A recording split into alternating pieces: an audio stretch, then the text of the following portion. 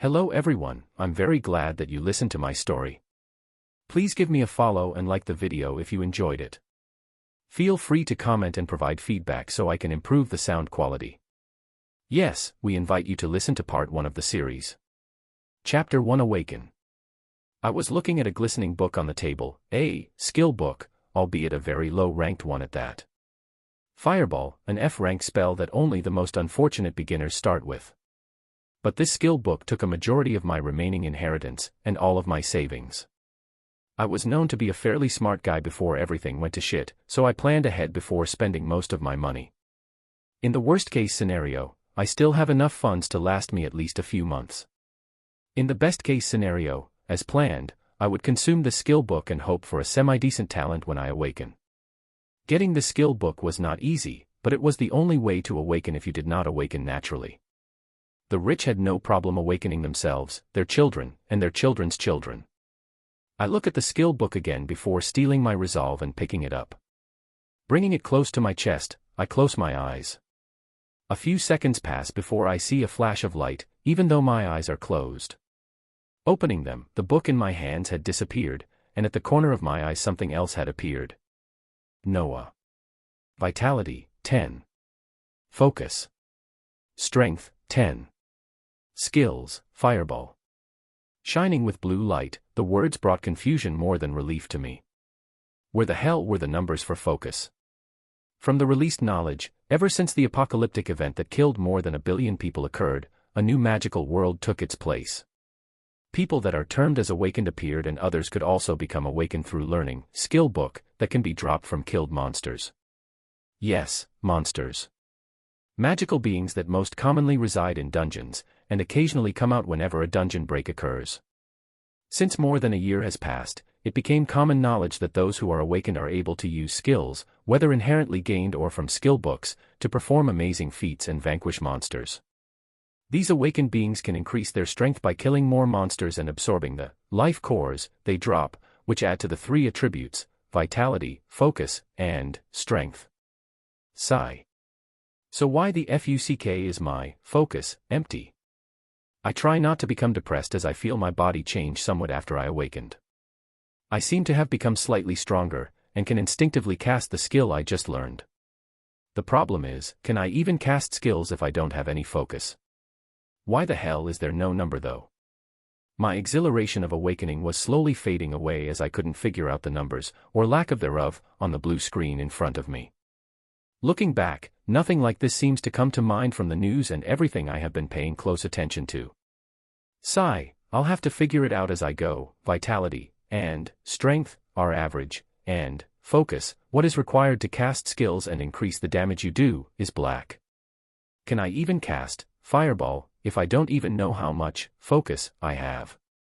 Usually, most average awakenees can cast F-tier skills 5 times before they completely deplete the energy in their body. The larger your focus, the higher tier the skills you can cast and the more times you can cast them. Since awakened mages are extremely powerful, focus cores are much more in demand than vitality cores and strength cores. Awakened mages can shoot their skills at a long distance and not even give the monsters a chance to retaliate, while awakened berserkers and awakened knights have to get up close to fight. I was hoping to awaken to become a mage. Sigh, without wallowing in melancholic thoughts anymore, I try the last Hail Mary the first can, actually casting the skill I just learned. Fireball, a common F-rank skill that many F-ranked awakened have. I step out of my small apartment and head to an empty barren field behind the apartment complex. Rent had become increasingly more expensive nowadays, as buildings that had high security where you won't suddenly lose your life were high-priced. I had to move quite a distance to get to the barren field before I could begin testing my first skill, and possibly my last. Hyping myself up, I raise my hand in front of me and call out, Fireball. A small ball of flames came to light in front of me, much to my shock and disbelief. Along with the shock came exhilaration. I can still cast skills even though my focus bar doesn't show anything. Putting my shock aside, I command the fireball to move forward before it exploded a few meters from me. Wanting to test to see if I can at least cast the average 5 fireballs that normal F-ranked awakened can cast, I keep on going. Fireball, fireball, fireball. 3 more fireballs were shot and exploded in front of me, increasing the shock and happiness in my heart. At least I have average skills, even if it doesn't show on the stat panel. Weirdly enough, I did not feel any less energy in my body. Well, my focus was blank to begin with, so I didn't really feel much. I focus once more as I cast what is probably my last fireball until I rest for a while before I can cast again. Fireball. The 5th fireball flew out and exploded just like the ones before. With a smile on my face, I wiped the perspiration on my forehead while feeling relieved. Being average is not bad, at least with this, I can count myself among the top of many people in the world today. I was still confused on the fact that no numbers were showing on my focus, though, which meant I couldn't get a gauge on just how much energy I had and how many times I could cast my skill. I hesitantly raised my hand again to see just how many times I could cast fireball. Fireball, fireball, fireball. The more times I cast the skill and more fireballs flew and exploded in front of me, the more shocked I became. Fireball. The shock soon turned into incredulousness, as I had counted more than 50 fireballs flying from me and exploding. This. 10 times the normal amount of energy an average F rank has. I try to breathe to calm myself down. 10 times. That means my energy nears rank D awakened. That was extremely rare, as long-distance awakened with skills like fireballs can easily take down an F-rank monster, and 3 to 4 fireballs or equivalent skills can take care of E-ranked monsters. D-ranked awakened individuals also triumph over D-ranked monsters fairly easily with good usage of their skills. Am I actually one of the talented Awakenees? I tried to push down the pride that began rising before calling out another fireball, because I still didn't feel like I was out of energy. This both scared me and made me extremely hopeful in the future. When I kept casting the skill, I didn't really feel any energy leaving, nor did I feel exhausted. When I reached 100 casts, my shock increased. When it reached 300, my head was pounding from this unknown situation. When it reached 500 casts, my whole body shook. I breathed heavily before looking around me. I was fairly deep into the barren field and had the cover of trees behind me. Glancing around and making sure there was nobody around me, I rushed back to my apartment to try and calm my nearly exploding heart. 500 times I had cast an F-ranked skill, and I didn't feel any exhaustion. What exactly was going on? Chapter 2 Hunter License. As soon as I was back in my apartment, I took deep breaths and analyzed everything that had happened so far. No numbers were showing for my focus, something I have never heard about before. Yet, I could still cast skills that require focus. I did not feel any exhaustion while casting F-ranked skill over 500 times.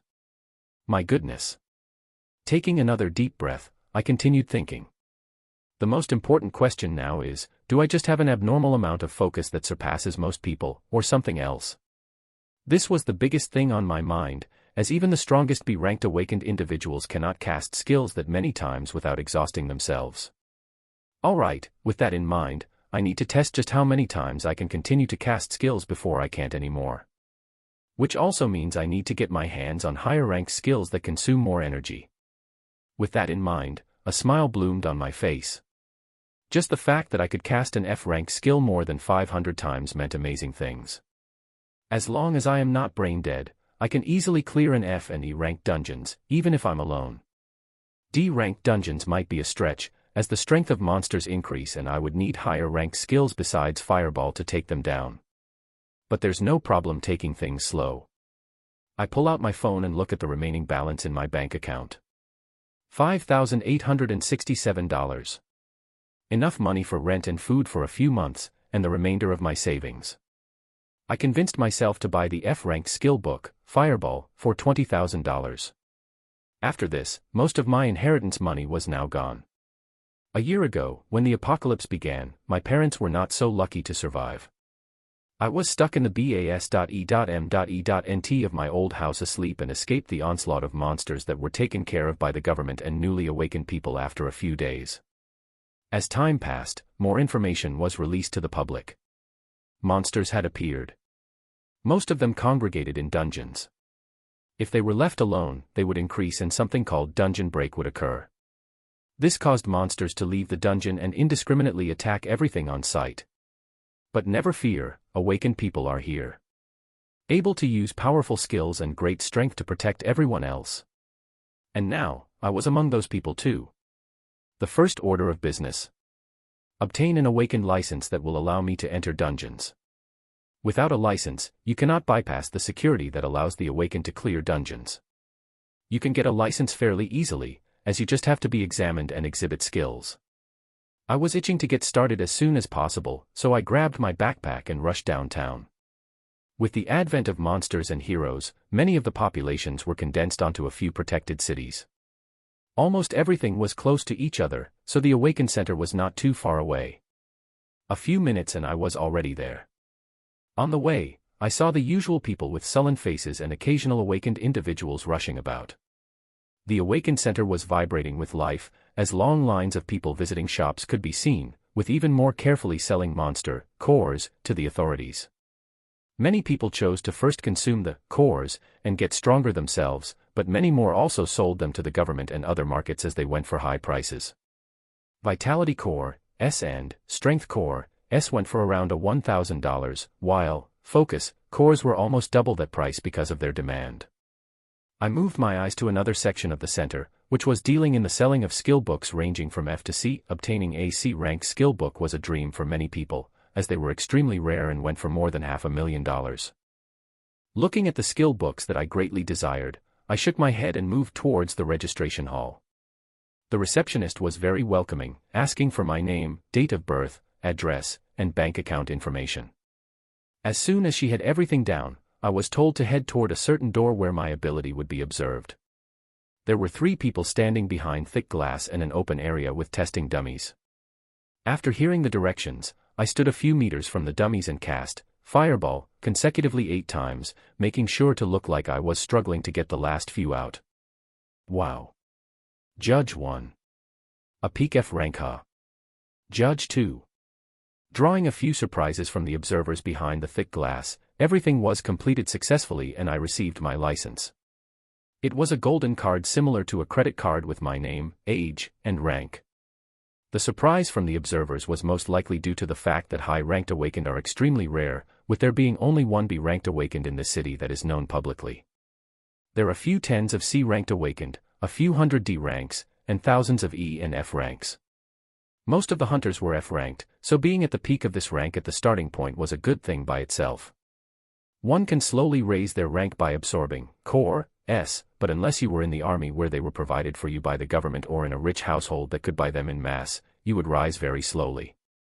There were some slight changes to the panel on the corner of my eyes as I walked out of the Awakened Center and received my license. Noah, Occupation, Hunter. Skills, Fireball 8. A new occupation had appeared, marking me as an official Awakened Hunter, and, oh. I was surprised because I didn't see it before, but the proficiency of the Fireball skill had quickly risen to 8. There was an extremely fast process when it took people weeks to raise their proficiency with their skill. I guess it is understandable as I was able to cast the skill more than 500 times, and most people have to use their skills over a period of weeks to reach that number.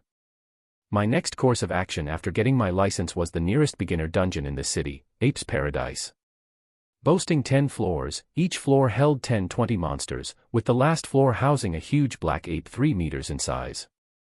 This dungeon was regularly cleared by parties of F and E ranked hunters, who could take on the monsters and the boss without fear of casualties if everyone was doing their jobs. Parties consisting of 2 knights who put their focus on their vitality, 2 berserkers with their focus on strength, and 2 mages with their focus on focus, were the most common for this dungeon. The knights act as tanks to ward off coming monsters, berserkers use their high strength to strike down and protect the mages that are the brunt of the firepower to kill everything on sight. Equipment from dungeons was extremely rare, so most people had to make do with newly designed machetes or metal pipes and iron shields as their first equipment. Only the boss of the dungeon had a chance to drop skill book S and items. Any item dropped from a dungeon was highly sought after, with their prices not being too different from the skill book S. My goal today was to enter Ape's Paradise, and alone at that. My heart was pounding at this crazy idea. When the thought was forming in my head, I had to ask myself multiple times if I had gone insane. But it will not be that dangerous. Seeing how I can cast my skills so many times without feeling any fatigue, the rank of my focus even though I can't fucking see it for some reason, should be nearing B if not A.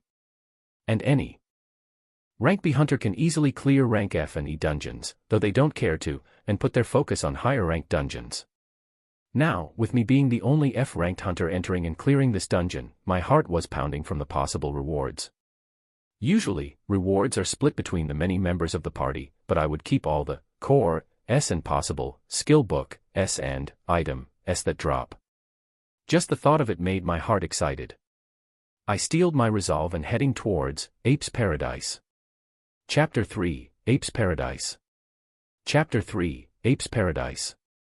A huge monolith structure was surrounded by high walls. There was security at the entrance and heavily armed soldiers on the walls. Even though this was only an F-ranked dungeon, it made up for millions of dollars of revenue every day with a large number of people entering, clearing the monsters, and selling the resources they receive inside.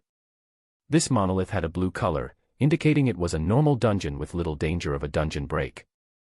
If the color changed to orange and then to red, it meant a dungeon break was imminent.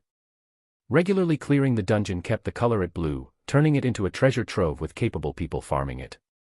You always had casualties every now and then from hunters that were either too full of themselves, bad teammates, or just plain unlucky. Now, I sincerely hope I don't make myself on the category of being too full of myself. Gathering my wits, I show the guards at the metal entrance of the enclosure my hunter ID before heading in. Inside the walls, there were a few hunter teams getting their gear in order or just talking. A few people were standing around looking to either form parties or invite others to their party. At the center of the blue monolith, there was a square, door-like structure. This door-like structure was how you entered the dungeon. Those in a group would have to touch the door with a few second differences, but under a minute, to be transferred to the first floor of the dungeon together. There was a party prepared to go into the dungeon in front of me already, so I reined in my curiosity about the other hunters around me and stood a few feet away from the ingoing party. It didn't take long before a few hunters noticed a lone man waiting by himself. Oi, is that kid thinking of going in alone? Hunter A. Bro, another one with a death wish, Hunter B. Just ignore him, who knows, maybe he's one of those prodigies that can solo an F-rank dungeon. Haha, Hunter C.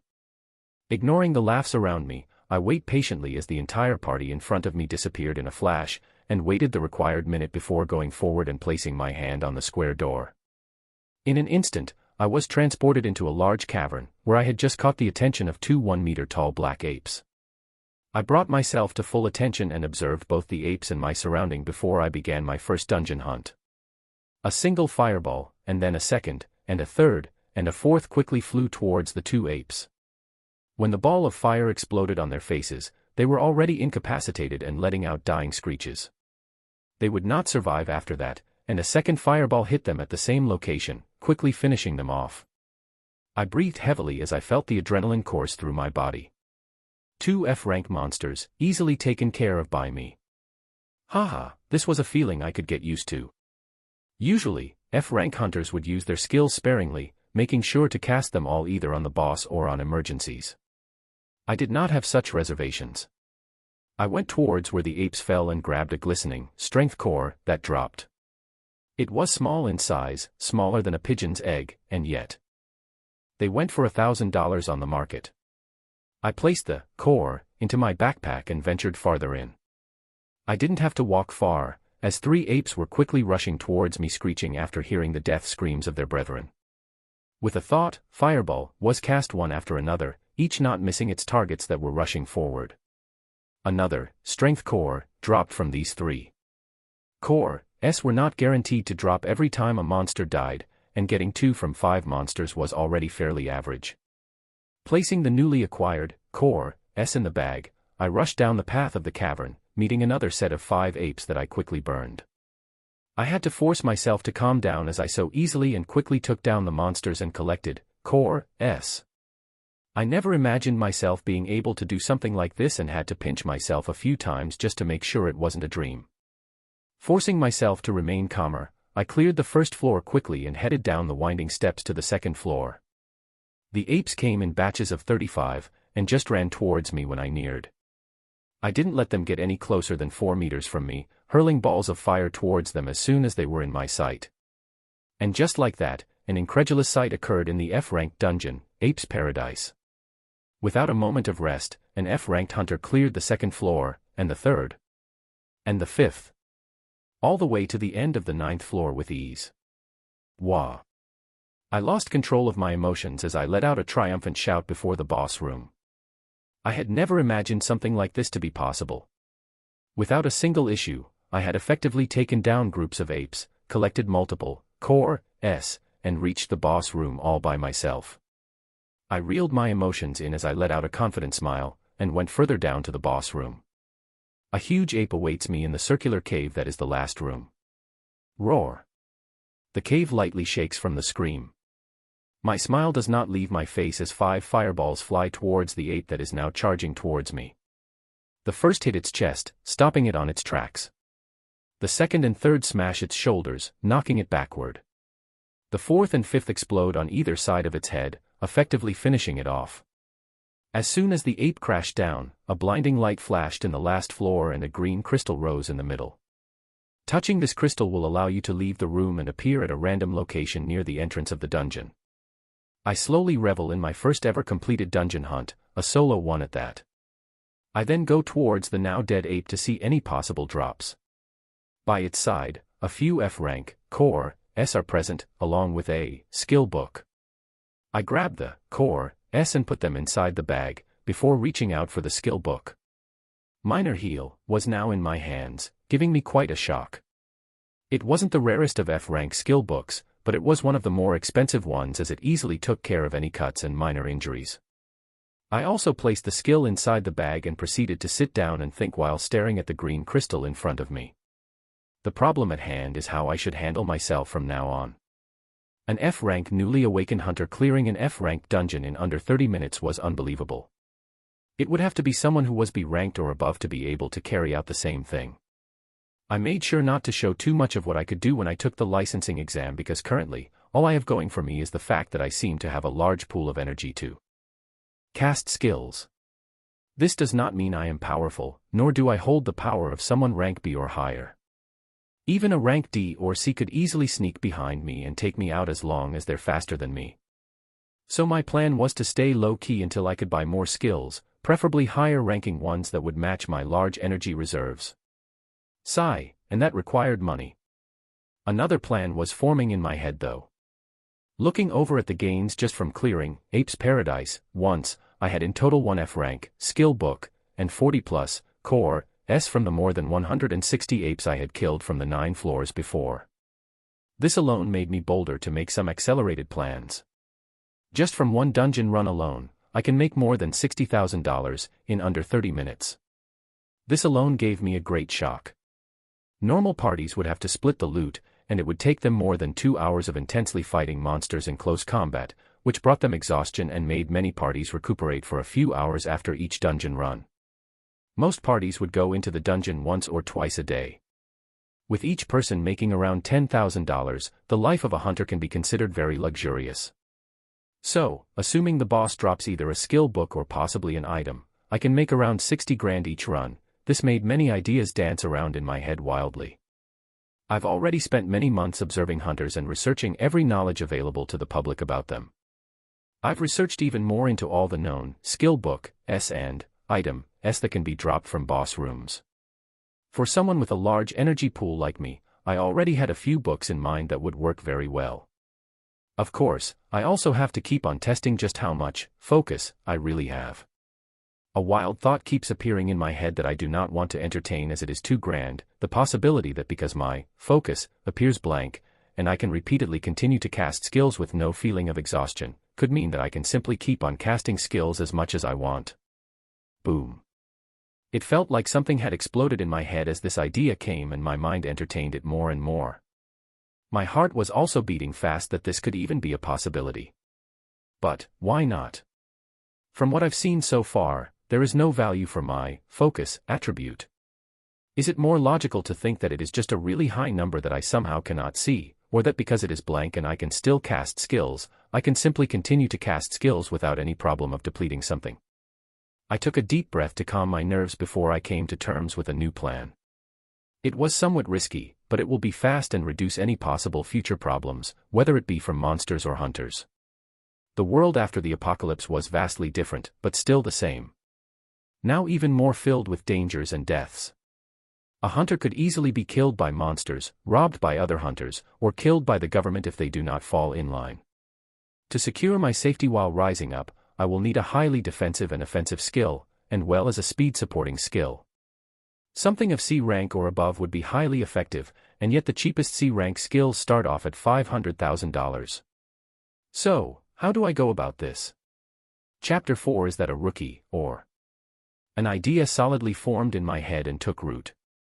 I knew what I had to do. I didn't want to cause too huge of a commotion, so even though I will have to go in a roundabout way, I can still keep on diving into dungeons today. The plan was to head to another dungeon after leaving Ape's Paradise. As much as I wanted to enter the dungeon again, I know I would easily be recognized the moment I head towards the entrance again. I won't repeatedly dive into dungeons with such a fast clear speed until I have some measure of confidence to be able to protect myself from most threats. The goal for now is power close to or equivalent to rank B. There was a single B rank hunter in this city, and he was a known celebrity. The strength he showed made many people fearful, as even bullets and snipers were ineffective against someone of rank B. The city I'm in though, Outer Bank X, was only a small-sized city with a few dungeons, the highest rank being C. Other cities that are further inland have way more powerful hunters with even greater level dungeons. My next stop will be at the rank E dungeon, Frozen Wasteland, which many hunters did not frequent. With the extremely cold characteristics, this dungeon held 20 floors, with various beasts of cold attributes appearing. It should be even easier to clear with my constant casting of Fireball. Before I head to the Frozen Wasteland, though, I do want to continue testing just how many more times I can cast my sole skill at the moment, Fireball. From the previous 500 times, I've cast it 200 plus times while clearing this dungeon.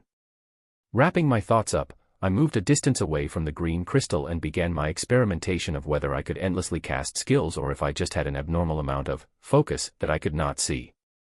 Thus, a weird scene unfolded on the last floor of Ape's Paradise, with a man all by himself continuously casting fireballs.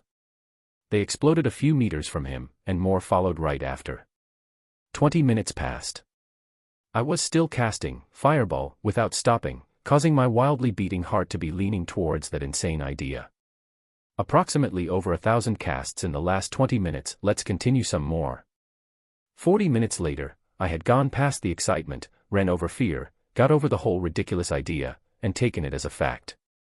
This was something out of my wildest dreams, and I did not even understand how it could be possible. In the last hour, I had cast an F-rank skill, Fireball, over 3,000 times. Not even someone of rank A, or the highest known ranking hunter, Steel Mikhail, would be able to do something like this. This both scared me and gave me a wild hope to someday stand up not far from them. Over the span of the time, the balls of fire that came out gradually became more condensed, and their explosions more pronounced as well as traveling much faster. In the last 10 minutes, instead of usually casting one fireball every second, 2 rushed out per second.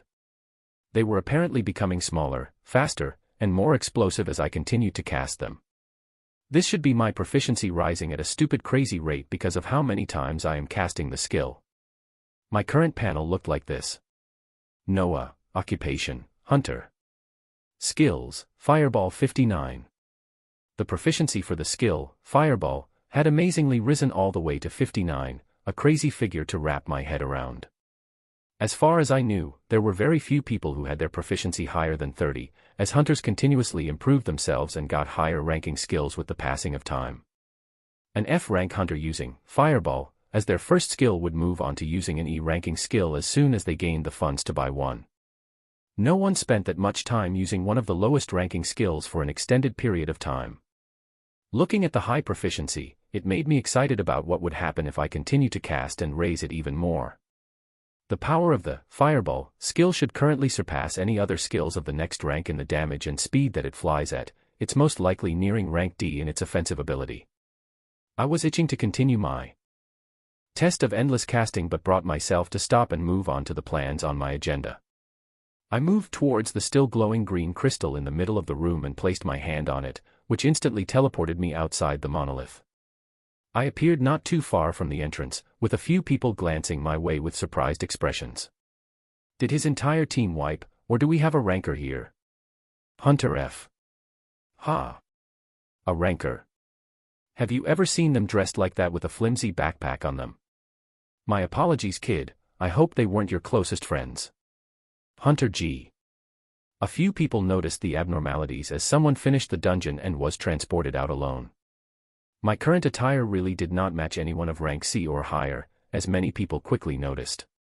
Most of the people that were there an hour and a half ago when I went in the dungeon were either gone or not paying attention, as the surrounding compound of the dungeon was a fairly large space. I ignored the pitying gazes of hunters who thought the rest of my team was gone and headed towards the gate. Funny enough, I was becoming more and more used to ignoring other people's gazes as this day went on. Outside the gate, there were a few stalls and people rushing about. I went towards another section where there were a few cars lined up and planned to use the hunter ride system. There were many people making their living driving hunters from dungeons to the Awakens center or to their lodging. It was a very dangerous job as you can always have an unstable customer, but this time they're superpowered people who could either blow you up or snap your neck with a twist of their hands. One man quickly came up to me with a smiling expression and asked if I needed a ride. I nodded and quickly got on the parked Dodge Charger in front of me, our destination, the frozen wasteland. In the 25-minute trip towards the next dungeon, I kept on thinking of any things that I missed and went over my plans for the next few days. Time quickly passed and we neared another huge monolith, this one with a slight tinge of orange. Many hunters did not like clearing this dungeon because of the extreme cold, resulting in mandatory cleanup by the government routinely. I would take my time in this dungeon though, as there were significantly fewer hunters, and even a single run would probably net me more than double the money I made in Ape's Paradise. I paid the high fare and got out of the car, flashing my hunter license to the guards at the door, who didn't bother with me after giving me a second look and shaking their heads. Hey, I promise you I'm not just a hunter on a suicide mission, all right. I look around the enclosure of this dungeon and head towards the entrance. There wasn't even a team on standby to be entering. With a few hunters CLU.S. tiered on some stalls and shops selling food and equipment. Nothing held me back as I quickly went to the entrance and placed my hand on one of the square doors, which quickly transported me to the first floor of the rank E dungeon, Frozen Wasteland. I was quickly besieged by the cold that drove many hunters away, and quickly cast 2 fireballs that did not fly away from me this time but circled around me. Doing this usually required hunters to continuously provide more energy, but nothing like that could be felt from me.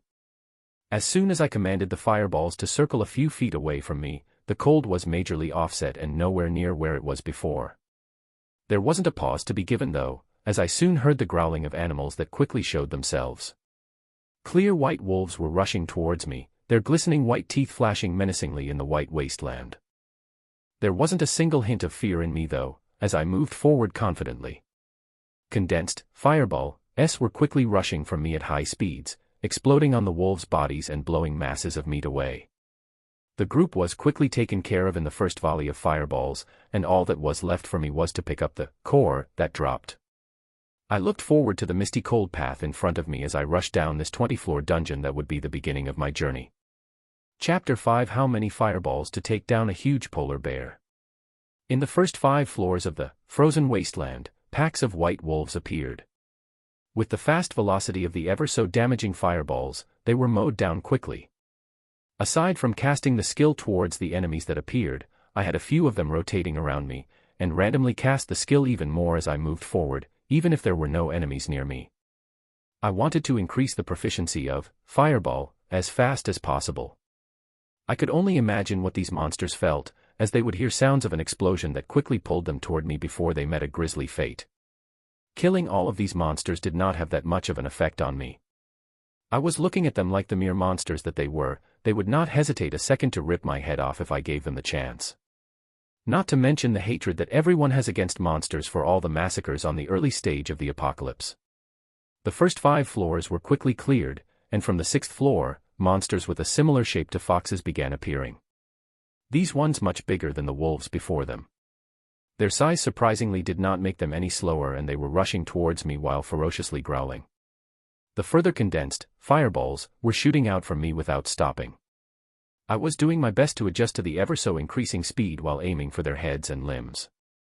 As soon as there was an impact, an explosion followed and chunks of meat flew. The Arctic foxes were then taken down just as easily as the wolves. This continued until the 15th floor, where huge musk ox began appearing.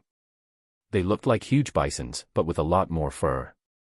I stopped aiming at their limbs, as it seemed their thick coating provided some protection for them, and focused on throwing the fireballs only at their heads.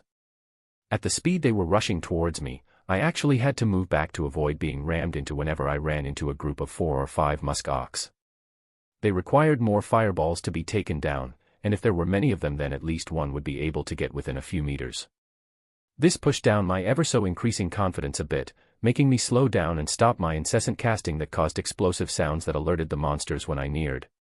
As soon as I met another group, I cast as many fireballs as I could and kept them around me without losing my focus, before bombarding the group when I neared. Just like that, I smoothly cleared all the way until the 20th floor, which held crystal glass stairs heading downwards. I took a deep breath and prepared myself, casting the maximum fireballs I could keep circling me before I lost control and they exploded, which was about 10. Any more than that and I would lose concentration of a few that would fly away and explode. I went down the stairs and was met with a wide cave that had cold winds rushing about. At the center was a huge slumbering mass of a beast. As soon as I stepped in, 2 bright shining eyes opened, giving me a shock. This was the first ever monster that actually made me feel somewhat suffocated, mostly due to its size. I didn't waste any more time. Before commanding the fireballs around me to rush towards the huge beast, which was now standing on its hind legs. Damn. All 10 fireballs rushed towards it, with a few more appearing around me a few seconds after. The beast that seemed like a huge polar bear crossed its thick arms around its face as the fireballs came and a huge explosion occurred. Boom. Dust filled the room, but I didn't even bother waiting and checking if it was still alive or not before I threw the next 10 fireballs in the same direction. Whoosh. I let out a scream as I quickly moved back. The bear was not dead and had rushed a few meters close to me, its arms mangled and burnt, but its huge jaws with pristine white teeth wide open. The last 10 fireballs I had haphazardly thrown out saved my life, as they quickly exploded on the open jaws of the bear and blasted its head off. Damn. Damn. Damn. I was breathing heavily while calming myself down. That was close. If I had waited a single second. If I was just a tad bit more overconfident, I would have had my head chewed right off. Damn it. Throwing those last fireballs without checking for anything just saved my life. I stumbled down and reeled my emotions in as the dust cleared and the room returned to serenity. I closed my eyes as the events in the last few minutes played in my head. I was rushing things. I only had 1 F-rank skill, and I alone attacked an E-rank dungeon. Stupid. It doesn't matter that I can cast it repeatedly if it cannot quickly take down huge bosses like this. Even with the increased proficiency of Fireball, it wasn't enough for me to comfortably take down a rank E boss. I also did not absorb any of the core I had collected so far because I planned on selling all of them to quickly buy a higher tier skill book. Also stupid. If I absorbed some strength core my muscles would be reinforced and I would be stronger and quicker. If I absorbed more vitality core my defenses and health would be further increased so that a single attack won't kill me. I took a deep breath as these ideas flowed in. Okay. No need to rush. Plan ahead carefully first. My original plan was to dive into these dungeons repeatedly today until I gained enough money to purchase a C-rank skill, but that might not be the smartest of ideas. I would need to repeat Frozen Wasteland at least 3 or 4 times alone if I wanted to collect funds nearing $500,000. Ape's Paradise alone had given me materials worth around $60,000, and I had gained close to a double that amount in here, with 100 core in the last 20 floors of this dungeon. A new plan quickly formed and I stood up to check what the boss had dropped. 1 skill book, and a few rank E core that were slightly bigger than a pigeon's egg. The skill book I picked up was called Arctic Armor. Happiness quickly came to my face as this was one of the categories of skills I was planning to buy. Skills like these greatly complement the current me, as some armor skills are timed, and some stay as long as you provide the energy. Tanks usually cast this skill when fighting against bosses, granting them another layer of increased protection. If the tank doesn't have a high enough focus, though, he might run out of energy for the armor and quickly be taken out, so his team members had to act fast to kill the boss. Arctic armor would stay active as long as you provided the energy for the skill. I wasted no time learning it and quickly activating it. A thin crystal layer of ice quickly formed all over my body, giving me a cooling feeling. Almost all of the cold winds that were rushing about in the cave seemed like a breeze to me. Wow. I was already in love with this new skill. As usual, I didn't feel like I was using any energy or depleting anything from my body as the skill was actively on. A confident smile quickly came back to my face as I collected the rest of the core S and placed in my now heavy backpack. I turned to the green crystal that rose after the huge bear's death, deactivated Arctic armor, and touched the crystal. It was already night outside, the cold air emanating from the frozen wasteland, monolith increasing some more. I passed by the few people that were there and went towards the roads where many cars were parked. Someone quickly approached me and I got in the car, my destination now being the popular hunter lodging at the center of Outer Bank X City. Many hunters did not have a permanent residence they stayed at as they moved around a lot, so luxurious hotel businesses were started that were specifically for hunters. Most paid to stay there by the day, as the cost was nowhere near what most hunters made from killing monsters day in and day out. Almost getting my head bitten off woke me up somewhat, even though I thought I was thinking very clearly when I was planning everything. I was calling it a day for now. I'll sort through the core S that dropped and see how much money I can make by selling them, and how many I should absorb myself. We quickly arrived at the hunter lodging called Pristine Residency.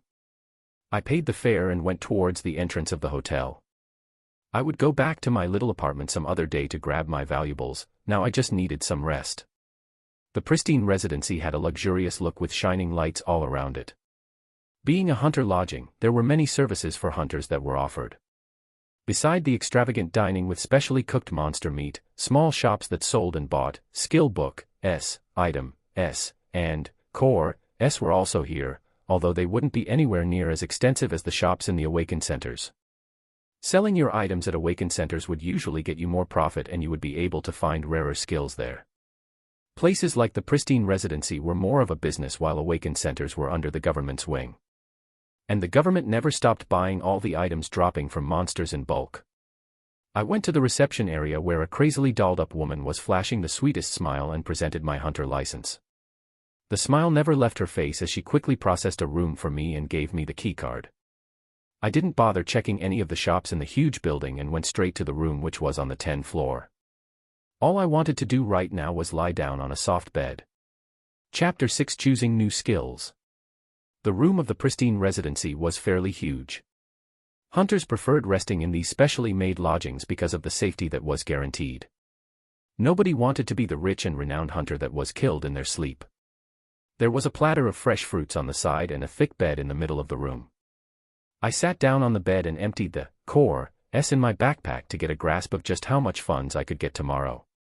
There were 38 focus, 54 strength, and 48 vitality cores, mixtures of F and AMP, E rank. This many cores were only possible if you were a very high ranker soloing lower dungeons or from partying with others of the same caliber to attack high-ranking dungeons. Just the cores alone would probably net me a grand total of $180,000 were I to sell all of them. I wouldn't be able to even come close to purchasing a rank C skill, but I could probably get one rank D skill or two rank E skills. If I choose to sell the minor heal I got from the boss of Ape's Paradise, that's another $2,000 and $30,000. But I was keener on learning that skill myself after the fight with that bear. I was absent-minded as I looked at the core S in front of me. Doing something like this was always a wish of mine, but never in my wildest dreams had I thought it would ever become a reality. My mind quickly went back to the period of confusion, when monsters were first introduced to the world. The last thing I remember saying to my parents was, "You guys have fun." They were going to their anniversary date, finally some time away from their son who hadn't yet left the house. Those were the last words. Tears unconsciously fell from my eyes as my mind went back to that time. I remember the rage I felt. The powerlessness as I hid in the bas.e.m.e.nt. Away from the screams and growls that were clearly heard as if they were next to me. All I did was clutch my phone and watch the news updates as it went from monsters had appeared, to advice for the people to hide in their homes, to superpowered humans and the military stepping in. I hid in that bas.e.m.e.nt for 2 straight days before I even had the courage to go upstairs and eat something. The weeks that followed were just confirmation of many people that did not have their loved ones returned to them.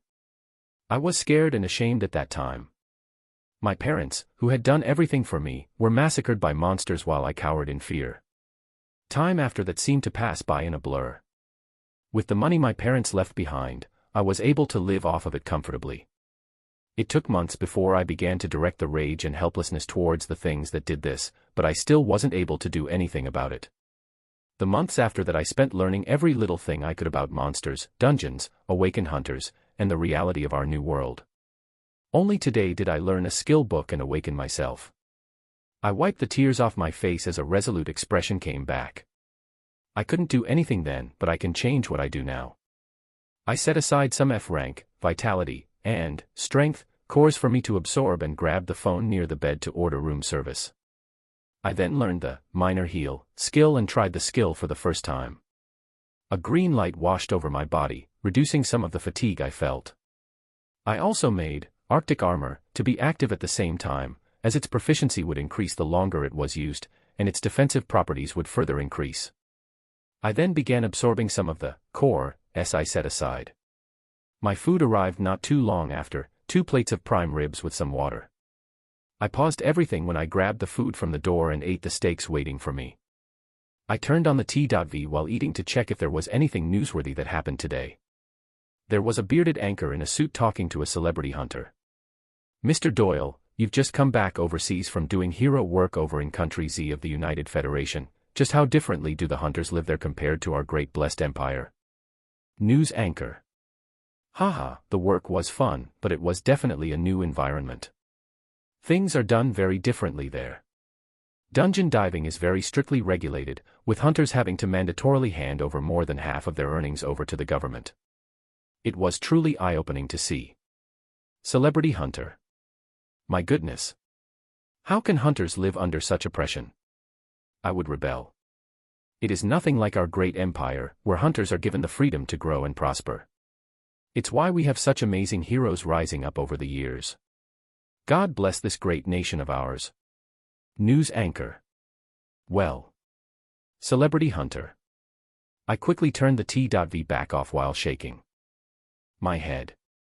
Nothing noteworthy seems to be going on, just the usual propaganda being hurled at the common news watcher. The blessed empire, are we truly blessed?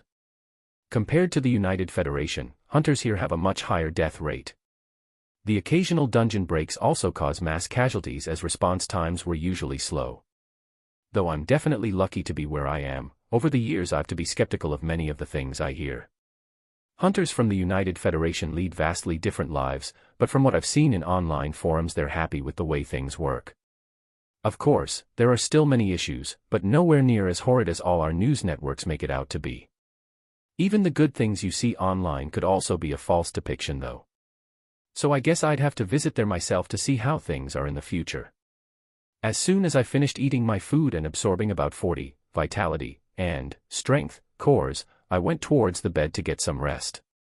Before sleeping, I made sure to activate Arctic armor. Vitality 30. Strength 30. Skills, Fireball 81, Heal 1, Arctic armor 5. Morning came. It was around 6 a.m. when I woke up. The bed had an outline of frost from where I was sleeping. I checked my panel to see that Arctic armor had its proficiency rise to 61. It became slightly thicker and now looked like there was almost an armor of ice all over my body. I felt extremely comfortable sleeping with the skill activated, my body feeling a cooling sensation throughout. I grabbed a quick shower and cleaned up, and then went to grab some breakfast in the dining area. After finishing the food, I checked around the hunter shops in the hotel just to see if the skills I had in mind would be there, but I wasn't so lucky. There were a variety of rank CF skills, but none that fully fit the guidelines I had in mind. I went out and hailed another driver to bring me to the largest Awakens center in Outer Bank X. This center was as large as a stadium, with many hunters and normal humans rushing about. It was already packed early morning, with many things being sold or traded. I first went to trade in the core S I did not absorb in one of the shops, and my account soon had an extra $155,000. Even after I absorbed more than 40 core S, the remaining was still enough to bring me this much from just diving into 2 dungeons. This money brought a smile to my face, even though I knew it would soon be gone.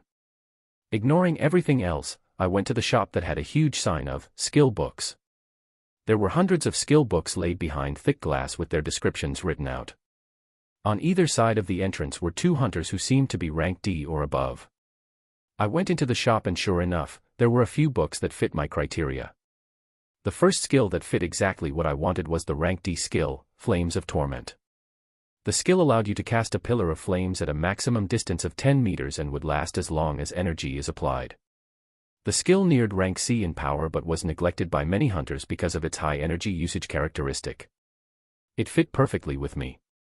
With its high damage, the pillar of flames would continue to be concentrated into a line of fire that burns anything in front of me. The next skill that matched what I was looking for and I actually had enough money to buy was another rank D skill called Safeguard. This was a very peculiar skill that caused headaches for many tanks. Casting this skill greatly boosted your defense, and even fully absorbed all damage from lower-ranking skills. The only downside was its high energy requirement and the fact that you could not move while this skill was active. Bosses regularly move and attack anything that damages them. If they see their attacks aren't getting through a tank that is standing still, they will simply move to attack other party members that are causing it harm. Tanks who first used this skill caused the death of many spellcasters, as they were too late catching up to the monster after being able to move again. You also never want to be a mage with your flimsy defense to cast this skill and stand still. As soon as your mana runs out you will be surrounded and because of all this, a D rank skill book that normally goes for around $100,000, I was able to buy for $60,000. With the Flames of Torment being $90,000, I had effectively used almost all the money I made the day prior. Now, it was time to go back to the Frozen Wasteland. Chapter 7 Too Easy. I called for a ride as soon as I was done and I was driven to the Frozen Wasteland dungeon in 20 minutes. I still had that same backpack with me as it should be more than enough to carry core S that drop even if I dive multiple times. I placed my hand on one of the squares of the monolith, and I was back onto the cold floor with rushing wolves once more. Ranky dungeon, 20 floors, just how fast would it take for me to clear you now that I have rank D skills? I quickly activated Arctic Armor and Safeguard, as I wanted to ascertain just how useful the skills were going to be. I immediately felt like my entire body was rooted to the ground as I couldn't move a single muscle. A transparent layer of energy quickly formed on top of the Arctic Armor, and the rushing wolves arrived. The nearest one took a swipe with its huge claws, but I didn't even feel an impact as the wolf was bounced back. The rank D Safeguard provided almost absolute defense against lower-ranking monsters and skills. This held true. With both defense skills on, I watched as the wolves rushed at me and tried clawing, biting, and anything else they could think of, but they didn't even touch my clothes. With my confidence slowly coming back, I then cast a skill I was very much looking forward to, Flames of Torment. A blinding ray of flames quickly sprouted in front of me, piercing 2 of the wolves that were standing opposite me. The flames literally incinerated the area where they touched the monsters, leaving holes in their bodies.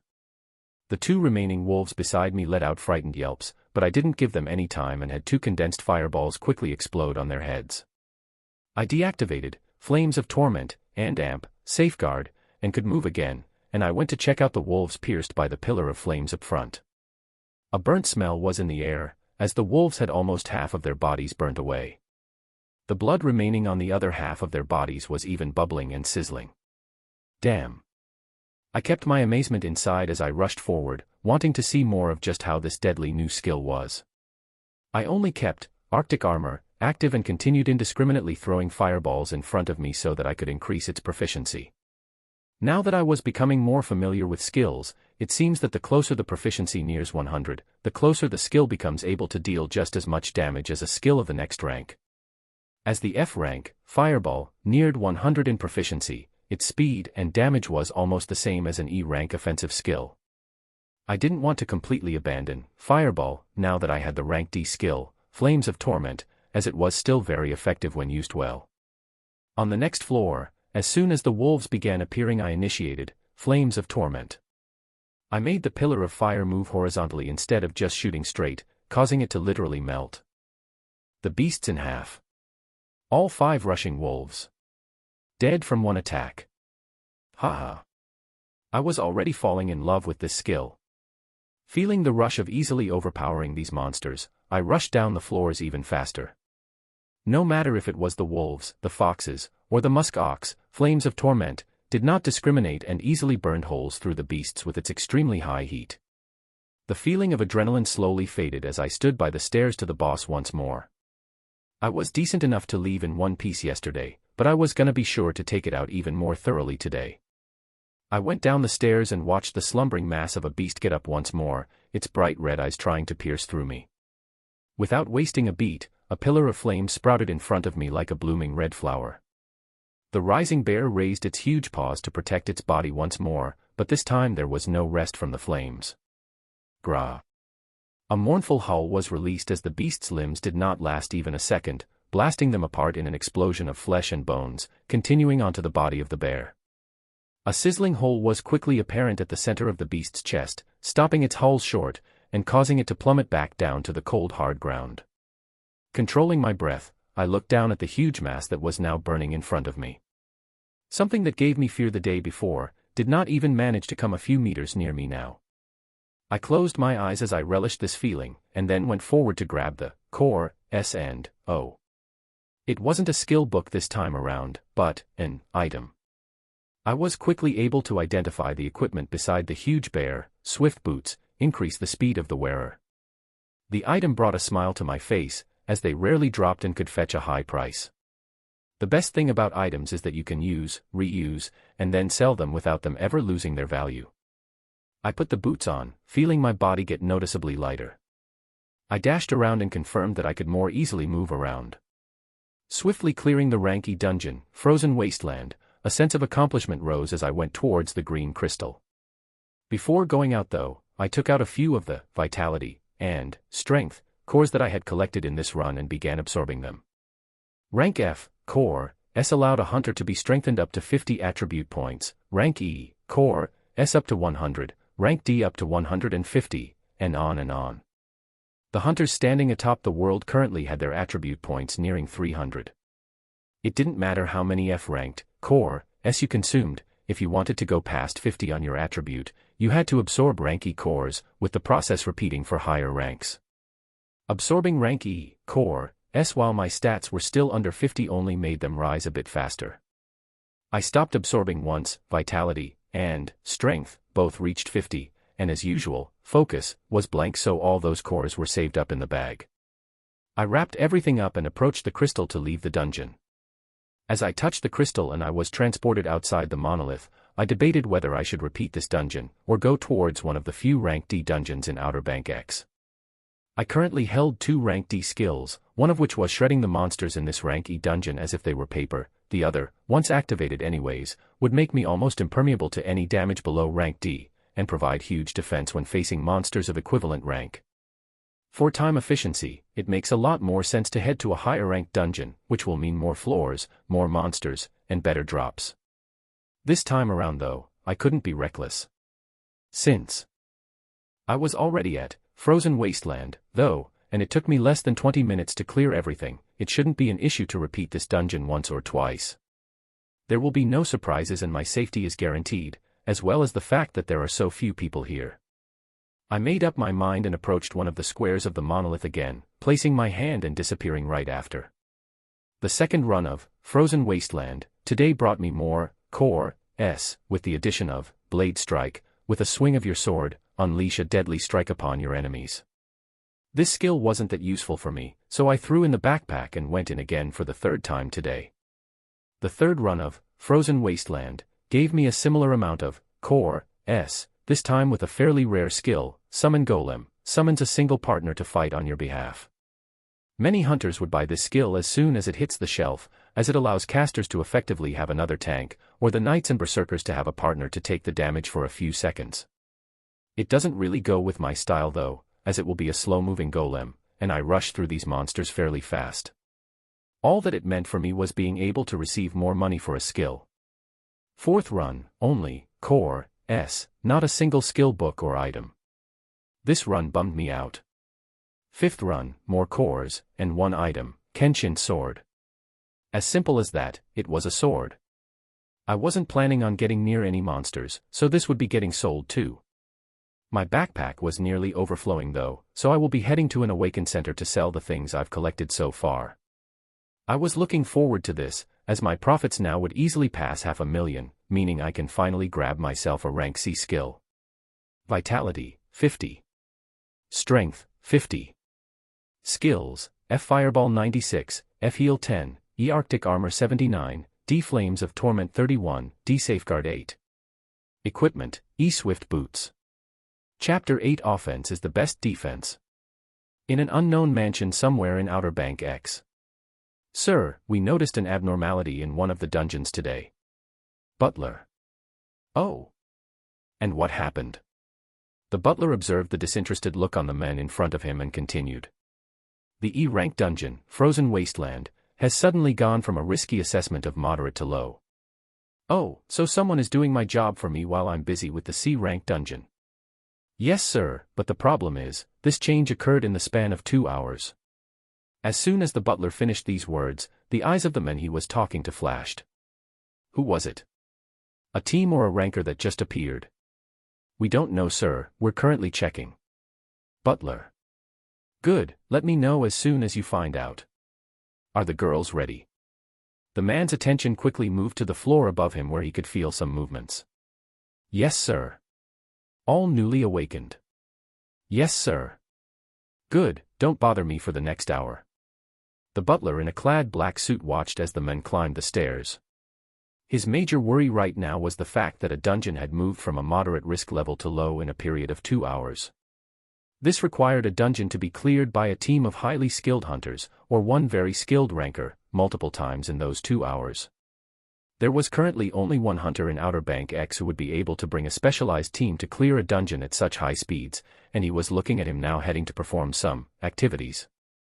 The butler bowed towards his benefactor and then turned around to find out just which new hunters had appeared in their city. I was back in the central Awaken center of Outer Bank X, currently selling the items I didn't need along with the core S I didn't absorb. Before coming down. Here I made sure to absorb the E-rank cores until I hit 70 attribute points for vitality and strength. I slowly adapted to the newfound power my body felt as I moved around, exhilarated at my fast progress. The remaining cores, items, and skill books were all sold and I soon had an extra $674,000 deposited in my account. This was something unbelievable unless you were a high-ranking hunter. The receptionist handling my order was shocked as the number of things I was bringing in did not match the rank on my license in any way. I had the plan to be tested and increase my rank today anyways. A jump from F to D wouldn't be too out of this world, right? This was something I was hesitating on as it had only been 2 days since I was registered as an F-rank hunter. Heads will definitely be turned my way if I jump ranks this quickly. I still didn't feel comfortable enough to parade myself as someone strong when my highest skills currently were rank D and I was just about to get a rank C skill. Increasing my rank can wait for now, there's no rush. I was heading towards the skill book shop to buy a skill I had already seen yesterday, but I couldn't buy. Rank C skill, Arcanist Sphere of Protection, arcane energies protect the caster from all harm, but at a great cost. There were very few rank C skills for sale, as the highest C-rank dungeon was regularly being cleared by the only B-rank hunter in Outer Bank X with his own team.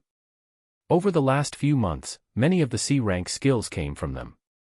Arcanist Sphere of Protection provided absolute defense to any attacks of the same rank thrown your way along with a high defense against skills of a higher rank, did not have any movement effect like Safeguard, but required a large amount of energy to be kept active.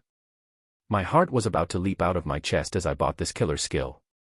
I've heard the proverb that offense is the best defense, but right now looking at this skill, defense was definitely the best defense. There were other spectacular C-rank offensive skills on display that I wanted to buy, but they would have to wait after I dive into dungeons a few more times and raise my funds once more. The offensive skills would definitely decimate everything on sight if I were to spam them, but they won't guarantee my life. So defense first, offense later. On top of the defensive rank C skill, I also bought rank D, Danger Sense, which quite literally let you sense anything that might take your life a few seconds before it happened. It was an invaluable skill that also had high energy usage to be kept active all the time. Arcanist's Sphere of Protection cost me $550,000, with Danger Sense taking away another $100,000. I gave a look at the rank C offensive skills that I couldn't yet buy and left the Awakens Center to head towards my apartment this time. I was planning on spending the night there and grab my laptop along with other essentials. After giving directions to the driver, I relaxed in the back of the car and learned Arcanist's Sphere of Protection and Danger Sense. I immediately activated Danger Sense, but nothing felt any different. I'm assuming I would feel something if my life was ever in danger. We arrived at the dilapidated apartment complex in half an hour. I gave the place a glance before heading towards the room I've been living in for the past months. Opening the door, I was shocked to find out there was someone in my apartment. The moment that person turned, a loud ringing sound went off in my head. This was dangerous. The man was decked in clothes that let off a blue light, which means they were all item S. He spoke as soon as his eyes landed on my face. Noah Osmont. Parents. Deceased, living alone, has been a registered hunter for about 2 days. The man was flipping through some papers while speaking. I had recognized his face. He was a celebrity in Outer Bank X. My face quickly became stern and I activated Arcanist's Sphere of Protection. He looked up and gave a surprised look before continuing. Dungeon diving history includes Ape's Paradise and Frozen Wasteland. Has been observed to enter both dungeons alone and clear them with some of the fastest clear speeds. Now, why would a man like you be hiding your power? He wrapped up the papers and gave me a piercing look. My entire body felt like it was on pins and needles. I took a quick breath and calmed myself down while remembering I had a C-rank defensive skill activated right now and said, I didn't want any trouble the first few days after awakening. Trouble, huh? Well, it always manages to find us. He stared around my apartment before continuing. I won't be here long, I'm a very busy man. I came to offer an olive branch. He walked around my apartment and continued talking in that arrogant tone. The highest dungeon in this beautiful city of ours requires me and a team of others to regularly clear so that a dungeon break does not occur. Looking at your past 2 days' history, and the fact that you can comfortably keep that defensive skill active after all this time, means your power should be upper rank C, even possibly nearing B. He gave a smile as he said that last part. This man was the top ranker in Outer Bank X B rank hunter, Cohen Anderson. We need more talents like you to keep the safety of this city and its citizens. We have casualties every now and then and are in need of another powerful hunter in the team. The next dungeon dive is 3 days from now. We gather at Soliel's Castle at 10 a.m., be sure not to miss it. He finished the last few words, looked around some more, and walked out the door without giving me another look. I felt anger quickly boiling up inside me before I squashed it down. How the hell did they find me so fast? I closed the door of the apartment and went towards a chair with a horrible expression on my face. Cohen Anderson. The most powerful hunter in this city, and the one at the forefront of the defense against the C-rank dungeon, Soliel's Castle. The dungeon monolith always showed a deep orange hue, showing that it could shine red at any moment and cause a dungeon break. Cohen forms a party to clear this dungeon twice a week. The hunters that form this party always change though, as there are casualties in almost every dive. That was how hard a C-rank dungeon was. Even with a B-rank hunter leading the team, there were still casualties. This information was commonplace in the local hunter platforms. New hunters were regularly recruited to help in the defense of the city, but there would be a memoriam at least once a week for a fallen rank C hunter on the team. I wanted to increase my strength slowly before doing what I can to help without the risk of death, but I guess that's out of the window. My anger was kept in check as I recalled his tone that felt more like a command. Arrogance, that was all that I felt from him. Sigh. This was what power could do to you. Cohen was widely known to be arrogant, but he was the strongest hunter in the city and could be relied on to prevent a dungeon break from Soliel's Castle. It looks like I will be visiting a C-rank dungeon faster than I thought, but there was one thing he was wrong about. My power was definitely not upper rank C or nearing B. As soon as I learned the appropriate skill book, with my endless casts nothing will stand in my way. A ferocious expression rose in my face as old plans were thrown out and new ones formed. Vitality, 70. Strength, 70. Skills, F Fireball 96, F Heal 10, E Arctic Armor 79, D Flames of Torment 31, D Safeguard 8, D Danger Sense 5, Carcanist Sphere of Protection 2. Chapter 9 Reflection and Planning. I reviewed everything I had been doing so far and looked for what I could change. I was going to keep farming Frozen Wasteland tomorrow, but I would also be heading towards one of the rank D dungeons in the city, Goblin King's Abode, for at least a few rounds. I just learned a C rank defensive skill that most hunters can't even use because of its high energy requirement. There shouldn't be any surprises that might pop up to endanger my life. Along with the rank D, Flames of Torment, I should be able to clear the 30th-floor dungeon without an issue. Another thing was the usage of my skills. If I really can cast endlessly, then I need to use this to my advantage even more. Arcanist Sphere of Protection and Danger Sneeze were still active. I sat on my old bed, then closed my eyes, activating both Safeguard and Arctic Armor 2. A few minutes passed and I calmed down some more and realized what I might have missed.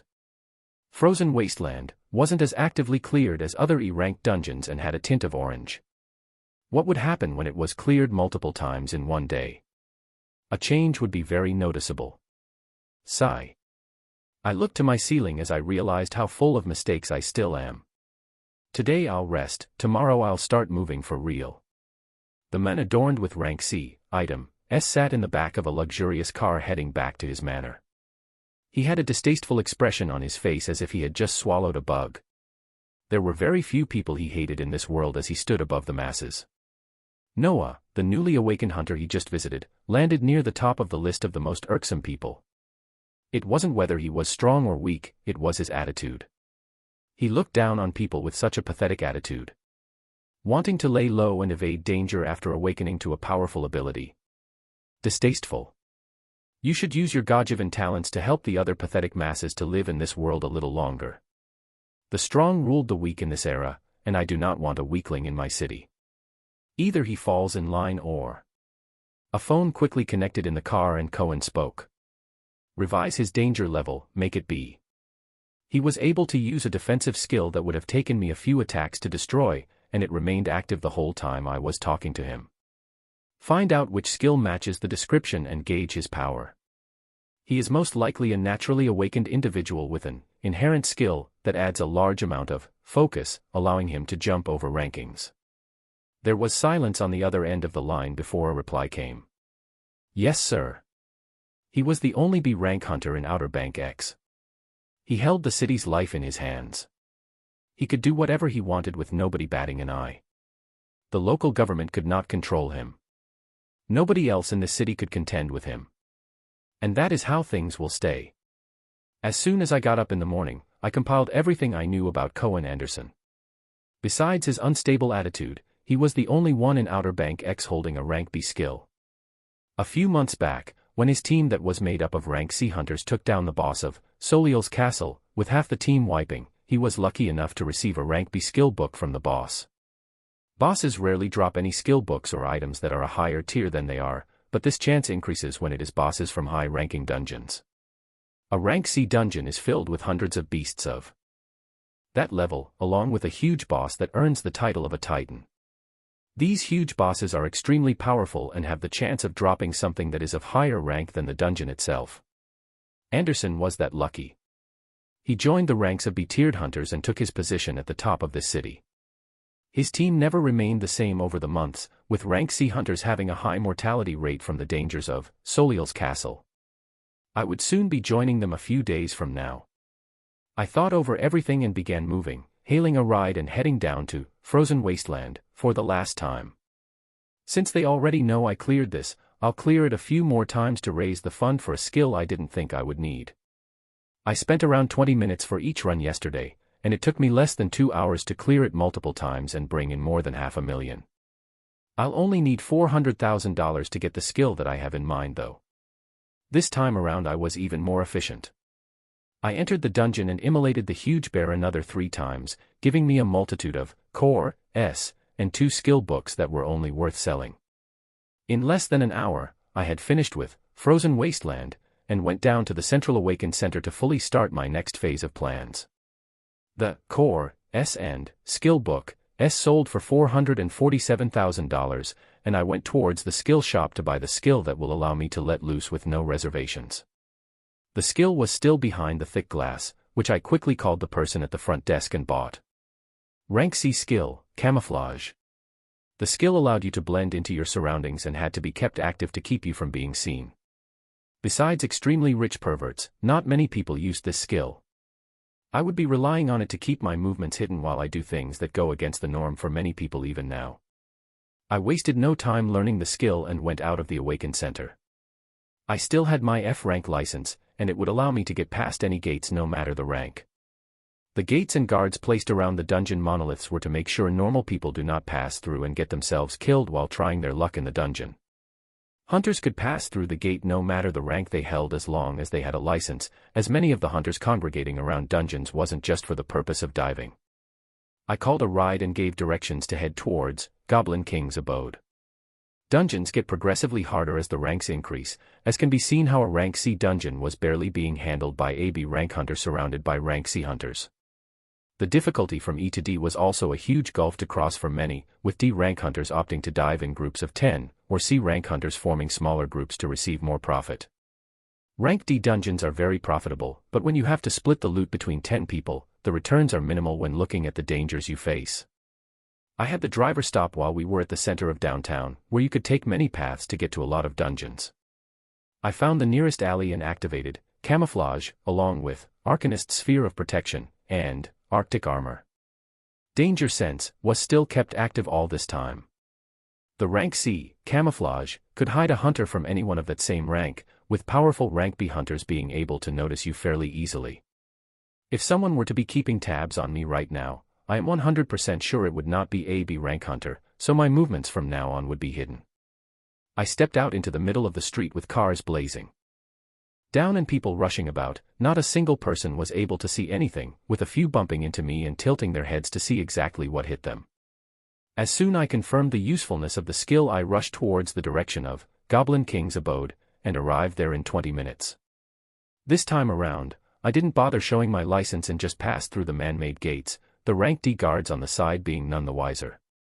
None of the hunters CLU.S. tiered inside even looked my way either, increasing my confidence for the new plans from now on. I then looked up at the huge monolith that shone with a blue hue. This dungeon was regularly cleared by rank C and D hunters, being one of the more profitable dungeons because of the special drop that occasionally comes out, King's Valor. This item was a full body armor that increased your defense by a wide margin while not hindering your speed. As rank C, item S were extremely rare, and mostly hoarded by those diving into the only rank C dungeon, this item was one of the hottest pieces of equipment for hunters. I stopped reminiscing and went towards one of the square doors of the monolith, placing my hand and instantly being transported to Goblin King's abode. Skills: F Fireball 98, F Heal 21, E Arctic Armor 95, D Flames of Torment 49, D Safeguard 15, D Danger Sense 33, Arcanist's Sphere of Protection 25, C Camouflage 3. Chapter 10, Goblin King's abode. The layouts of high-ranking dungeons gradually became more extravagant. In Goblin King's abode, the first floor you were transported into had overgrowths and trees all around. Goblins traveled in groups of 5 and paroled the entire floor. The moment you attacked one, they would alert others with a loud signal and have them all rush to where you were. Parties created to dive into this dungeon had to make sure they had enough damage dealers to take care of at least one of the groups before the other 2 groups rushed in. If your party ever found themselves surrounded by 3 groups of goblins, you had to say your prayers. I looked to the group of goblins that was just alerted in front of me. The goblins had a layer of green scales on them, with their heights reaching up to 3 meters. 4 of them held clubs and maces, with one holding a wooden staff. I began by testing the effectiveness of the rank F Fireball that had its proficiency almost reach 100, making it on par with E rank skills. The swirling fireball that was even further condensed rushed towards one of the goblins and exploded. The goblin was pushed back a few feet but quickly got back up like nothing was wrong. Its green scales were only slightly dented. Damn, here I was thinking, fireball might still have some uses in the future. Its fast casting and moving speed would actually be good if I was ever going against things that didn't have such high defenses like monsters, but that wasn't something I was looking forward to. The dashing goblins were almost here though, so I initiated my most offensive skill on hand, Flames of Torment. A line of fire quickly appeared in front of me, moving forward to hit the foremost goblin. There was a second of pause after the impact before a scream rang out as the line of fire pierced from the front to its back. I made a grasping motion to the pillar of flames and moved my hand to the right. The skill followed my command, acting like a thick rope that moved horizontally and bisected the heads of the two goblins on the right. The remaining two goblins were immediately frightened to see such quick deaths of their friends and they began dashing back. I wouldn't give them a chance though, so I moved forward and kept the distance, quickly commanding the skill to coil around the two goblins, burning them to a crisp. Haha. This was a method I had begun using after becoming familiar with this skill. I didn't have to just allow the skill to shoot flames in front of me. As my proficiency rose, I could more easily control the pillar of flames to not just move forward, diagonally, or horizontally. With enough concentration, I could command the skill to act as agile as a rope to suffocate my enemies in flames. As soon as I finished them off, rustling sounds could be heard as another 5 goblins dashed in. I didn't sit still this time around, giving them a cold grin and running towards them, a pillar of flames eerily squirming in front of me. I practiced controlling and moving, Flames of Torment, as I liked, resulting in dying screams from the goblins. Soon enough, there were another 5 burnt monsters on their ground, their bodies still bubbling from the extreme heat. I had already taken 2 groups, there should be 1 more remaining. I didn't wait for them to come and went towards the screams and sounds to the side, taking the last 5 down just as easy as their previous friends. From then on, it was just me rushing down the floors, increasing the proficiency of my now favorite skill. On a few of the floors, I tested the effectiveness of camouflage against monsters and the results were spectacular. I could sneak in a few meters around them without them noticing a single thing, but if I stayed at that location for just a few seconds or went in any closer to them, then eyes would shift to where I was at. I wasn't sure if it was just sharper senses or a stronger nose that alerted them as you neared, but it was fun running around without being seen. From the 10th floor onward, more goblin archers and mages began appearing, shooting arrows, fireballs, lightning, and frost bolts towards me. I had Arctic armor and Arcanist Sphere of Protection, always active though, causing the arrows to be bounced away from my body and the spells to simply disappear the moment they came in contact with the transparent sphere around me. All they could see was a small being deflecting and absorbing their attacks while he lashed out with a thick pillar of fire that either tightened their bodies to death or blasted their heads apart. Surprising the goblin mages and archers with camouflage was even deadlier, as they can't even cast a single spell before they become lifeless. Adrenaline was coursing through me as I watched these D-rank 3-meter-tall monsters easily fall, but I reminded myself this wasn't what I was aiming for. They were D-rank, they were weak, just like me. I cannot think too highly of myself. Any random millionaire could buy skills just as strong and enough core to easily make someone just as powerful. The change I wanted to make inside of me was to not feel that feeling of cowardice, that feeling of helplessness that I wallowed in for so long. Whatever stood in my way, whether it be human or monster, whether it be the largest titans I will eventually be facing, I wanted to face it head on without fear. I reined in my emotions and rushed down the floors even faster. Within an hour and a half, I had rushed down all 29 floors of the dungeon and stood near the last steps of stairs that would take me to the boss room. I realized the pain of normal hunters and why most of them only dived into dungeons once or twice at most a day. Me rushing down while mowing enemies left and right still required me to spend a few minutes on each floor. There being so many floors and monsters, the hunters in a party had to put their lives on the line to kill monsters on each floor while resting to recover their energy and heal up right after. Just going through one dungeon could take them 5 hours or more. Me being able to endlessly cast my skills was such a huge thing that even now I found myself questioning if it was still real. I went down the steps while making sure all defensive skills and even camouflage was active, and I was soon in a huge clearing with a small mountain in the middle. Scratch that, not a mountain, just a very savage-looking goblin that was about 6 meters in size. Its skin was shining a dark black that made it very prominent in this clearing. Holy shit. It held no weapons on its hands, and yet its hands alone seemed enough to smash anything coming near it. This boss was the killer of many hunters, its large size and strength quickly weeding out inexperienced hunters from knowledgeable ones.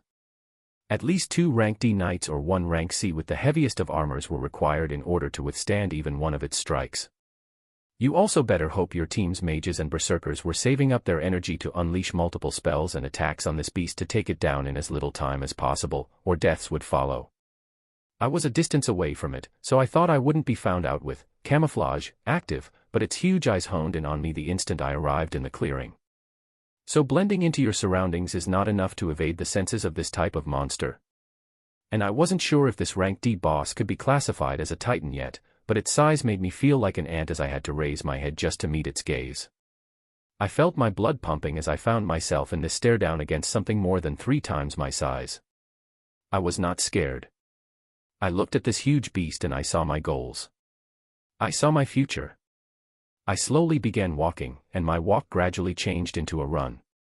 The beast stood still, not making a single sound. A smile broke out on my face as unrestrained laughter could be heard. A few meters long thick line of flames quickly appeared beside me as I charged towards this humongous beast. As soon as I got near it, a huge black fist covered the entirety of my sight. My laughter didn't stop as the line of flames also shot out and wrapped around that fist. Then, a huge impact was felt. Boom. The fist felt like the whole world was dropped on me. I had seen it smash into the sphere that was protecting me, and instantly felt myself fly back at a speed I've never been exposed to before. Bam. I was smashed into the wall behind me a second later, a spherical dent created as I dropped down to my feet.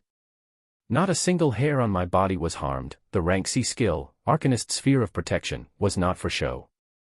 The beast in front of me didn't stay silent anymore as a mournful howl rang throughout the huge clearing. Its right fist had fallen to the ground, forever removed from its arms. The calmness in its eyes was completely gone as its feet smacked the ground and jumped towards me. One of its remaining good hands reached out towards me as if trying to snuff out a candle. I commanded the cable of flames to twist and form into a circular shape while watching this palm crushing down on me. The circular line of flames then began spinning at high speeds when the palm landed. Zing. A horrible sound could be heard as flesh and bones were cut apart. The Goblin King's remaining arm was grotesquely bisected in the middle, dark red blood gushing out. We were only a meter apart, and I stared at its furious face as I commanded the spinning line of flames to rush at this giant's neck. Zing. A second passed, and then the head of the 6-meter-tall monster crashed to the ground. Chapter 11: The Right Skills to Buy. I let out a laugh as I relished on the feeling of taking down such a humongous beast. I was even happier from learning how to better use your skills as your proficiency rose. Flames of Torment shot out a line of flames in front of me when I first casted it, but as I gradually kept on using it, new ways to manipulate it came to light.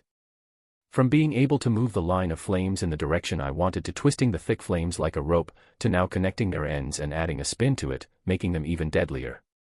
This made me look forward to learning and improving higher-ranking skills as time passed. I continued thinking while observing the headless giant before I gathered the things that dropped. Aside from the core S, there was also a rank D skill book, Ice Shards, drops sharp shards of ice at a specific location. This skill book was in fairly high demand and could be sold for a decent amount of money. It didn't fit with the current me and I wouldn't be learning it as my goal now is to focus on obtaining an offensive rank C skill. Along with that, I wanted to buy other skills like Arcanist's Sphere of Protection, Arctic Armor, and Danger Sense that could be activated, and on my case, become passive skills that only end after I command it. This was my next phase of plans, skills that I could turn on and keep on without them requiring any more thought from me. If I can collect a multitude of support and defensive skills that provide a variety of effects and layer them on top of each other, just the thought of it kept my blood pumping. The next skill will be a killer rank C skill that will be of use when I dive into Soliel's Castle in a few days, and the other skills I had in mind will follow after. Flames of Torment had a very high proficiency currently with its power most likely nearing rank C skills, but a genuine rank C offensive skill is nothing to laugh at with their large scale of damage. I sat down besides the fallen giant and began absorbing the vitality and strength core S it dropped. I had collected tons from the smaller goblins across the 29 floors, and planned to bring my vitality and strength attributes higher than 100. As soon as I finished, I reached out towards the green crystal that rose when the Goblin King was defeated and was transported outside. My camouflage was already activated, and not a single one of the many hunters tiered in groups or selling items and skills around the encampment of the monolith noticed me. The areas around safe dungeons usually turned into small markets of their own, with hunters trading skills, cores, or items without going through official channels like Awakens centers. The selling of these things around the dungeons gave much less profit though, so unless a hunter was willing to pay a high price for a specific skill or item they wanted, most people sell their loot to the Awakens centers. The government controlling these centers gobbled up everything they could, paying top prices for materials to strengthen their soldiers. The funny thing about it though was how many of these soldiers would be stationed in high-end cities where the rich were tiered together. That's just how this world was. I ignored the hustle and bustle of the environment and neared one of the square doors of the monolith, being transported back into Goblin King's abode for another run. I was planning to dive into dungeons like a madman for the days to come and accumulate as much as I could before being fully prepared for any situations when diving into Soliel's castle and dealing with that arrogant prick. "Sir, we lost him a few hours ago after he got off a car downtown, butler." "What? How do you lose someone when we have eyes all over the city?" Cohen asked the burly man that was dressed in a tuxedo over the phone. "It was our mistake, sir. We'll be sure to find him as soon as possible." If I may, I would like to share my thoughts about this subject though. The butler hung his head low as he talked to his master. This was the man that had saved his life when monsters were about to snuff it out, and he had been indebted to him from then on. He was an official holding a high position in a major firm, but he left everything behind and followed his master willingly over the past months, managing his financials and turning a blind eye to the many tastes his master had. After all, nobody was perfect. What is it? There are many inconsistencies about him that we are unsure of, and have not yet grasped exactly how high his level of power is. My apprehension increased today as he was able to escape under the watch of many of our people. Might I suggest that we approach him in a different manner? He carefully spoke out every word, making sure his words would not be the cause of anger. There was silence on the other end of the phone before Cohen spoke. "Do you doubt me?" The butler quickly frowned and hung his head even lower before he replied, "I would never. I am only speaking from an abundance of caution of this man who has suddenly awakened to a power nearing rank B in just a few days." A pause followed thereafter, before a reply came with the call being ended a moment later. "I'll keep that in mind." The butler wiped off the perspiration and looked out of the mansion. He did not succeed, his master had still become angry. My second run of Goblin King's abode was fruitful, as the boss had been kind enough to drop the sought-after armor, King's Valor. The 6-meter goblin had horrible burns all over its body, as I took my time with it to get more practice facing something that much bigger than me. This was all in preparation to go against much bigger bosses that fully earned the title of Titans from rank C and above. One of the things I learned was that if you didn't have a strong enough defensive skill, it didn't matter how knowledgeable you were about its moves, as a single punch would be able to stain your body all over the wall. I equipped King's Valor, and felt a new layer of clothes wrap around me. The armor had a light blue metal sheen to it with a slight protrusion at the chest, covering a majority of my body besides my extremities and head. The greatest thing about this armor was the fact it did not feel awkward to move around in, as if the metallic attribute was malleable. I could move and stretch my body even better than normal with no issues. The third run of the dungeon gave me more than enough cores that my backpack was almost overflowing now, along with the rank D skill, Triple Shot, that was commonly used by ranged berserkers that used bows. I had taken more than half of the day diving into this dungeon, and it was already night outside. Tightening my overflowing bag on my back, I left Goblin King's abode, encampment and went towards the downtown, with my camouflage active as usual. Once I was in the middle of the city, I turned the skill off and called for a ride that dropped me off the Central Awakens Center 20 minutes after. It was rush hour around this time with many people running about downtown. Many drowning their troubles and fear with alcohol and many more going towards the unsavory places deep in the city. I went inside the Awakens Center and had to be taken to a private room because of the volume of things I was trying to sell. A fat-looking middle-aged man replaced the gorgeous woman that was talking to me and quickly handled the transaction, taking all my remaining cores and skills from Goblin King's abode, and offering to deposit $1.6 million into my account. I looked at these numbers as if they were imaginary. And they might as well be, as they would be gone a few minutes from now when I purchased the rank C skills. I became a high-profile client in the man's eyes as he asked me if there was anything else I needed before completing the transaction, and I told him the names of the skills I wanted. A few minutes later, 3 rank C skill books were situated at the table next to us, and only $100,000 was deposited in my bank account. Chapter 12, just the beginning. The new rank C skills I had bought were: explosive rune upon physical contact with your enemy, brand them with a chaotic rune that will explode on your command, aura of haste, an aura that increases movement speed, attack speed and cast speed envelopes you, and life essence gain increased vitality, plus 30, and regeneration at a great cost. These skills correctly fit with the direction I was going towards. Multiple skills that can remain active for me at all times, along with my first offensive rank C skill. Explosive rune was a boss killer that mages wanted in their arsenal because of its significant damage. The only problem is that it drained the entirety of a rank C's energy, and they had to come in contact with the boss to initiate it. The mage hunters had to make sure that they had full energy before the boss fight and that there was a competent enough knight distracting the boss, otherwise the moment they get near themselves they'll get squashed. Once the rune was placed on the boss, half of the fight was done, as it dealt such a significant amount of damage that it could even outright kill a rank D boss if the rune was placed in a critical location, or maim a rank C boss. The problem was, no mage ever dared get near a rank C boss unless they were wishing for death. With my overlapping defensive skills and the ever-so-increasing active skills, I should have no problem using explosive rune to its full potential. After the sale was finished, the joyful man's face jiggled as he said, "Here is my card. Give me a call or text whenever you're coming down and I'll be sure to receive you to the best of my abilities." I nodded to the man that had a full smile on his face and left the Awakens Center. As soon as I was out, I blended into the rushing people and activated camouflage once more. The nearest hunter lodging was not too far away from the Awakens Center, and I got there in under 10 minutes. I quickly received the keys to one of their luxurious rooms and found myself in a room similar to the one I stayed in before. I placed my bag down on the bed and eagerly began looking at my new skills. Explosive rune would have to wait to be tested later, but as soon as I activated aura of haste and life essence, a red and green color began appearing on my body. The colors would come and fade a moment later, being fairly transparent and only visible if you were to really focus. I felt my body become visibly lighter and saw a plus 30 appear on my vitality attribute. Haha. As long as I found skills like these and layered them on my body, would I have anything to worry about?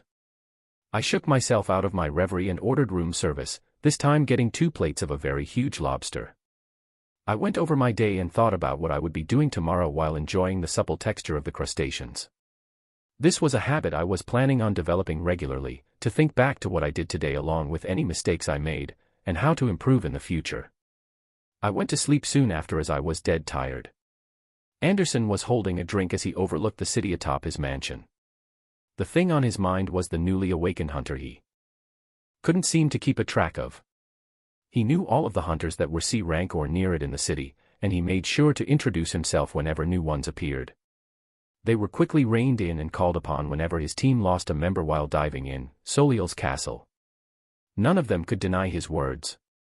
So why was it that this new one pissed him off so much? Anderson thought back to that pathetic apartment and realized it was his eyes. Eyes that seemed unyielding, that seemed to say he wasn't afraid. How could he not be afraid? Whatever inherent skill he awakened, does he really think he could look at me with an expression like that?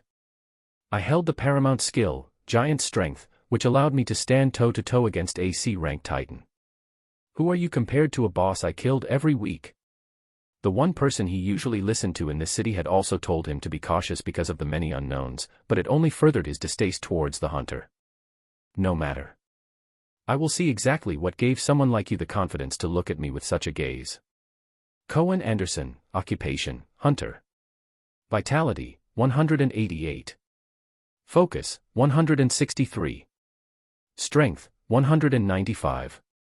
Skills, Lightning Strike 41, F-Shield 33, E-Strengthening 41, D-Minor Regeneration 43, D-Quick Speed 42, D-Harden 38, D-Blade Edge 45, D-Danger Sense 31, C-Aura Blade 49, C-Regeneration 23, Chill 33, C-Life Essence 25, C-Blast 19, C-Blade of Lightning 55, buoyant strength, inherentwrathful.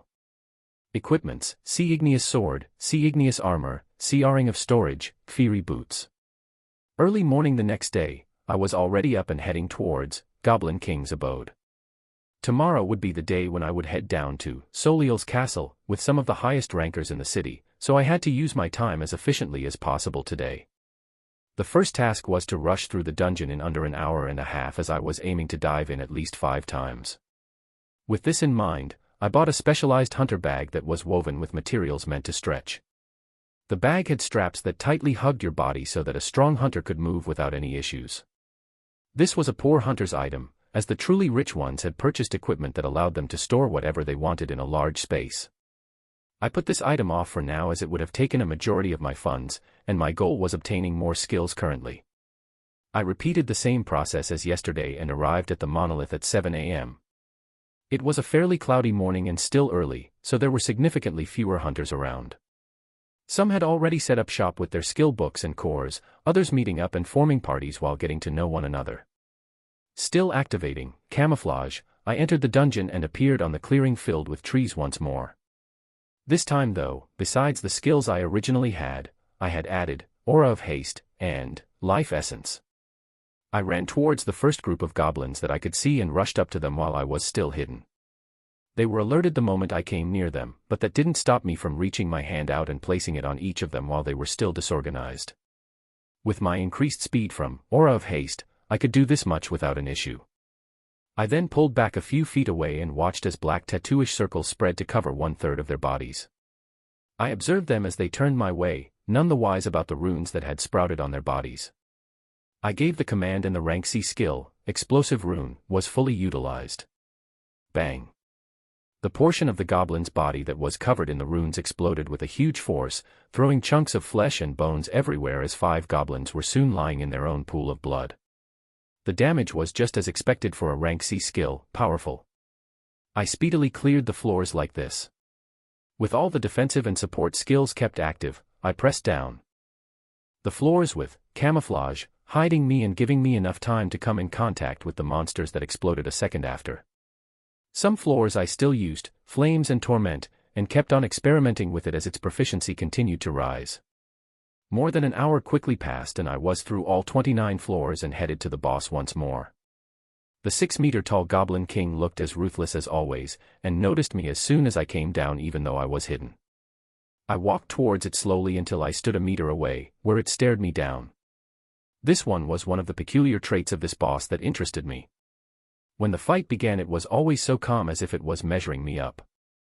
During the fight though, it would go completely berserk. It was still a monster though and threw a fist down at me a second later. I raised my small hand to match this fist as my palm was open to receive it. Pa! A sound like that of the loudest slap resounded as Arcanist's sphere of protection absorbed all the damage and the ground beneath me cracked. The arm of the Goblin King rapidly had a runic tattoo spreading on it, and the boss quickly felt something wrong as it grabbed its skin and tried to rip it off. A deafening explosion rang out as its entire arm blew apart and it let out a thundering howl. The enraged king reacted fast, throwing another fist with its remaining arm, only for the same thing to repeat. I was standing at the same location, the ground around me full of cracks as if an earthquake occurred. I had sunk a few inches into the ground as I calmly looked up at the Goblin King that was missing both of its arms. Rah! It let out an angry shout as if it would not give up and kicked its right leg downwards. Pa! Boom! The same scene repeated and now its right leg was gone. The large beast could not support its weight as it fell backwards with a loud thunk. Loud breathing could be heard as its entire face was twisted in pain. I climbed out of the small hole I had been repeatedly kicked in and jumped up on top of the body of the beast, landing on its square abdominal muscles and traveling forward to its face. I looked down at it as it could not move or do much of anything else. Besides the heavy breathing and a pained look, I could see another expression on the Goblin King's face after more than half of its body was blown away. It was extremely distinct while I looked at its huge eyes. I had seen this expression before. I had felt it before. It was fear. I reached my hand out and let my palm touch its forehead, leaving it there as I commanded, Explosive Rune, to combust. Another deafening explosion rang out in the clearing before silence ensued. Arcanist sphere of protection, and Arctic armor, didn't allow even a single stone or meat to land on my body, negating the force of the explosion as if it was nothing. Chapter 13 Preparations done. The feeling of dominating such a huge being from the beginning to the end was exhilarating, to say the least, and a testament of just how far and fast I can grow. The first run of Goblin King's Abode gave out an abundant amount of core S and an item called Goblin Sword. I did not need the sword, so this would be one of the items that I would be selling later. I continued on and dived into the dungeon once more. The second run gave me even more cores, along with the skill book called Flame Bolt. The third, fourth, and fifth run collectively gave me one item and two more skill books, D-Bow of the Veteran, D-Swipe, and D-Restrain. All of them were rank D materials that I would not be needing and would also be getting sold. Throughout the dungeon runs, I made sure to use Flames of Torment, along with my main skill of Explosive Runes, that beautifully took down the monsters. This process took me an entire day and I was able to bring a few of my skills to the proficiency of 100. The skills that reached a milestone of 100 jumped up explosively in power. Fireball, which was a rank F skill, now had power greater than a skill 1 rank above it. The balls of fire summoned now had a high propelling force that made them rush out even faster. Arctic armor even more comfortably hugged my body when it reached 100, an extra layer of ice appearing that further increased my defense, and also making me look like some knight you would find roaming the coldest Arctic wastelands. This marked the end of my dive for the day, as I had been diving for the past 10 hours and it was already in the evening. I left the dungeon, camouflaged, as usual, and went downtown, where I once again called for a ride and went all the way down to the Awakens Center. In the Awakens Center, I had given a text to the fat salesman beforehand and he was able to meet me and bring me to the private room the minute that I arrived. I entered the room and emptied my huge bag that held many cores, skill books, and items. After counting everything, the total came out to 2.8 million. I once again gave a list of the things that I was looking for and they were quickly brought to me, reducing the money I would have taken all the way down to $500,000. I would have loved to spend the rest of it, but I couldn't find any more applicable defensive or support skills that fit the criteria I set for myself in the Awaken Center. I would soon have to branch out to find more fitting skills. I had bought 3 more skills and 1 item, all of them being rank C. The first was a movement type skill that I had been looking forward to called Whirlwind. The second was another support type skill that was called Increased Penetration. The third skill was a life-preserving skill called Regeneration. The item that I bought last was a simple Ring of Storage, which many high-ranking hunters found themselves buying. It took away the hassle of carrying around the skill books and items and cores that were collected over the course of the day. As soon as I finished my business, I gave my thanks to the salesman and left the Awakened Center, blending in and using camouflage as soon as I was out and headed towards the Hunter Lounge. The process was quick as usual, and I grabbed the room fairly quickly. I was finally able to relax and absorb the core S that I kept behind. The plan was to reach the maximum that I could while using rank D cores. I then learned the skills and placed the storage ring on my hands, using my energy to feel the wide space inside of it. It was a large enough space for 2 people to be squeezed in. The Increased Penetration skill allowed me to deal more damage and further ignore the defenses from my enemies when I had it active. It was a much-used skill by mages and berserkers to deal finishing blows on bosses. And the Regeneration skill was as simple as that. If I ever somehow took a large amount of damage, then I could easily cast the Regeneration skill to begin healing without losing too much of my health.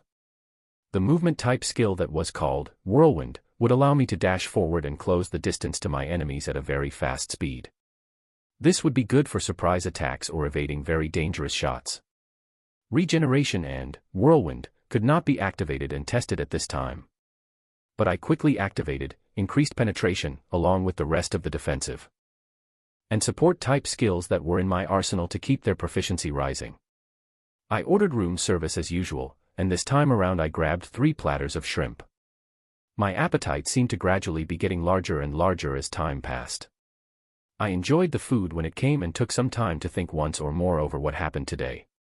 I went over my run in the dungeon, the skills are used, and how to better use them or further improve. I felt like I had fully prepared for what was to happen tomorrow. With all of these skills that most hunters would be able to activate momentarily for a life-saving moment, I had them activated at all times. Even knowing how huge the gap was in strength between rank D and C dungeons, seeing how easily I had been taking down the 6-meter goblin of Goblin King's Abode, gave me confidence for the officially titled Titan of Soliel's Castle. Early morning the next day I woke up, grabbed a shower, and had some breakfast at the diner area of the hotel. It was already 8 am when I left the lodge to head towards Soliel's Castle. This dungeon was renowned as the hardest dungeon in our city. It was a dungeon that many people died in until a specialized team was born to clear it. The dungeon always bordered in the high-risk zone. There was no encampment around the dungeon as usual, with many people setting up their shops and stalls quite a distance away. In the case of any dungeon break happening, people wanted the chance to at least be able to run away from the onslaught of beasts. The huge monolith was colored in a dark shade of orange, pulsating at a few seconds. The only road leading to it was blocked by military trucks and cars, making sure the civilians never neared this area. I didn't bother even showing my license and just passed through the guard point using my camouflage skill. I soon arrived at the bottom of the monolith and I looked up at the huge structure. I closed my eyes and sat down near it, making sure I was still hidden while activating all my defensive and supportive skills, watching the proficiency rising in real time. I felt extremely confident in anything that I would face today, as the previous day I had also absorbed many of the core that I didn't sell, with my vitality and strength attributes capping at 150. Along with the many skills that supported me. I highly doubt it given AB rank hunter could endanger me. Not too long after a few people began appearing. I stayed hidden as I observed them. The first two were huge dudes in their 30s. They both held huge shields that seemed to cover their entire bodies. On their other hands were maces with spikes that shone red. Besides the armor they had on them, they didn't seem anything special. But these were genuine C-ranked hunters. The next to arrive were women that both held staffs on their hands with magician's robes wrapping around them. They had a look of apprehension as they looked at the huge monolith. The four of them seemed familiar with each other as they began discussing some things soon after. The next one to arrive was a girl who seemed fairly young, in her 20s at most. This one had a blue sword on her waist, with her body covered with what I would only assume to be King's Valor that TI also wore. Surprisingly, this girl did not go towards and talk to me first but she actually held a confident look on her face as she looked towards the huge monolith, making me surprised, as any rank C hunter could find themselves dead in this dungeon, so many held apprehensions. Anderson arrived soon after. His arrival stopped the discussions among everyone as they stared towards him. His eyes glazed over the 5 people and then soon turned into piercing eyes that came to my location. I calmly deactivated the defensive and support skills and then turned off camouflage. Surprise gasps came out of the rank C hunters as none of them were able to notice me. I wanted to test it just to be sure if Anderson would be able to pierce through the C rank skills effect even if its proficiency was increased. Maybe I had to wait until it neared 100 for it to have a complete effect on rank B hunters. While Anderson's piercing gaze did not leave my sight, he walked over and said, "You really have such an excessive amount of energy that you would waste it on hiding this early this morning." His tone sounded very calm, but his words dripped with disdain. I replied back, "Nothing to worry about, I was only testing the strength of the people I would be leaving my life to today." I seemed to have a knack of making him angry. His face became sour and he turned away from me and addressed everyone. "I want the dungeon dive today to be a very clean one. We have 2 new hunters joining us, this one goes by Rachel and this one is Noah. One is a berserker and the other is a mage." He pointed to me and the girl that held a confident look on her face as he continued. "For you two, this will be your first run, so follow all directions and do not lag behind. This dungeon is different from the ones that you are commonly used to." These words were directed to Rachel and I. "There is only a single floor in this dungeon, and it takes us almost half the day just to clear it. Do not be surprised by what you see. Protect yourself and cover each other's backs and we should all come out of this alive. When the boss appears, leave it to me and follow everything I say." He articulated the next words very slowly. "In the case any problems occur and you see it coming towards you, do not stand idle. Run, or you will die." I listened to his somewhat inspiring speech as we all prepared to dive into the dungeon. I had done my research previously about Soliel's castle, and his words were not false. The dungeon only had one singular floor, but this one floor took the lives of many, many hunters. As the speech was quickly wrapped up, he went towards the other 4 party members to discuss something, and I noticed uncomfortable look pop up on their faces. Geez, did this guy actually have bad relationships with everyone? The girl that was apparently new just like me came towards me and said with a puzzled expression, "Why does it seem like there's friction between you and the strongest hunter in the city?" I smiled at her and replied, "I'm not sure either. I have no problem with the guy. But he seemed to not like me the moment so he saw me." She shook her head in confusion as if she did not understand, and I said once more, "Don't worry about it, there should not be a problem." As soon as we finished talking, the rest of the group came towards us and we went towards one of the square doors of the huge monolith. Once all of us were near, Anderson reached his hand out first and the rest of us followed, quickly being transferred to the first floor of Soliel's castle. Noah Osmont, occupation, hunter. Vitality, 150. Strength, 150.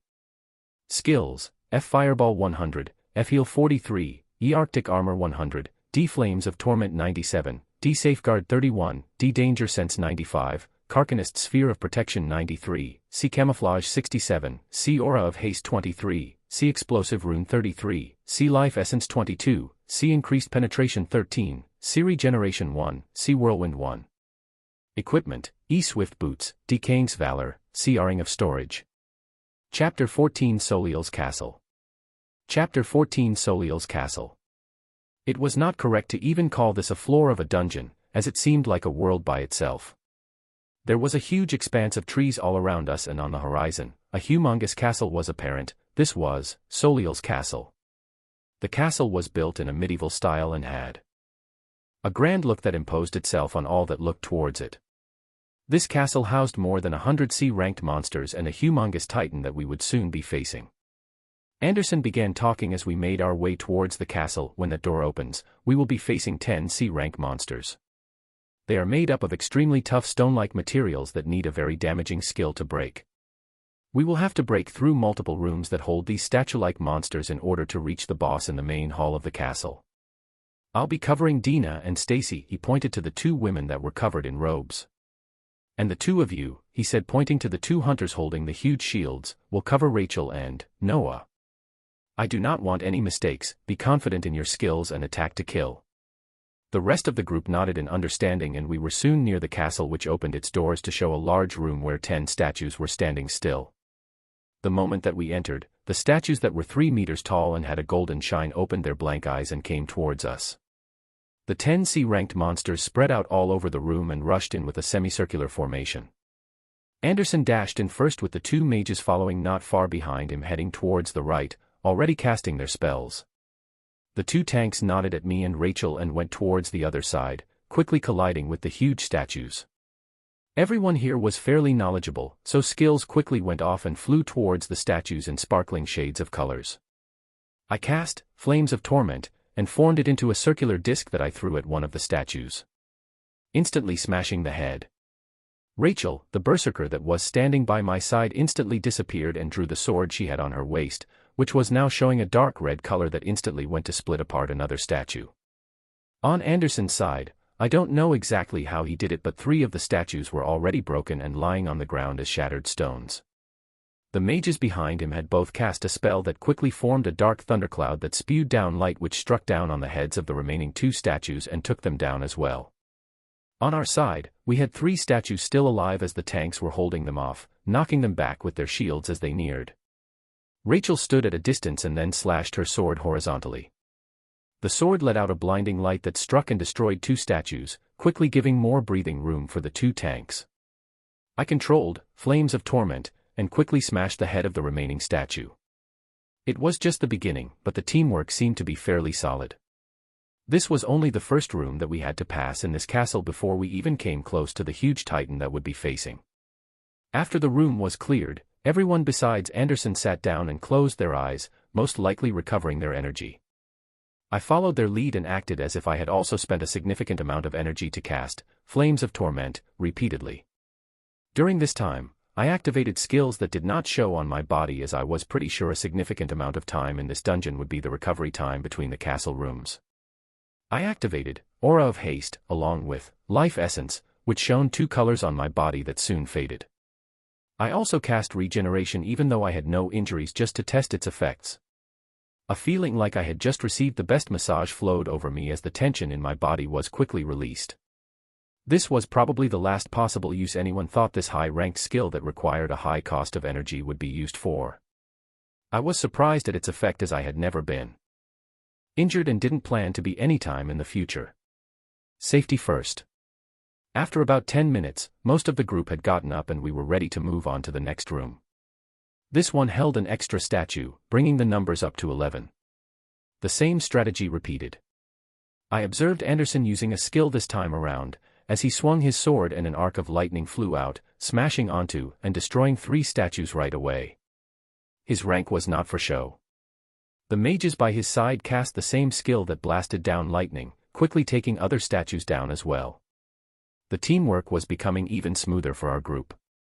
As the 2 tanks in front of us stopped any statues from getting near us, while Rachel moved in and out with her sword, occasionally throwing a curved blade of light that smashed onto the statues. I kept the Flames of Torment versatile, as it shifted from a rapidly spinning disc of flames to a tight cable that wrapped around the statue's head until it exploded. The tanks occasionally had lights shining on them or transparent shields appearing whenever they were taking hits from the statues, always making sure to stand their ground and not be pushed back. After we cleared about 5 rooms and we were resting again, Rachel approached me and spoke. "Your handling of skills seems to be very precise, but I've never heard of you since I came to Outer Bank X. Did you also recently move into the city?" I gave a smile as I replied. "No. I have been here all this time, I just awakened recently." This was information that anyone could easily dig up on me if they put the time in, so I wasn't worried about sharing it. She seemed surprised and asked, "Really? Then you must have awakened a fairly powerful inherent skill." I gave a smile and I didn't reply. A few hours slowly passed like this. We were clearing many of the rooms in the castle to move forward, with the numbers of the statues increasing by a 1 after each room. In our 10th room, we're facing 19 statues, which made things much harder. A few of the statues broke away from the defense of the 2 tanks with a huge shield and ran towards me. I acted quickly to cast Flames of Torment and swung the line of flames as if it was a huge baseball bat to push them away. Rachel dashed back a few seconds later to finish them off. There were a few injuries, but no casualties. On Anderson's side, he protected the mages fairly well while moving in and out and pushing back any statues who were trying to break through.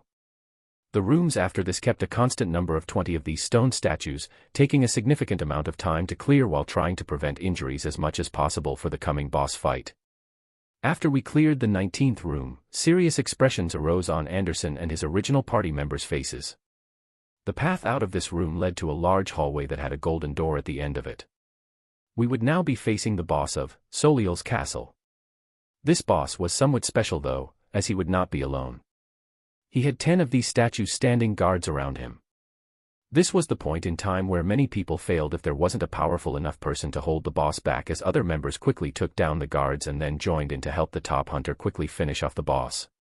Anderson called everyone together and gave me a piercing look as usual. I had been getting that look every time he observed the fights throughout the past few hours. I've been hiding literally almost all of my skills, only using Flames of Torment to destroy the statues that came our way, so I shouldn't have given anything away. He seemed to become less angry at me as time went, and just adopted the disdainful expression more and more. I didn't bother with it, as it was always good to be underestimated and not be on guard against. He began speaking when we came close. "I will be holding the boss back and make sure that it doesn't break free. The rest of you need to take down its 10 guards as soon as possible and then reinforce me." He turned to the 2 tanks and continued. "You guys need to do your best to protect the mages and Rachel. Make sure that nobody gets heavily injured, as we all need to be in our prime to take down the boss." The tanks nodded their heads while the rest of us prepared for the fight. I was looking forward to meeting this titan of a boss that had taken down many hunters. As soon as everyone had their energy recovered, we went towards the huge door and stepped into the boss room.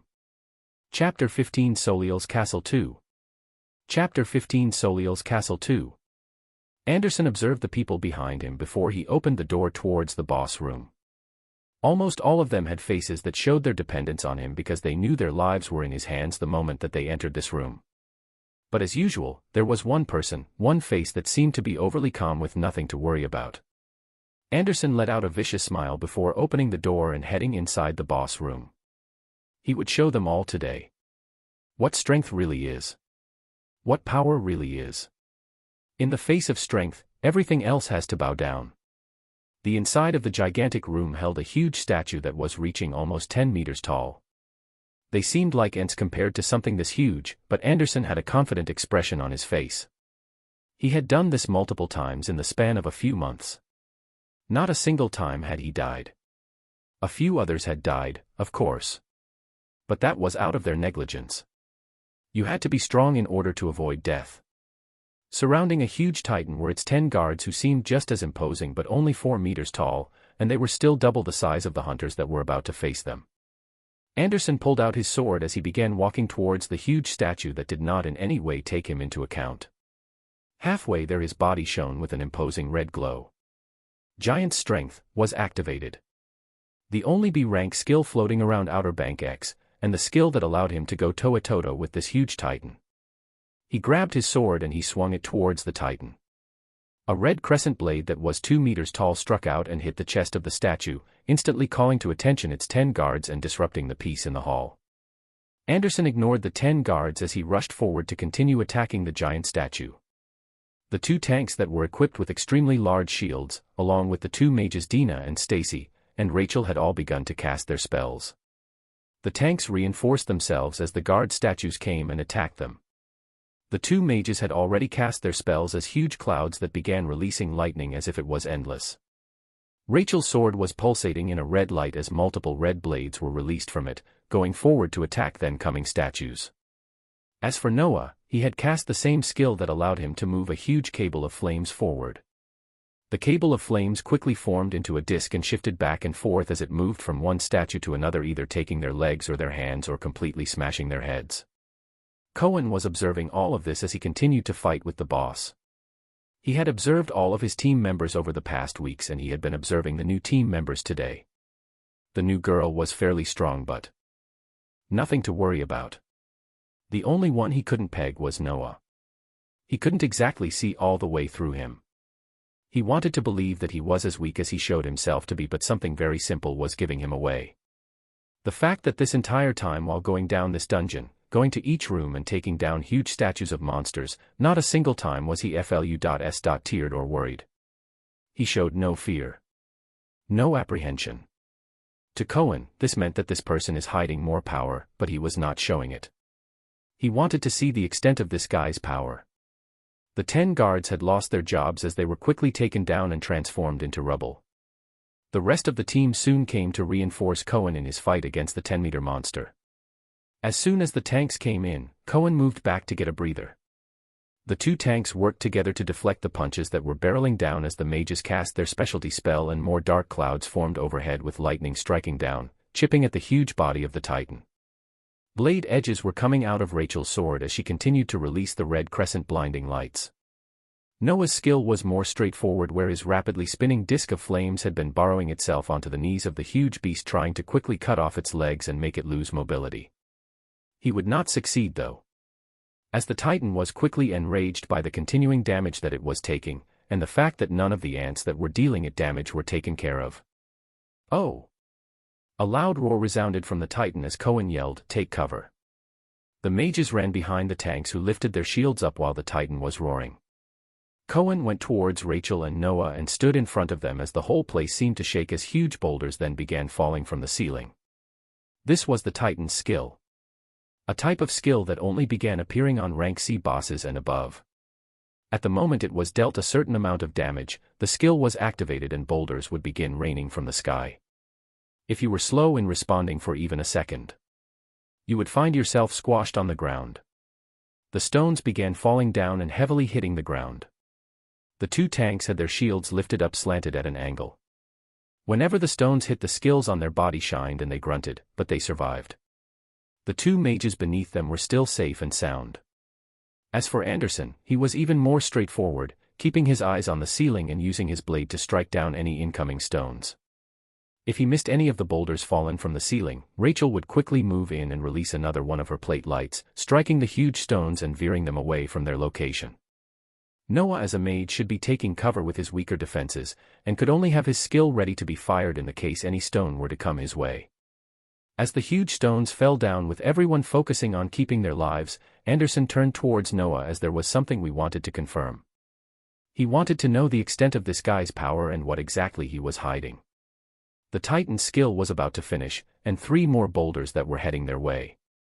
Anderson put on a fierce expression as his sword struck out towards the incoming stones. Rachel took care of the second stone and Noah cast his spinning line of flames towards the third stone that was nearing his side.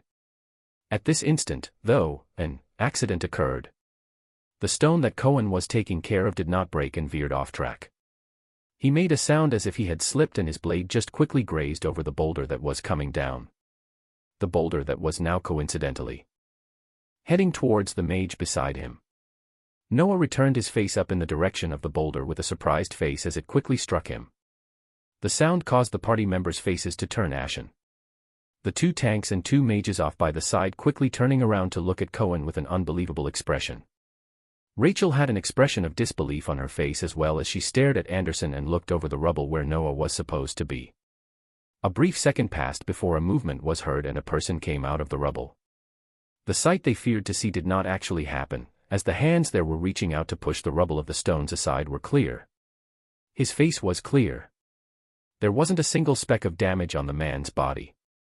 The 4 party members quickly let out a relieved sigh and returned their sight towards the boss, as they couldn't spare a single other second with their eyes off the huge monster. Cohen spared Noah a glance before he quickly turned around and dashed towards the boss. The disbelieving expression did not leave Rachel's face as she was very close and saw exactly what happened. There had been no accident, and that was all intentional. So, she was shocked and didn't understand just what sort of irreconcilable problem had occurred between these 2 hunters that would cause something like this. Noah was coming out of the rubble with a surprisingly calm expression and dusted himself off as he looked at Anderson that was rushing towards the boss. How was he taking this so naturally? Did he not almost die? Rachel had a complex expression on her face as she shook her head and focused on the fight at hand. The 2 tanks were quickly blown away and Anderson filled in their spots to hold the boss at bay.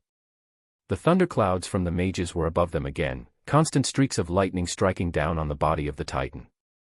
Rachel held her blade behind her as a blinding light was becoming more and more apparent on her sword. This continued on for 10 seconds before she released the blade of light, that was not more than 2 meters long towards the leg of the boss. Noah was not far behind, quickly throwing his signature disc of flames towards the same location he was attacking before. With this teamwork, it didn't take long for one of the legs of the huge statue to start cracking before it could not support its entire weight. Its left leg had shattered from the constant damage that was being dealt. Its upper body had huge dents and scratches from the lightning that was falling down and the blade attacks that Anderson kept sending its way. The huge Titan quickly fell on its knees, its hands smacking on the ground and sending a shock wave that disoriented the party members. The 2 mages were quickly knocked back from the blast as the tanks were not there in time to prevent the blast from reaching them. Rachel and Anderson seemed fairly okay and surprisingly, so was Noah. The Titan guided its right hand that had fallen down, formed a huge fist, and swiped towards the puny ants around it.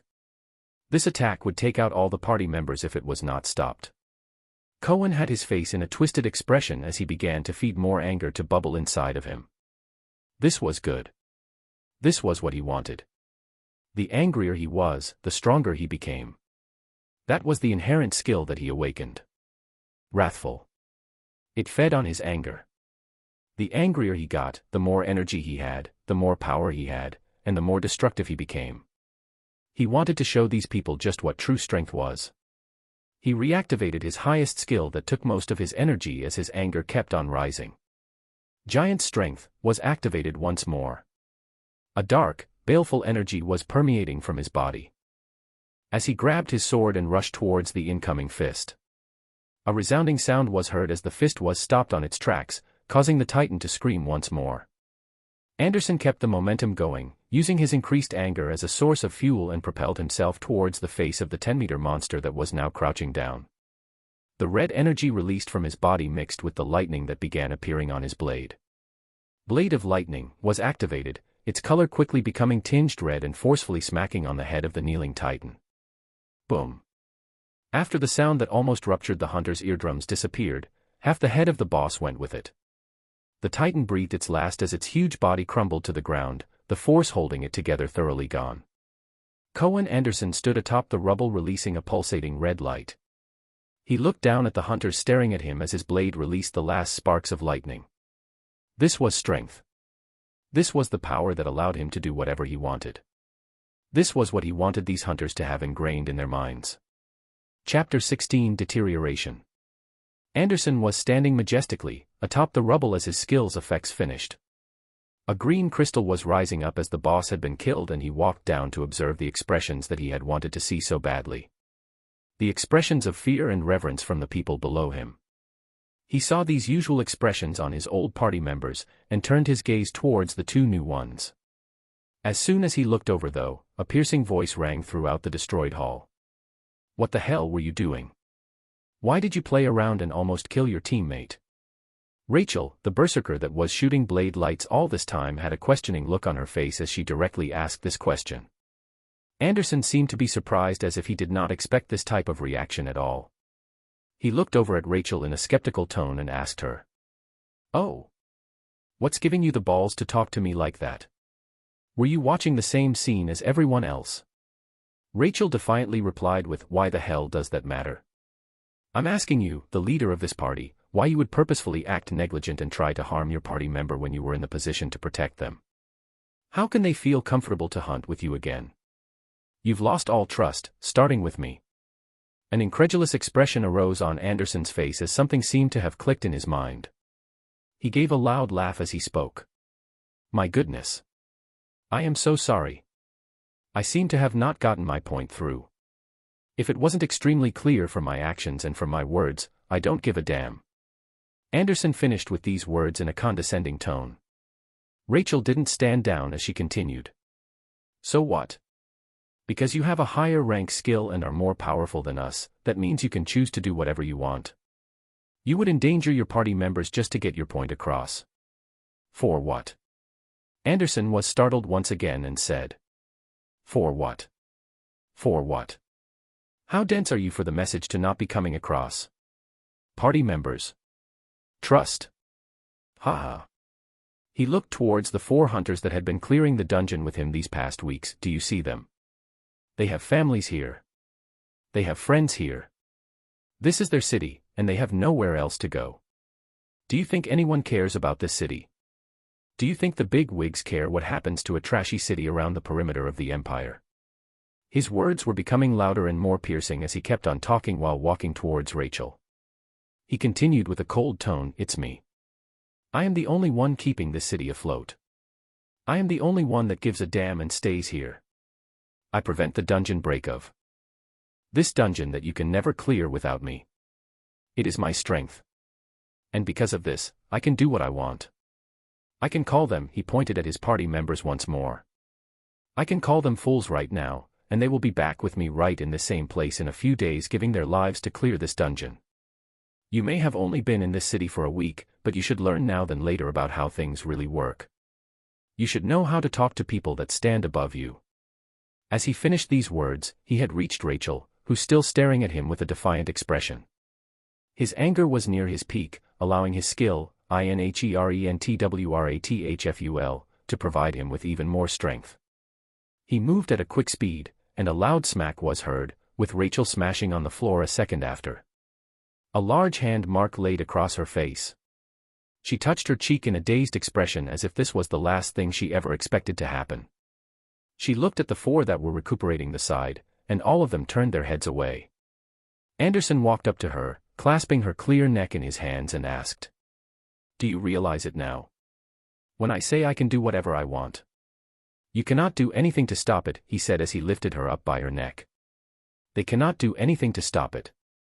He continued while pointing at his old party members. And he certainly cannot do anything to stop it. His hand moved once more as he pointed towards Noah. The person in question being pointed at had a surprised expression as he let out a soft sigh and said. Let the girl go, dude.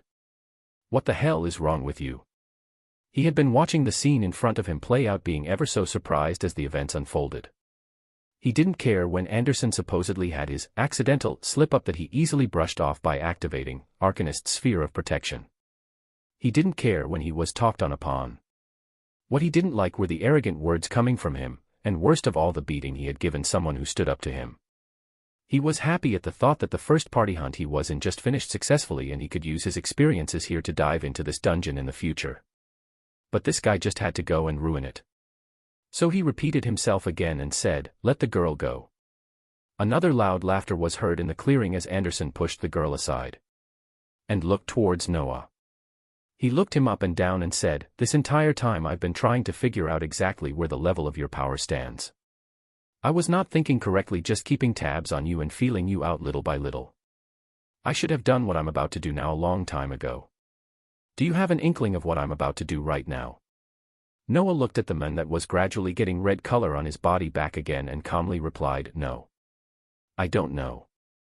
What exactly are you about to do?" Anderson had a cold smirk as he said, "I am about to teach you the rankings of the city. I am about to let you know that I am on top and you are on the bottom. I'm going to teach you what strength really is. Because apparently, watching me take down a 10-meter-tall giant was not intimidating enough." As Noah listened to the enraged madman's speech, he turned his head towards his team members. There were 2 fully grown men that were the knights on the party and the 2 women that were the mages. He looked over to them and asked, "Are you guys going to do or say anything about this?" The 4 of them gave him a blank stare before they shook their heads in a depressing manner and turned their faces away. Noah shook his head as he saw this, and he looked back towards Anderson, who was speaking with a fully furious expression. "Ha! I have been talking too much. Words were never my forte. I always let my strength do the talking. After my strength was registered, everybody fell in line. Now, be prepared, because you are about to fall in line." A hazy red smoke was coming off Anderson's body as he finished, tightened his muscles, and sprung forth. I looked at the man that was flying towards me and sighed at the complete breakdown of everything. I then casted Arcanist's sphere of protection, aura of haste, life essence, increased penetration, arctic armor, and whirlwind. My body shone iridescent colors as multiple defense and support skills were activated. I looked at Anderson and I was surprisingly calm facing him. I didn't feel angry at him or hate him in any sort of way, I just pitied him. Maybe this was what happened after facing the pressures of this new world and not coping well. I did not want to become someone like him in the future. My gaze seemed to have made the charging bull even more furious though, as his power seemed to increase further. But none of it would be of any use against the current me. With a sad sigh, gales of wind surrounded my body as whirlwind was fully activated and I made my move. Chapter 17 Fight. A thunderous impact resounded soon after as gales of wind rushed about in the clearing. Anderson was surprised at the speed that Noah rushed to him, observing that he had already cast multiple skills on his body, his exterior surrounded by a transparent bubble and body covered in an icy armor. He couldn't help but ask, "Just how much energy do you have in your body to be casting this many skills as if it's nothing?" As Anderson was talking, the impact pushed both of them back. The red energy kept on enveloping Anderson's body as his rank C skill, Blast, was used. His fist carried the momentum with it as he flew towards Noah. The fist met the first layer of protection, quickly causing a shock wave that pushed each of them away once more. Anderson kept his eyes on Noah as he saw the man was not ever remotely hurt. He smiled as he dashed in again and began talking. "Do you know why I adopted my principles on strength? I used to be poor. I had nothing, no job, no family, no friends. I used to look up at those that were rich above me with their extravagant amount of money and the clothes and food they bought." His words carried traces of anger as his body continued clashing with Noah's defensive skills. The thing that puzzled him the most was how Noah chose to use his hands or palm to hit back when the transparent shield he cast on himself protected him fully, and did not even cast the signature pillar of flames he had seen him using throughout the day. He brought his focus back on the fight at hand and stopped overthinking things. I looked up to these people. Those rich assholes. I wanted to be like them. I kept on saying to myself, if I just had that money, if I just had that power, oh the things I could do. Anderson continued smacking into the defensive skill and saw that his attacks with his bare hands weren't working. So he increased the pressure and pulled out his sword. He wanted to see just how long this guy could keep all of these skills active before running out of energy. Lightning began to crackle around his sword as he dashed towards Noah and continued talking. Do you know what happened next? Something incredible occurred and I actually did get the power. The whole world went to shit and it was me who received the power. Me. The longer he talked, the more his anger and power seemed to increase. His sword was already pulled down, swiping towards the pest in front of him. An arc of red lightning was released towards the men that kept on standing calmly in the face of all these attacks. Once the red lightning struck, a figure flew backwards at a high speed and kicked up some dust. And yet, he soon stood up without a single hair damaged on his body. Anderson watched as his smile grew wider. It was the right choice to knock this guy down a notch now. If I had actually given him time to grow, he might have threatened me in the future. Playing around with his thoughts, he moved forward again as he continued talking. So, I received the power. And do you know the funny thing? Those people I looked up to, those rich assholes that I aspired to be, many of them were dead within a few days and many more were now looking up at me. Seeing that his strike hadn't worked, he held his blade once more as lightning began to build upon it and continued. I used the new power that I had gained to kill monsters and get stronger. My power allowed me to become the richest man in the city. The best hunter in the city. It gave me strength that you could not imagine. Anderson was moving at high speeds as he spoke. His sword that was covered in lightning kept on striking at the bubble of protection that surrounded Noah. It is this strength that's going to destroy that thin bubble that you have around you. I'm going to keep on striking and watch as you gradually lose that annoying expression on your face and you start begging for your life underneath my feet. Noah wasn't standing still, moving in and out as his defensive skills completely deflected the strikes of the blade and the lightning that came out of it. He wanted to test the extent of Arcanist's sphere of protection, as its proficiency was literally a point shy of 100, and it seemed to completely protect him from C-rank skills, its power also deflecting most of the damage from rank B skills. If any damage actually managed to pass through, the Arctic armor would absorb it. If anything else passed that, he would just quickly use regeneration. Anderson's voice rang out as he charged forward once more. You cannot imagine the things you can do when you have the strength. Those rich big wigs that survived, the ones that spent the remaining amount of their money to buy skills, items, and cores to get stronger themselves. They work under me now. They do me favors, and they send their own fucking daughters to my bedroom just to get on my good side. That is power, that is strength. Noah seemed to be getting ticked off as he was listening to this madman's rambling, so he began replying and cut short his experimentation time. That is not what strength is, dude. I was just like you a few days ago. I didn't have any of this. When I did become slightly stronger though, all I felt was a sense of liberation. His words seemed to carry power with him as a huge pillar of flames appeared beside him, making Anderson even more surprised as he was expecting him to run out of energy any time with his extremely bad efficiency in using it. The pillars of flames acted like a rope, wrapping itself around the entirety of Anderson's body and squeezed down. Anderson let out a pained expression as he began roaring. Ra. Rank B skill, Giant Strength, was activated. The red aura coming out of him condensed even more as his power rose by another level. The sword clad in lightning struck out once more.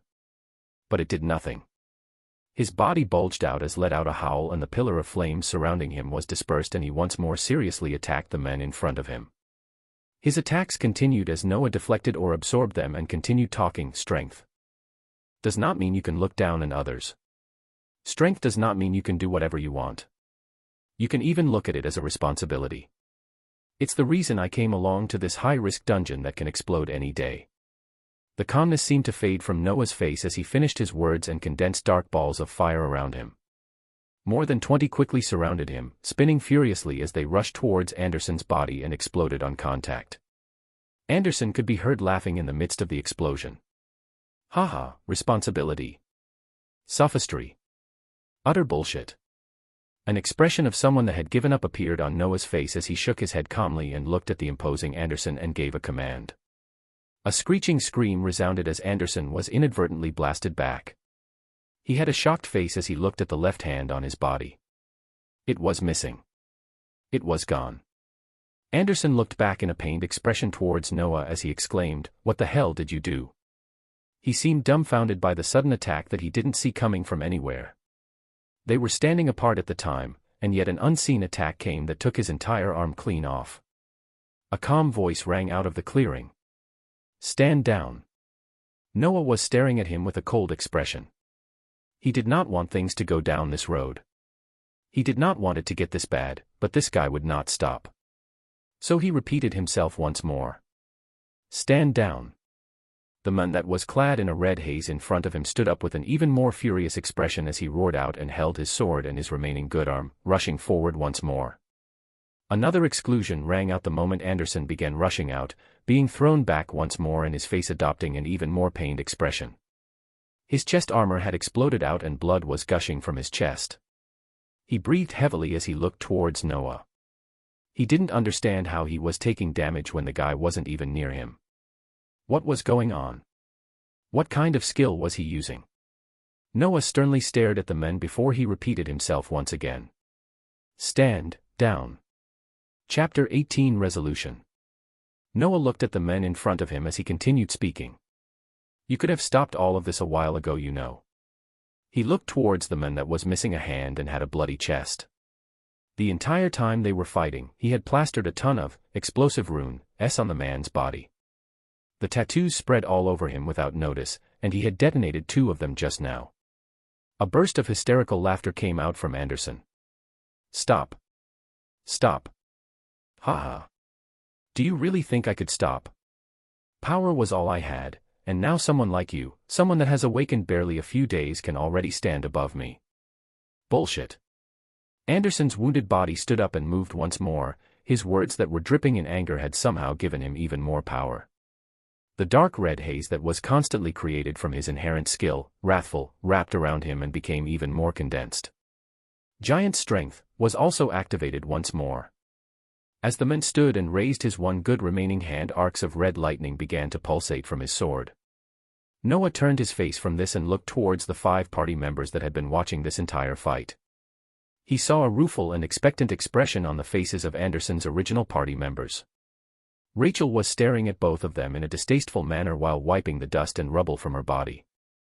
He then turned back towards the rushing Anderson and watched him come forward as if he was looking at a flickering flame in the wind. Strength isn't having the power to look down on others. As soon as Noah's words finished, another loud explosion rang out as Anderson's body was inexplicably blown away. A crazed laugh could be heard as the explosion cleared. "Ha ha. I am being lectured by a child. I am being lectured by someone who doesn't understand how the world works.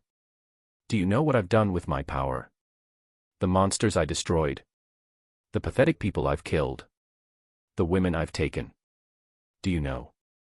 The right leg on Anderson was the next limb to be missing as he lay tattered on the ground. He turned his head to observe his leg, and then at his left arm, that was also missing. He then stared at the men that kept looking at him with the same calm expression on his face. He felt like he was being looked down upon. He had to bring his eyes up to meet the gaze of this man and he laughed even more. "Ha ha. What are you gonna do? Are you gonna kill the strongest hunter in the city? Are you going to damn the lives of hundreds of thousands of people?" Noah was slowly walking towards the destroyed men as he began talking. "The strongest hunter in the city, huh? Do you really believe that you still hold that title?" His words were slow, but rang out as if they were a clap of lightning in Anderson's ears. Noah gave the men in front of him a look of pity as his hands wrapped around Anderson's neck. He looked at the man that was about to perish from this changed world forever and shook his head in disappointment. A thundering explosion rang out on the clearing once more, and the infamous rank B hunter of Outer Bank X was lying down without a head. Noah let out a deep sigh as he looked at the body of the so-called strongest hunter in front of him and felt relief. He didn't want to be like this man one day, shouting his ideals on someone stronger only to die soon after. He deactivated the many defensive and support skills on his body as he shifted his face onto the items that Anderson wore. They were C-rank equipment, and even though they were currently damaged because of explosive rune, they had a self-repairing property and they would be as good as normal in a few days. Near Anderson there laid a thick blue book. This was why hunters were regularly hunted down by other hunters if they were jealous enough and had the balls to do it. Killing any hunter had a definite chance of dropping the high-strength skill that they were using. Unscrupulous lower-ranked hunters sometimes worked in groups that target those one rank higher than them, either ambushing them in their sleep through other unsavory means. And this was also why the hunter lodgings were very popular, because they guaranteed a level of safety for the hunters staying there. There were hunter guards around the clock, documenting everyone that came in, where they were going and what their purpose was. The skill book made my heartbeat increase as I thought of the huge windfall that all of these unfortunate events brought. This skill took the pedestal as the top prize today. This was the rank B skill, Giant Strength. Imbue your body with immense strength that blows away anything daring to stand against you, plus 50 strength. Information about the skill's effects quickly appeared in front of me as my mood turned sour. There wasn't any information about this skill as Anderson was the only one who held it, but I didn't expect it to simply add 50 strength once activated. Of course, 50 strength was something huge, as that amounted to an advancement of an entire rank, but it did not match the many focus-based skills I had been collecting so far. Skills that are geared towards close combat fighters would just reduce my attention from the powerful mage skills that I should be spamming. My mood went down as I held the skill before another thought flashed through my mind, and I had to ask myself if I was the dumbest person on the face of this planet. Yes, Anderson was a close combat fighter and this skill complemented him perfectly. But, even though I was a mage, it did not mean it wouldn't be tremendously helpful to me too. I was limiting my thoughts to what I commonly knew about mages, berserkers, and knights. A skill like this would normally be great for a knight or a berserker. But I would literally lose nothing if I learned and activated this skill, and would instead gain an entire rank's worth of strength, attributes, and all times at that. Even though I wouldn't be using the extra power that the added strength provided, the extra speed that came with it would be more than worth it. Damn, just when I was feeling myself and thinking I was all that, to think I was about to disregard a rank B skill just because it did not conventionally match my class. Alright, learn and try to be better. This train of thought opened up my mind to many paths and skills I had not thought about before. There were many skills specifically for knights and berserkers that I didn't even look at, as the only thing in my head was to just spam mage skills to blow away everything. But if I searched for and learned those skills meant for close combat fighters that will reinforce my defense, health, speed, and power. It was like a light was shining down on me, opening up a very obvious path that my dumbass hadn't thought about before. The cost of skills didn't matter to me, so why did it matter if they were not geared for my class as long as they provided constant benefits on other aspects? I did not waste any more time and I learned the skill, watching the book fade away in particles of light. I activated the skill as soon as it was learned so it could start earning proficiency. My body soon felt like I had an extra layer of strength added on, increasing my striking power and speed as well as giving me an imposing aura. I mentally patted myself on the back while I placed the item that Anderson was wearing in my storage ring, and carried his ring of storage with me, leaving a mangled body on the ground as I walked towards his team members. The two tanks and mages had relieved expressions on their faces while Rachel looked at him in a peculiar way. Death wasn't something rare for hunters, they had seen plenty of their team members die and most were glad when they didn't perish themselves. He went forward and asked the girl that got a beating a few minutes ago, "Are you okay?" Rachel clicked her lips in an annoyed expression that also seemed somewhat afraid and looked back at the four party members behind her without answering my question. She looked at them and chided in a disappointed tone as she said, "You four are by far the most spineless cowards and such a poor excuse of hunters that I had ever seen in my life." The four hunters listened to this and shook their heads as if they would not engage. Did Anderson break them this much? They looked towards me and gave a nod before one of the tanks carefully came towards me and introduced him as Dan. He couldn't look me in the eyes as he gave me his card and mentioned that he and the rest of the party members would be back here in 3 days to clear the dungeon, and that I should let him know what time I'll be free to lead them. I unconsciously nodded as I had prepared to accept this role when everything fell apart with Anderson. Although I will only do this as a play for the next week. I didn't plan to be limited by tying myself to hunting in a party when my progress is explosive as I move alone and clear dungeons without anyone holding me back. My solo hunting of this dungeon would be much more fruitful. Rachel watched this exchange as we swapped contact information and watched the hunters go towards the green crystal to leave the dungeon. They instinctively looked towards the loot that was shining in a pile beside the Titan that was now dead but looked away just as fast, not entertaining any thoughts. They didn't mention a single word about Anderson in the entire exchange or acknowledge what had happened. just leaving with happier faces and expressions like a huge weight had just been lifted off their chest. Rachel came opposite me as I was thinking this and put on a brave expression as she said, "So what the heck was up with you? You were stronger than this guy all along and were playing around just to be the knight in shining armor after." I was taken back when she said this as my mind was only observing the situation and acting only when I needed to. I replied to her with a smile, "I became stronger than this guy just yesterday if you can believe it, and didn't exactly know how much stronger so I was testing the waters." She clicked her tongue as she stared me down and then turned away towards the green crystal. "Thank you for stepping in anyway, you're not too bad," she said as her figure flashed away, leaving me as the last hunter remaining for this raid. I let out a relaxing sigh as I took in everything around me. Pushing the dead hunter in the room out of my mind, I went towards the shining pile of core S and what seemed like a skill book besides the gigantic boss. Chapter 19 Changes. The dungeon didn't end exactly how I expected, but I was content with the way things worked. As all the hunters had left the boss room, I actually enjoyed the fact that there were fewer people around me. Maybe I was just a natural loner. I shook my head as I reached down towards the rank C cores lying down as boss. We had been splitting the cores into equal amounts as we killed the statues in the rooms until we arrived at the boss room, with Anderson taking most of the cores as he dealt with most of the statues. All of the cores that he grabbed though, along with everything else he owned, was now situated in my ring of storage. I didn't feel particularly bad from taking everything from the dead men as my thoughts quickly moved forward to what I'll be doing next. I reached my hand out to identify the skill book that this C-ranked titan dropped. Much to my surprise, it was a skill called Smite. Pass down your ruling in the form of 10 swords of light. This skill gave me quite a shock as it wasn't among the many rank C skills that I have researched.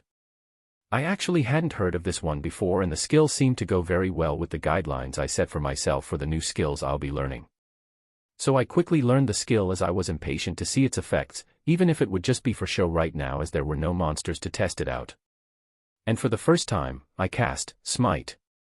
A marking quickly appeared on top of my head with a symbol that very closely matched that of a star. A golden light was then being released in the sky as 10 literal swords of light quickly took shape and pointed down imposingly. My eyes were shining as I watched them hover in the sky just waiting for a command to strike. I was very excited to see exactly how amazing the effects of this skill work out to be, and I wanted to quickly rush into the dungeon again to test it out right away. But I knew I had to call it a day for now. It had been a long day, and I was finally not feeling pressed against time. I burned the sight of the dead titan and the dead hunter in my brain, and then I reached towards the green crystal, vanishing from the hall. A man wearing a well-tailored suit was watching the news with his arms trembling. Something shocking was being announced as breaking news. About an hour ago in Outer Bank X, the highest-ranked hero, Cohen Anderson, had perished in the dungeon, Soliel's castle. In an effort to save the rest of his party members, he had given his life to take down the terrifying boss, making sure nobody else was injured. The men listened to the news and stood there dazed, as this was something out of his wildest nightmares. Never something that he ever felt was possible. His benefactor, the person who saved him, was now dead. And as for the things they were saying, he had given up his life to save others. Ha. He knew his master, and knew even more his personality. The butler shook his head in sadness as the face of a man who had been in his mind these past few days popped up. He thought of this man and asked himself, could he have had anything to do with this? As he was lost in thought, the newscaster continued, as this highest-ranking hero passed, he passed on the torch to someone else just as powerful. Someone who will continue to keep the citizens of the city safe. The message received from the Outer Bank X City's elite hunter squad is that their new leader goes by the name Noah Osmont. The sudden announcement brought back the butler's attention to the TV, his eyes turning into cold slits as his theories were verified. So it was you all along. Anger and sadness were bubbling in the butler's heart, but he quickly pushed it down until all that was left was sadness. He recalled warning his master about this man because of the many things he did not know, but he failed his job. He didn't get the point across well enough, and his master paid dearly for it. He wasn't making the same mistake. The butler walked towards the huge doors at the mansion that he had kept open, waiting for his master. But he knew that he was not coming back. And yet he still stood in the middle of the open doors, waiting for no one, waiting for nothing. Noah carried his tired body over to the nearest hunter lodging as soon as he left Soliel's dungeon, he wasn't really tired physically, he just felt mentally drained. Many events had occurred today, and as calm as he was, there were still things that he did for the first time. Besides the abnormally more numerous than average looks he was receiving as he walked through the luxurious hotel, nothing else seemed out of place. He did his usual ritual of grabbing a room and ordering food. As he was eating, he turned on the TV and almost choked on his food when he saw what was being reported. It was a local channel breaking the news for Outer Bank X. A glowing red title was saying that the highest-ranking hero in the city was now dead. The things Noah heard baffled him to say least.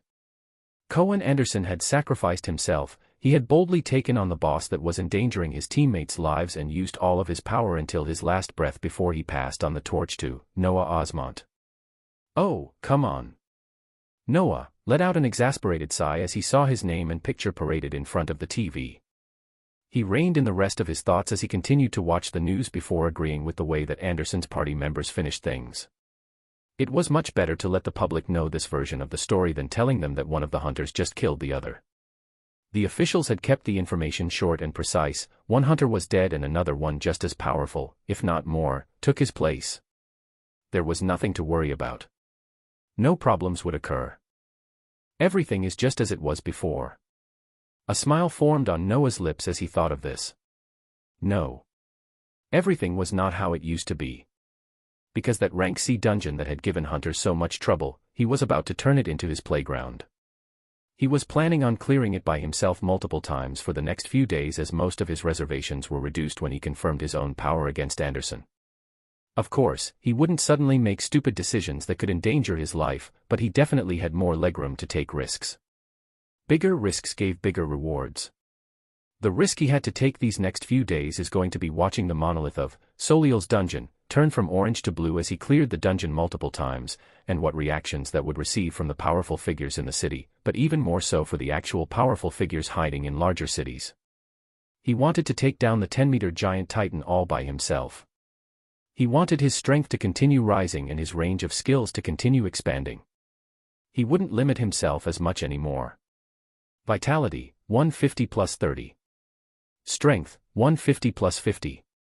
Skills, F Fireball 100, F Heal 53, E Arctic Armor 100, D Flames of Torment 99, D Safeguard 38, D Danger Sense 99, Carcanist Sphere of Protection 99, C Camouflage 77, C Aura of Haste 54, C Explosive Rune 61, C Life Essence 51, C Increased Penetration 44, C Regeneration 11, C Whirlwind 13, C Smite 1, Buoyant Strength 8.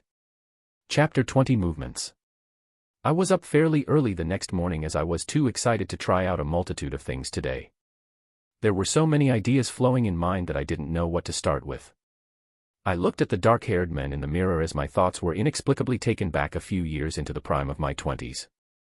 The men in the mirror definitely looked like me a few years back, a head full of messy hair, the same fair complexion, and eyes full of hopes and dreams that weren't completely destroyed. I shook myself out of the trance as I started the day. I began by checking the ring of storage that I had taken of Anderson's hands. In it were a multitude of Core S, Item S, and 2 Skill Book S. I was extremely content with the finding as a majority of the cores were rank C, with 8 rank D items and 2 items that were rank C, Lightning Boots, and Fiery Helm. The 2 skill books were also both rank C, being Resilience, Defense and Healing effects are increased by 50%, and Supercharged Energy rumbles through you, increasing casting speed by 50%. The Supercharged skill would have definitely fit the criteria I had set a few days ago, but Resilience would also be a great addition that goes along with my current plan of even learning skills geared towards other jobs besides Mage. The rank D items would all be getting sold, along with a few rank C pieces that I wouldn't be wearing as I waited for the Item S that I took off Anderson's body to self-repair. I damaged them pretty heavily with Explosive Rune, but they should be fully repaired by tomorrow. As for the Core S, anything below rank C found in the ring would be sold, and I began absorbing the rank C, Vitality, and Strength cores. I had both the ones that went as my share plus Anderson's, so it was a sizable amount, but I was only able to bring Strength to 167 and Vitality to 170. With these preliminary things completed, I checked out of the room and shot a text to that lovable fat salesman I never bothered to remember the name of as I went to the Central Awakens Center. My face had been shown around heavily throughout the night, so many people recognized me and snapped pictures, but I ignored everything and arrived at the Awakens Center in a few minutes. The fat salesman seemed to have been promoted, as he had 2 assistants with him when he saw me walk in. He threw out that usual shrewd smile and brought me to a more luxurious room in the back compared to last time. I took everything in a stride as the moment my name was released last night, I knew something like this would be happening. The first thing the salesman did was open a suitcase and hand me a shining blue card that held my name and picture, along with the title of Rank B Hunter. I grabbed it and gave my thanks as it saved me the hassle of looking for the advancement area and wasting time there. I then took out all the cores and items that I wanted to sell while I asked him for a registry of all Knight and Berserker skills they had in stock. He was puzzled at this but did as he was asked, and I was browsing through all the skill books soon after. I had done a significant amount of research on mages and their skills, as that was the path I wanted to walk on when I awakened, but I wasn't too well versed on the skills that Knights and Berserkers commonly used. Keeping my explosive progress in mind, I looked at rank C skills mostly, as well as some exceptional rank D skills that wouldn't be left far behind in their effects in a matter of weeks. A few fit my requirements, and I pointed them out to the salesman who brought them into the room in a few minutes. The new skills I had bought and learned were: D rough skin, resistance to elemental skills are increased; D fleeting, slightly increases movement speed; C gracefulness, an aura that grants you increased evasion descends; C precision, your accuracy is increased and your attacks rarely miss your target; and adamant, your defense is increased as you passively heal from minor injuries. These were the only skills that fit my new guidelines that were in the Awakens Center. The remaining skills actively required you to be using some sort of close combat or ranged weapon to activate, like blade light, shield charge, or duplicate arrows. It made me think of whether I should also buy a weapon to add these skills to my arsenal too, without it spreading my focus over too many things. I was content with the new addition of skills and thanked the salesman that gave his usual bright smile. I had much fewer reservations about being seen or discovered, so I activated the new skills I just learned on top of all the old ones that were still active while I left the Awakens Center. I felt the increased strength of my body as my path was confirmed to be heading in the right direction. I was itching to dive into the dungeon right away as I hailed a ride towards Soliel's castle. A man with a sharp face was finishing some paperwork when his assistant walked through his office doors with an even bigger stack of papers and folders. A grimace formed on the man's face as his rough voice came out. "How is the production and recruiting of rank B hunters proceeding?" The assistant gave him a sweet smile as she replied, "Very well, boss. We have new ones come in every day and we are able to produce at least 1 rank B hunter a day from the resources they bring back from the dungeon." The man nodded his head as he continued, "Good, the plan is going in the right direction, but it needs to be accelerated. Reach out for even more hunters across the cities and entice as many as you can. We want this dungeon to continue to be cleared every day with even more hunting squads." His assistant nodded her head as she put the folder in her hands on the table and then bowed with a smile. "Here are the preliminary names we have gathered today that are waiting for your approval. For the Blessed Empire." "For the Blessed Empire," the man replied with an impassive expression.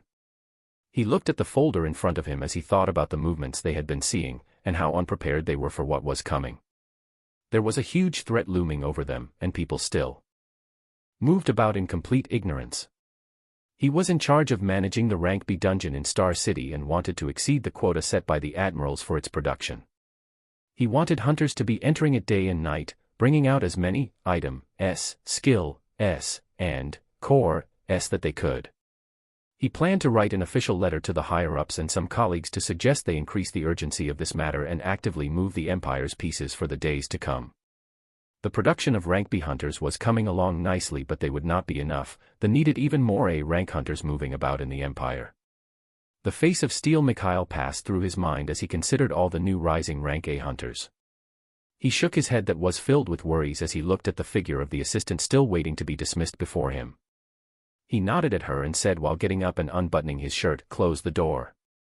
I've been cooped up in here for too long and need to release some stress."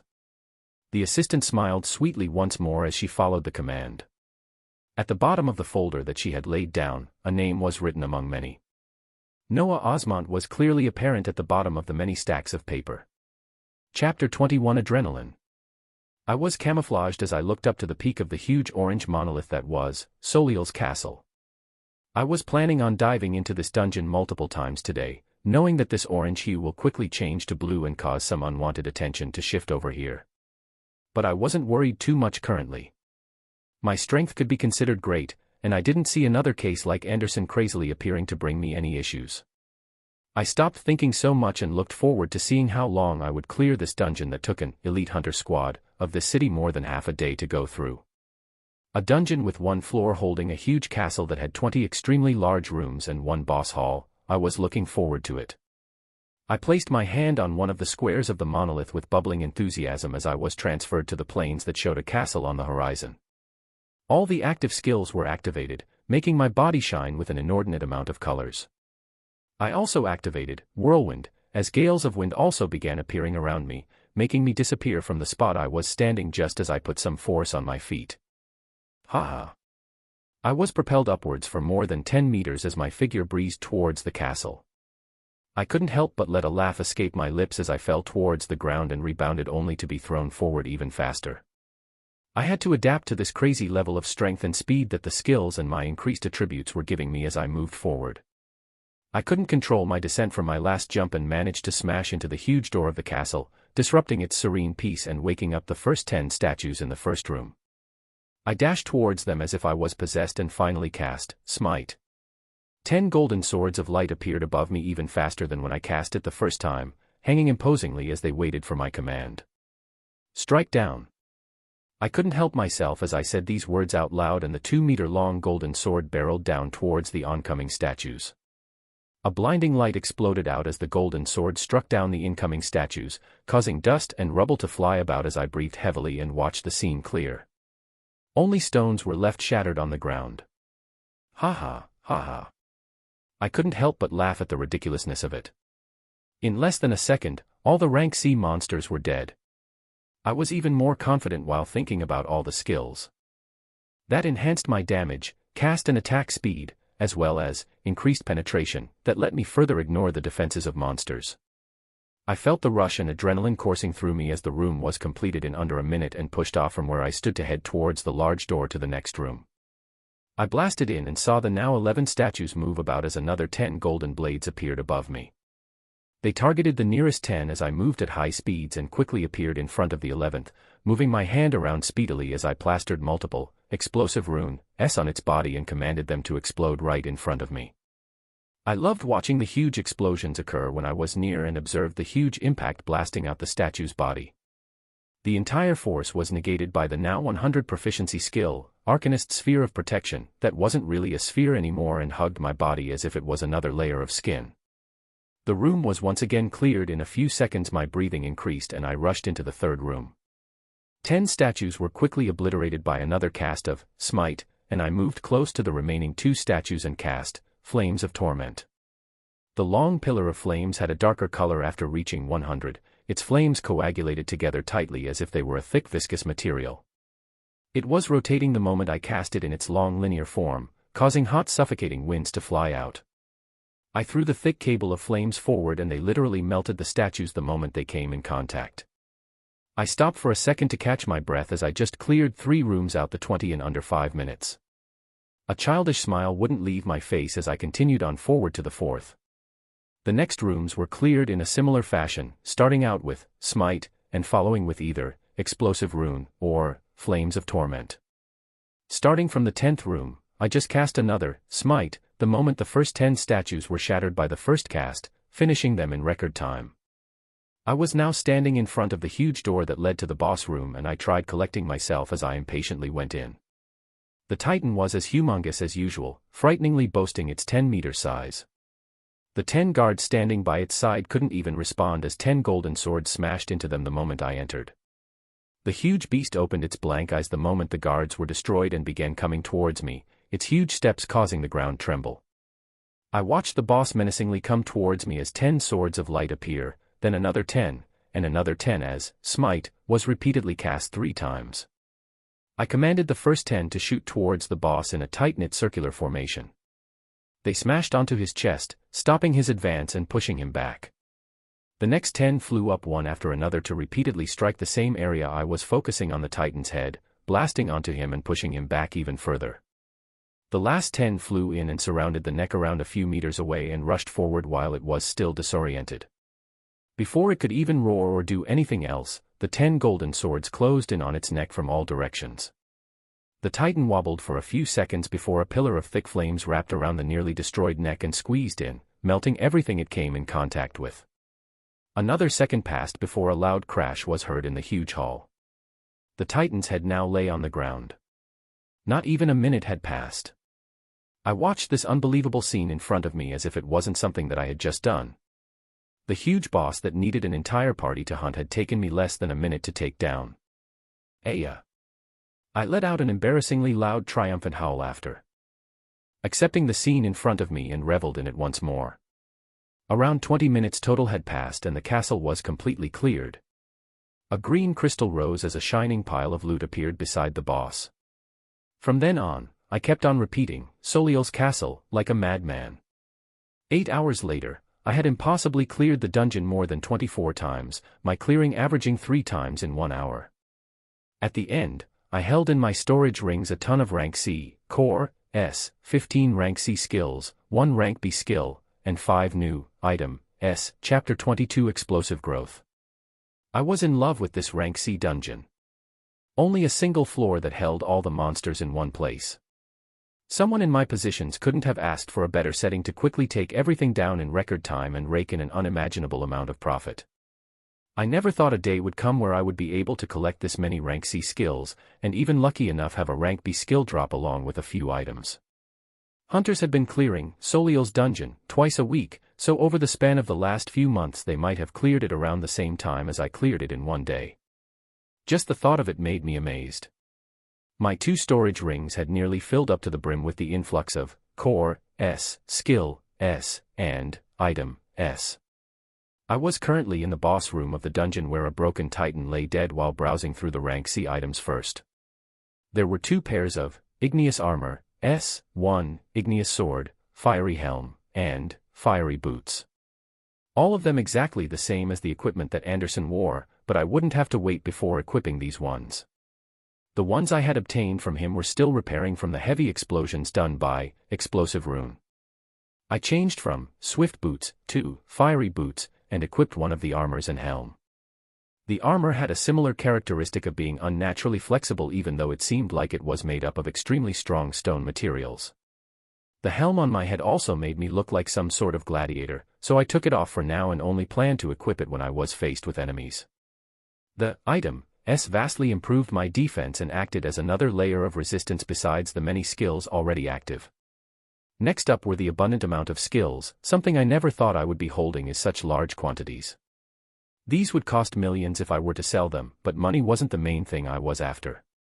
I looked through the skills trying to find which ones were actually effective for me to learn and narrowed it down to 8. The rest were skills that either required bows or another specific weapon to activate, or they were offensive skills with similar power to the ones I was currently using. I would learn as many supportive and defensive skills, but I would choose my main attacking skills with close scrutiny as those are the only ones I have to actively cast and use. If I held too many offensive skills and switched from to another when using, I would just have many skills in a similar level of power and not a few skills with high proficiency that have even more power.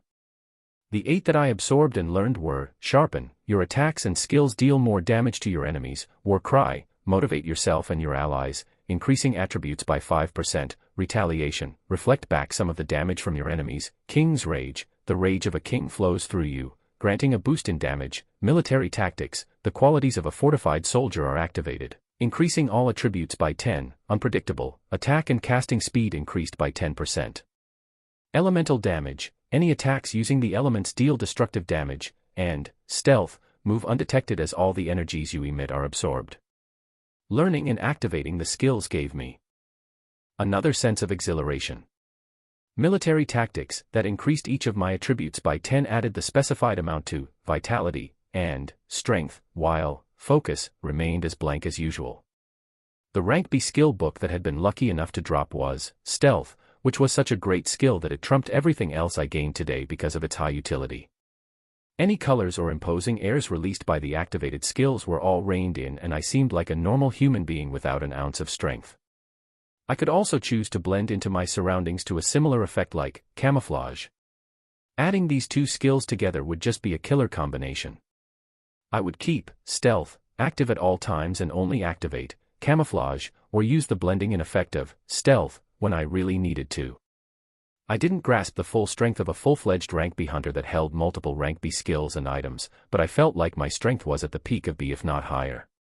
I would make no conclusions before meeting hunters that I can test against though. My next move was to absorb the multitude of cores, filling up the 2 storage rings, there being more than enough to bring my attribute points to 200 after an hour of extensive absorbing. Feeling the packed strength of my body that had been increasing way too fast, I took a second to reminisce how it was barely just a week since I awakened. My body felt like it could explode with tremendous power any time I wished, giving me even more confidence on the path I was walking on. I rose up and touched the green crystal to leave the dungeon, looking back and seeing the dungeon monolith now having a color of light blue.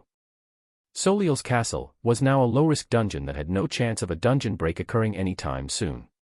Hunters that were stationed a distance away in shops and stalls quickly noticed the change a few hours ago and began discussing amongst themselves as to which peak hunter had come across their city. I didn't want to completely break their common sense with them seeing me enter the dungeon every 20 minutes, so I took off camouflage while still keeping stealth active and hiding the assortment of colors and armors around me from the skill effects every 2 hours for them to see a figure be transported out of the dungeon and diving back in right after. I was already renowned and didn't need to hide, but that didn't mean I shouldn't hide this unexplainable level of strength I held for the time being. I did want to build a reputation for myself from now on for future plans, but I would only show them a surface of what I could do. In the case another crazy hunter appeared in front of me, I had the confidence to completely take care of them if they were only expecting the level of strength I was showing. This was the last time I was leaving the dungeon today, so I didn't use camouflage. There were reporters and cameramen at a far distance carefully documenting the changes and pointing their cameras towards me. I tried not to react to any of it and took a ride from a nervous driver that was driving carefully at the speed limit while constantly looking back at me. I chuckled at this as we went towards the pristine residency lodging. I would visit the Awakens Center tomorrow morning to see if there was anything of value, but seeing as I was the person clearing the highest-ranked dungeon currently and holding onto all the loot, I doubted there would be anything fruitful. My next phase of plans was to relax. It was only in the evening, but I wanted to stop thinking for a bit, eat a whole lot of food and just sleep. I recalled the platters of shrimp and steaks that I had been eating the past few days and placed an order for 4 plates when I grabbed my room keys at Pristine Residency. Tonight would be a relaxing night. In Star City. A man was looking at the profile of a hunter they had just received more news of a few hours ago. He was Vice Admiral Magner, a decorated officer that stood at the front lines when monsters were running rampant and killing people left and right. He had risen to this rank because of his continuing hard work and planning while fighting for his country. His country that he was trying to save once more. He just needed people to stop shoving their heads up their asses and listen. His work and stress had been piling up recently as he was recruiting talent to dive into the rank B dungeon, Mangrove Swamp. They needed more production of core S, skill S, and item S more badly than most people thought. He thought back to the report that described the huge threat that was congregating in one location not far from the Empire and then focused once more on Hunter in front of him. Noah Osmont. Active for around a week and already making waves. These were the types of people he needed. He quickly made a phone call to the contacts stationed in Outer Bank X and gave a message for them to deliver. Vitality, 200 plus 40. Strength, 200 plus 60. Skills, F Fireball 100, F Heal 53, E Arctic Armor 100, D Flames of Torment 100, D Safeguard 38, D Danger Sense 100, D Rough Skin 23, D Fleeting 24, Carcanist Sphere of Protection 100, C Camouflage 83, C Aura of Haste 72, C Explosive Rune 81, C Life Essence 73, C Increased Penetration 58, C Regeneration 21, C Whirlwind 33, C Smite 28, C Gracefulness 21, C Precision 21, C Adamant 21, C Sharpen 4, asterisk, C Warcry 4, asterisk, C Retaliation 4, asterisk, C Kang's Rage 4, asterisk, C Military Tactics 4, asterisk, C Unpredictable 4, asterisk, Seal Mental Damage 4, asterisk, Buoyant Strength 27. B Stealth 3, asterisk. Equipment Sad Face 2x C-Ring of Storage, Fiery Boots, asterisk, C Igneous Armor, asterisk, Fiery Helm, asterisk. Asterisk equals new. Chapter 23 An Invitation. The night passed by spectacularly as I binged on food and familiarized myself with my fast-expanding array of skills. There were many and I was increasing them at a very fast rate that doesn't seem like it would reduce any time soon. I went over every single one of the support skills to try and gain a better understanding of just how much they were increasing my damage output with my skills. I would get the chance to possibly observe this change more noticeably today after I use my offensive skills for the first time after adding 8 more new support skills in a day. I left the pristine residency while activating the full extent of stealth, so that I could avoid any unwanted attention as I made my way towards the Awakens Center. I browsed over the skills once more and as expected, nothing of value was there. I held many rank C skills currently that would make a ton of money if sold, but I was planning on holding onto them for now until I began making my way over to some of the inner cities of the Empire where it was possible to buy rank B skills. The knowledge spread over on hunting platforms mentioned that their prices ranged upwards of 10 million because of their high demands and very little supply. They were my next goal, as I could only obtain a rank B skill book at a very low chance with the rank C dungeon I was currently clearing. Seeing nothing else catching my eye at the Awakens Center, I left for Soliel's castle right away. When I arrived at the huge monolith though, there was someone obviously out of place standing near it. It was a curvaceous woman in a tight business suit checking her watch as she waited for something. No hunters were CLU.S.tiered around Soliel's castle, as normal rank C hunting squads didn't dare dive into the dungeon, so the only person she could be waiting for here was me. I removed my stealth and appeared a few feet away, startling her from my sudden appearance. A bright smile bloomed on her face as if she had found the huge treasure she was looking for. "Hello Mr. Osmont, my name is Amelia Ross and I'm here on behalf of Vice Admiral Magner of Star City." Her words started off very normal but the end was explosive. I was immediately intrigued as Star City was one of the core defense cities in the Empire, with the government spreading its clutches in almost all industries and activities.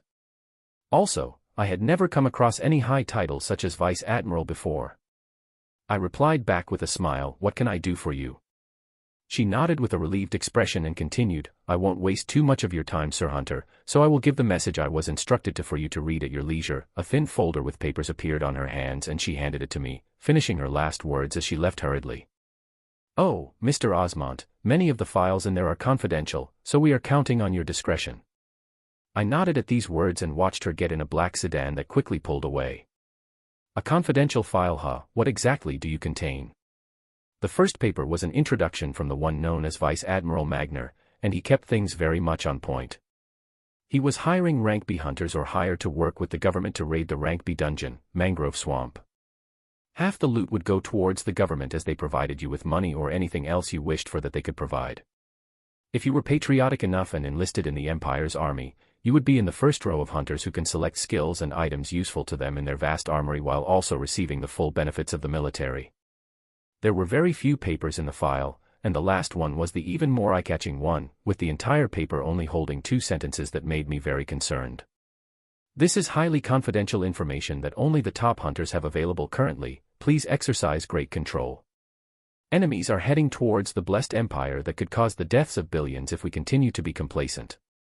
Only 2 sentences, but they made me attach a much greater importance to this file. An enemy coming to attack the empire? My mind's gears were turning as I wrapped my head around this new information and what I should do next. Who could it be? Was it beasts, or was a war approaching? I was thinking for quite a while but nothing came to mind. I had too little information currently and needed to learn much more. I made some quick calculations and change of plans and shot a text towards the people I had dived into, Soliel's castle, with 2 days ago. The original plan was to dive with them once more before I began looking at ways to make them stronger and then make my way towards the inner cities of the Empire, but that would have to be accelerated. When I finished that I placed the file with very troubling information that also held a contact number I would be calling by the end of the day in one of my storage rings and then went into the dungeon. I didn't forget to test the increased effectiveness of my offensive spells after the addition of Sharpen, War Cry, Retaliation, King's Rage, Military Tactics, Unpredictable, and Elemental Damage. the damage of all skills was boosted by quite a bit, with some of the qualities of the skills also improving. Flames of Torment now seemed like it was a coagulation of extremely long and thick heavy flames, the width of it becoming slightly larger. A single, explosive rune was now effective to completely cover the huge head of the Titan and cause it to explode right away. As for Smite, the 10 golden blades of light became even larger, their handles even more distinct and edges even sharper. I continued my testing and experimentation of skills for the next 8 hours, clearing the dungeon more than 26 times and coming out around the time I texted the 5 people. It was already evening outside when I left the dungeon with my storage rings full. I was lucky enough to receive another rank B skill, meaning there around a 4% chance for it drop from the rank C Titan of this dungeon, as it was very similar to yesterday. More than 17 rank C skills came out this time around, with 6 items. It was 2 pairs of Igneous Sword, S, Igneous Armor, and Fiery Boot, S. Of course, there were also a ton of cores after all the runs. The 5 that I texted were situated outside the monolith as I instructed, with Anderson's old party members reverentially looking towards me and Rachel standing there with the same confident expression. They're some of the top hunters of this city, so when they heard that I was clearing the dungeon alone on the news, they must have had an even better idea of what my level of power was than common hunters. I was already spent from running around the past 8 hours and wanted to make it quick. It doesn't seem like I'm going to be in Outer Bank X for much longer. I paused as I watched their expressions change to shock and concern before continuing. So I'll be making sure that there is still a team that is able to clear this dungeon when I leave. Relieved expressions returned, but they still seemed concerned.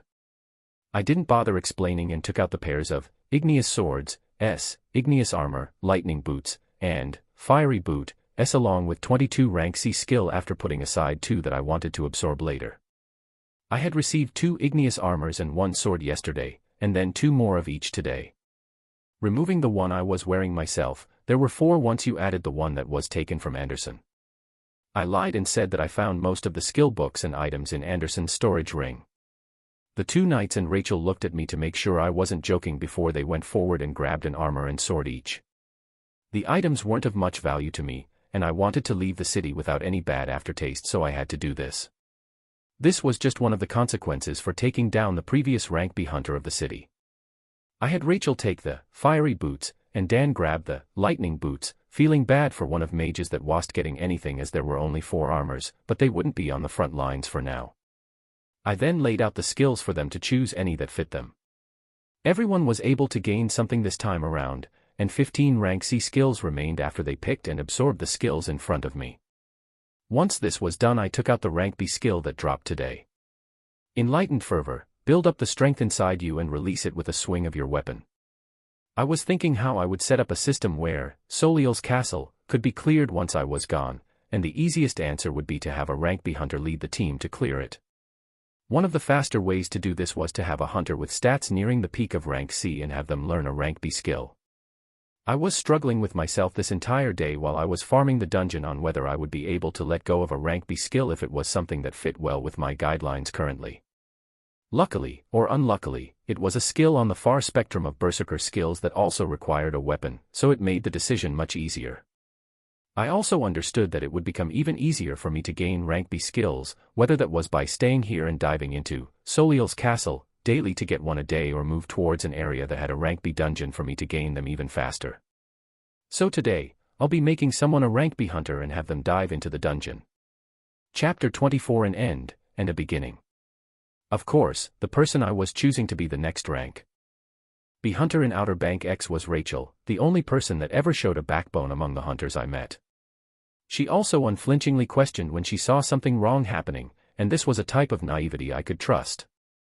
She was shocked to receive the skill book and even more shocked when I told her that we'd be entering the dungeon as soon as they finished absorbing some rank C, core, S.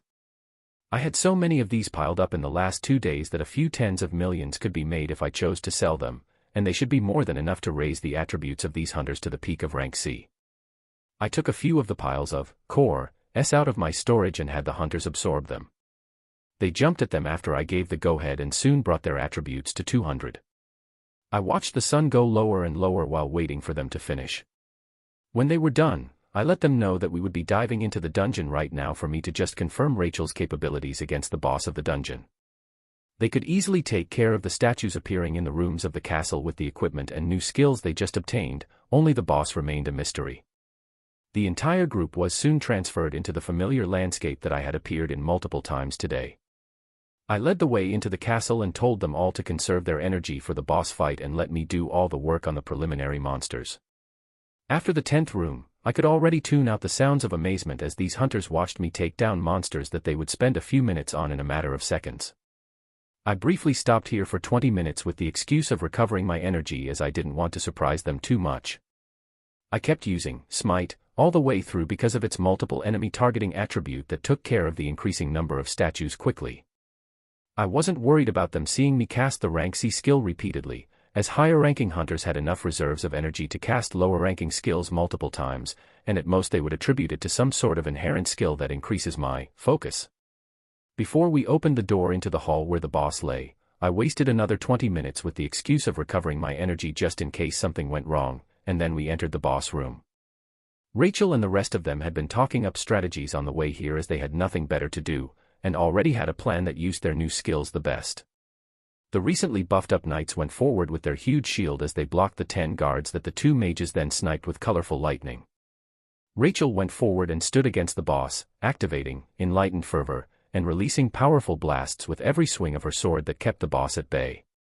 She was soon reinforced by the hunters that had taken down the guards, as the knights focused on blocking the boss while Rachel and the 2 mages continued to damage it. It very quickly roared and boulders began falling from the ceiling, and the mages were quickly covered by the knights while Rachel actually weaved through the falling stones and built up her power using Enlightened Fervor, releasing a strike that blasted the already damaged head of the Titan away. I was standing on the side watching everything, not even bothered when the boulders were falling as the moment they got in contact with my skin they were repelled away because of the defensive skills that were always activated. I clapped my hands as the team was cheering amongst each other and gave the new rank B hunter a thumbs up. She rushed over and gave me a tight hug, thanking me for all my help and wishing me well. For where I was going. I pushed the rest of them away when they continued giving their heartfelt thanks and felt a load lifted off my chest. The city I had been living in all this time would continue to be well even after I left it. I wasn't overly attached or anything like that, I just didn't want the place I had grown familiar with to be wiped off by a dungeon break that could have easily been taken care of.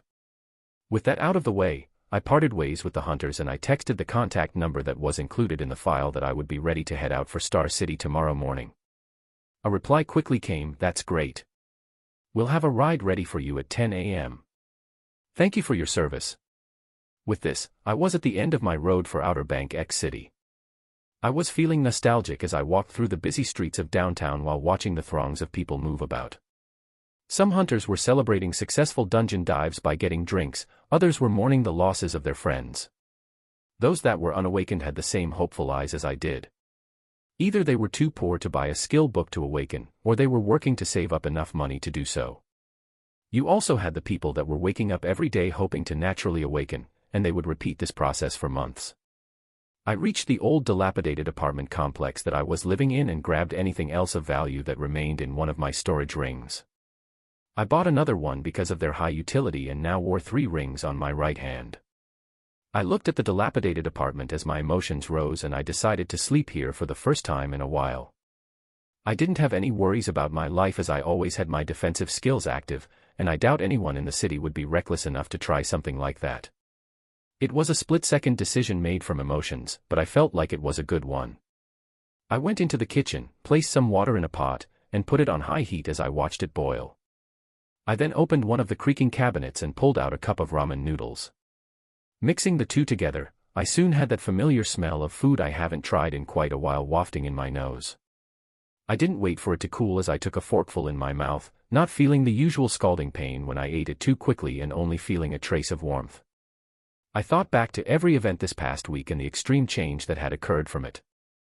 I still didn't know why I could do the things I do, but I would solve the mystery in time. The world had become a foreign place the moment dungeons, monsters, and hunters began appearing. Nobody thought such a thing would be possible in the past, neither did I think what happened to me to be remotely possible then. We adapted and survived. I looked out of my apartment into the dark streets outside as I swore to myself that I would continue to grow, and most definitely survive. Skills: F Fireball 100, F Heal 53, E Arctic Armor 100, D flames of torment 100, D safeguard 38, D danger sense 100, D rough skin 44, D fleeting 45, Carcanist sphere of protection 100, C camouflage 91, C aura of haste 88, C explosive rune 95, C life essence 89, C increased penetration 85, C regeneration 38, C whirlwind 54, C smite 68, C gracefulness 42, C precision 42, C adamant 42, C sharpen 19, C warcry 19, C retaliation 19, C king's rage 19, C military tactics 19, C unpredictable 19, C mental damage 19, buoyant strength 43. B stealth 17. Equipment, 3x C ring of storage, Fury boots, C igneous armor, Fury helm. End of Volume 1. Chapter 25 Star City. Morning of the next day, I was in the back of a black sedan watching cars rush by as we went down a long road. When we left the roads of Outer Bank X City, we had to pass the only checkpoint for those leaving the city. The checkpoint was near the entrance to an old bridge that was the only road leading towards inner cities. To the left and right of the checkpoint was an expanding wall that circled around the entire city. It was mostly hunters or highly influential people that were able to move around in the empire. The two titles were actually interchangeable as no influential person chose to not awaken. The driver pulled out sparkling military credentials to the hunter guards standing by, and we were soon driving away from the city. We went across the bridge when I looked back for the last time to see the city surrounded by a wall, not knowing if I would ever return. The scenery around us quickly changed to destroyed buildings and architectures as we saw guard posts every tens of miles down the road. I couldn't imagine the job of these people that stood in the barrens for days, only switching their shifts when someone else came to relieve them. The barrens were the empty and destroyed lands that nobody was living in. You would only find roaches or rats, or mutated animals that were hungry enough to attack anything there. The only people who took the post as guards along these long roads leading from cities were people that had nothing in life and were offered an olive branch from the government. They were contracted to work for them after they were given the resources to awaken and had to follow the contract for a specified time. I felt sad thinking of the people that had no option but to resort to these kinds of work. We drove through the barrens with no complication, passing other cities surrounded by walls throughout the day. The road got cleaner and cleaner as we went further inland, and we saw guard posts more frequently, eventually leaving behind the dystopian barrens and becoming exposed to a few green trees. The greenery kept on increasing as the hours passed, and we were soon nearing a huge walled-off city in the distance. This city had a slightly taller wall surrounding it with huge convoys of military trucks moving in and out. It was definitely much more bustling than the cities I've seen on the way here. We were able to get inside after the driver flashed his papers on the guard's face in an annoyed tone, as the process was much more thorough this time around. The inside of the city was filled with lights. It had taken the entire day to get here, and after the time it took for us to bypass the gates, night had already arrived. I was able to see the city come to life with countless lights shining into the night. We had arrived at Star City. The streets were so clean with huge buildings pointing to the sky all around us. It was a stark contrast to the destroyed lands we had passed by this morning, as if we were in a completely different world. Masses of people that definitely had happier faces than those I have been used to move around busily. I watched the beauty of the city as if I was back to a time when no dungeons had appeared, as if I had traveled in time to the bustling metropolis I used to know. The scenery constantly changed as we moved further in. I had counted multiple blue monoliths so far, seeing a few rank F, E, and D dungeons based on their size. I was able to see blue monoliths similar in size to Soliel's castle after we passed another checkpoint to go further into the city, counting more than 5 as time passed. The large city continued on as we passed through roads with hunters dressed in military outfits patrolling, arriving at a huge compound that had a sizable monolith with a light orange hue shimmering around it. This monolith was almost twice as big as a rank C monolith, its pressure coming down on me and taking my breath away. I got out of the car and breathed in the air of the city, feeling it to be much fresher than what I've been used to. The driver led the way as we entered the huge compound that was teeming with movement with a scan of his ID. The military compound had a variety of eye-catching buildings all around, with a ton of armored vehicles going in or out. We arrived at the tallest building and went inside. I found myself waiting for a few minutes while seated onto a very comfortable sofa before an imposing man came out. He had a long scar on his jawline with his tanned face glistening in the bright room. A powerful voice broke out from his smiling face. "Mr. Osmond, I was very glad you could make it." The rough voice rang out clearly as I observed the men in front of me, noticing him to be very different from the people I've come in contact with. I smiled back and said, "It's only right I come for something as important as this." The discussion went well after this as the man introduced himself. He was Vice Admiral Magner, earning my goodwill as the first thing he mentioned after his name was how he wanted to personally come to meet me as soon as I arrived. "Now, I know you must be tired from the trip, so formalities can wait until tomorrow. Commander Kyle will lead you to your resting area, where food and entertainment will be provided." The Vice Admiral finished his introduction and left as I began thinking about the words he had said. Entertainment. Commander Kyle led me away and we walked to the living quarters while I thought about how I planned to live in this city. The first thing on my mind was finding out exactly what major threat was quickly approaching, and the second was my capabilities to solo that huge dungeon monolith near this compound. I'm already assuming that the first time I'll dive in it I'll be accompanied by a team, which is a safe way to play it as I currently have no idea about the increase in difficulty from rank C to B. After we finish the first dive, I'll make my decision then. We passed a few serious faces and I was given a smooth blue ID card that only had a golden letter B on it. Kyle mentioned that this card allowed access for a majority of the facilities in here, and also had access to the room in front of us. I thanked him for taking me around and he saluted and left. I scanned the key card and opened the door, expectant to see the living quarters of rank B hunters that the government provided. The room was slightly bigger than the large rooms in the pristine residency, boasting even more luxurious looks all around it. On the table were a wide array of foods and next to it was a huge bed, where a woman with a statuesque figure was flashing the brightest smile. Oh. Chapter 26: The Looming Threat. So, last night was different to say the least, as I found myself getting some sleep later than usual. The food and everything else hit the spot, taking my mind off the many thoughts constantly clashing in my head. A hunter's stamina was nothing to laugh at.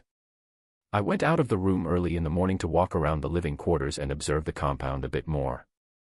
Even though it was this early, there was already bustling activities with people and trucks moving about. I enjoyed the cool morning air and looked towards the huge monolith a distance away, itching to go towards it and give it a go, but I calmed myself down and walked back to the living quarters. Someone quickly called out my name. It was Commander Kyle, saying that the Vice Admiral was looking for me. I nodded at him to lead the way and found myself led into an office room that had an abundant amount of folders and papers lying around. "I apologize for the mess, please have a seat." The imposing Vice Admiral has his usual air of confidence as I sat down opposite him. I didn't waste any time as I asked the thing that was heavily weighing on my mind. Magner paused for a second before pulling out a red folder and laying out multiple photos across the table.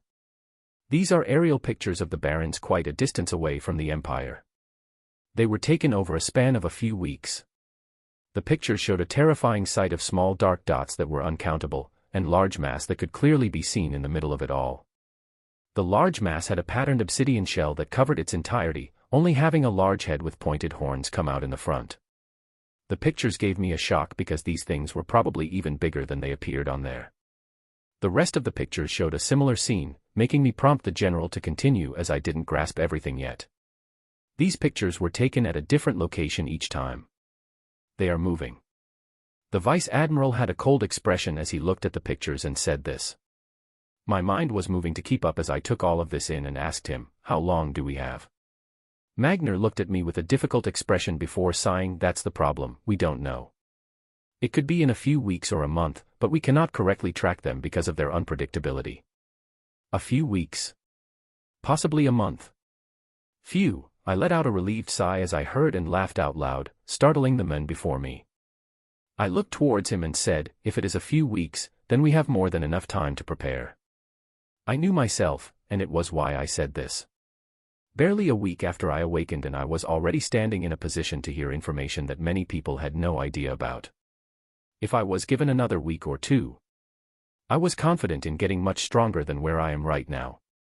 The question is, what strength will be enough to contend with the huge beast and the things it was bringing this way? I asked the Vice Admiral whether they were confident in pushing these monsters back, and his reply was less than favorable, adopting a dark expression that contained a trace of anger. He spent the next 2 minutes ranting about how they were not fully prepared, but the people at the top were still hesitant to institute measures to prepare for what was coming. The cities in the outer periphery of the empire had to start the process of migrating soon, or the military needed to increase and institute its main defenses past those cities and prepare for the fight that was coming. Otherwise, a tremendous amount of people would be sacrificed for nothing. I listened to this as my mind went back to all the cities I passed when coming here, and one of the cities at the outermost of the empire, Outer Bank X. My gaze turned cold when I looked back at the Vice Admiral. He saw my eyes and then said, "I've already rallied the relevant people though. Even though there is still some pushback, we have already begun the process of moving supplies and equipment to the front lines of defense in the outer perimeters." He continued when he saw my gaze calming down. "While this will be an ongoing process to fortify our defenses on the border, we also need hunters to lend their help in diving into dungeons and bringing out as many resources as possible. Core, S, Item, S, Skill Book, S, they will all go towards the awakened soldiers that will be giving up their lives to fight on the front line." He finished with a sad expression as he mentioned the people that would be the first line of contact between us and monsters. I thought about all this and asked how they were doing things currently. "We have 3 teams of 6 rank B hunters alternating like clockwork to clear the rank B dungeon, Mangrove Swamp. The 3 teams are able to clear the dungeon 3 times a day and have a rest period in between, with other similar teams acting the same manner in nearby cities, but we don't know if it'll be enough." He looked at me as he said the next words. "That's where people like you come in. I haven't met any rank B hunters that have been able to dive alone into a rank C dungeon repeatedly, so your power should be among the highest. I would love your cooperation to hasten this process with one of the teams we have clearing, Mangrove Swamp." He said these words carefully while watching my face. I thought over everything and the amount of time we possibly had before nodding my head. "When is the next team diving?" A relieved expression appeared on his face as he told me the next team was going in within an hour. We then discussed how the resources were split up between the hunter teams diving in, Mangrove Swamp. The military would pay handsomely for all the Core, S, Item, S, and Skill, S they received while providing for all their needs. If you became a hunter enlisted in the military, you would be given a rank with even more benefits. I thought about everything and decided to go with the plan of seeing the Mangrove Swamp while diving with a team. I would decide how to move forward from there.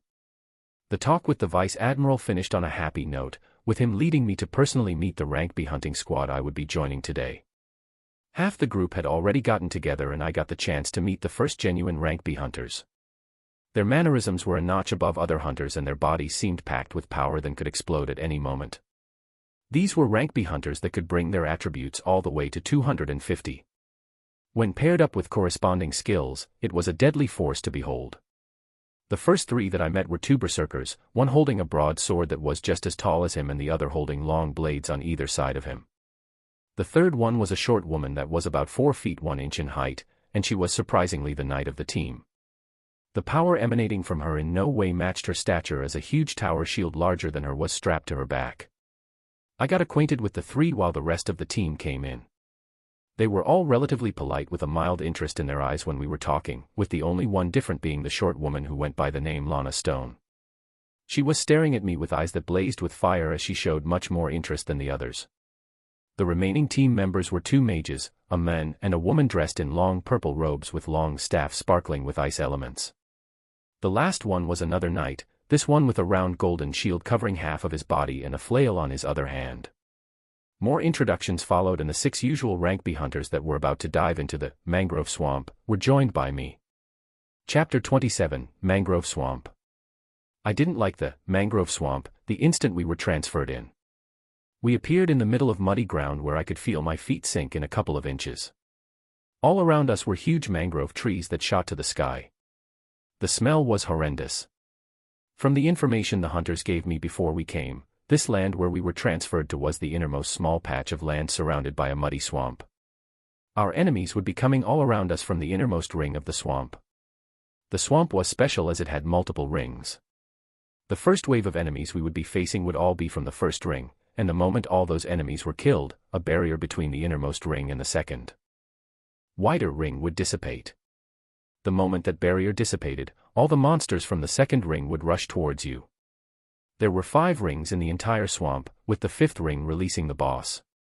This really was a killer dungeon. I didn't like the sticky and hard-to-move-in environment, but my mind couldn't help but think of the possibilities of this dungeon with my abilities. To prevent the complete wipeout of the hunting squads, the hunters designated one of the monsters they faced with the title of Princess. They could kill all other monsters besides this princess. She had to be protected at all cost. Otherwise, the moment she dies, the second barrier will break and more enemies will rush in before they could catch their breath. I understood their entire system and soon began to feel the earth trembling beneath my feet. Humongous monsters were coming. The first one entering my eyes was a 4-meter large alligator, its huge jaws wide open as it lunged at our group. I instantly cast Flames of Torment, and flung the thick pillar of flames forward as if it were a spear heading directly into the open jaws. SSSS. Sounds of meat being burnt rang out, with a burnt smell right after as the inside of the alligator was destroyed by the rotating pillar of flames. I was thankful that this rank D skill had reached 100 proficiency and continued to be enhanced by support skills that allowed it to take down rank B monsters. Haha, good work newbie. The short tank, Lana Stone, was holding the tower shield twice her size, shouted as she and the rest of the group members moved to block and attack the other incoming alligators. I'll hold on to the princess.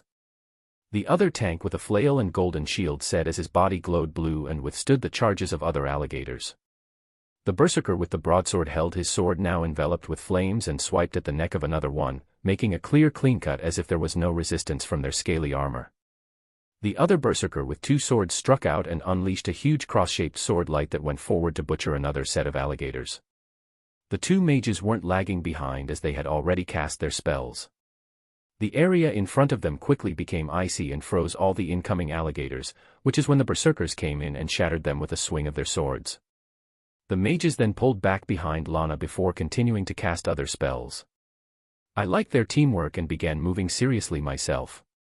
10 golden swords appeared in the air and rushed down to each of the remaining alligators besides the princess, piercing their hard dry scales and nailing them to the ground. I did this repeatedly a few times, taking down tens of alligators before the hunting squad looked at me in surprise after witnessing the enhanced power of Smite, and shouted words of encouragement soon after as they went to reinforce the knight with the golden shield on holding off the princess. Newbie, I knew I felt something special from you. Don't hold back. Lana said as she went to help hold off the one remaining alligator, her small body powerfully moving the large tower shield as if it was weightless. The 2 knights rotated on holding off the princess, until 10 minutes passed when everybody had regained most of their energy. A sword bathed in flames ended its life. A sound was heard as if a bubble had popped, before even more tremors could be heard as more alligators rushed in. The squad members always stayed in a tight-knit formation throughout, with the mages and I in the middle, the knights and berserkers on the outside. Even while being swarmed by tens of alligators, they held them off successfully. I was casting Smite after about every minute thereafter, cleaning off a majority of the alligators without completely overpowering everything and making the short tank throw me even more fiery gazes. The chosen princess of this round was kept alive for 20 minutes before everyone was good to go once more. We repeated this process until the 3rd and 4th barrier was released, the thrill getting to me as I watched these powerful rank B hunters throw out skills and similar power to mine.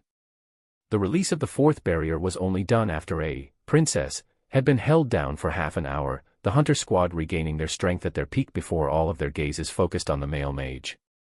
They seemed to come to an understanding as they nodded their heads and told me to not go away from them under any circumstances while we began clearing this next wave. I nodded curiously as I waited to see what surprise they were going to pull off as I watched more than 100 huge alligators desperately clawing their way towards us.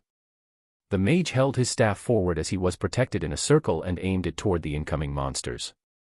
30 seconds passed with nothing happening, and then the heat began to rapidly rise all around us. I was shocked as I looked up and saw balls of thick magma raining from the sky and barreling down to the large groups of alligators making their way here. Sounds like bombs were constantly going off could be heard whenever the large balls of magma fell down and burned everything around it, turning any that were near into mincemeat.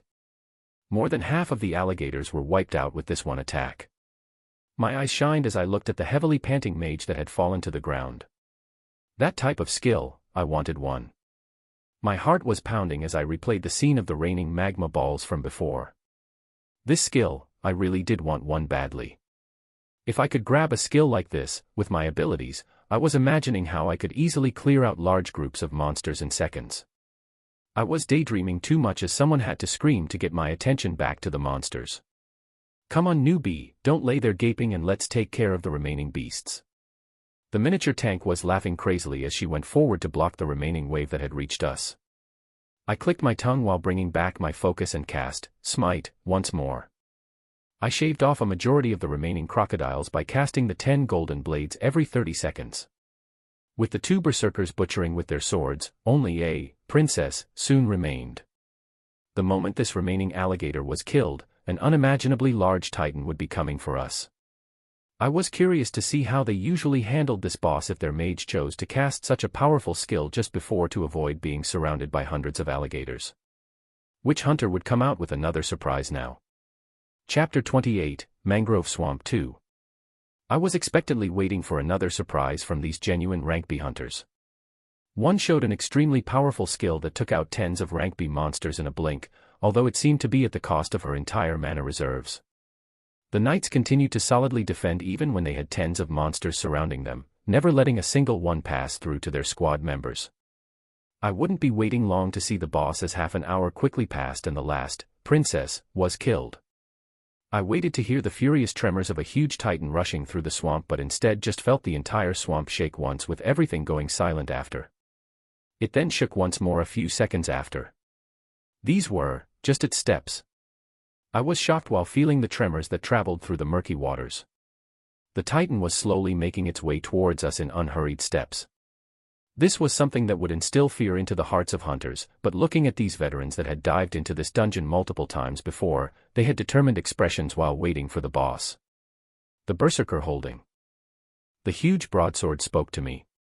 Continue casting your golden blades to disrupt its attention when the fight starts. If you can aim them at its eyes, it'll reduce its combat power even if it can still sense us. I nodded and prepared to face off against the huge beast on the horizon. It felt like a big mountain was gradually coming closer as the beast neared, its scales shining a dark green color, with its eyes shining a terrifying light. It looked at us a distance away as its humongous jaws opened and an unnatural sound came out. Oh! The sound was grating to the ears as the huge alligator's mouth now showed rows and rows of glistening sharp teeth. Its upper jaw was much wider than the lower one, causing its teeth to be completely hidden when its jaws were snapped shut. But now that it was open, the sight was horrible to behold. The man with the flaming sword continued with his directions spread out. Knights, keep it busy, and don't get eaten. The 2 knights nodded as this wasn't the first time, and they took their positions to the left and right of the alligator. The flames on the sword the berserker was holding began to dance wildly before they exploded and went to cover the entire body of the hunter. I was startled at this type of skill as the man in front of me had his body wreathed in flames. A howl escaped from him as he rushed forward to meet the titan heathen. There was a blinding expanse of light as the berserker was flung back right away, looking like a huge fireball. 10 golden blades had quickly appeared and half of them went towards each eye in a straight line. A pained sound rang out as the eyes of the humongous alligator were ruptured with pus leaking out. The berserker with dual blades took this chance to release 2 large sword lights that smacked onto the right side of the alligator, heavily injuring it. It didn't sit still as it turned to the side, and the next thing we knew, a scaly tail twice our size was shining in green light as it whizzed its way towards us. The 2 knights shouted as their bodies glowed and transparent shields of light appeared in front both of them when the tail struck. The land shook from the impact, but knights stood their ground and the strike was stopped. Continuing with the momentum, a flaming berserker rushed in once more, spinning in the air as he constantly released fire blades that struck down on the head of the alligator. I cast Smite once again and had the 10 blades aimed towards its open jaws when it was howling in pain, rupturing the softer skin inside. The remaining mage that was silent all this time finally acted. Her glimmering staff pointed forward as an icicle the size of a car came down and pierced the already mangled head of the titan, cutting short its screams as blood and brain matter splattered all around. My blood was boiling as I watched all of these fantastical skills and couldn't wait to start amassing higher rank skills of my own.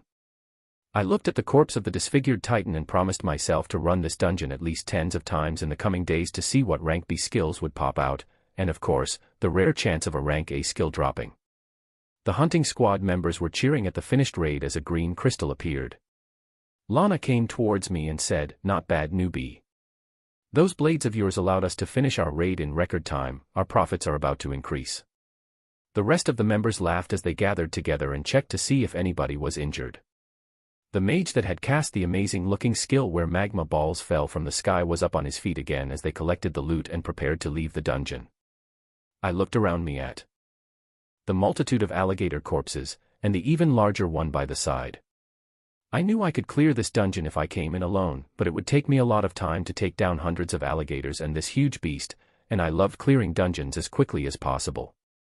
My highest ranking offensive skill was C, and I felt like I needed a high damage rank B skill similar to these hunters for an even smoother boss run. The face of a chiseled man popped in my head as I thought about what to do next. After the core, SNN, item that dropped were collected, we placed our hands on the green crystal and were transferred to the outside world once more. Officers that were standing guard near the monolith were surprised and checked their watches when we came out. The dungeon was completed in under 3 hours this time around because of my addition. I took down the contact information of the rank B hunters as they invited me to go with them to celebrate. I thought about it as I recalled I hadn't really associated myself in any social settings for quite a while. Maybe this would be something good to do. The dungeon wasn't going anywhere, and a few hours of new places wouldn't hurt. I told them I'd catch up with them as I already planned to do something else at the moment and went towards the office of the Vice Admiral. Bypassing the many security points, I came back to the office filled with stacks of paper once again. Magner looked at an antique clock on the wall before smiling at me and saying, "Everything went well, I presume." "Very, and I would love to continue to help, but I'm going to need a favor from you first." The man's eyes perked up as he listened to my words. This time around, I wanted to look through the offensive rank B skills in the hands of the military that I could learn to make my run of the dungeon even smoother. Even if I was good enough to beat it now, being even more prepared was not an issue. I could have jumped into the dungeon and spent some time clearing it for rank B skills, but the drops were random so I would never know how long I'd be diving before a skill that I actually wanted to use drops. The lower ranking skills were also quickly losing their effectiveness, as the rank F, Fireball, would not dent the scales of rank B monsters and wasn't used even once the entire dungeon dive. Just a single rank B skill. I can make something like that happen, let me call someone in. I nodded at him and waited by the side. A minute later, a woman dressed in business wear came into the room and greeted the Vice Admiral. "Boss, here's the doc you meant you wanted." Magner nodded at her as he grabbed the thick book and handed it to me. "This is the inventory of all rank B skills that haven't been distributed yet. Let us know which one fits your taste and we'll take it out of storage for you." Magner looked at the hunter in front of him that was intently looking through the inventory of skill books and smiled at the achievement of recruiting another excellent hunter. Seeing how he almost had the dungeon run, his help would continue to bring in even more resources in the weeks to come. He just hoped this hunter's addition along with everything else they were trying to do would bolster their strength enough to stand against what was coming. What they really needed were more of the peak rank A hunters, but they couldn't be cultivated as quickly. He was also looking favorably at the hunter in front of him as another candidate, as his power had skyrocketed just in the past week. Maybe there were still more surprises from him. Chapter 29: The Colosseum. The book held a list of many more skills than I expected, making me spend some time deciding my first rank B offensive skill. A disastrous skill caught my eye with its high damage potential and the fact that it would match extremely well with the mangrove swamp's huge CLU.S. of alligators that would swarm towards me once I went in alone.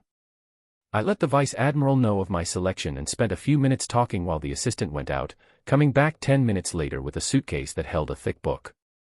I received the suitcase and absorbed the skill, Miniature Tornado. For 10 seconds, unleash a rotating column of sharp winds that follow your commands. The skill appeared in my panel without an issue, and I was looking forward to spamming as much of it as I could when hundreds of alligators swarmed me from all sides. I gave my thanks to the Vice Admiral and stepped out of the office. The short tank, Lana Stone, had already sent an address on my phone of where I should be joining them. I'll indulge myself in this bit of socializing before going back to my lone ways of decimating dungeons. I got out of the military sector and got a ride towards the location. The streets of Star City were packed with energy and people, making you rethink whether half the land had really been turned into a desolate wasteland and people were still fighting for their lives. This being one of the core defense cities of the Empire, there were very few incidents of monsters causing deaths and destruction once things stabilized. The unawakened people thus looked up to the hunters that were diving into dungeons to protect them every day and aspired to be like them. The car neared a grand structure that could be seen from anywhere in the city. It took my breath away as I remembered seeing videos of structures like these that were in multiple inner cities across the empire. The excited faces of people rushing in through the huge double doors and the shouts and screams could already be heard from here. This was the place where hunters fought and competed for fun. This was the Colosseum. I shot a text to Lana that I was here, and someone approached me a few minutes after to lead me past the lines of people. Booming sounds of boos and cheers were already resounding throughout the huge building as we went in and neared spaces with fewer people. The Colosseum was built similar to those in ancient cultures, a huge oval amphitheater with thousands of seats. The hunting squad had a huge space all to themselves close to the arena floor in the middle where there were already hunters fighting. I joined them and watched the ongoing match which seemed to be between two rank C hunters. The fights were brutal, as the bloodier they were the more cheers the crowd gave. Drinks and food were already brought in and we began talking when the short tank turned to me and screamed in my ears over the loud cheering. We might be lucky enough to see an amazing show in a few minutes. Apparently Lightning Hand is bored enough once again and is announcing a competition soon. I listened to her words as I recalled who Lightning Hand was. This was one of the few known rank A hunters of the Empire. I didn't realize he was in Star City. What was someone strong like him about to do? The fight between the two rank C hunters was gradually coming to a close as the mage ran out of mana and was now being beaten to a pulp by the berserker. The crowd was screaming like they were possessed as a ringing sound was heard and the fight was finished.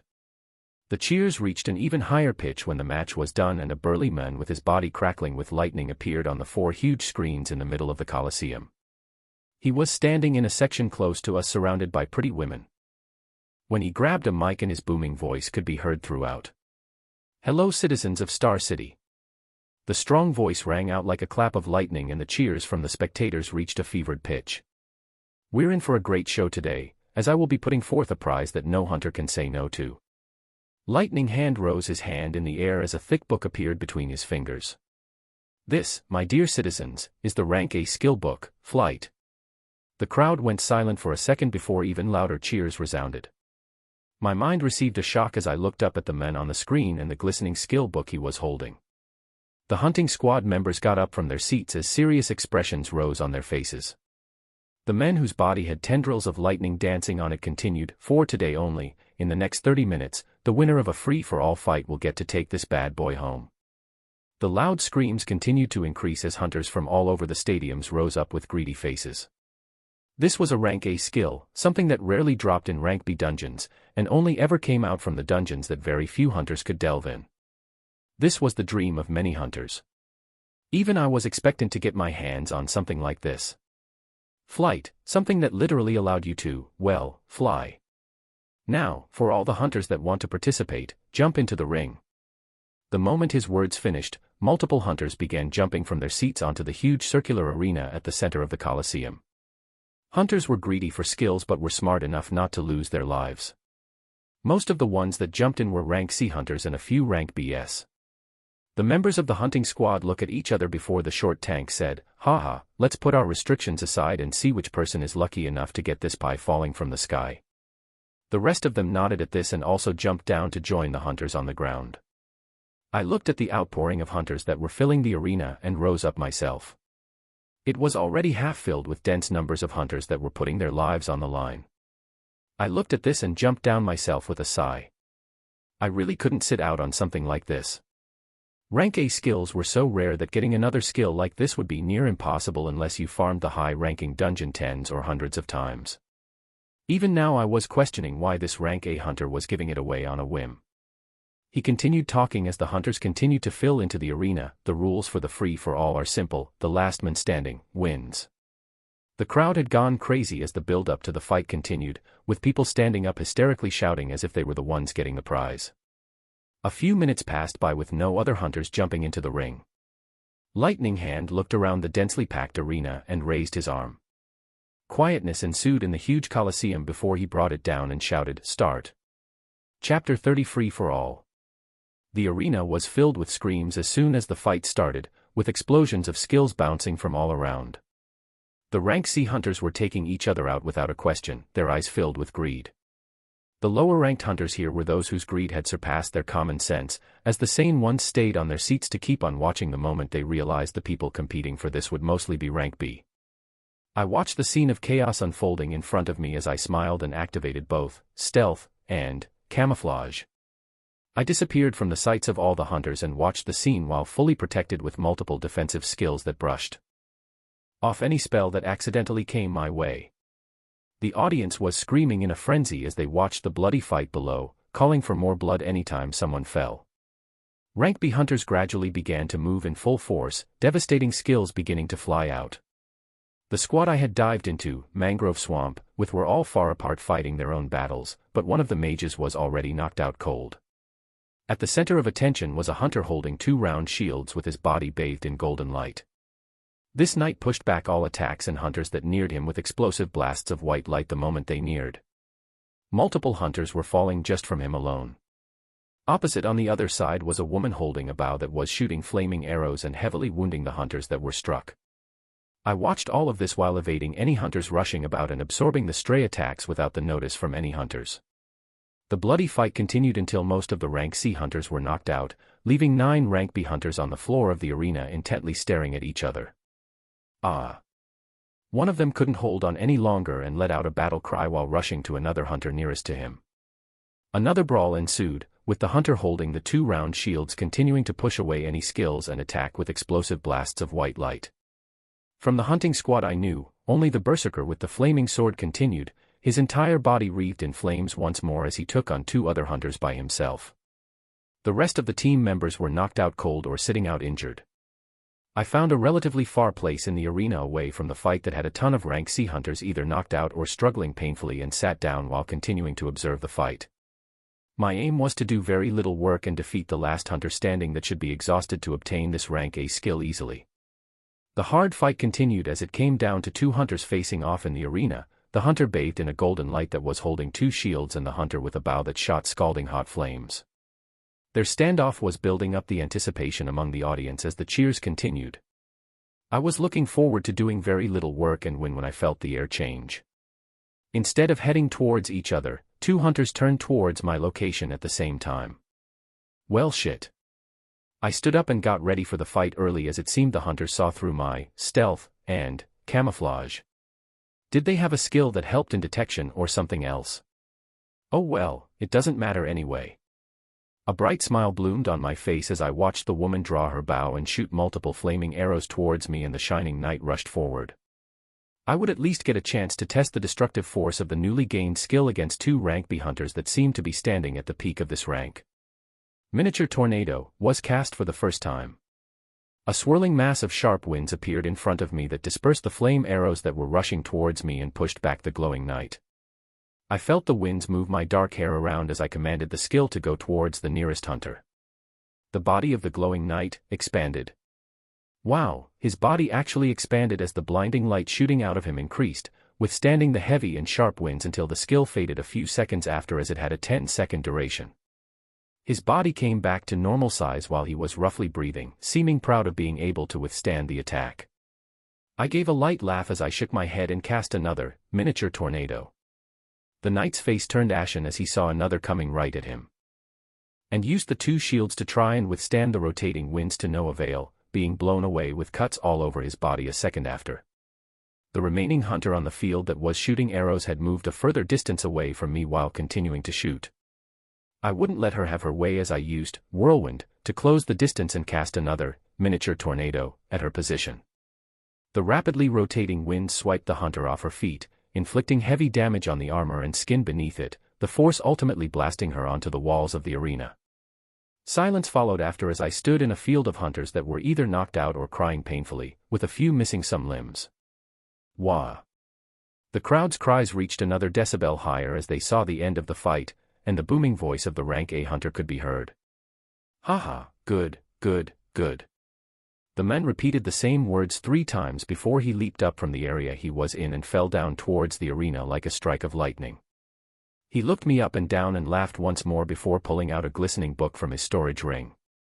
Calm yet careful, smart, and also powerful. Haha, this skill book isn't wasted on you. It was supposed to go to the rank B hunter with the highest achievements in the city, but I'm impulsive and I believe in opportunity and luck. This is your fortune. The skill book was carried by a thin layer of sparkling electricity and drifted towards me.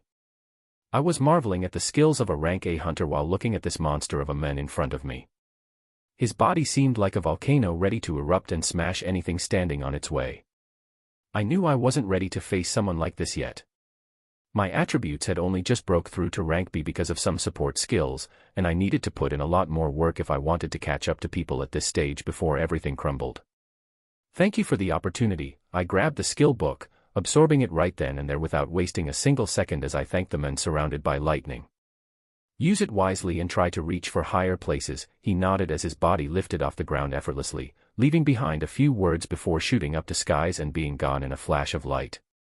I could barely follow the speed of that lightning as it went away, making me even more excited to go back to my lone ways of dungeon diving and quickly gain that level of strength.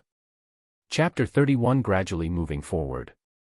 I watched the flash of lightning disappear on the horizon and went around the arena to look for the hunting squad members. Some were knocked out cold but they all had only minor injuries. With the strength of a rank B hunter, wounds like that would heal after a long night's sleep or a few healing spells. The crowd was calming down as the defeated hunters got up and left the arena. I said my goodbyes to the hunters that were already up and moving and left, all my attention on getting stronger by farming dungeons until the strength of rank A wasn't far away from me. I passed by the overcrowded exit with people rushing about and walked out of the Colosseum, making my way back to the military complex. After passing through all the checkpoints, I didn't go back to the living quarters and went straight toward the mangrove swamp. Strength was respected in this city. I didn't plan on hiding in the shadows for too long. I'll show them a glimpse of what I can do while still hiding a major part of my strength to account for any unknowns. Because of the incoming threats of beasts though, there would be no use hiding my strength as it would gradually be shown in time.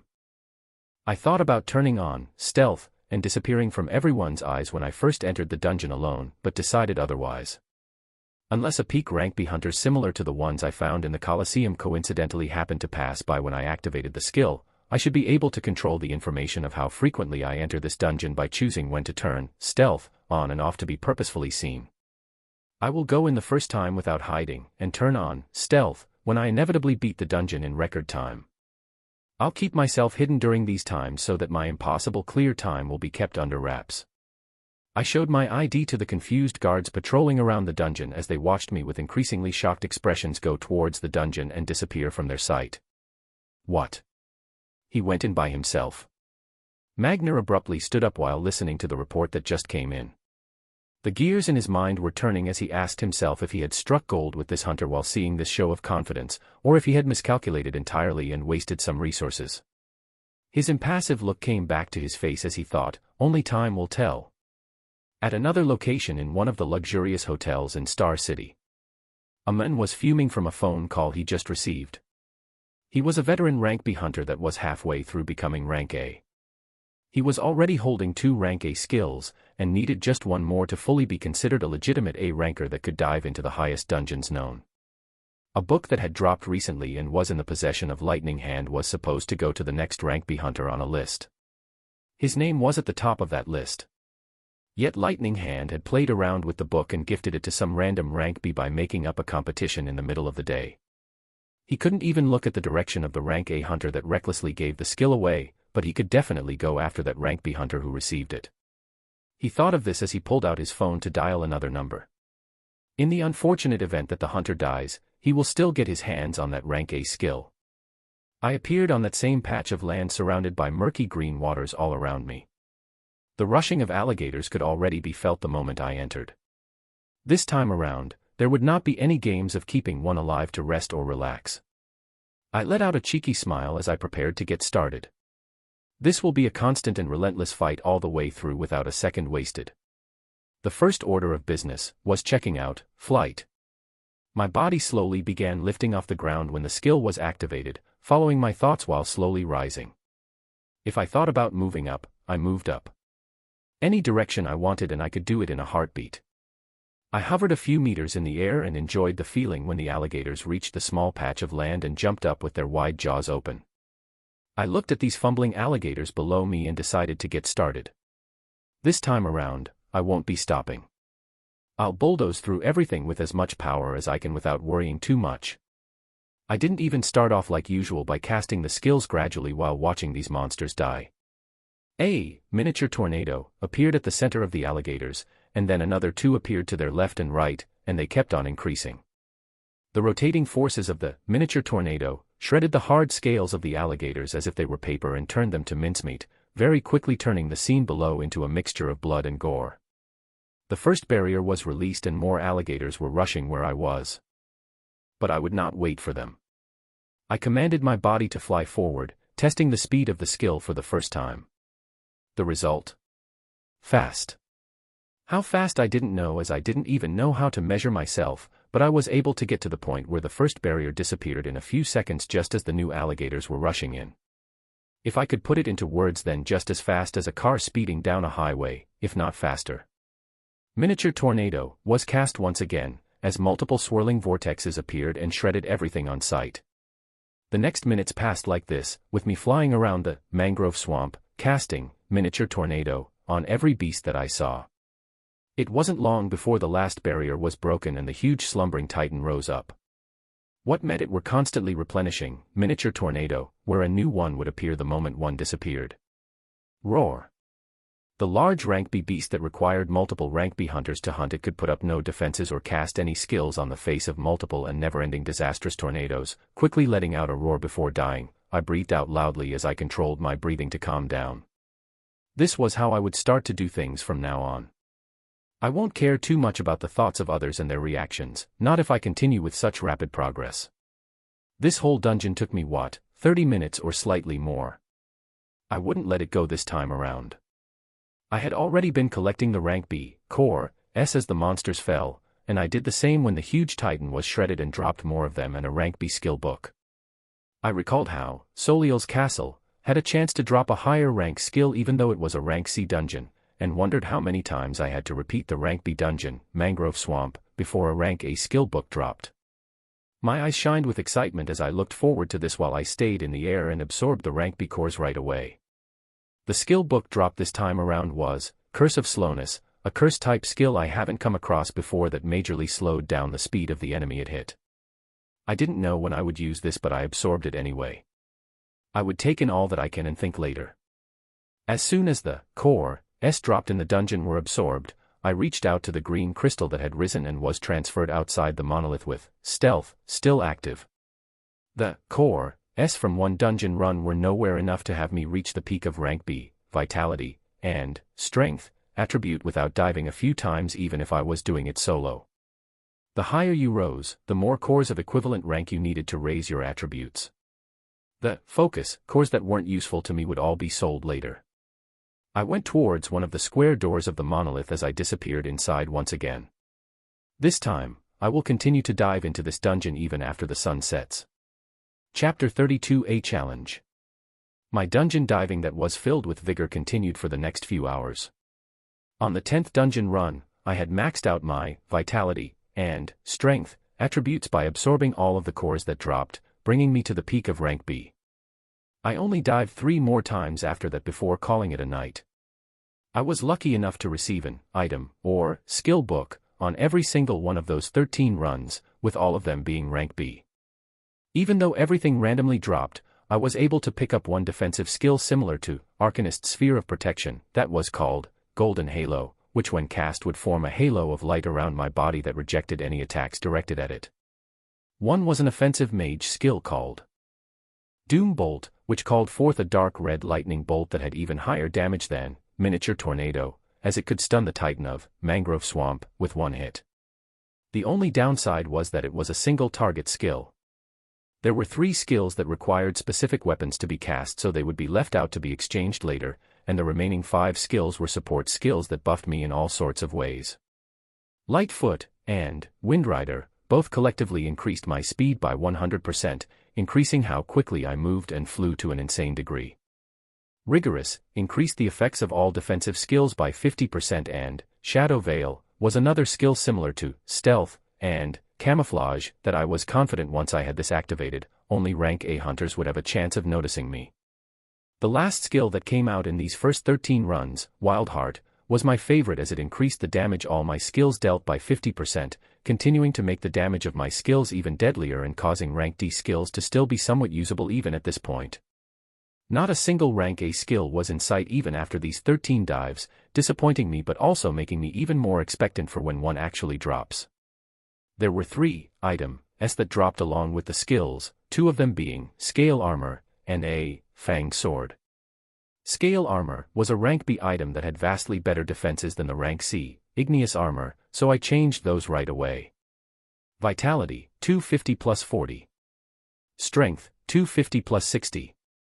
Skills, F, E, D Flames of Torment 100, D Safeguard 57, D Danger Sense 100, D Rough Skin 100, D Fleeting 100, Carcanist Sphere of Protection 100, C Camouflage 100, C Aura of Haste 100, C Explosive Rune 100, C Life Essence 100, C Increased Penetration 100, C Regeneration 88, C Whirlwind 89, C Smite 95, C Gracefulness 100, C Precision 100, C Adamant 100, C Sharpen 100, C War Cry 100, C Retaliation 100, C Kang's Rage 100, C Military Tactics 100, C Unpredictable 100, C Elemental Damage 100, Buoyant Strength 75, B Stealth 67. B Miniature Tornado 23, asterisk, B Golden Halo 13, asterisk, B Doom Bolt 7, asterisk, Blightfoot 12, asterisk, B Windrider 12, asterisk, B Rigorous 11, asterisk, B Shadow Veil 11, asterisk, B Wild Heart 10, asterisk, A Flight 5, asterisk. Equipment, 3XC Ring of Storage, Fury Boots, Fury Helm, B Scale Armor, asterisk. My panel looked vastly different from a few days ago, and something I hadn't focused on caught my eye. Without my knowledge, my strength attribute had already exceeded the common standard of rank A. The core S dropping from rank A dungeons could bring your attributes all the way to 300. Because I always kept a few skills that added attributes active, I gained a bonus that most people have temporarily and made it permanent. Because of this, my vitality attribute already neared the 300 cap and strength already passed it with 310 even before I absorbed any rank A core S. Just the thought of this was thrilling, as I was already catching up to the rank A hunters, even if I barely had any rank A skills and items. The disappointment of not gaining any rank A skills from the first day of rushing through the dungeon lifted as I felt the increased force and strength of my body. I transferred out of the dungeon for the 3rd time today while not hidden, and received a standing ovation from soldiers that had begun gathering the moment I cleared it alone and came out 2 hours later. It was a big deal to the army as these were things only those standing as rank A hunters could attempt, and they had just effectively sided with such a person. Vice Admiral Magner came out from the throngs of soldiers and looked at me with a hard-to-read expression and then said, "I underestimated you, I apologize." I laughed off the Vice Admiral's apology and pulled out the extra, Scale Armor, and Fanged Sword, along with one of the rank B skill books I didn't use that dropped in the dungeon. I was unlucky enough to receive loot that didn't fit me at all in these 3 dungeon runs. I kept the lie going and was planning on selling these to the military, or better yet exchange them for skills that I wanted from their inventory. The Vice Admiral looked at the items and skill with a thankful expression before his face turned dark. "I'm thankful that you came to our city and are already contributing to the cause as much as you can, but it seems we might have just brought trouble to you." I was surprised at the Vice Admiral's words and asked, "What happened?" He looked at me briefly before sighing and continuing, "A death match has been issued and confirmed between you and Hunter Andrei Nikolaev. Tomorrow is the set date for the match." What? This was a complete surprise, as this was something I had never thought to find myself associated with. Death matches were set up between high-ranked hunters that had irreconcilable differences. The Empire didn't want it to be a habit for its peak hunters to kill one another, so deathmatches were instituted if 2 hunters found themselves at a point where the only way to solve their issues was to fight. The matter was to be taken seriously though, so before the match could be issued both the hunters had to agree to put their lives on the line. Only then would the match be confirmed. So why the hell was a match involving me that I had no idea about confirmed? Seeing my angry expression, the Vice Admiral seemed to have confirmed something. "I heard what happened at the Colosseum today, the issue seems to have arisen from there." Andrei, the son of the Blessed Empire's Admiral Chekhov, was next in line to be receiving the rank A skill that Lightning Hand was transferring. Things quickly began clicking after hearing all of this. I was still irked and asked, so because he's the son of an admiral, he can target someone else entirely, call for a match, and just get to bypass the rules of death matches. The general looked down with an apologetic tone as he continued, they cannot touch Lightning Hand for his actions unless they want to cause a fight between the peak powers of the Empire, so targeting you was the easiest thing for them. This is why I have to apologize to you, me bringing you to Star City indirectly put you in the middle of this. I thought about this new situation and then asked, so what happens if I attend the deathmatch tomorrow and the other guy ends up dead? I was fairly confident in my strength and didn't plan on losing to someone who should have yet to be rank A. What I was worried about were the repercussions from it. There was a difficult expression on the Vice Admiral's face as he said nothing. I looked at this and at the soldiers around me that were listening in and saw the anger and resignation on their faces. To them, I was a strong hunter that just began clearing mangrove swamp by himself multiple times a day. This meant there would be more resources flowing into their department. Yet, this hunter was now about to be taken away. Nobody had to say what would happen if the son of the Admiral of the Empire were to be killed in broad daylight, even if it was in an arena match. None of them saw a way for me to come out of this. The Vice Admiral's voice rang out again, I've made multiple calls to friends and higher-ups, but nothing worked. Admiral Chekhov has many people among the higher-ups and his pull is strong. The match cannot be rescinded. The one who doesn't show up will also be blacklisted. I nodded at this and laughed to ease the tension, haha, there's no need for all that gloominess. We still don't know who will still be alive tomorrow. Tell me about this Andrei Nikolaev. Attributes, Vitality 250 plus 30 from Life Essence, plus 10 from Military Tactics equals 290. Strength 250, plus 50 from Giant Strength, plus 10 from Military Tactics equals 250 plus 50 plus 10 is equal to 310. Chapter 33 An Approaching Disaster. The Vice Admiral dispersed the gathering of soldiers and took me back to his office to continue discussing the matter. Andrei Nikolaev was the son of one of the Empire's admirals. He was following his father's footsteps and neared rank A in power, having 2 rank A skills and needing just one more to be qualified and listed as rank A. So the ticket he was expecting to receive to become one of the peak powers of the world was given to someone else and now he was using his connections to get it back. I had no qualms fighting and even taking the guy out, as this would even mean I get to receive one of his rank A skills when he goes down, but I couldn't stop thinking of the consequences thereafter.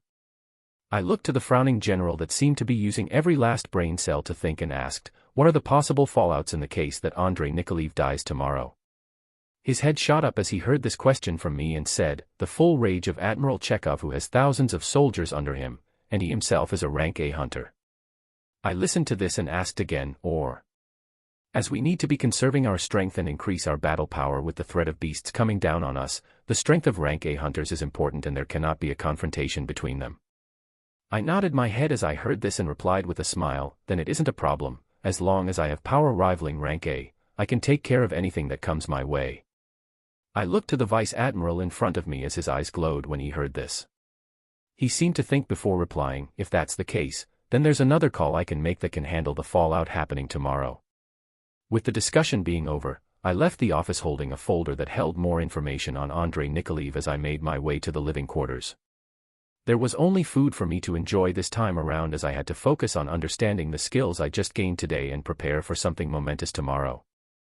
I wasn't fearful of what would happen when the son of an admiral died. This thought passed in my mind, making me realize just how far I had grown in such a short span of time.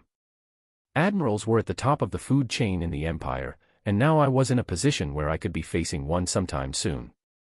I was eating the exemplary food on the table as I ran simulations in my head for the battle to come. Because of keeping skills that drained a huge amount of energy but gave a great momentary boost in power active all the time, my attributes already met those in the A rank category. That wasn't to mention all the skills that increased my overall defense, speed, casting and attack speed, evasion, and overall damage by huge percentages.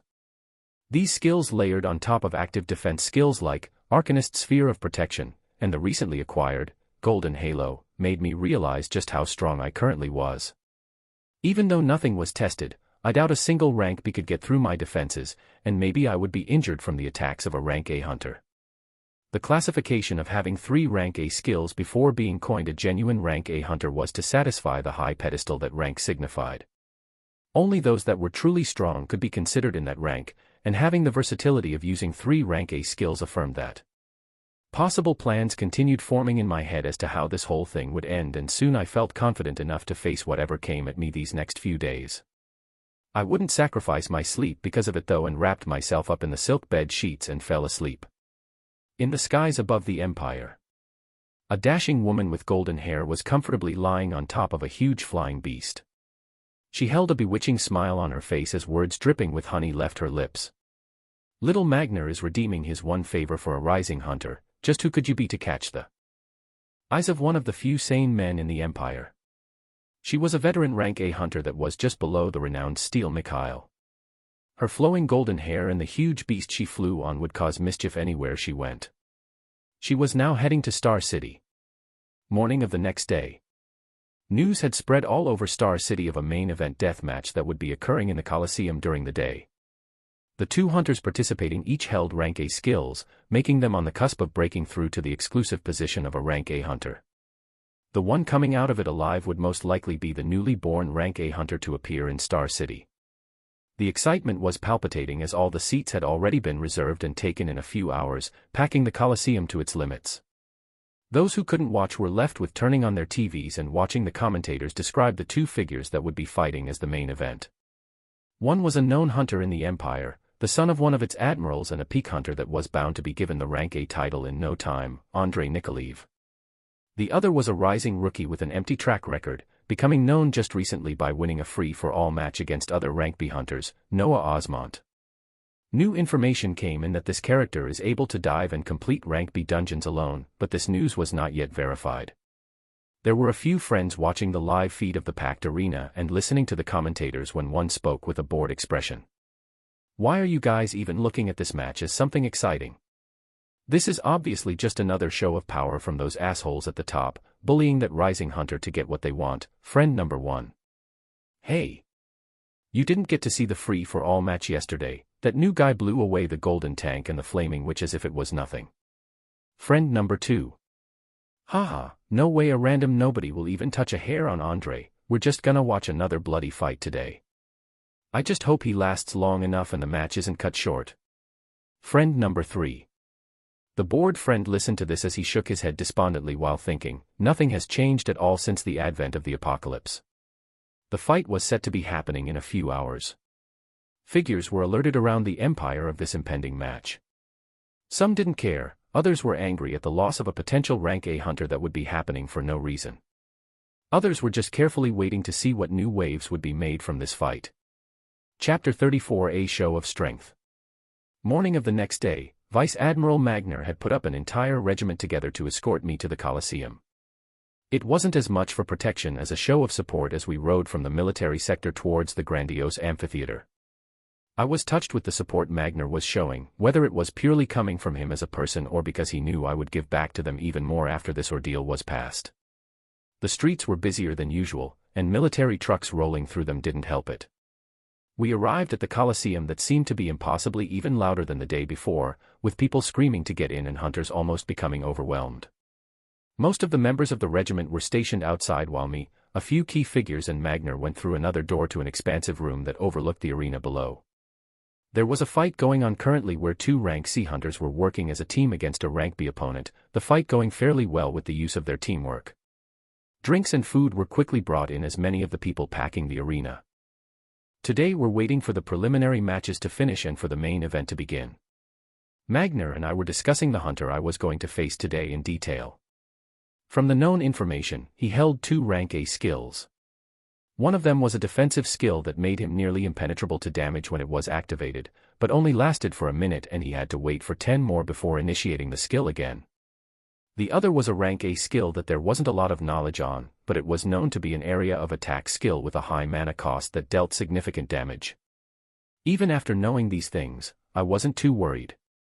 I will definitely be careful and watch what he does, but I was that confident in the multiple skills I was layering on myself and the fact that my attributes most likely surpass his because of some of my skills.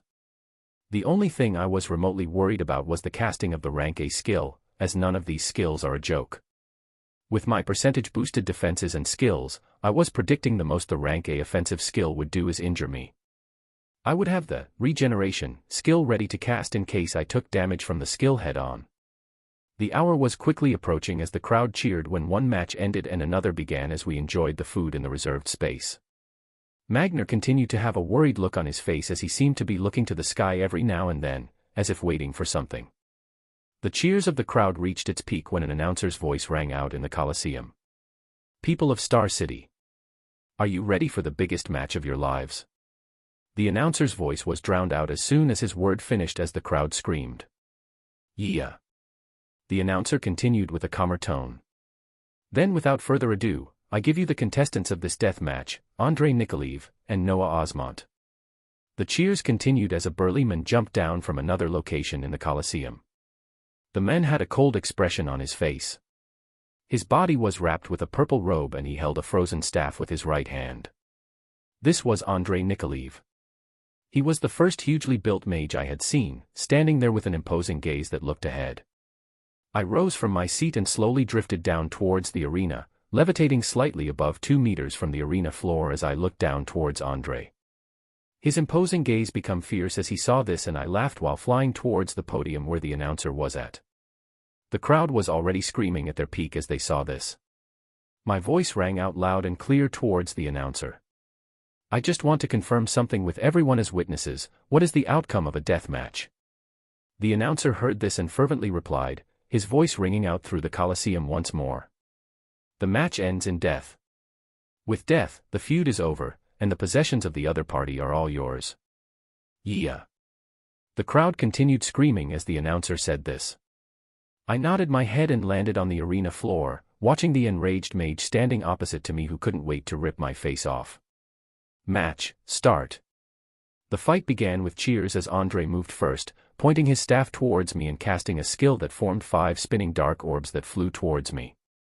I used flight to evade the balls coming after me, my speed being fast enough to watch them as they whizzed by me and smashed onto the high walls, exploding into a mass of darkness. I wanted to test the guy out as I cast my newly gained Doom Bolt. A large streak of red lightning quickly formed and crashed down towards Andrei, his expression quickly changing as his body was enveloped with wind elements and he rapidly disappeared from his location. The lightning bolt was abnormally powerful as it blasted apart the grounds of the arena. This was a rank B skill boosted by many active support skills, its power becoming more terrifying. Andrei appeared at another location in the arena, his face turning abnormally serious as he looked towards me. I returned the stare back and said, "Don't get scared now, I'm just getting started." I wanted to enrage this man as much as I could. The angrier he got, the more mistakes he would make, and the easier I can take him down. The main challenge was what would be happening after he fell. His serious face became red as he seemed to have made up his mind. I smiled at this and cast a miniature tornado towards him while also casting Doom Bolt to descend on him once again. He watched these deadly skills coming towards him as his body began shining in a golden light, his skin rapidly adopting a color and sheen similar to a statue. Rank A skill, Regal Armament, was cast. The golden skin shone in the light as the Doom Bolt struck down and the sharp winds of miniature tornado neared. Cheers rang out in the arena as these iridescent colors appeared on the arena floor. Another loud explosion resounded in the arena, and when the dust cleared, a golden man was still standing there, matchless. I looked at this and prepared all my attention. If he has already cast his defensive skill that only lasts a minute, he should then be planning to let out the deadliest attacks in this 1 minute. I didn't seem to be wrong as his staff began glowing hazy white, and the danger sense that hasn't activated in a while dimly began ringing. Chapter 35 A Show of Strength 2.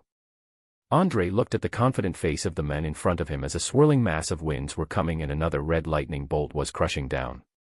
He wanted this man who had taken something that should have been his to die as quickly as possible, but his power seemed to be greater than anticipated. He wouldn't back down though, as his father was watching this fight. He had to prove to himself and to his father that he deserved the title of Rank A. He deserved to join those standing at the peak, he just needed to take the skill back from this man.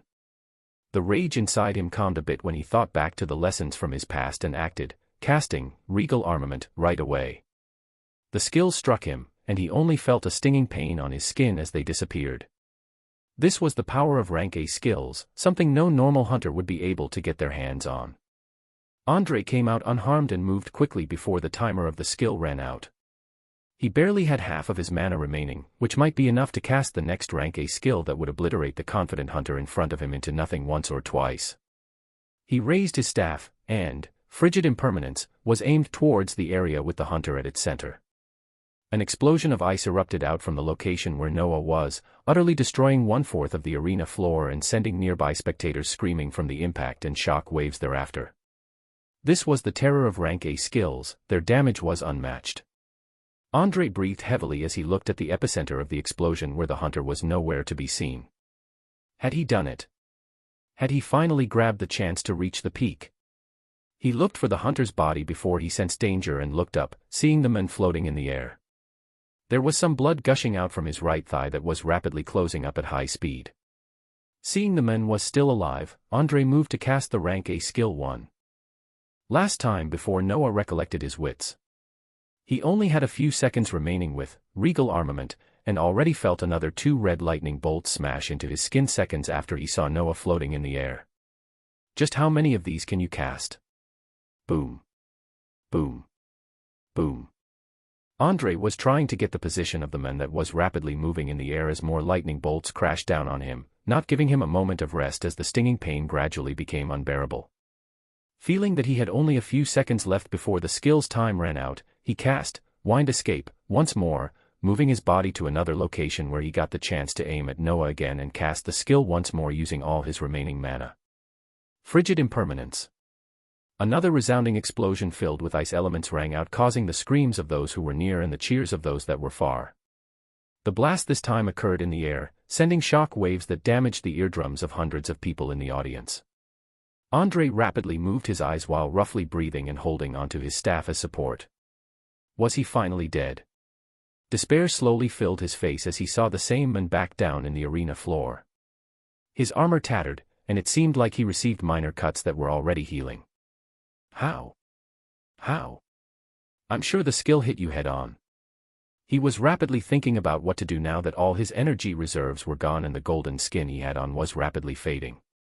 He looked to the men with the same confident face that was now flying towards him as he finally became scared for his life and unwillingly looked towards a certain area in the audience stands. Father. His voice rang out loud and clear, as if it was his last resort. A booming voice then rang out that drowned the cheers of the audience. Spare him. The voice was calm, and yet resounded in the ears of every single person in the Colosseum. A red streak of lightning had already formed and was heading down towards Andre when it stopped. He breathed out a sigh of relief as he saw Noah come to a stop and look towards where his father was. He sighed in relief and disappointment at not being able to take this hunter down, but at least his father was here to make sure he won't lose his life. He wanted to get up and go, but still felt the bolt of lightning not too far from him still hanging in the air. The voice from the stands rang out again. The match is over. A heavily built man with a low fade had risen up from the stadium, staring down at Noah who was holding his hand in the air, as if that was the only thing keeping the red lightning from striking down. Andre regained his calm as he saw the figure of his dad coming out and rose up. He would be, what? A deep sense of dread and fear arose in him as he felt his scalp tingling and then began burning. The red streak of lightning had struck down. Silence. There was a shock to all the people that were watching the match, whether it be in the arena or those watching at home. Because they knew the figure of the man that had risen up. That was Admiral Chekhov. Why was he in Star City? What just happened? The hunter Noah finished the death match, but what made him so bold to defy the words of an admiral? What would happen now? The silence remained as the body of Vice Admiral Magner began shining and he began to move. Noah looked towards the location where a pile of burnt flesh lay and flew in, reaching for the glowing skill book that appeared and the staff that was in the hands of the dead Andrei Nikolaev. A bubbling power was rising in the stands that made people begin to scream and rush out of their seats for the exit. Those watching at home were shocked at the turn of events and appearance of an admiral that should not be in Star City. He was normally stationed in the capital of the empire, and rarely came back to visit his hometown. The powerhouses that were coincidentally watching quickly began making calls to people that were near the city.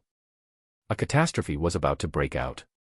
Vice Admiral Magner was still looking towards the clear sky as he looked for something that wasn't yet there and shook his head, preparing to see if talking would work. He wasn't able to get near the arena before a pained scream rang out as mad power exploded from the stands. You beast! Chapter 36 Collision.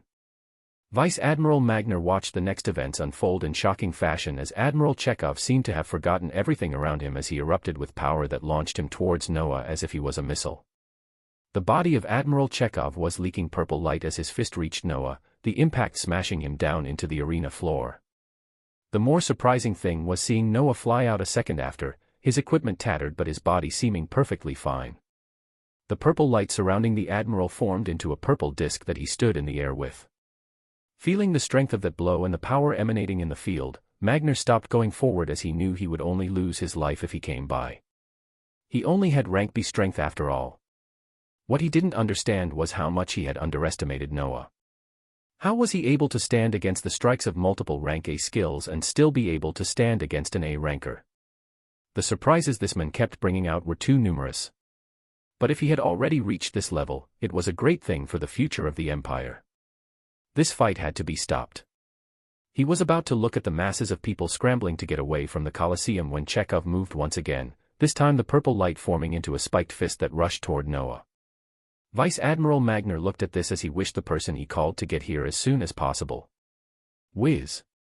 The huge spiked purple fist rushed through the air with a grating sound as 3 red lightning bolts smashed into it, dissipating its form. Noah didn't seem to be done as 3 more rapidly rotating tornadoes rushed where the Admiral was. Chekhov looked at the incoming mini-tornadoes and waved his hand, a purple blade forming which split the rotating winds apart as if they were paper.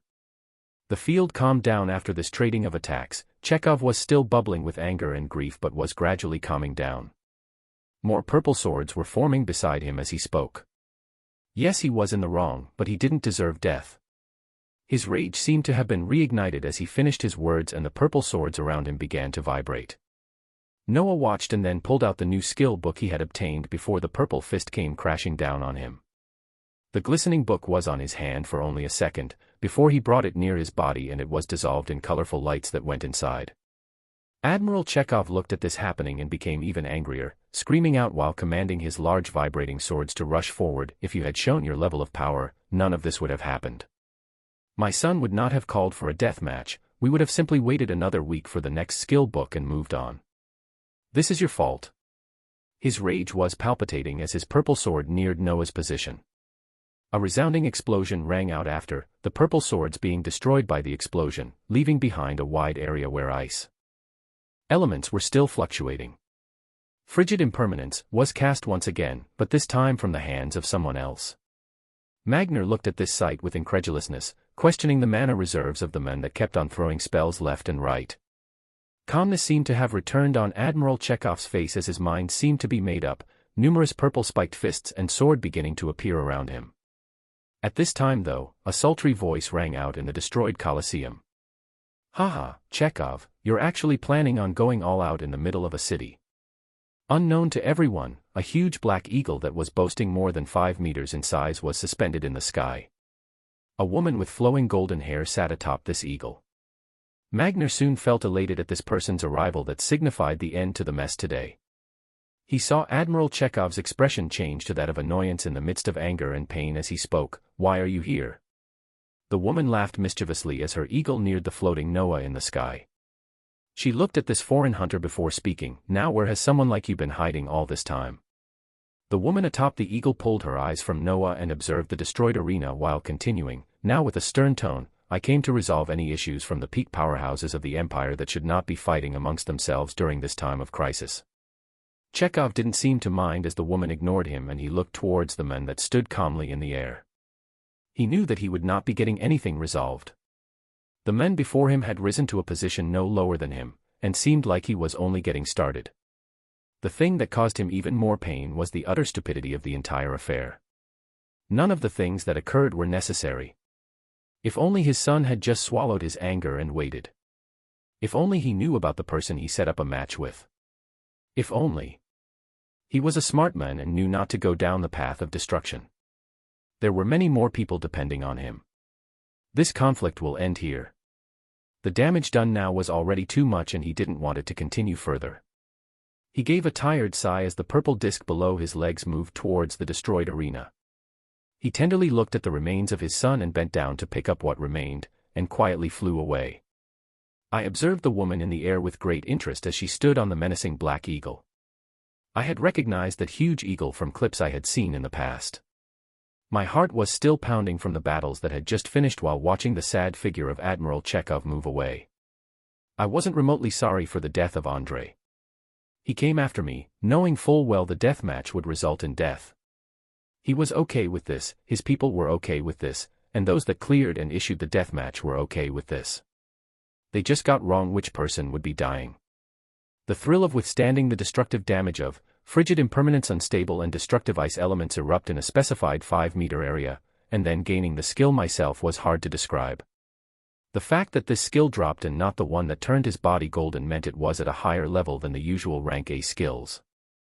Back then, I was even skeptical of being able to withstand the power of the admiral that had decided to come to the city to watch his son. Did he really think I would stop in the middle of the match just because he said so? If it was me from a few days back who still held a few rank C skills, maybe I would have stood down. But I knew my power would near if not rival a rank A with all the boosts I was receiving from skills, and had also received many rank B skills that emboldened me to make the gamble of obtaining another rank A skill by taking out Andrei, and it worked.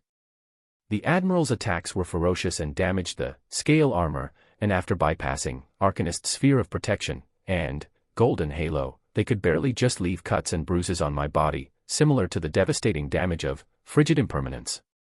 I was curious about the skill that allowed the Admiral to form those spiked fists and swords, but that would have to wait as I watched the woman turn her attention to me. She spoke in that melodious voice of hers that demanded attention. "I'll be the first to congratulate the newest rank A hunter of the Blessed Empire, Mr. Noah Osmont. I'm known as Elizabeth, but you can call me Liz." I tried not to get taken in by her cadence as I smiled and said, "Thanks for stepping in, I wasn't sure I could hold on any longer." Her figure shook as she let out another laugh and said, "Really? You seemed inexhaustible, like you could go on for an entire day." I shook my head at these words and looked at the coming vice admiral that was shouting directions to members of the regiment to help those who were injured and calm the chaos around the arena. "Oh, you have little Magner to thank for my appearance here today. He called in a favor from long ago and used it for you," she said as she watched him come over. I looked towards Magner. I was actually very thankful for the continued help from this vice admiral, and was planning on doing my best to bolster his forces in the coming days. I flew down as the huge eagle also descended to meet the vice admiral that was looking towards us with a delighted expression. Chapter 37 Calmness. Magner was happy that he had gained someone with rank A battle power as his ally, and couldn't hide it as he talked to me and the rank A hunter with the huge beast that had stepped in to end the fight. If the fight had continued, I was pretty confident of coming out on top, but it would have taken quite some time. I could keep on casting my newly gained rank A skill until the admiral was tired out, but the chance was gone. I also wasn't planning on going around and making it a habit taking down famous hunters everywhere I go. I knew there was a grudge between me and the admiral now, but I wouldn't go out of my way to kill him for it. He was a peak powerhouse of the Empire, and would be needed for the battles of the future with these unknown enemies. Unless I could become strong enough to be able to do everything by myself, I won't go around snuffing out others with similar power to me. If he ever comes for me again though, that is a whole different matter. The rank A hunter Elizabeth left after we spoke for a few minutes, saying she now had to go deal with other matters that popped up because of this, and that she would come by when she was free. My gaze lingered on her slightly as she flew away on the Black Eagle. It was now nearing the evening, and more soldiers and hunter medics were on the scene helping those that were injured from the aftermath of the battle. I wasn't sure when the Colosseum would be open for business after this. After giving out orders and leaving someone else in charge, I left with Magner in tow back to the military sector. I was planning on spending the remaining hours of the day diving in Mangrove Swamp, feeling more pressed to clear the dungeon and luckily obtain other rank A skills. Going to the highest-ranked dungeon at the Empire's capital, Blessed City, wasn't an option as a team of rankers led by Steel Mikhail was clearing it. Unless I rapidly increased my power to be able to rival multiple rank A hunters, I wouldn't touch that dungeon alone as of now. Farming rank B dungeons for the possibility of a rank A skill dropping was the safest and most efficient way, as I would also pay back Magner by giving him the items and skills I wouldn't need while grabbing some from their inventory. This was also what some of the rank A hunters spent their day doing, clearing rank B dungeons repeatedly in the Empire's capital and other core defense cities. Every now and then a rank A skill would drop, and this was the case for the flight skill that Lightning Hand was holding on to. Why he did what he did by giving it away still eluded me, but I would find out in time now that my power was matching his. Whether it was with malicious intent or out of the goodness of his heart didn't matter now that it allowed me to get another one so fast with the rapid progression of events. The events these past few days played in my head as I asked myself if there was actually a conspiracy, or just unintended effects from one man's actions. The Vice Admiral went to handle communications for the incident today and I went into Mangrove Swamp once again. My speed at clearing the dungeon had increased even more with the advent of frigid impermanence, as it cleared droves of alligators the moment it was cast. This area of effect skill exploded with a destructive blast of ice elements that completely destroyed anything in their range. Something that was noteworthy of mentioning was the Adept Staff that I took from Andre, as it slightly boosted the damage of skills when it was equipped. After using frigid impermanence for a while, my mind was filled with ideas on how to improve its damage even more after I recalled some rank B skill books I had seen in the military inventory that I read through before. The idea floating in my mind was to find support skills that were providing boosts specific to the skill type to further increase the damage. An example was a lightning penetration skill I had seen before that amplified damage dealt by lightning type skills.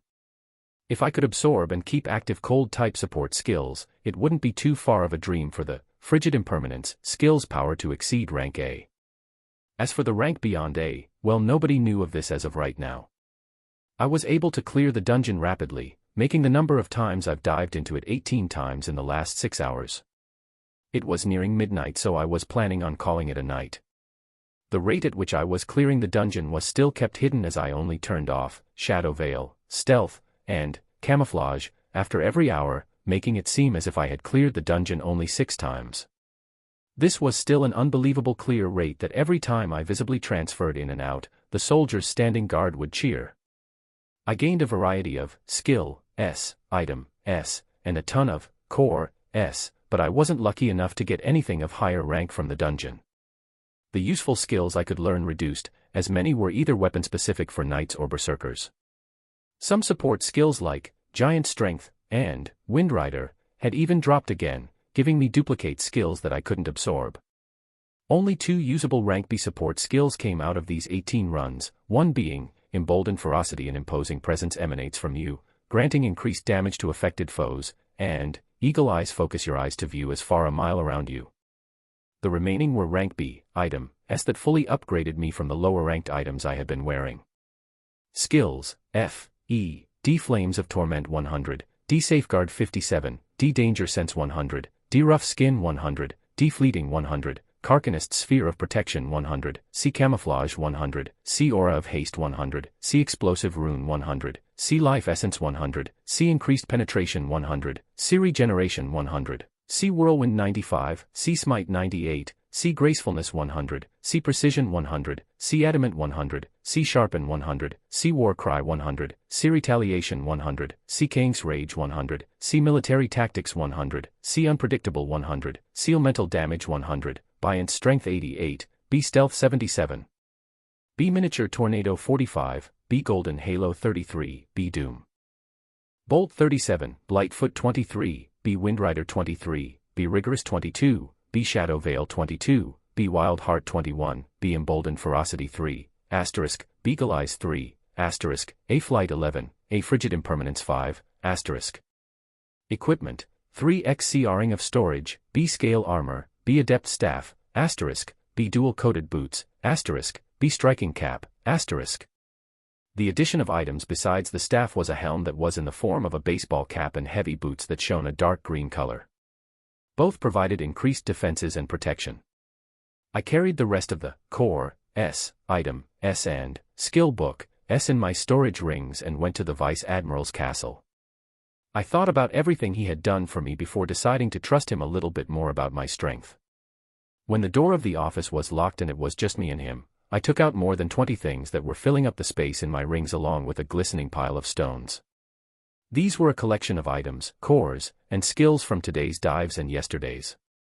The Vice Admiral looked at the items in shock as he gave me a questioning look. I clear the dungeon much faster than what I am currently showing. I continue to want to keep the extent of my strength a secret though, so I will be counting on your discretion as we go forward. This is also my way of thanking you and giving back for what you've been doing for me recently. Magner looked at me with an unreadable expression before he got up and bowed his head towards me. I reached out to stop him as he began talking. You are somebody that has already surpassed someone of my rank, thank you for treating me the same way even now. He kept his head down as he continued. Just the resources you have taken out right now surpass what our department usually gets in a week. This may not seem like much to you, but it is a tremendous help to us and will enable us to raise multiple rank B hunters. Confidentiality is a must, so you can be sure that nothing about this will come to light, and everything will be distributed discreetly. I listened to the alderman that was bowing in front of me before I pulled him up. I smiled and said to the Vice Admiral, we're all in this together. We'll face the approaching enemies together and make sure lives are not senselessly lost like when all of this began. I was saying this more to myself as I was reminded of the deaths of my parents and many more people at the hands of these beasts. I reminded myself once more that I was doing all this to never experience the feeling of cowardice and powerlessness again. If continuing to grow my strength was the way to do that, then I will continue rising until I reach an unshakable position. Magner gave me a light smile as his sight turned to the many things I had taken out, shaking his head in an amazed expression as he laughed and said, "It's been a tiring day for you, go ahead and relax. I'll order for even more food and other delicacies for you to enjoy back in your quarters." I shook my head with a smile as I heard this and said, "I'll also need your help acquiring specific skills that may still be in your inventory." I let him know of the skills I saw before that I wanted to grab now, and also told him to keep a lookout for any other cold-type support skills that other hunters brought in. He nodded boisterously that he would have everything for me tomorrow morning and for me to go take a break for now. I left the Vice Admiral's office and went to relax after a very long day. Chapter 38 Irreversible Changes. The night was a hazy blur and passed by in a blink. I woke up the next morning feeling invigorated as I saw the sight in front of me while feeling the colors and boosts of multiple activated skills that seemed to fill my body with inexhaustible power. If I didn't have stealth and shadow veil activated at all times, people would just see a mass of colors and defensive layers surrounding me at all times. I freshened up and left the living quarters to start this day early, planning to be holed up in the mangrove swamp for the remainder of the day to see exactly how many times I could clear it before a rank A skill would show itself. I flew through the clear skies and arrived at the huge monolith, which seemed to have turned to a shade of light blue after I cleared it so many times. That day, I spent my entire time diving and I was able to clear the dungeon more than 40 times. 40. That number did not seem realistic, and something like this had never occurred in the past. Nobody had the unending stamina to do what I did repeatedly for an entire day. One good thing came out of it, as I was finally able to receive a rank A skill from this dungeon. My next rank A skill was Guardian Light, a light that cures injuries, ailments, and diseases descends down. It wasn't a defensive or movement skill that I was thinking about, but it was an amazing skill nonetheless. Its usefulness would be even more apparent whenever the time comes where I get injured again. Also, besides my original 3 rank C, Ring of Storage, I was able to get an additional drop of these rare rings, this one even being rank B and holding a much larger space that was now holding a ton of item S, core S, and skill book S from the past 40 dungeon runs. I was leaving the dungeon for the last time today to sift through the useful skill books and those that I would be giving away.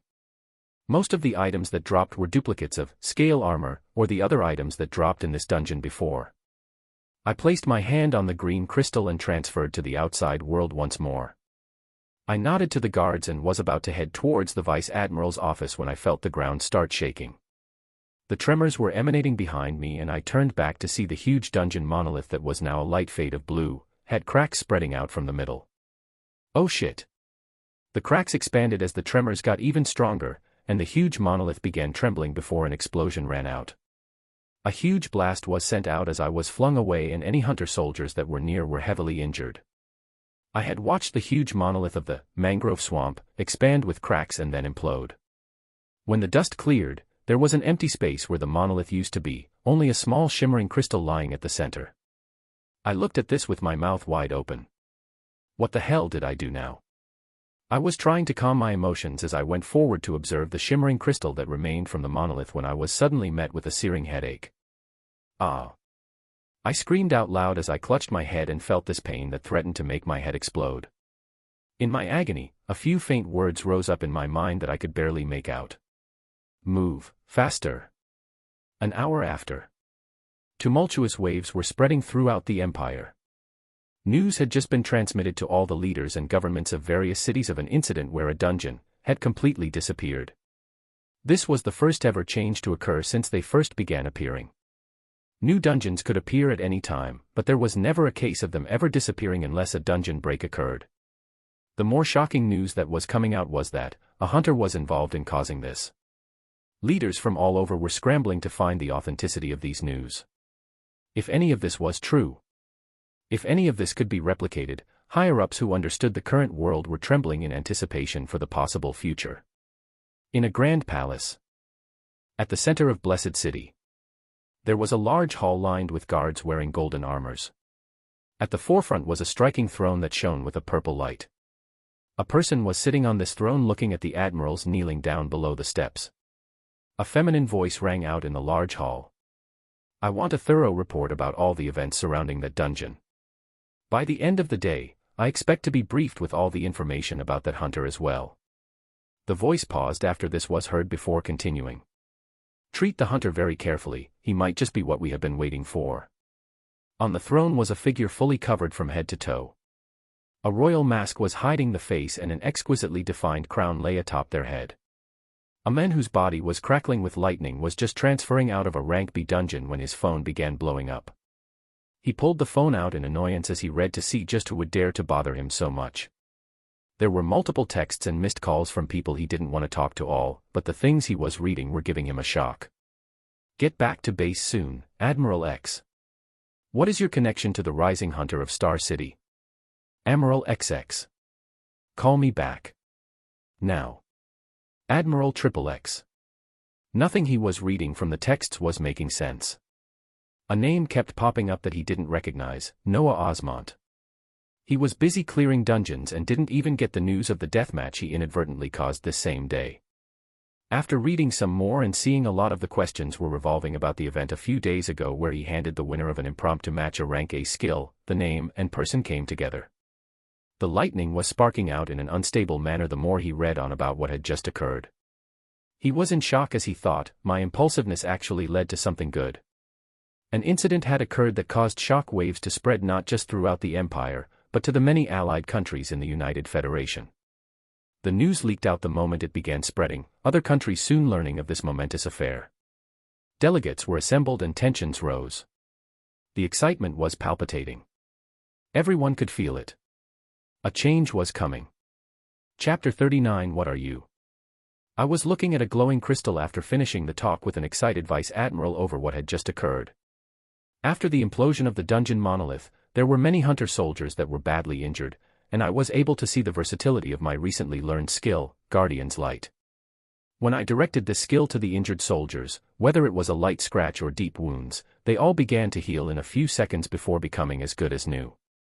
A few guards that were near death were also stabilized and brought back to health in a few seconds.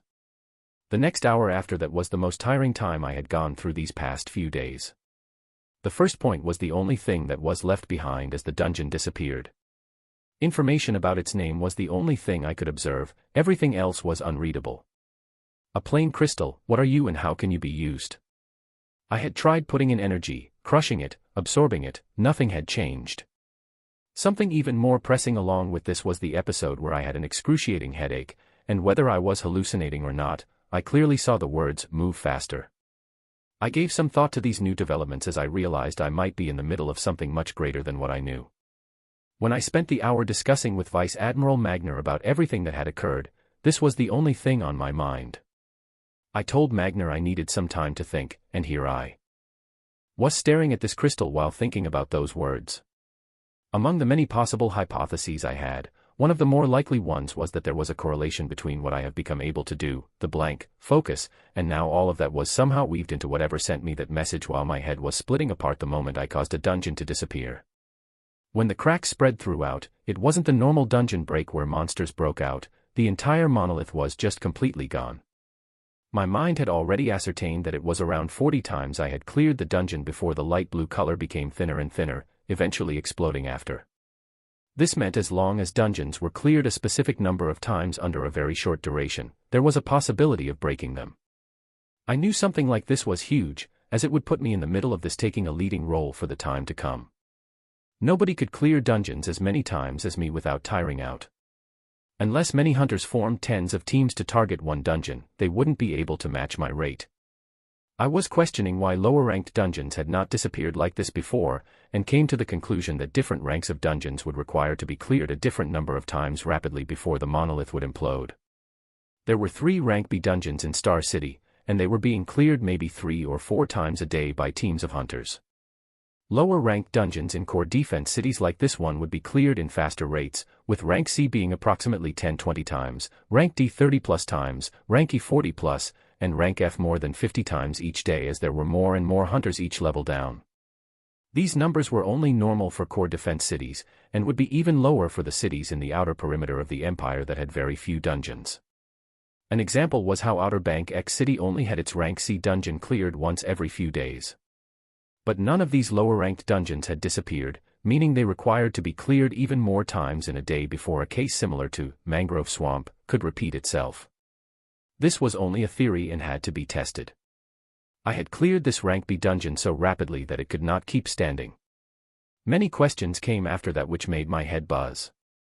I took a deep breath as I stopped thinking for a bit. I would understand everything in time. What I needed to focus on now was simply what the words in my head said. Move faster. I already thought my rapid progress was monstrous, but I had to move at a much faster rate. I was planning how to start testing some of my thoughts when a light knock was heard. Sigh, didn't I tell them not to bother me for now? I stayed quiet and kept on thinking, but I soon heard the door clicking open and footsteps coming inside. You all really couldn't wait. I was about to berate the figure that was intruding in my living quarters, but was stunned when I saw who it was. A sweet voice rang out mischievously as a woman wearing a red dress with a head full of golden hair came in. You really are full of surprises, aren't you? Elizabeth was trotting in like she owned the place, which might not be too far off as whatever access she had allowed her to enter my room with no problems. I looked at her calmly and replied. I don't even know what happened myself. These words weren't completely false, as there was a lot I didn't know. The hunter that seemed to be in her late 20s or early 30s smiled and looked around the room as she said, I would love to get a better idea about what happened. May I accompany you for a discussion tonight? I looked at the woman, whose every word she spoke seemed to have multiple meanings. I looked at the tight red dress she was wearing and the head full of golden hair. I continued to be alert so that I wouldn't be taken in by her pace and smiled. Sure. I'll bite. Magner was not able to get a wink of sleep the entire night. He had spent a majority of it deflecting powerhouses from getting near a certain man and being grilled with questions. He wasn't fully successful though, as someone had still slid through. He thought of a certain hunter as he shook his head and thought about all the collection of hunters that were staying in his base. He had been excited just like everyone else at the new development and was waiting to see how things would play out from here. Dungeons could be permanently erased. This was naturally good news, but it prompted another question that he didn't want to think about. Should they all be permanently erased? Should only some be erased and a manageable few left behind? Magner was thinking of all the resources that came out of dungeons as these ideas clashed in his mind. Things got even more hectic as people from Blessed City appeared, making him feel like he was walking on eggshells. He tried putting all of this aside as he neared the quarters of a Nofimous man and knocked. A moment passed before the door opened and a half-dressed man looked out. His upper body seemed packed with muscles, as the abdominal muscles were so pronounced that it almost seemed they were fake. In the room, slender long legs of someone could be made out. Dr. A.P. Ed over the bed. Magner looked at this and gave a smile, choosing his next words carefully. Sir, we'll be holding a forum with representatives from major cities to discuss the new developments and how to move forward from here. He couldn't bring himself to talk to the men the same way he had been doing before. He was doing too many inconceivable things. The man seemed to shake his head before he spoke. I'll be out in a moment. Chapter 40: How to Destroy a Dungeon. I was standing at the front of a room where a long oval table was situated, with many new faces sitting and expectantly waiting. Nobody in the room spoke when I walked in, and even now more people were taking their seats in a hushed manner. The vice admiral led me to a chair to the front of the room and stood behind me. I could see some familiar faces in the crowd that I recognized, one of them being the men that inadvertently propelled the sequence of actions these past few days, Lightning Hand. When he met my gaze, he gave me that same boisterous smile and laughed. The moment it seemed like everyone was there, buzzing voices rang out as the discussions began. The whole process took an entire hour and was filled with many boring arguments and discussions, but the core things to take out were the same. Much of the discussion revolved around the repeatability of erasing a dungeon, and whether we should be actively erasing them at all. Sparks began to fly when these comments rose, as for some it was common sense to destroy the dungeons that could release monsters anytime if they weren't regularly cleared. I didn't speak fully about my power, but people could make inferences about it after knowing the process that was required to completely destroy the rank B dungeon. I recalled the words that were urging me to move faster before I rose up from my seat, quieting the many voices in the room. I looked around me as I said, I'll be moving to confirm everything with another rank B dungeon. Once the process is clear, we will know how to proceed from here on out. I wanted to take a more active role in the world around me after seeing everything that was happening. My first step in doing that was to replicate what I did yesterday. There was still an army of monsters approaching from the barrens, and who knows what else is lurking out there. I didn't know how much time I had before I was thrown into something else, so I was going to move fast. I left the conference room to start acting on my plans as soon as everything wrapped up. Elizabeth was already up and moving, making it clear she wanted to come along. Having this rank A hunter with me would not be a bad idea, as it would provide another cover for how expansive my strength that allowed me to clear a rank B dungeon more than 40 times in a day was. The next target was one of the 2 remaining rank B dungeons in Star City, Lion's Den. Magner and other officials moved to watch the development outside the monolith as we dived. Lightning Hand and other rank A hunters that had arrived in Star City were going to test the same thing by forming multiple teams to clear the 3rd dungeon in the city, Bullish Arena. Multiple rank A hunters formed more than 10 teams that were filled with rank Bs in the city, and the groups moved in on the dungeons. The ones heading to Lion's Den would be me, Elizabeth, and a few other teams, while the rest would go towards Bullish Arena. The goal was to meet the number of times I cleared the now extinct mangrove swamp, and see if it was applicable to the rest of rank B dungeons. After this was understood, the tests would be expanded for the other ranks of dungeons.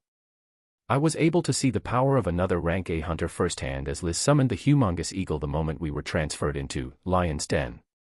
The eagle had flawlessly shining dark feathers that were as sharp as knives and piercing claws that brought fear onto the monsters that began appearing. We were located in a bleak grassland environment where multiple large lions were circling us. The eagle's imposing air was holding some of them back as the woman atop the eagle laughed in that alluring tone and commanded the eagle to move forward, its outspread wings acting as sharp blades that decimated everything in sight. I wasn't going to be left behind as my figure flew to the other groups of lions that were soon blasted away with an even stronger, frigid impermanence that was now boosted by 2 new cold-specific support skills I obtained from the military inventory.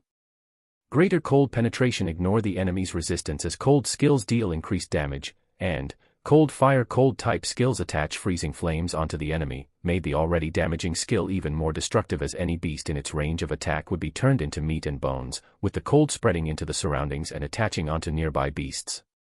Blue flames could be seen spreading to any beasts that were in the blast area as they screamed out painfully before their bodies were frozen cold. Lion's Den was an expansive space of shrubs and grassland with dens on lions here and there. We had to fly around for more than 30 minutes blasting away hordes of lions before we were faced with the impossibly large titan that had a glorious lion's mane flowing in the wind. Liz looked at me as her lips twisted up in a mischievous smile and said, "He's all yours, let's see how fast you can take it down."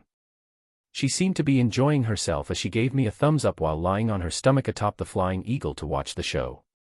I looked at this figure as I recalled memories from last night before I quickly shook myself out of it and focused on the matter at hand. The lion instinctively felt the danger when I neared and moved back, barely evading the epicenter of the casted, frigid impermanence, as the freezing flames in the periphery jumped on its body.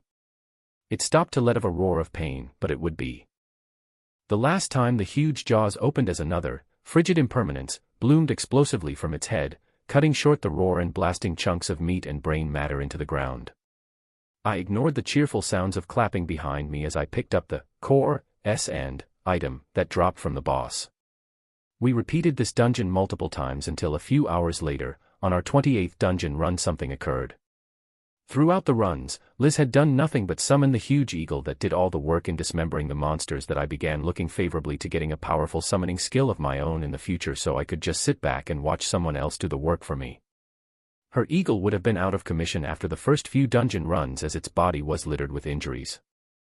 If it wasn't for me casting Guardian's Light, after every dive thereafter, the huge eagle would have had to be desummoned and summoned again to be back in top shape. That summoning process took more than half of all energy reserves Elizabeth had, so she would usually dive into rank B dungeons a few times a day before calling it quits. She stopped being surprised at my constant casting of spells after the first few dungeon runs as her cheerful expression became more complicated. I wasn't too worried at showing some level of my power as I was confident in myself to withstand many of the things that could come at me, and I had to stop hiding if I wanted to move further into the future. The change that was occurring currently on our 28th dungeon run was our surroundings literally cracking as if they were glass. The lions in the den in front of us were disappearing as if they were dust as a green light spread out to cover the eagle and us as we disappeared from the dungeon halfway through.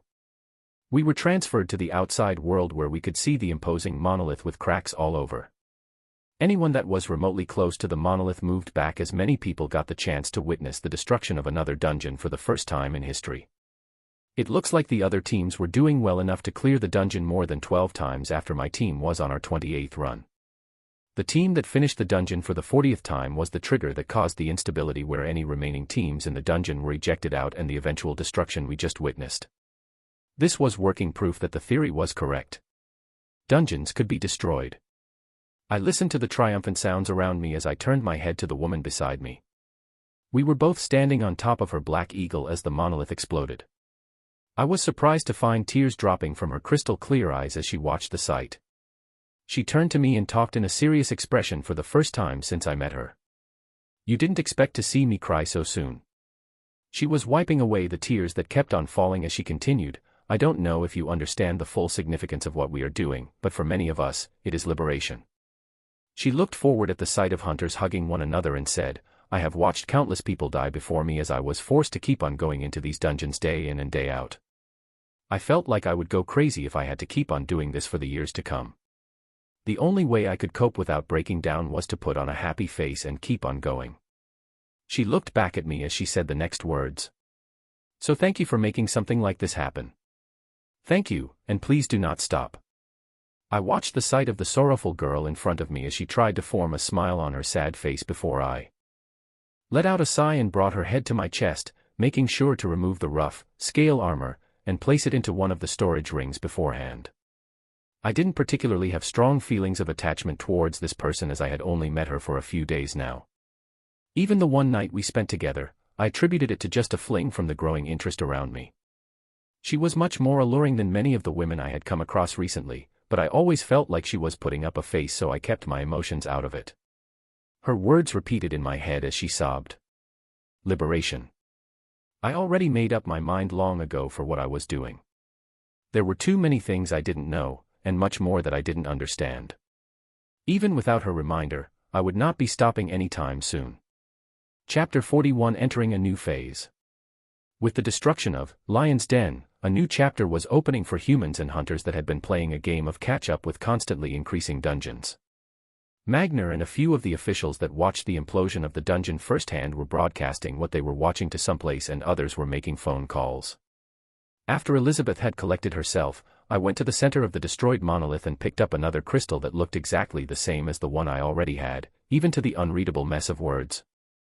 In the 27 successful times we dived in Lion's Den, we received many rank B, item, S and skill, S, but there was no luck in anything rank A dropping.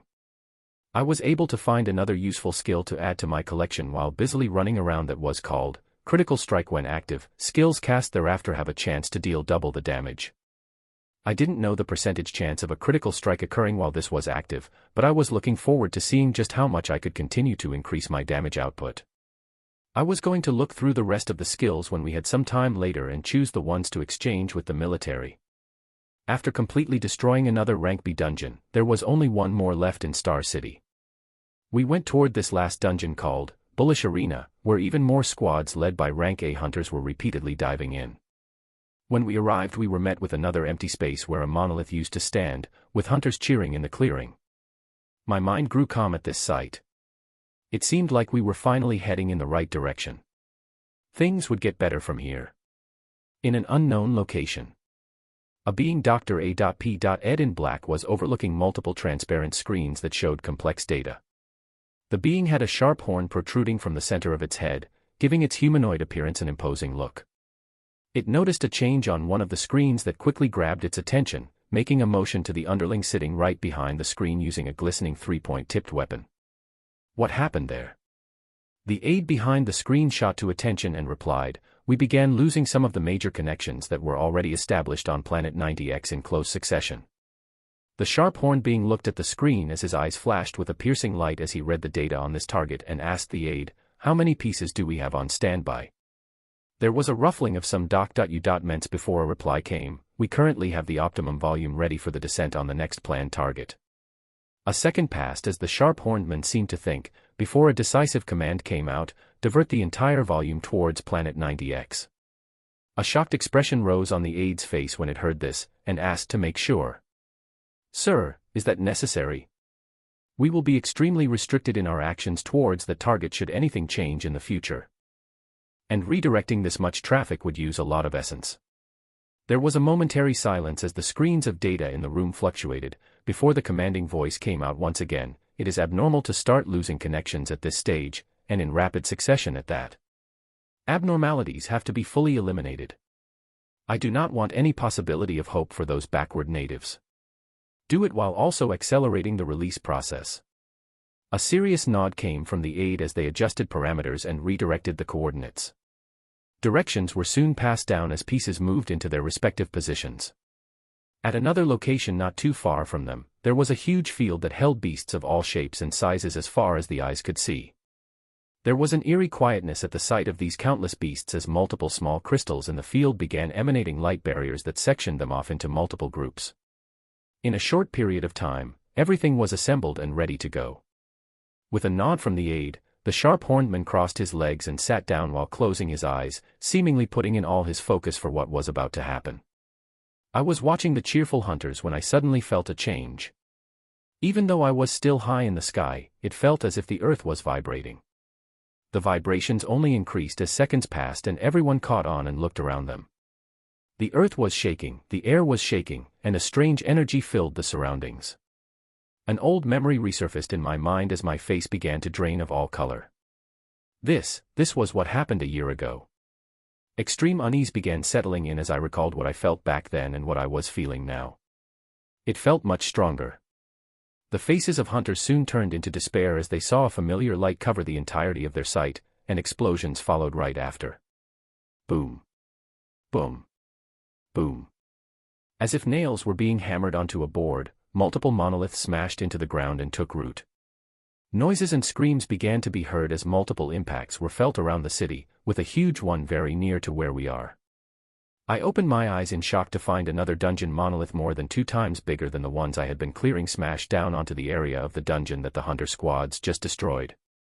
Some hunters that were still standing nearby were crushed, not even getting a second to let out dying screams.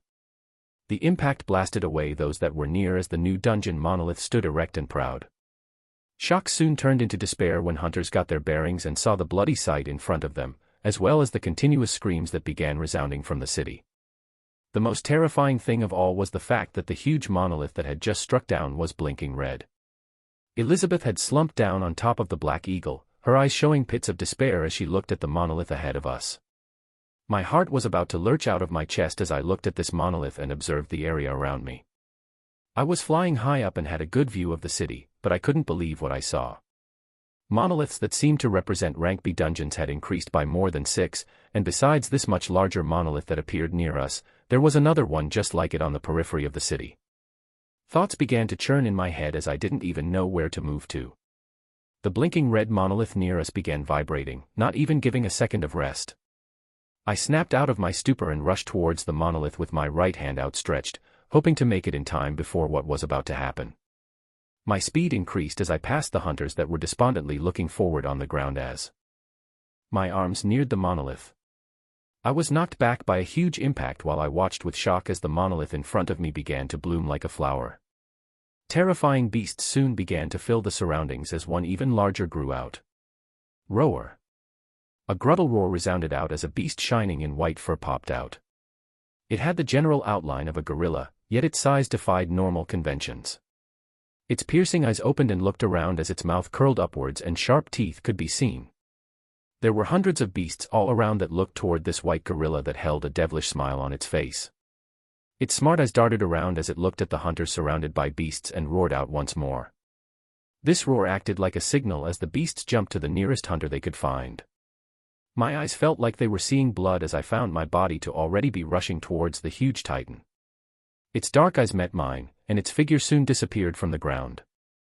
Danger sense began ringing as I turned my direction to the sky, only to be met with the newly appeared titan smashing its huge palm towards me. Pa. Chapter 42 Death and Destruction. It felt like I couldn't breathe as my figure was forced down to the ground like a missile. The impact stole the air from my lungs as I felt multiple parts of my body ache in excruciating pain. I had no time to think as I saw the gorilla now diving down with a fist outstretched.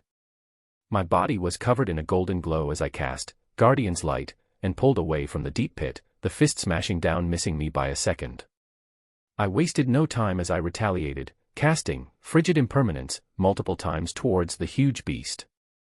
It seemed to instinctively evade the 5-meter cold blasts as the first two hit air, with only the third catching it while it was dodging and making contact. Roar. It called out with a furious expression as its left hand had deep red gashes with a blue freezing flame dancing on it. Fury took control of me as I kept on hearing the screams around me as more and more Frigid Impermanence was cast towards the huge gorilla. It was able to evade less and less after the first hit, the cold flames permeating in its bones as more of the skill smashed onto its body. The fur and skin that seemed to provide it tremendous defense were tattered and bleeding, its smiling expression completely gone as it looked at me in fear. My only response was more freezing blasts that smashed its body further down into the ground. I only watched as its body become more and more mangled, and soon enough there was no sound coming from the beast.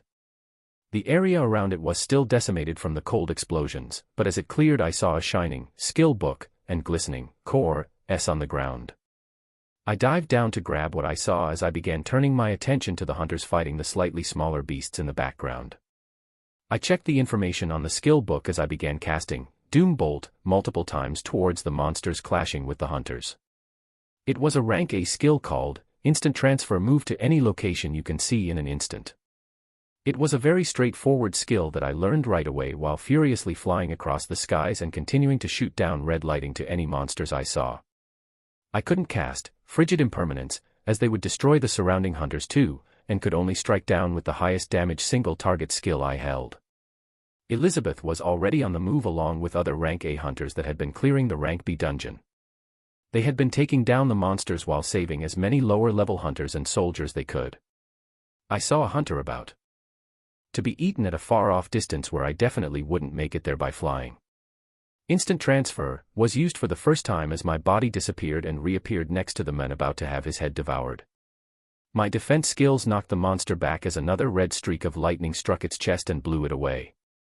The hunter thanked me while roughly breathing and I disappeared once more for another location, moving across the battlefield and taking down as many of the beasts as I could.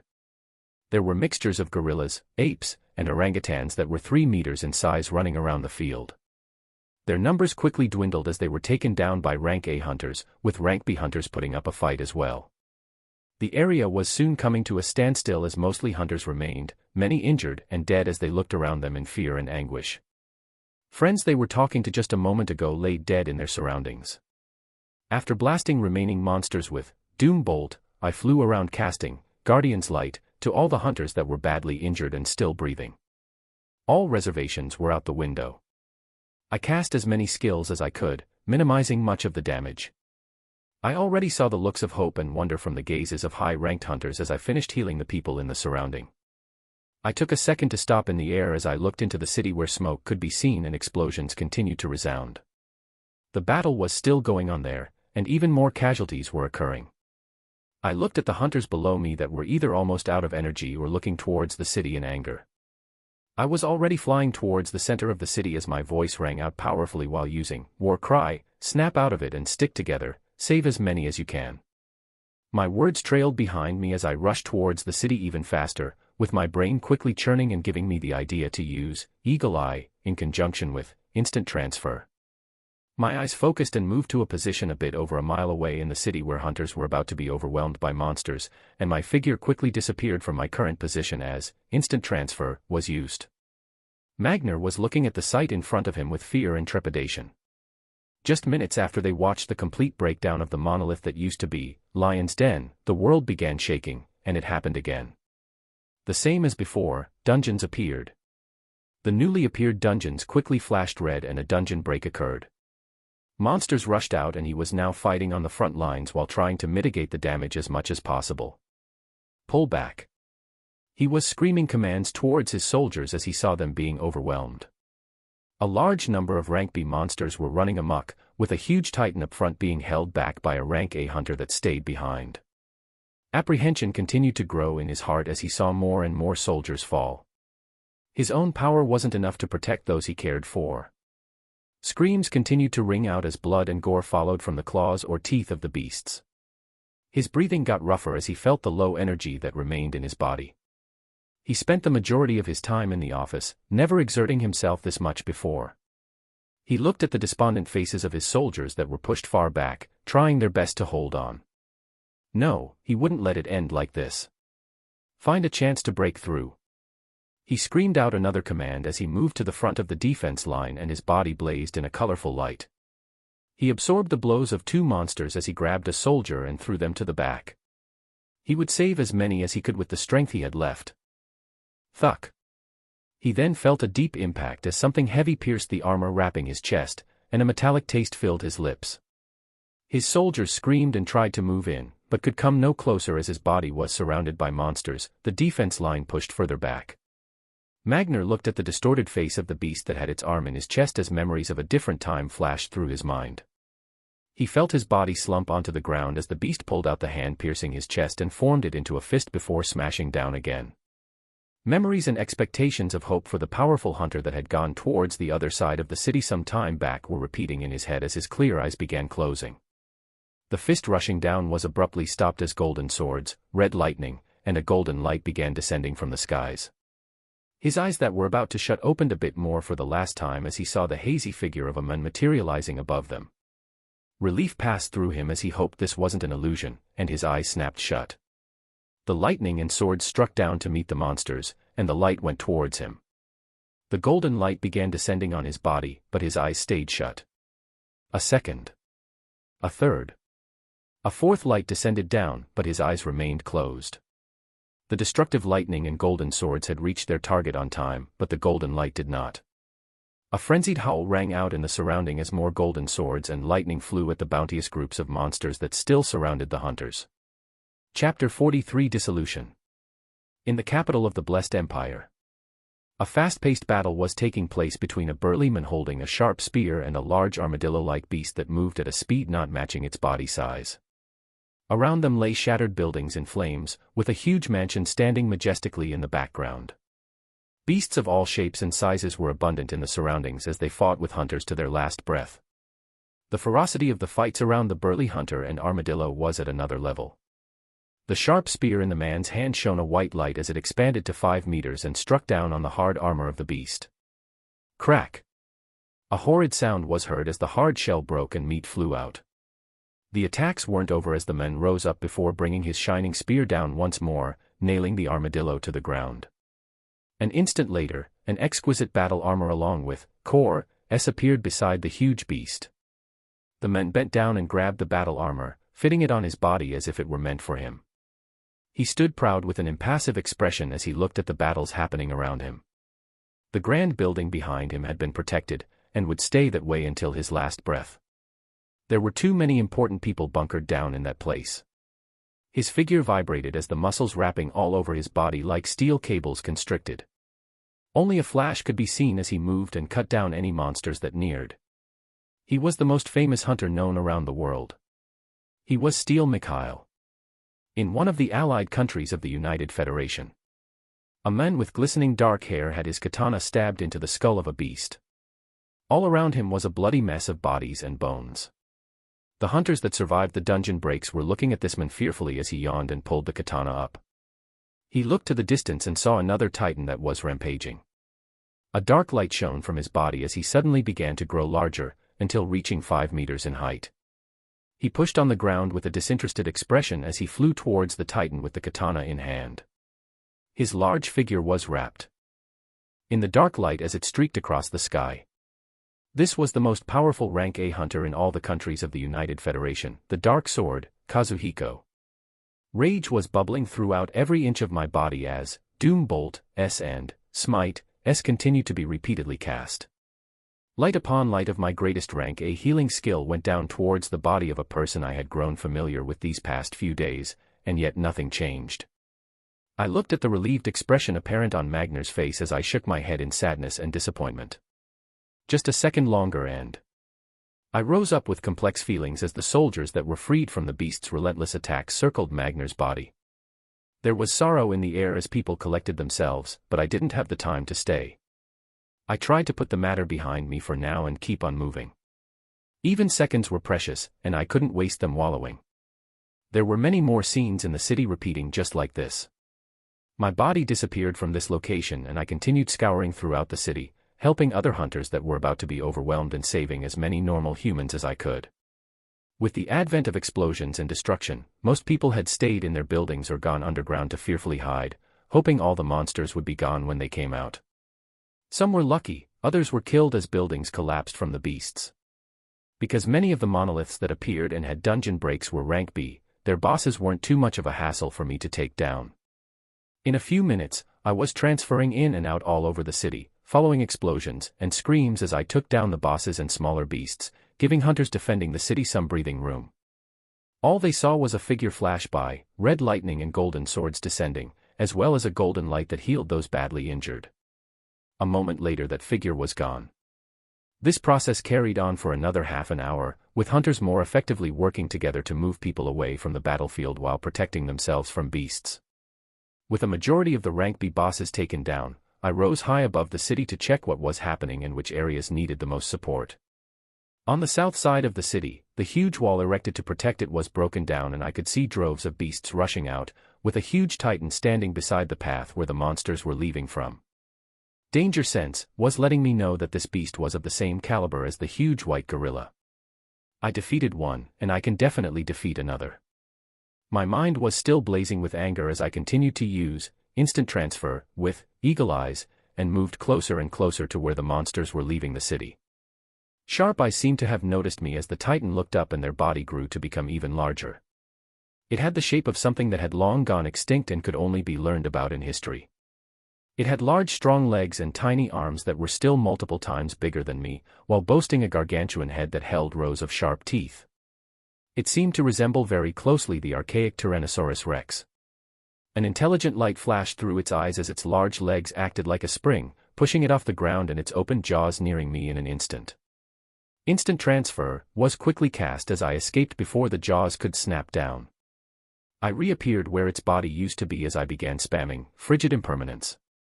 The large body wasn't able to dodge in the air, and 2 blasts hit it before it reached the ground. Roar! It moved at extreme speeds as it ignored the freezing flames on its body and zigzagged towards me, evading the skills as if it knew where they would land before they were cast. The moment it neared me again I disappeared into the sky, its terrifying teeth biting nothing but air. It let out another frustrated roar as it didn't jump this time around, its large jaws opening as a red light began to condense and palpitate in the center of its mouth. Oh, fucku. I didn't let it complete its skill as another cold blast smashed onto its face, interrupting whatever it was trying to do and causing a huge explosion. The beasts that continued to leave through the broken wall in the city were not looking back, as if they were possessed or heeding a command.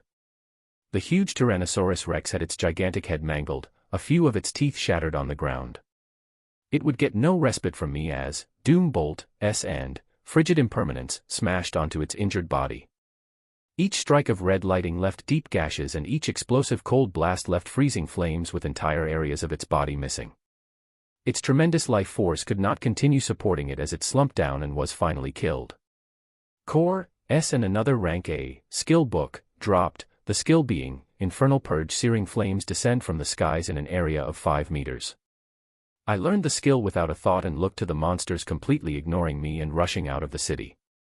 There was much less noise and explosions as hunters continued to bring order to the city with the deaths of the titans, the only beasts roaming free being stranglers left behind. I tested Infernal Purge for the first time towards the tens of monsters still rushing out the city.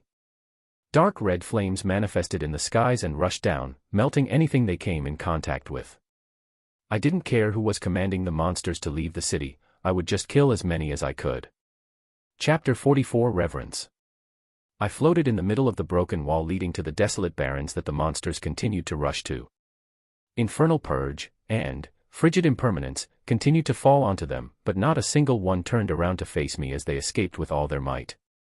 Things began settling down until only 1 or 2 could be observed running here and there, with most of them already deep in the barrens. I couldn't leave the city now as I didn't know what else would occur, and there were still rank B dungeons that were red and nearing another dungeon break. Movements could be heard behind me as hunters began appearing, the first one being Elizabeth. She stood on her injured eagle that was licking the wounds all over its body as she looked at me with a complicated expression. Elizabeth approached from behind as she said, "The city is gradually being stabilized, with some teams already clearing the dungeons in the high-risk category that haven't had a dungeon break." She was looking at me differently and speaking in a much more reserved tone than usual.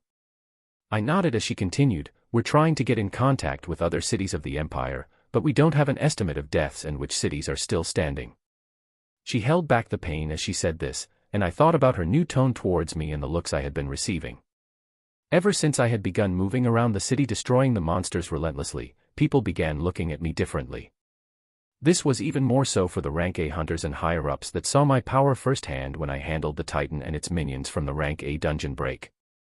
I took the change with a calm mind as there were too many things to think about for me to worry about what other people were thinking. We waited at the portion of the destroyed wall until more hunters came and were stationed to rebuild and protect the hole leading out into the barrens, and we went back into the city.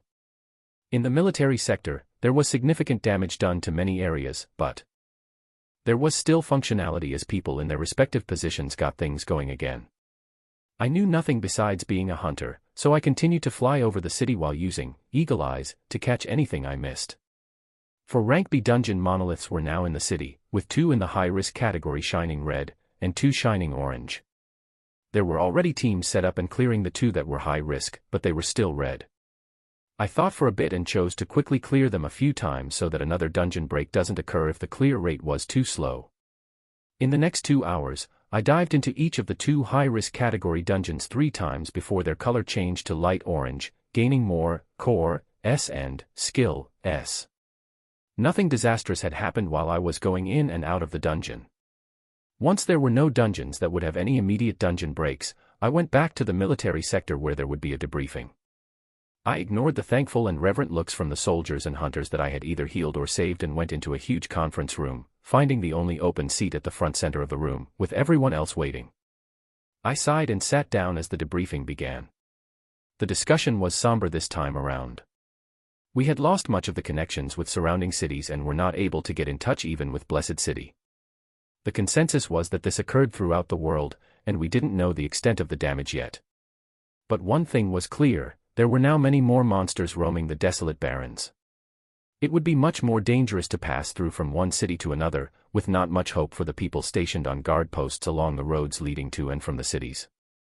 The next step was what we would do from here. When we got to this point, the room quieted and many people turned in my direction.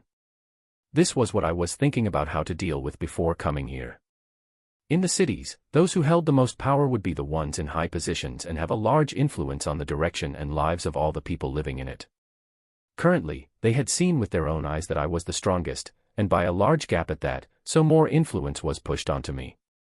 I knew my strengths and weaknesses though, and leading people was not something I was confident in.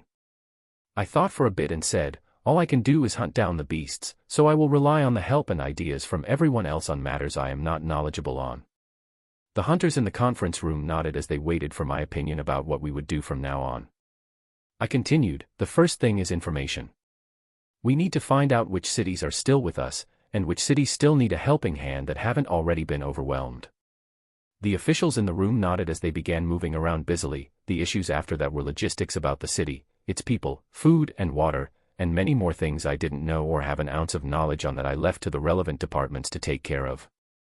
After the direction was decided and the officials began to act, I went towards the melancholic Elizabeth who was standing in the corner of the conference room.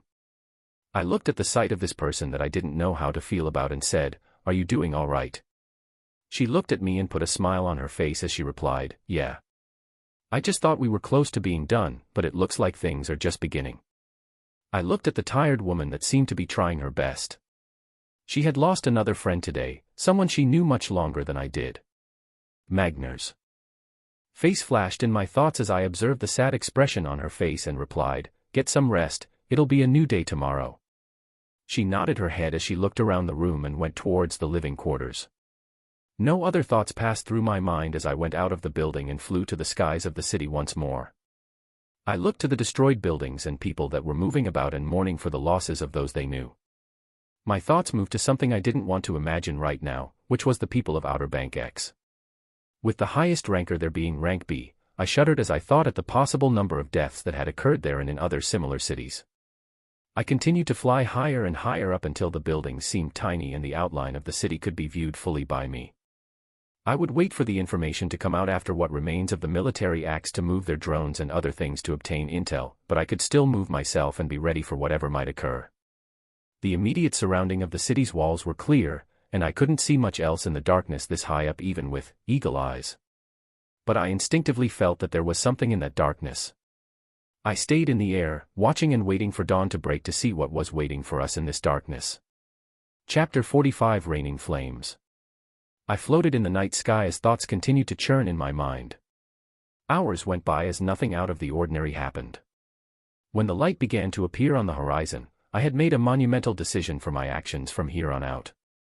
The cover of the night was pulled away as the walled city and desolate barrens revealed themselves to me. Far from the city, there were many moving dots that made for a terrifying sight. At the forefront of these dots were 3 large titans that moved around menacingly. More and more beasts were coming from all around to join this larger crowd as the dots kept on increasing. The scene reminded me of the pictures of the horde of beasts with the large turtle in the middle that were also making its way towards the Empire, albeit the sight in front was at a smaller scale. The monumental decision I had made while I was floating in the night sky this past night was to start moving independently. As great as it was to mix around with others, it was also limiting me. I was planning on going all over the Empire to clear out the dungeons and beasts that have popped out, before going ahead and facing the incoming horde of enemies after. This was me moving faster. I would start with the collection of beasts amassing themselves around this city first. My eyes were on the 3 moving titans whose figures became even clearer with the sun breaking through the horizon. One was a large bear with claws drenched in black, another was an Arctic fox with white flowing fur, and the last was a white panda hoisting a sizable tree trunk on its back. I began acting while staying in the skies, starting off with multiple casts of Infernal Purge.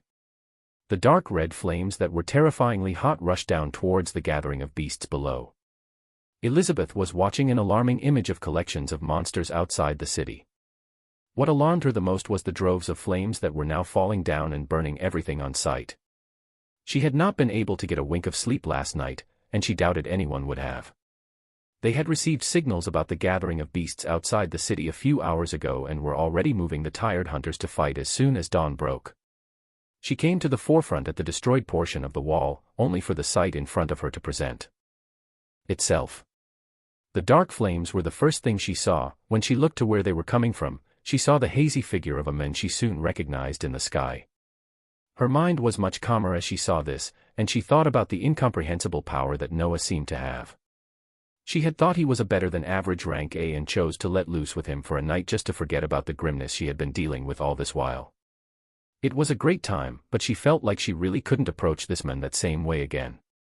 He just seemed too strong and intimidating currently, becoming a different person overnight. She also knew herself and she didn't think she was the type of woman that deserved someone like him.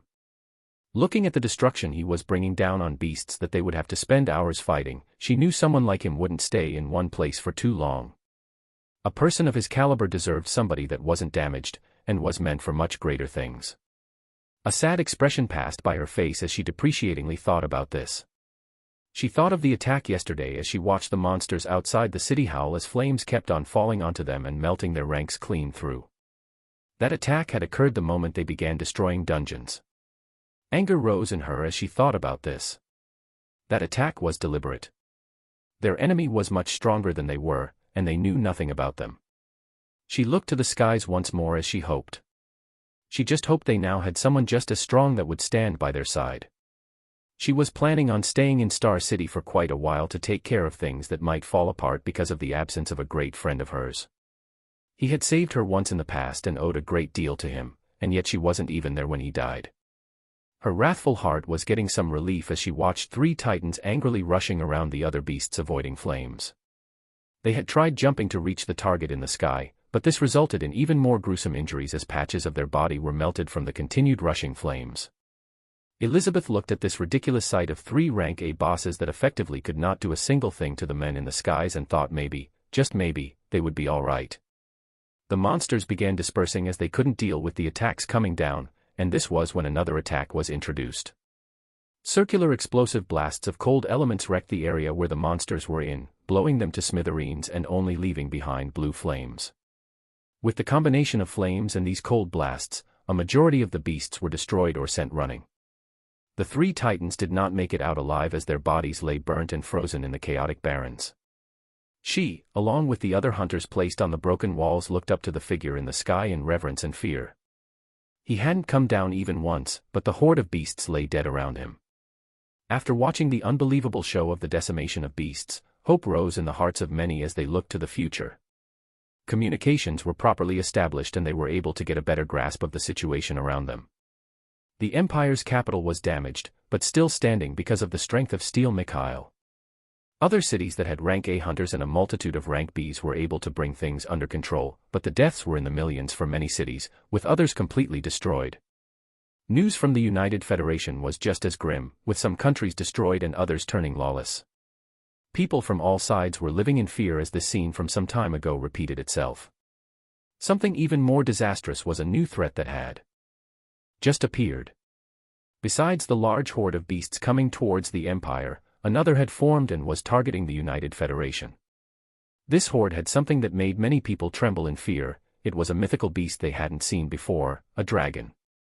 News from those that saw this beast and were still alive said it had come out of a monolith larger than any of the currently meant ones, and that it spelled destruction for the entire world.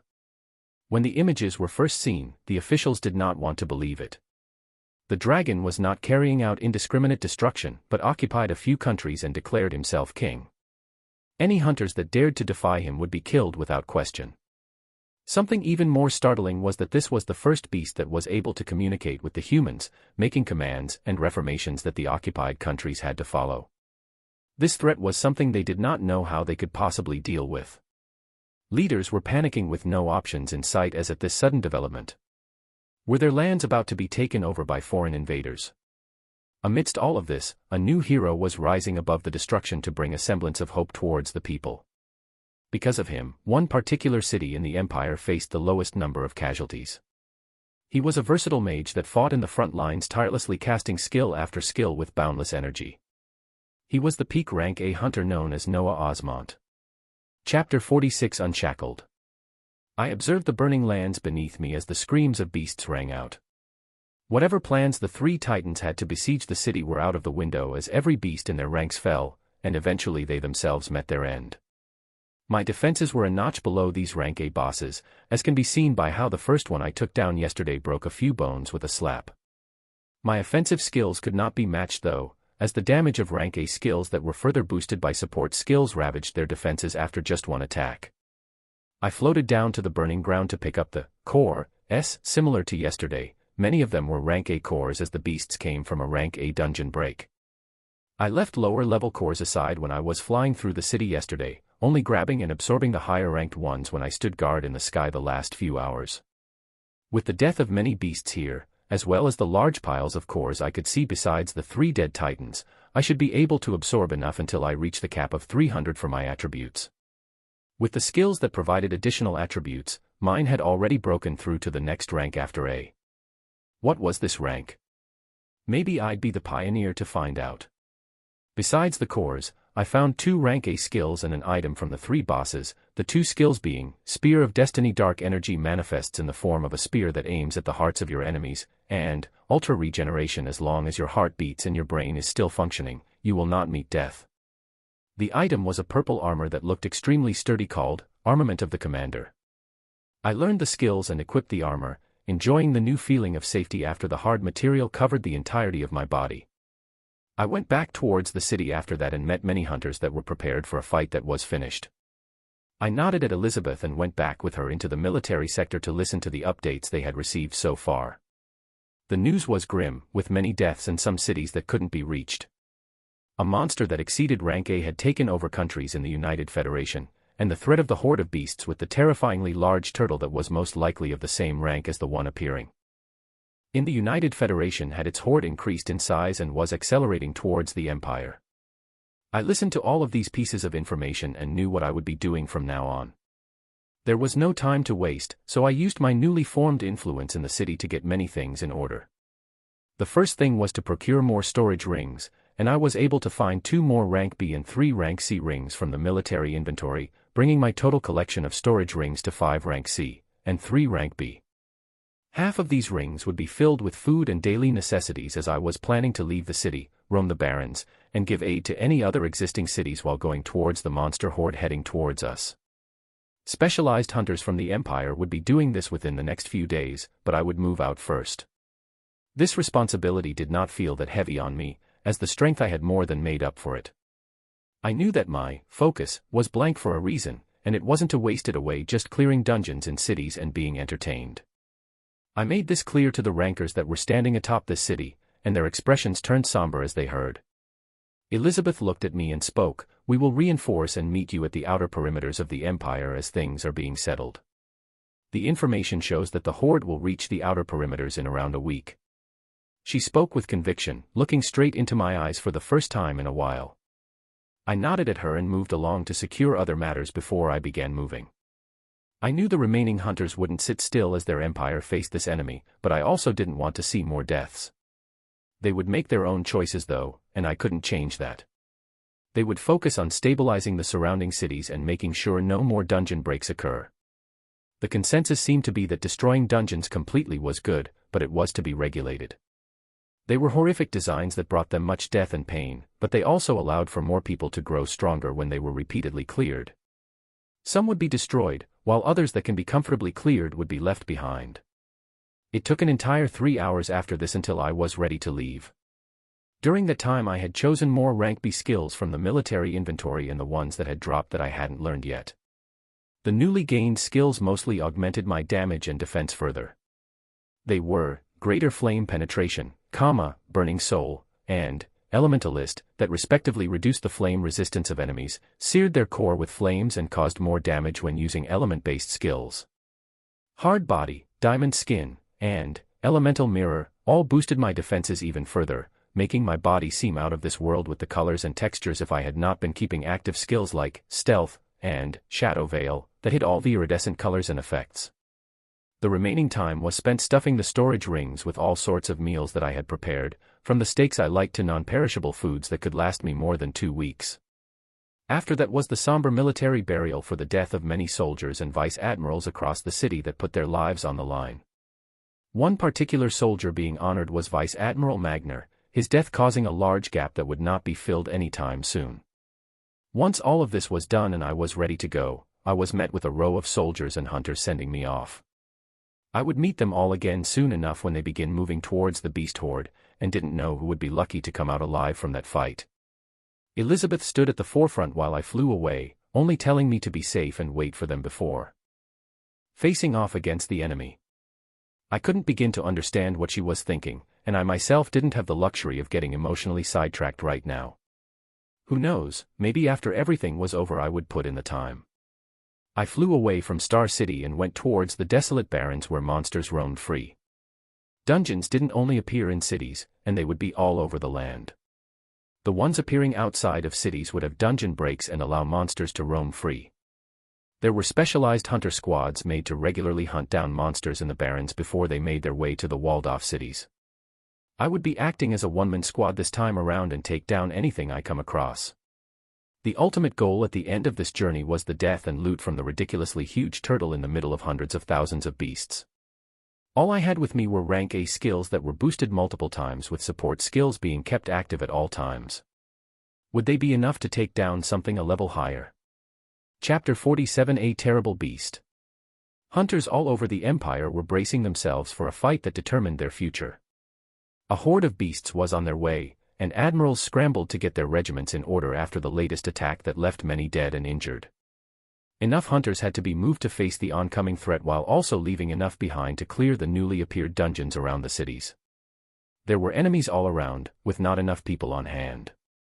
Higher-ups of the Empire had slightly less despondent thoughts as intel regarding a particularly powerful hunter made its way to the top.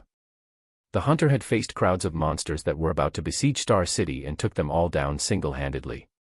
With the addition of top hunters like Steel Mikhail, they felt like they could still come out of this predicament in one piece. Commands were quickly given as pieces began being moved. They were tired and fearful, but they would not give in. They would fight until their last breath if they had to.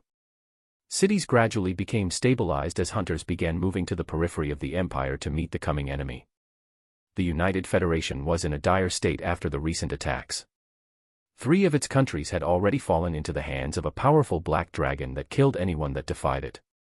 The terror of this dragon was just beginning as it began making movements. It had many underlings beneath it that looked like a mixture of humans and lizards, as well as smaller reptiles that looked similar to it but had no wings. The black dragon's first movement made many despair, as it commanded the human hunters that healed under its strength to form into a force that attacked the surrounding countries. It had many beasts under its command to use, but it was mostly using humans to fight other humans for its dominion. Scenes of hunters facing each other in battles had already started, causing a sense of defeat from any parties that came out alive in these battles. Both were fighting to defend the lives of the people in their countries, with one side trying to protect the millions that were already subjugated under the Black Dragon's forces. Any dissent from them could cause the death of millions of people with just a word from the terrible beast. Leaders in the Blessed Empire were observing this situation while providing support to the United Federation for the first time in a while. Resources were spread thin as hunters had to be sent towards an impending horde to the south, others to remain to protect the Empire itself, and some to be sent towards the United Federation. If the countries there all fell under the command of the Black Dragon, the Empire would be next. The Dark Sword, Kazuhiko, was feeling a different emotion for the first time in a while. It wasn't the usual apathy and disinterest that he felt even after the apocalypse occurred. He had naturally awakened and risen to become the most powerful hunter of the United Federation as time passed. He had cleared dungeons, faced rank titans, and done everything his teenage mind had ever dreamed of. But he was quickly bored again. Even after dungeons appeared en masse again, the rank A bosses from the dungeon breaks quickly fell under his sword. But now, something different was occurring. His blood boiled as he saw the images of the huge black dragon that was making its way to the center of the United Federation. He felt like this huge beast would be a sufficient opponent for him, but he also knew his limitations. Even though he was a battle junkie, he still wanted to keep his life. The beast they were going against was a rank above his, with thousands of beasts surrounding it. This was why he was leading the hunters of the Federation that would be standing against the Black Dragon and his forces. He looked down on the humans that submitted to the beast's power.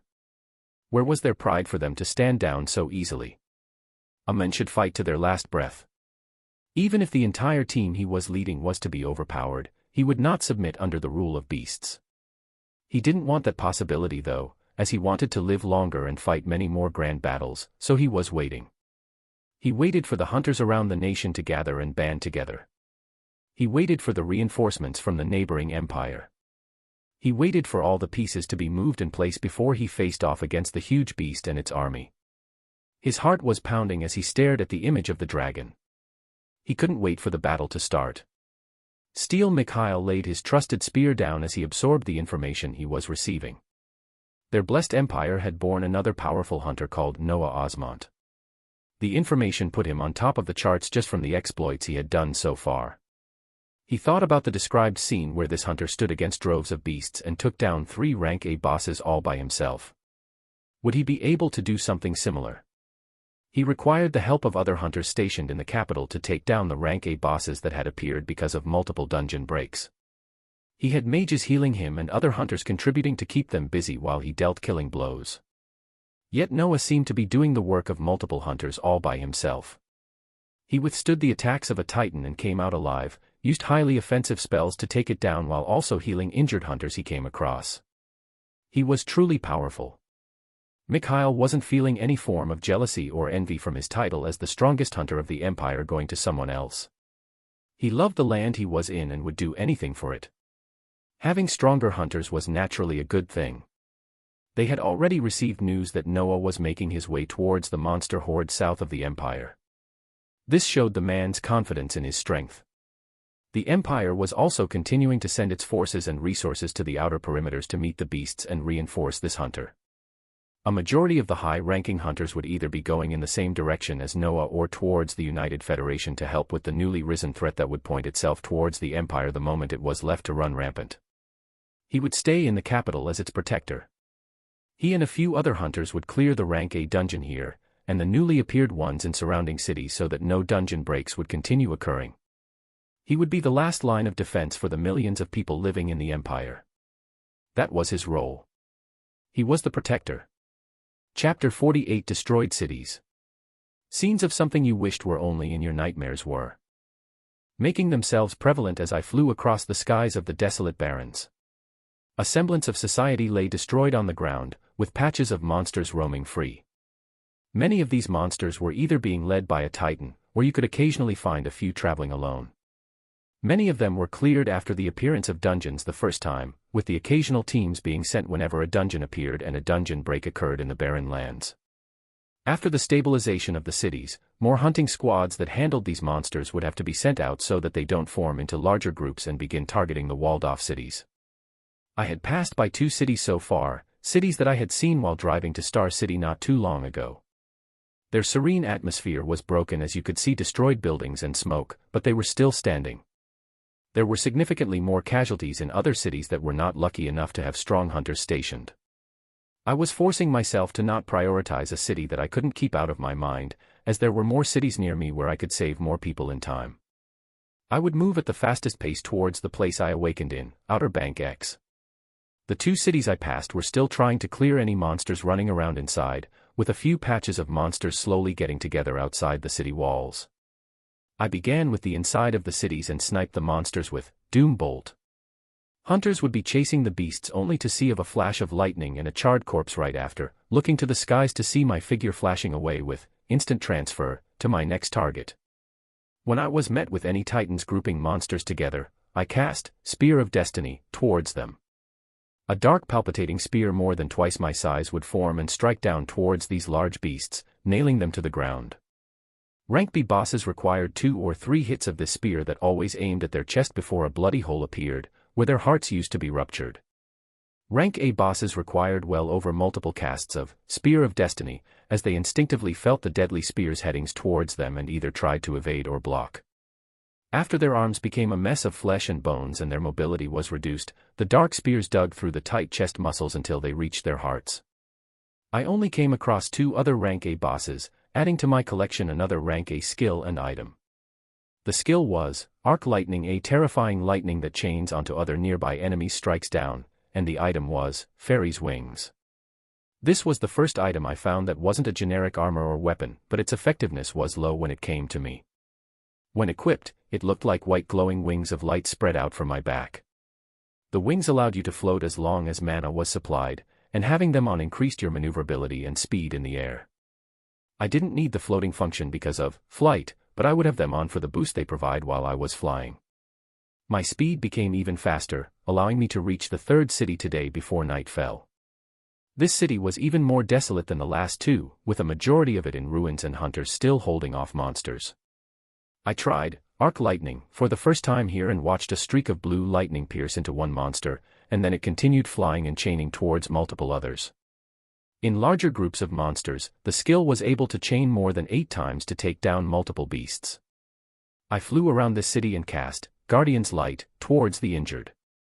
My figure that was flying through the skies releasing golden lights while having glowing wings outstretched behind only made me stand out even more. The city and its surrounding area was cleared of monsters in no time, and I chose to spend the night here as I realized I couldn't hunt effectively at night with the low visibility. When I took the journey to Star City last time, it had taken us the entire day from Outer Bank X to get there.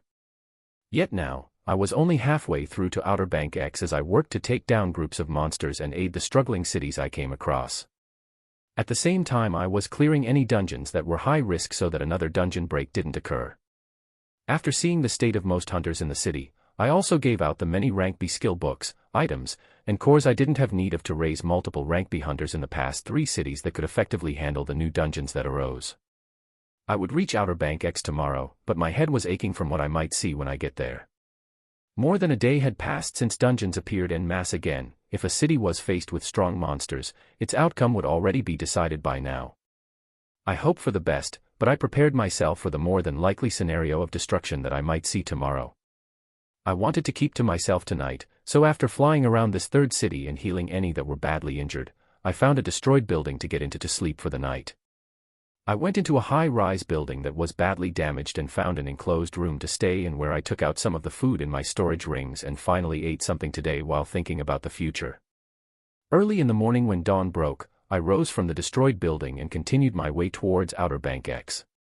There was a long distance with only the barrens to look at before I reached the next city. The CLU.S. of monsters were becoming more frequent as I went further out of the Empire, leaving me with a heavy heart as more of my conjectures were turning out to be true. The groups of beasts in the barrens were only met with death as dark flames, explosive cold blasts, or chaining lightning decimated their ranks. I was releasing all of my anger onto them, but it seemed to be ever so increasing. I passed through another city that I recalled was right before Outer Bank X, and the sight did not bode well for what I would be seeing from now on. All around me was carnage, with beasts running rampant and very few survivors in sight. I looked at the city below me in anger and sadness as the bloody sight laid itself bare. Lightning rained down as it chained from beast to beast, destroying anything it came across as my rage continued to build up. I was angry at the beasts, but I was also angry at myself and many others in the Empire.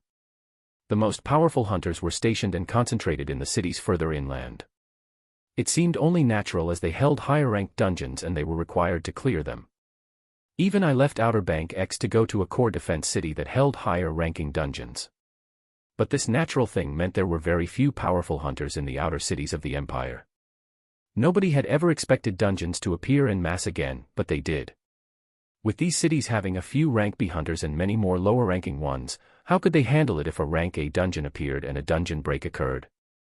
Unless they were lucky enough for more powerful hunters to naturally awaken and take the lead in defending them, some cities faced complete destruction.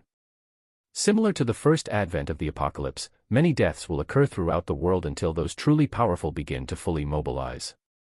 The only sliver of hope was people hiding in underground bunkers as the monsters roamed above them, only left to wait for a chance of survival.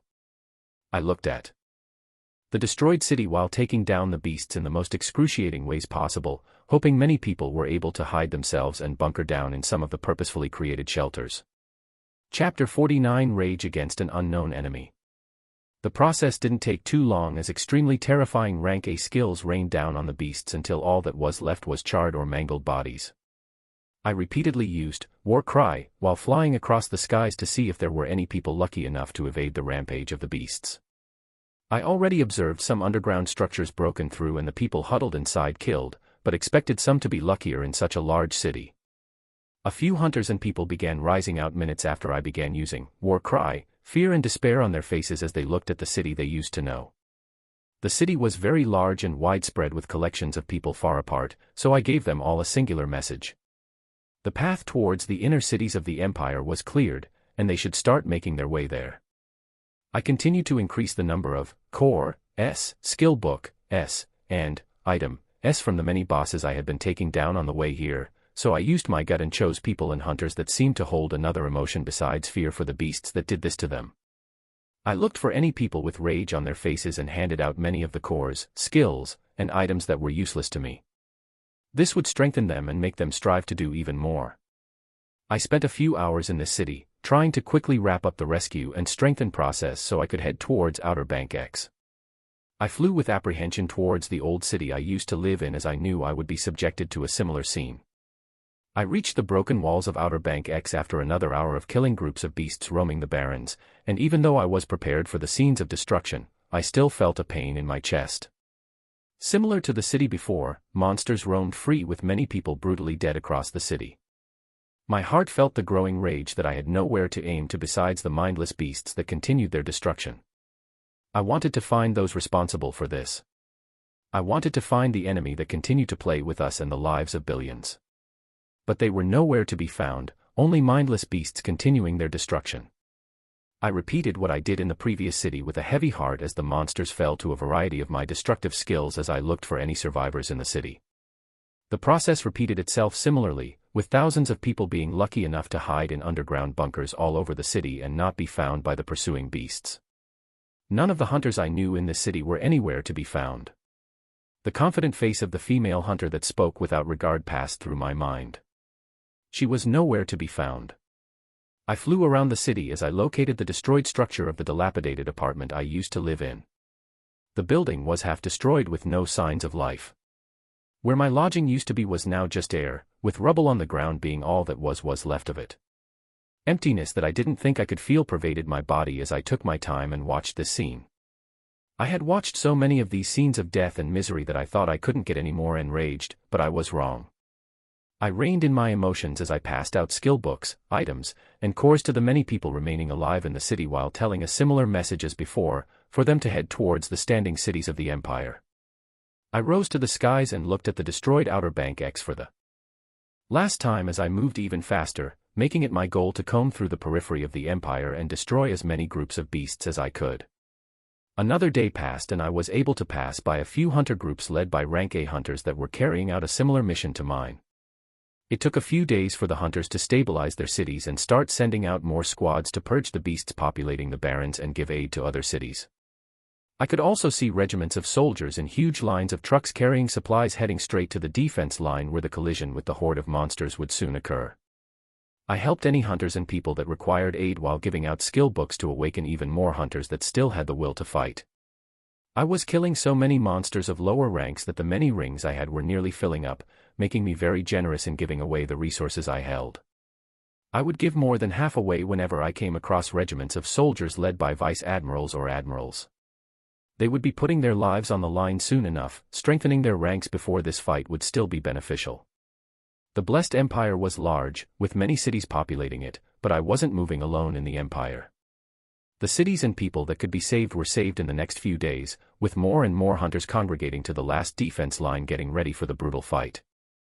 I was able to take down 5 more rank A bosses while moving these past few days, providing me with an abundance of cores that brought my attributes all the way to 304, vitality, and strength, even without putting the attributes from the support skills into account. The rank A, focus, attributes were given to the military as I still had no use for them, the blank attribute not changing the slightest no matter how many I absorbed. 3 skills and 2 items also dropped from these rank A bosses, the skills being, void/cut the area in front of you with a swing of your sword, expansion burn your energy to expand your body to its limits, and pain resistance the perception of pain in your body is dulled. I learned the expansion and pain resistance in a blink and put away void/ that I wouldn't be using for now. I could use both of the items, one being a rank A storage ring and the other was Emperor's Boots, granting me a boost in speed that further enhanced my already fast flight. The time was quickly approaching as the horde neared the Empire, and I went towards the defense line to meet the coming enemies hidden while trying to minimize the deaths of hunters as much as possible. They had erected a wall and trenches that stretched for miles left and right where many hunter soldiers were stationed. The Empire was preparing for this horde for a while now, and the sudden appearance of new dungeons and beasts had only damaged parts of the defense line that were repaired as soon as the hunters took back control. I placed the colorful fairy's wings into my ring as I flew towards one of the command centers. My figure put the already tense hunters on high alert, but ecstatic expressions rose on their faces as soon as they saw it was me. I had been moving across the Empire rapidly these past few days, becoming widely known as more and more of the hunters I saved moved around. I had also met with the military regiments multiple times and provided them with the loot that was filling my rings, making many of the hunters in the military excited when I neared. I landed on top of the wall lined up with soldiers as I looked out to the wide expanse of barrens before us. A horde of hundreds of thousands of beasts would soon be upon us from this quiet stretch of land. Chapter 50 Collision between opposing forces. As hunters prepared to face the monsters with the moving landmass of a turtle at the lead in the Blessed Empire, other hunters were banding together to stand against the tyranny of the Black Dragon in the United Federation.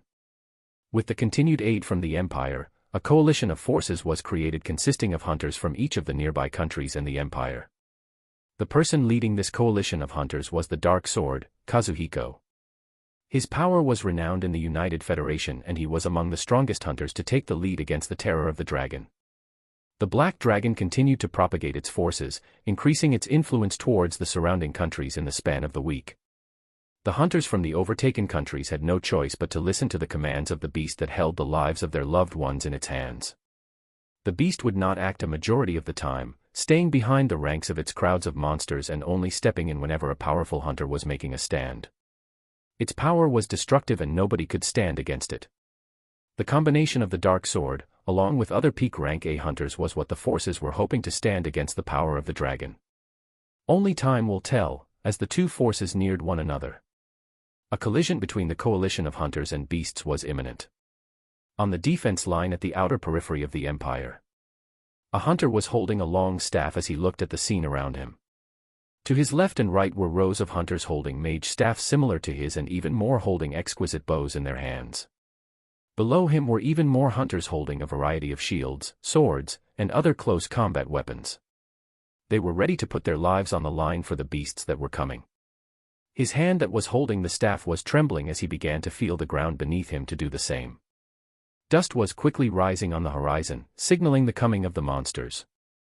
The trembling hunter turned his head towards one of the command centers where he could see the powerful hunters of the Empire congregating. Standing on the lead of these hunters was a man with dark hair and a radiant fair complexion. His body donned an ethereal purple armor that vaunted strength. He stood at the forefront, overlooking the walls and the people with an expression that seemed to give off conviction. The trembling weapon in the hunter's hand settled just a little at this scene. He knew this hunter that assured the fears of many of the people here. His regiment was about to be overtaken by a pack of beasts led by a rank A titan on their way here, and this man appeared out of nowhere with powerful skills that took care of the beasts that were about to take their lives as if it was nothing. It was this strength that gave many hunters hope of seeing the next day in one piece. The dust on the horizon continued to grow larger as more small dots could be seen with the naked. As time passed, the small dots could be seen getting larger and larger at every step. The hunters were prepared, those with long-ranged weapons and spells protected on top of the makeshift walls, with hunters hoisting large shields and broadswords moving forward to meet the incoming enemy. The horde of beasts was becoming clear in the eyes of the hunters as a conglomeration of all types of beasts became apparent. From apes to lions, all the way to extremely oversized poisonous toads, they were all rushing towards them with eyes filled with blood. Their hearts became firm as they prepared to clash with the waves of monsters. Noah Osmont, the hunter that many people were placing their hopes on, rose in the air as the beasts neared. Other hunters with flying summons also filled the skies as a huge black eagle could be seen not too far away. A famous hunter was also seen with their signature white Pegasus, and even more hunters with bats or other winged beasts appeared. Skills were prepared as everybody felt their energy bubbling at full capacity. Much of the horde was now visible, and to the far back was a hideously misshapen turtle that had green pulsating spikes poking out of its hard shell. Its size seemed larger than 20 meters as it took world-shaking steps towards the crowd of humans in front of it, each of its steps shaking the land. Noah acted first as a cry rang out from him, invigorating the hunters all around and easing their fears. His hand rose to the skies as a long staff appeared pointing forward. Multiple 5-meter circles came to light in the air, dark red flames spurting out towards the incoming beasts as Infernal Purge was cast. The circles increased exponentially as time passed, making the skies above the beasts look hellish as the flames flew down towards them. Hunters saw this destructive power coming from their side and cheered, their spirits lifted as they prepared skills of their own. Chaos had begun as the flames reached down and burnt everything they touched. At the same time, blue streaks of lightning were shooting down, traveling through ranks of monsters as if they were connected by a rope. Arc lightning was also being continuously cast towards the coming beasts as they began falling in droves from the skills of just one hunter. Roar. A thundering sound was heard as the titan of a turtle spread its wide jaws open, and a green pillar of energy shot out towards the hunter, causing such destruction.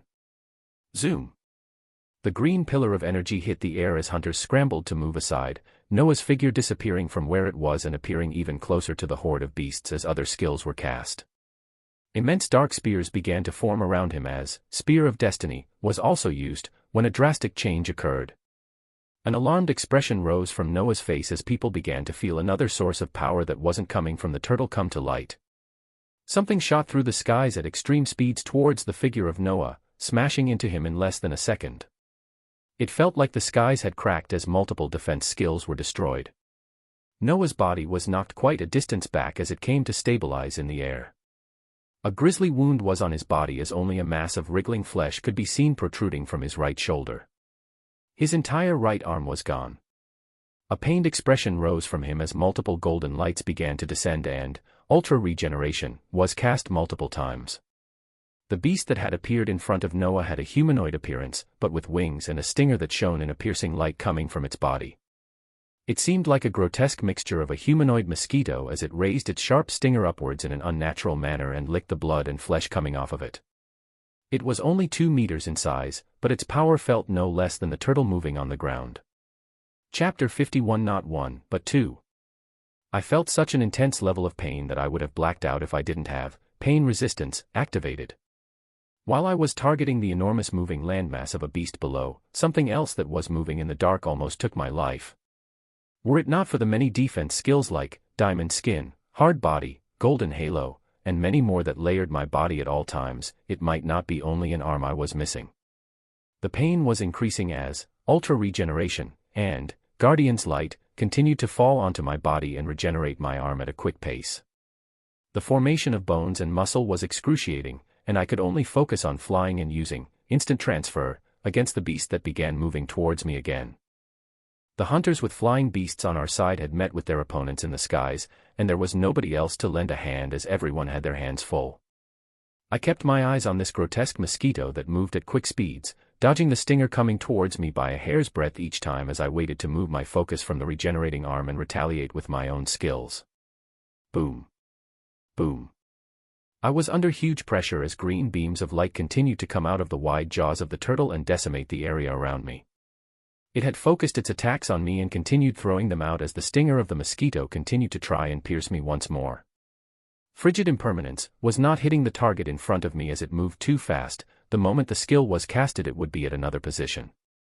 My arm finally finished regenerating as I felt the movements of my fingers again, and my full focus was placed on the fast-moving enemy while evading the poisonous green blasts coming from below. Multiple dark spears surrounded me as I casted Spear of Destiny multiple times and Miniature Tornado ES appeared all around me to reduce the movements of this beast. The rough winds affected its flight as it relentlessly tried to get near me, and the game of cat-mouse while dodging poisonous lasers resumed in the skies. Lightning Hand was putting his entire focus onto the enemies around him as he faced 2 rank B titans. He was swinging a large war hammer that danced with lightning, each swing causing tendrils of blue electricity to smash onto nearby enemies and push them back. He swung his hammer onto the head of one of the 2 titans as his face looked to the skies where a deadly battle was taking place. The forces of the beast horde on the ground was in all-out war with hunters, with admirals and those in high positions screaming out commands for the hunters every second. Large groups of hunters holding tower shields were holding back the onslaught of beasts while powerful skills were casted towards them. Balls of fire, sharp wind blades, and flaming rocks flew towards the ranks of monsters trying to break through the defenses. The rank A hunters were in charge of holding back any titans that appeared so the defense line does not get broken through. Their job was crucial as even one position that was lost would cause tons of casualties. He swung his war hammer to the remaining titan near him as its head burst in the shock of lightning and he moved towards an even bigger boss that was making its way to the defense line. A huge black eagle got to this large beast first, its sharp talons shredding the defenses of the beast as it used its feathers as sharp swords to wound it. A roar came out of Lightning Hand's mouth as Herald of Lightning was casted, his hammer emanating wild power as balls of lightning flew forward with his swing, smashing onto the chest of the titan and knocking it back. The black eagle swooped in with its wide wings and dealt the killing blow, decapitating the head of the injured beast. Lightning Hand breathed roughly as he nodded at the figure of the golden-haired woman on this eagle as they both moved towards other locations on the battlefield, their eyes occasionally looking up to the terrifying sight of tornadoes, beams of green light, and dark spears that were being thrown around in the skies. Their fights were dangerous, but nothing as brutal as what the men in the center of attacks of two beasts higher than rank A was facing. Steel Mikhail was about to enter a bright orange monolith that represented a rank A dungeon in a neighboring city near the Empire's capital. His team was waiting for him when he turned around and looked to the south. There were only clear blue skies, but he felt that something of great significance had begun over there. His heart began pounding when he thought of the beast surpassing rank A that hunters might now be facing. He wanted to be at the center himself, but his strength was better suited to prevent dungeon breaks across the Empire. This dungeon was already their third one today that they were called to. If they weren't here, then they didn't have to wait for the beasts to come from the outside to reap the lives of their people. He reaffirmed his belief as he wished the best of the fight occurring in the south as he and his team placed their hands on the glowing monolith and disappeared. The game of chase continued in the air as the grotesque mosquito continued to dodge the rushing spears and explosive blasts of cold elements as it maneuvered around the rapidly rotating winds of miniature tornado. I had to evade and dodge the strikes of the enemy in the air while also avoiding the poisonous blasts from the titan of a beast on the ground. My energy was still just as boundless though, my spells continuing to be thrown out while the speed the grotesque mosquito was slowing down. Percent at hashtag and amp, hashtag. It let out a grating howl as its frustration reached the peak and its body began glowing in a green light. My skills continued to rain down on the beast to prevent whatever it was trying to do. The green light surrounding its body became denser as it became faster and came at me with much more vigor. I thought about how I could get an attack to hit this beast as I watched it speed towards me. The only time it stopped moving even for an instant was when it attacked my body for the first time. My heart raced as a wild idea spread and I recklessly implemented it as I saw the stinger come towards me again. Time seemed to slow down as I shifted my body sideways but did not dodge completely, the stinger piercing through the right side of my stomach as my hands reached out to grab a hold of the beast which had its needle-like appendage lodged in my body briefly. 3 dark pulsating spears penetrated the body of the insect in front of me as a destructive blast of ice elements bloomed between us and blew both of us apart. I was prepared for the shock, Guardian's Light, and Ultra Regeneration, already being casted multiple times as I looked at the injured insect that leaked green pus all over its body. It was wobbling in the air as it began to pull itself down towards the humongous spiked turtle below, which seemed to have become enraged as more than 3 blasts of poisonous green beams were shot towards me. Chapter 52 The Sword Master. Kazuhiko looked at the opposing hunters before him as his katana thirsted for more blood. The inherent skill that gave him the strength to be where he was today, Sword Master, seemed to be calling out for more bloodshed. Yet, he saw the faces of terrified hunters that were putting their lives on the line and hesitated. These were the hunters whose countries fell under the tyranny of the Black Dragon and were forced to fight on the front lines of the war that continued to be waged. He looked down on the weak wills of these hunters and wanted to go back to the simpler times when he would cut down monsters without batting an eye. But it was human beings standing opposite him this time, making his blade hesitate. He didn't like this feeling. He understood their reasons, but that still wouldn't stop him from looking down on them. He was frustrated as he thought about what he should do while he watched the messy fight playing out, and the reptiles standing on 2 feet in the far back of the battlefield. They looked like a mixture of humans and lizards, having the humanoid figure with scaly skin and a thick tail coming out from behind. They held jagged blades on their hands as they struck down deserters and any hunters standing against them. The excited smile returned to Kazuhiko's face as he looked at these monsters that looked strong, especially the larger dragonman hybrid commanding them in the back. His katana was pulsating, ready to go, and he made his choice. He would strike down anything that stood against him, but he'll be softer on the enemies from the same species as him. He would try his best not to make critical strikes that would take their lives, and at most incapacitate them. But as for those beasts, his mouth curved up delightfully as his blade vibrated and he disappeared. A nearby hunter was knocked out cold and fell down with a thump, and a lizard man's head flew off as Blade Dance was activated. This was a rank A skill he had come across months back, and was one that he loved using the most. His figure moved across the battlefield as he carried out a dance between a man and a sword. He felt the rush as his body moved in an elegant fashion while serrating the necks of his enemies. Everywhere he passed, blood flowed. The lizardmen only saw a flash before their heads left their bodies and the hunters felt a deep impact that knocked them out cold. In the chaotic battlefield, a surprising scene unfolded where an entire field of more than 10 meters went silent. Blood was gushing in the air as only a single man stood in the middle, rejoicing as the blade dance finished. The unexpected emptiness caught the eyes of one of the beast's commander, a huge lizard that looked closer to a Komodo dragon as it moved across. A long forked tongue slid out of its mouth as it sensed everything around it, its blazing eyes honing in on the only human smiling joyfully where his brethren lay dead. Someone dared to stand against them. Its thick legs smacked the ground as the jaws that could tear the sky snapped towards Kazuhiko. Kazuhiko looked at this large figure barreling down on him as his blood pumped. Yes. Yes. Yes. This was what he wanted. This was a fight. Dark light enveloped him as his body expanded more than twice his size, the katana he was holding now looking more like a knife. With a wicked smile, Dominator's sword wave was casted as his katana became enveloped in a dark light and he collided with the large beast. Swish. An uncomfortable sound reverberated throughout the battlefield as Kazuhiko appeared behind the sizable beast and his figure began reducing to normal. The beast wasn't making a sound as its body was separated cleanly in half, all that it left behind being a corpse, CLU.S. of sparkling cores, and a skill book. The ecstatic hunter put the loot away as he found himself the center of attention in the huge battlefield where forces of the United Federation were going against the army of the Black Dragon and its subjugated hunters. With the reinforcement of forces from the Blessed Empire, they pushed back the opposing hunters and made the beasts, their true enemies, join the fight. The consensus among the hunters in the battlefield was to target the beasts and not each other, as they were all fighting for the same thing.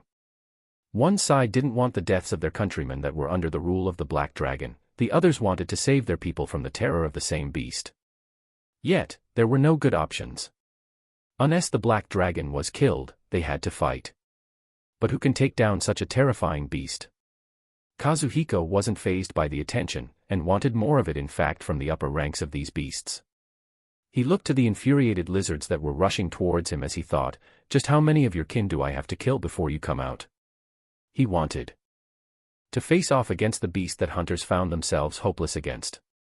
He wanted a fight with that winged lizard that kept on flaunting its authority. He might meet his death, but so what? A man has to live a thrilling life. The reckless Kazuhiko continued his onslaught of the beasts, only wishing for the main event to come sooner. The war continued on multiple fronts. In the chaotic battlefield with the horde of beasts led by not just one, but two monsters surpassing rank A deadly fight continued.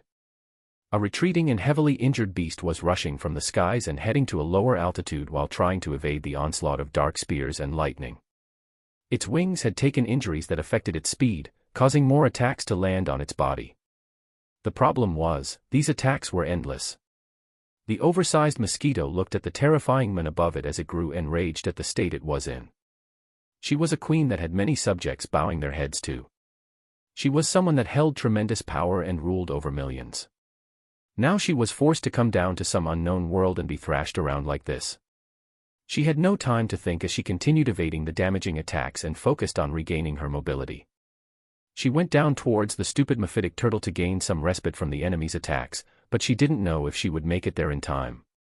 She hated the situation she was in, she hated those bastards that were forcing her to do this. As for this human, just how could someone this powerful exist in such a small world? Her fear reached an all-time high as she saw the enemy continue to evade the venomous blasts and rush towards her with endlessly dangerous attacks. She gritted her maxillae as her innate power activated once again and she rushed towards the coming enemy. It will either be my death, or yours. Chapter 53 Interminable Energy. The air around me trembled from the amount of skills that continued to rush down towards the retreating beast. Dark spears filled the air and arcs of lightning were dancing about, just waiting to jump on the figure of the grotesque mosquito the moment it faltered.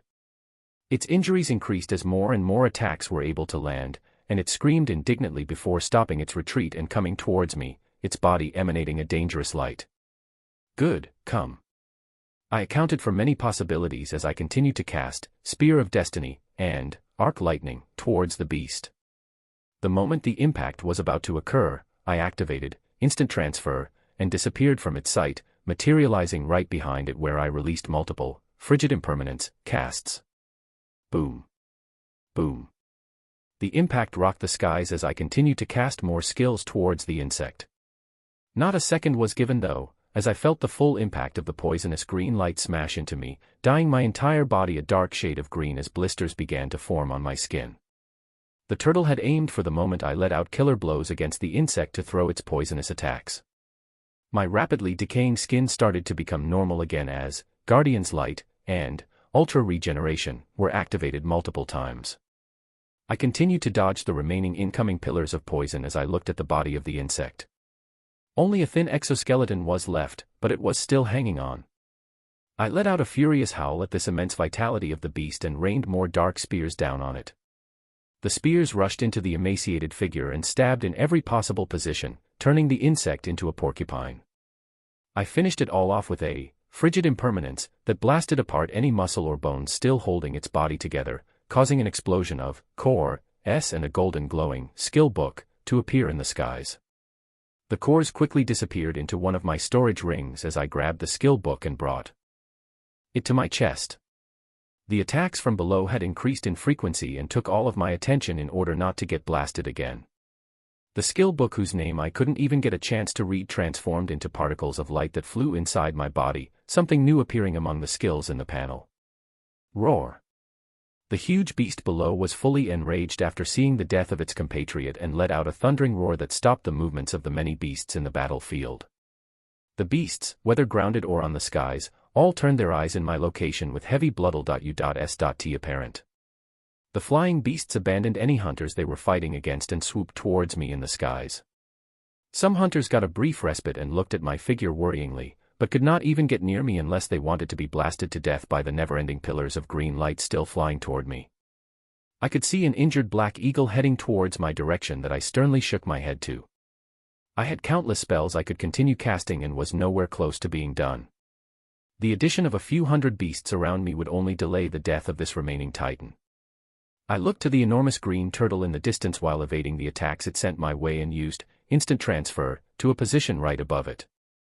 The transfer gave me a few seconds where I checked my panel to see what the new skill entailed. Vitality, 300 plus 30. Strength, 300 plus 40. Skills, F, E, D, Carcanist Sphere of Protection 100, C Camouflage 100, C Aura of Haste 100, C Explosive Rune 100, C Life Essence 100, C Increased Penetration 100, C Regeneration 100, C Whirlwind 95, C Smite 100, C Gracefulness 100, C Precision 100, C Adamant 100, C Sharpen 100, C Warcry 100, C Retaliation 100, C Kaing's Rage 100, C Military Tactics 100, C Unpredictable 100, C Elemental Damage 100, Buoyant Strength 100, B Stealth 100, B Miniature Tornado 100, B Golden Halo 100, B Doom Bolt 100, Blightfoot 88, B Windrider 88, B Rigorous 88, B Shadow Veil 87, B Wild Heart 87, B Emboldened Ferocity 68, Beagle Eyes 56, B Greater Cold Penetration 55, B Cold Fire 55, B Greater Flame Penetration 34, B Burning Soul 34, Belle Mentalist 34, B Hard Body 34, B Diamond Skin 34, Belle Mirror 34, A Flight 71, A Frigid Impermanence 88, A Instant Transfer 55, A Infernal Purge 64, A Ultra Regeneration 29, A Spear of Destiny 37, A Arc Lightning 23, A Expansion 3, A Pain Resistance 11, S Volcanic Eruption 1. Equipment, 6x C-Ring of Storage, 3x Breeing of Storage, B Adept Staff, B Dual Coated Boots, B Striking Cap, A Fairy's Wings, A Armament of the Commander, Emperor's Boots, R-Ring of Storage. Volcanic Eruption, S Rank. I looked at the details of the terrifying skill as my heart palpitated at the thought of it.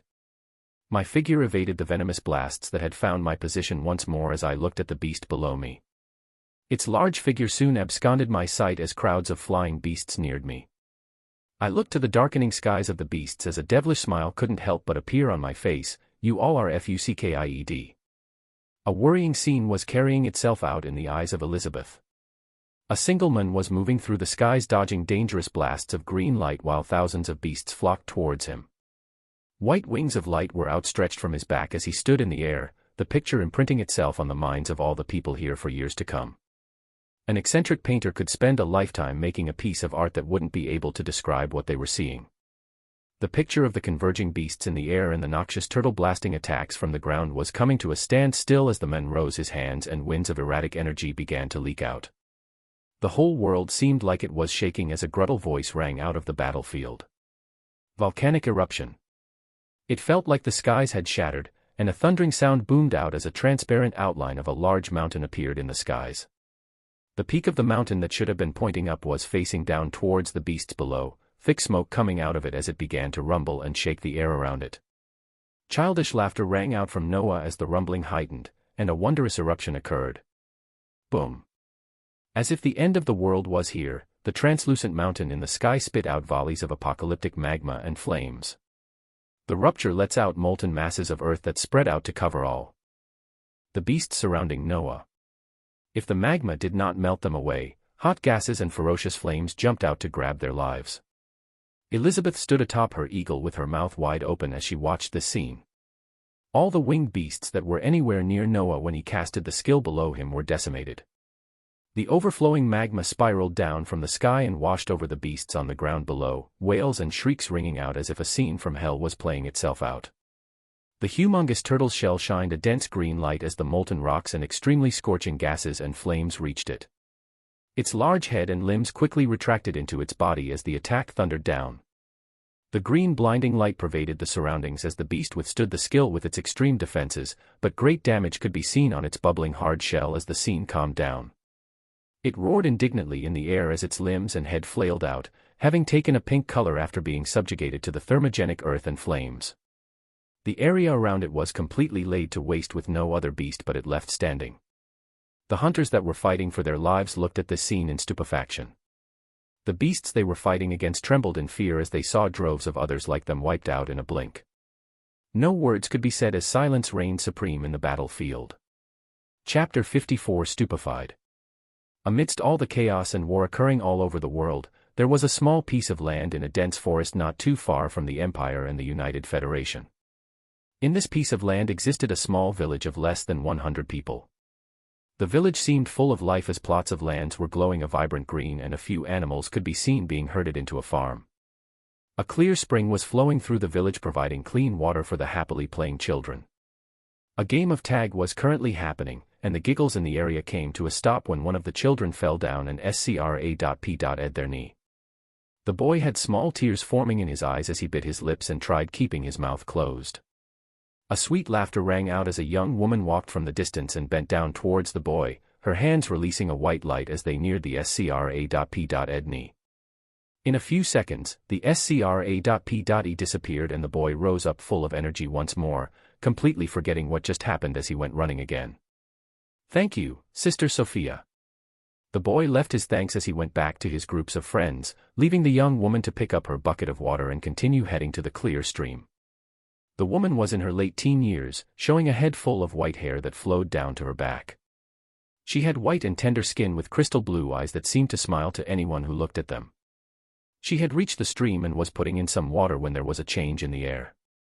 Her blue eyes underwent a transformation and became blank white as a bland voice different from her own escaped her lips. "A pivotal moment is approaching, preparations are nearly complete." The change didn't last too long, and the girl's eyes turned blue again as she continued with her task. A bewildered look had appeared on her face before it quickly changed to understanding as she placed the bucket above her head, dirtying her clear white hair as she moved towards one of the plots of farms. The small isolated village had a transparent blue screen covering the area all around it. It was common knowledge that nothing could come into the village, and the villagers themselves could not venture out. It seemed like a small self-sustainable paradise that would not be tainted by the horrors of the world. One man above, a colossal turtle below. The turtle was roaring in fury to the skies as it looked at the small human that had a calm expression on his face. Destruction of this scale was only possible when a being used the entirety of their energy and potential. This fight was over. The human would stand no chance after this. It had observed the extravagant amount of energy and attacks the human had thrown out. Even if he were of the same rank as he was, he should be running out of energy. Especially after that horrendous attack that nearly tore through his hard shell. The mephitic turtle would not let the human recover as it decided to use its full primessence to release the deadliest attack and obliterate the figure above it. It had already used up more than half of its essence trying to snipe this enemy away all this time, but most of his attacks missed, or even if they hit they weren't too effective as the human quickly healed himself. This human was the only threat in this battlefield. The rest of the ants struggling in front of it were nothing in his eyes, and just his body would be enough to crush them. After he was finished with them, he would meet with that fearsome guy that he could already sense the aura of and finish their assignment here. Maybe after all of this was over they would be given some freedom. It shook itself out of its reverie and focused on finishing the task at hand. Its limbs sunk into the earth as it absorbed any energy around it, its head facing up and unnaturally opening its jaws so wide that it seemed his head was split in half. At the center of his open jaws, a dark green ball of light began to condense and grew bigger by the second. Its power was unnerving as the mephitic turtle tried to balance the destructive energies while mulating even more. It looked at this fearsome human that had put up such a strenuous fight and took down the insect queen. It would remember that calm face. Crack, crack, crack. Its eyes drained of all color as sounds as if the sky was breaking rang out again. In the air, 3 rumbling mountains similar to the one from before had appeared. The temperature rose to extreme degrees at the appearance of these transparent mountains, as people who thought they couldn't be any more shocked became astounded at the incredulous sight in the sky. The mephitic turtle trembled as it saw the 3 rumbling mountains cover its eyesight. How was this possible? How was this possible? Nobody should have this level of energy. Unless. It looked at the figure in the sky in fear. The blast it was preparing in its wide-open jaws dissipated as a croaking voice left its jaws. Wait. Boom. The skies cried and the earth rumbled. Molten rocks and gaseous winds ravaged the field as any living thing remotely close was turned to ash. The hunters that were very far from the center of the beast horde were pushed back by the hot winds as the beasts they were engaging ran around disorderly. The destruction continued for the next few seconds as volcanic ash covered the sight of everything around it. Noah looked at the devastation below him and saw the glistening piles of cores and a golden skill book in the field of flowing molten earth besides the mangled body of the turtle. The cores and skill book floated atop the lava unharmed. He laughed at the sight of destruction he had caused and used instant transfer to go down and grab the loot. He was thinking about just how far he had grown after he took down these beasts. He could feel his mindset changing ever since he witnessed the destruction they caused at a large scale, and the confidence he felt now after taking down 2 of the most powerful beasts he had come across. He reminded himself that confidence was good, but to be careful not to get in over his head. He neared the loot on the ground when a piercing pain suddenly struck his head similarly to some time before. It wasn't as bad this time as he stabilized himself and placed the cores and book in his storage ring as he rose into the air again. The headache subsided and he opened his eyes, only to see it wasn't the scene of destruction he was in a moment before. He was in a blank white room, where a single blue hexagonal prism was slowly spinning in the center. His eyes moved around him as he realized he could see, but couldn't find any part of his body in this place. There were 3 distinct smaller white rooms attached to the main one he was in where blurry figures of light could be made out. One of the rooms held a figure of a burly man weakly shining with a golden light, another held a thin figure who only had a wild smile visible, and the last room had a small figure with long white hair that seemed to emanate extreme warmth. A voice rang out as he looked around confused. Hello. Chapter 55: A succinct introduction. I looked at the rotating hexagonal prism in the blank room as I could feel my heart that wasn't physically in this space start pounding. I heard the bland voice that called out the greeting in my head as I looked away from the smaller 3 rooms and replied, "What, who are you and where am I?" I am, well, that is not consequential at the moment.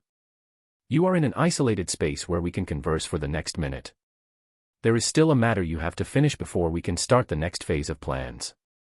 I absorbed the words ringing out as I thought and asked, what matter do I have to take care of first? The being plaguing the lands you call the United Federation. Its death would spell the dissolution of the enemy's plans, the regaining of control, and the beginning of our retaliation. Enemies. Retaliation. My non-existent heart was beating rapidly as I thought about all of this and asked one more thing before the scene in front of me disappeared. Why did you pull me into this space? The voice was quiet for a second before the static reply came out. Besides telling you of the next direction you need to hurry to, it is to prepare you for the addition to the system of power that will occur with the death of the last major beast. You hold the most essence currently, so you will be the most affected. The next point to keep in mind is that the real fight will not be fought here. Do not become complacent because of the level of strength of your current enemies. The words rang out clearly, and I could even feel a semblance of emotion from the static tone near the end. I was about to speak once more, but the scene began fading from my sight. The voice rang out for the last time.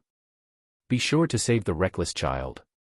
I opened my eyes once more, this time finding myself on the skies of the battlefield. The ground beneath me was still filled with thick smoke and burning rocks, with much of the beast horde decimated.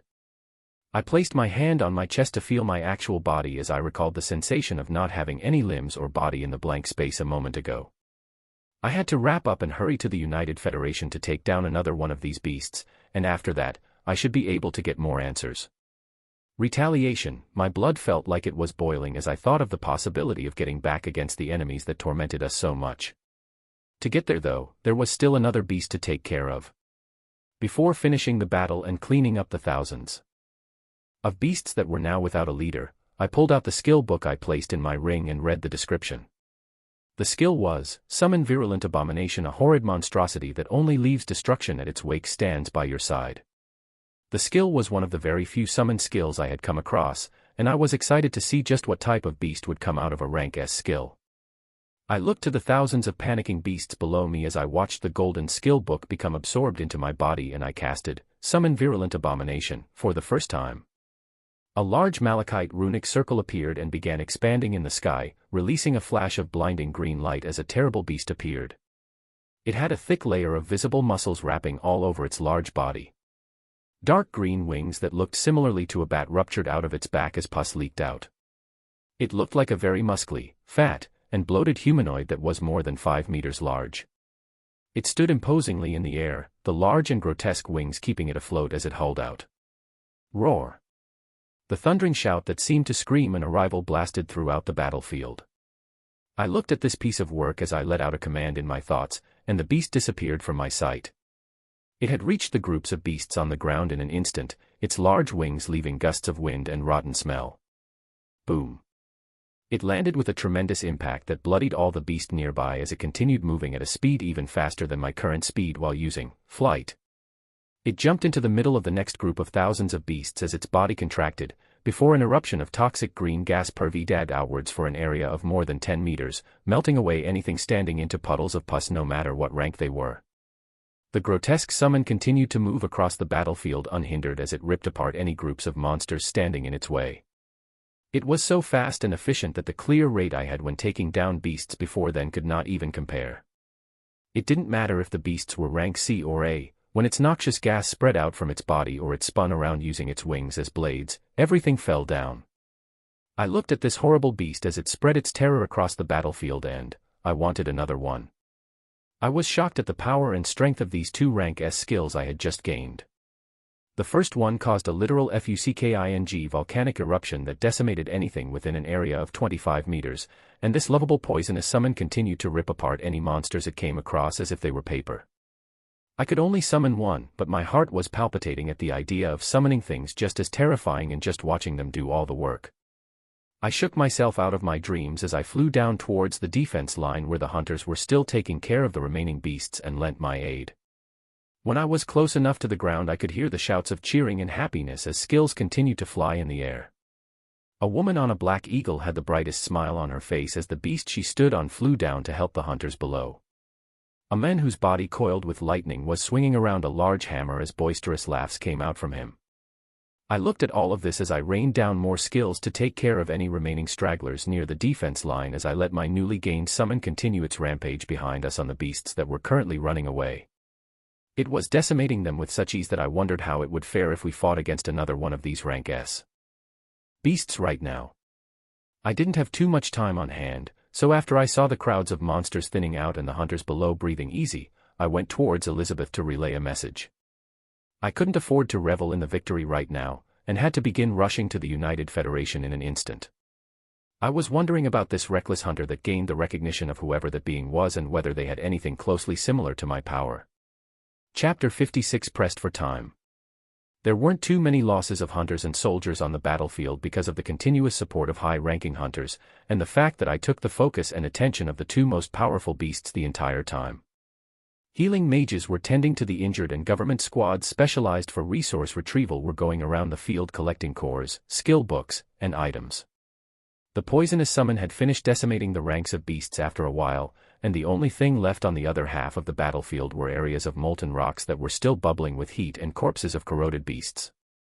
I told Elizabeth that I was going to rush towards the United Federation, and was met with shock as she asked me, "Are you not exhausted?"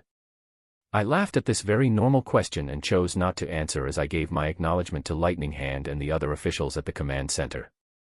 Before leaving, I asked for the country where the battle against the Black Dragon was currently taking place, and the intelligence officials gave me the coordinates of the country that was called King's Harbor. I knew the general direction to fly to so that I could get there the quickest time possible, but having the actual coordinates on my phone tremendously helped. I looked at the blue dotted location and how far I was as I itched to begin my journey right away. Even flying at my top speed, I didn't know how many hours it would take for me to get there. Would I make it on time before thousands continued to lose their lives?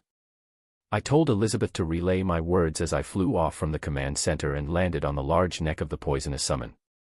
The rolling muscles on its neck felt like stones as I sat down on it, commanding to see if it can stop emitting the noxious fumes coming off its body as I could already see my skin turning an unhealthy shade of green.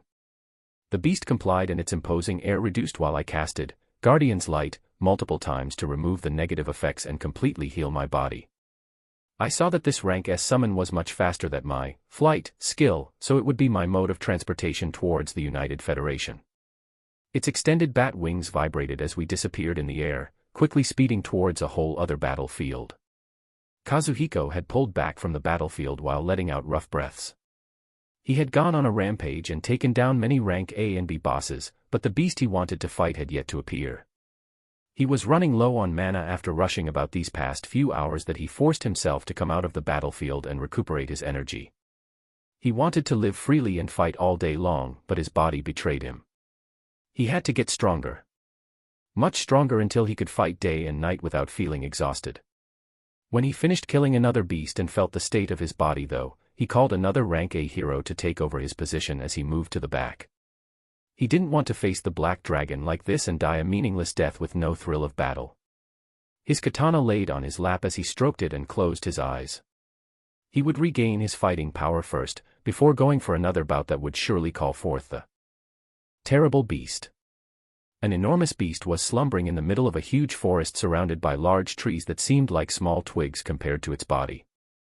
The beast had a voluminous layer of dark scales spreading throughout its body, with beautiful wings what were tucked in and a long spiked tail moving about behind it. A thrumming sound could be heard as the beast showed a painful expression on its face, before dark smoke covered its body as it began to reduce in size. Rumblings rang out as the dark smoke proliferated the area, and soon enough a new figure was standing in the forest. It now had an appearance of a human male, seemingly in his 50s. He had tanned dark skin, and a pulsating scar could be seen on his chest. This was the Black Dragon that currently had his forces waging war on the countries of the United Federation.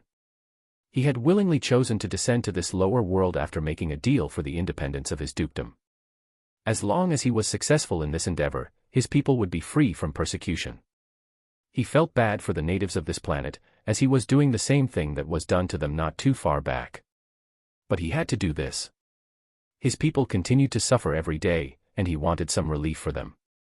He will bear the burden for the deaths of these other beings, but he had to complete his end of the deal, and hope that they do the same. Someone of his level coming down to this lower world had its drawbacks, especially because those assholes chose not to provide the essence required to descend and he had to use his own. This caused an injury that was taking some time to recover from. It was why he wasn't able to move as freely after his descent, and had to depend on his subordinates and other demi-humans to increase his influence. He had changed to this human form to more easily control the energies in his body with the advent of this injury. It would only take a few more days to heal, and he should be back to his peak rank S strength. When that time comes, he would steel his powerful heart and make them all submit, or face death. Emotions had to be kept out of the picture. He was doing this for his people, his daughter, for himself. He would pity what was about to happen to these natives, but that was it. More than half a day had passed since he received updates that a powerful human was standing against them and had caused the deaths of many of his subordinates, but he didn't want to move again until more of his injuries were healed. He was about to check in on the progress of his forces when an aura of someone he had felt after he descended disappeared. Not too long after, another aura seemed to also fade away in a blink. He became perplexed as he closed his eyes and spread out his energy, but still couldn't feel the auras. What had happened? It was much easier to sense those of the same level as you on planets like these, so he was aware of the two familiar auras that were also here. But now, both of them were gone. His perplexity turned to somberness as he could not understand why, but an impossible idea had rooted itself in his head as black smoke roiled out and he went back to his dragon form. His healing would have to be pushed back, he needed to see what was going on. Chapter 57 Faster. The black dragon flew through the skies and neared the large battlefield where many beings were dying every minute. His arrival spread fear to many of the hunters below as the large figure's shadow passed above their heads. He circled the skies of the battlefield and checked on the progress of the fight and saw his forces gradually being pushed back. He snorted as he flew back and landed near one of his generals, asking for the updates. The war was at a stalemate until one human began rampaging and taking out the leaders of his quadrants. They could only surround this human in groups and tire him out, but many deaths occurred because of him. He had not been seen in the field for a few hours, when he popped up a few hours later, went on another killing spree, and then disappeared again. This was why their forces were being pushed back currently. Humph, just one human thinks they can change the course of things right now. The dragon thought disdainfully as he recalled the remaining kingdom where humans were still widespread back in his world. The kingdom was one of the few still resisting, but just like everyone else who submitted, they would fall in time. The only reason they were still standing was because of their geographic location that allowed for prolonged battles. But the humans on this planet, they were far too weak. The dragon rose in the air once more as he shouted commands and made his way into the field of battle once again. Pity for the lower natives was placed aside as he saw the deaths that continued to occur on both sides. If he kills them and breaks their wills in totality, he would reduce many more future deaths that will occur because of prolonged battles. He would put aside his injury and go all out, showing them a taste of true strength so this fight can end faster for both sides. Kazuhiko had just gotten the word that the black dragon had circled around the battlefield a few minutes back. He got up from the location he was recuperating in as he excitedly stood up and rushed out. The beast had come at a perfect time when he was almost finished recovering his mana. This meant he would get to fight this monster with his full strength. His excited body moved to the front of the battlefield as his katana was pulled out. He listened to the woes and screams of the battles as his blood pumped and he looked to the skies. They were clear and blue, with the light dimming as dusk was setting in. His blade cut down any beasts he neared as he kept his focus in the sky, waiting expectantly for the figure of the large beast to show itself. He didn't wait too long as a majestic beast appeared in the skies, its wide wings outstretched as a roar escaped its dangerous jaws. The ground below it became hectic as its forces were bolstered and fought back harder. Kazuhiko became excited at this sight and his body began ballooning twice his normal size. He put strength in his legs and like a string, shot up into the sky towards the large flying reptile. Dominator's sword wave was casted as his katana began to glow and released a destructive wave towards the right wing of the dragon.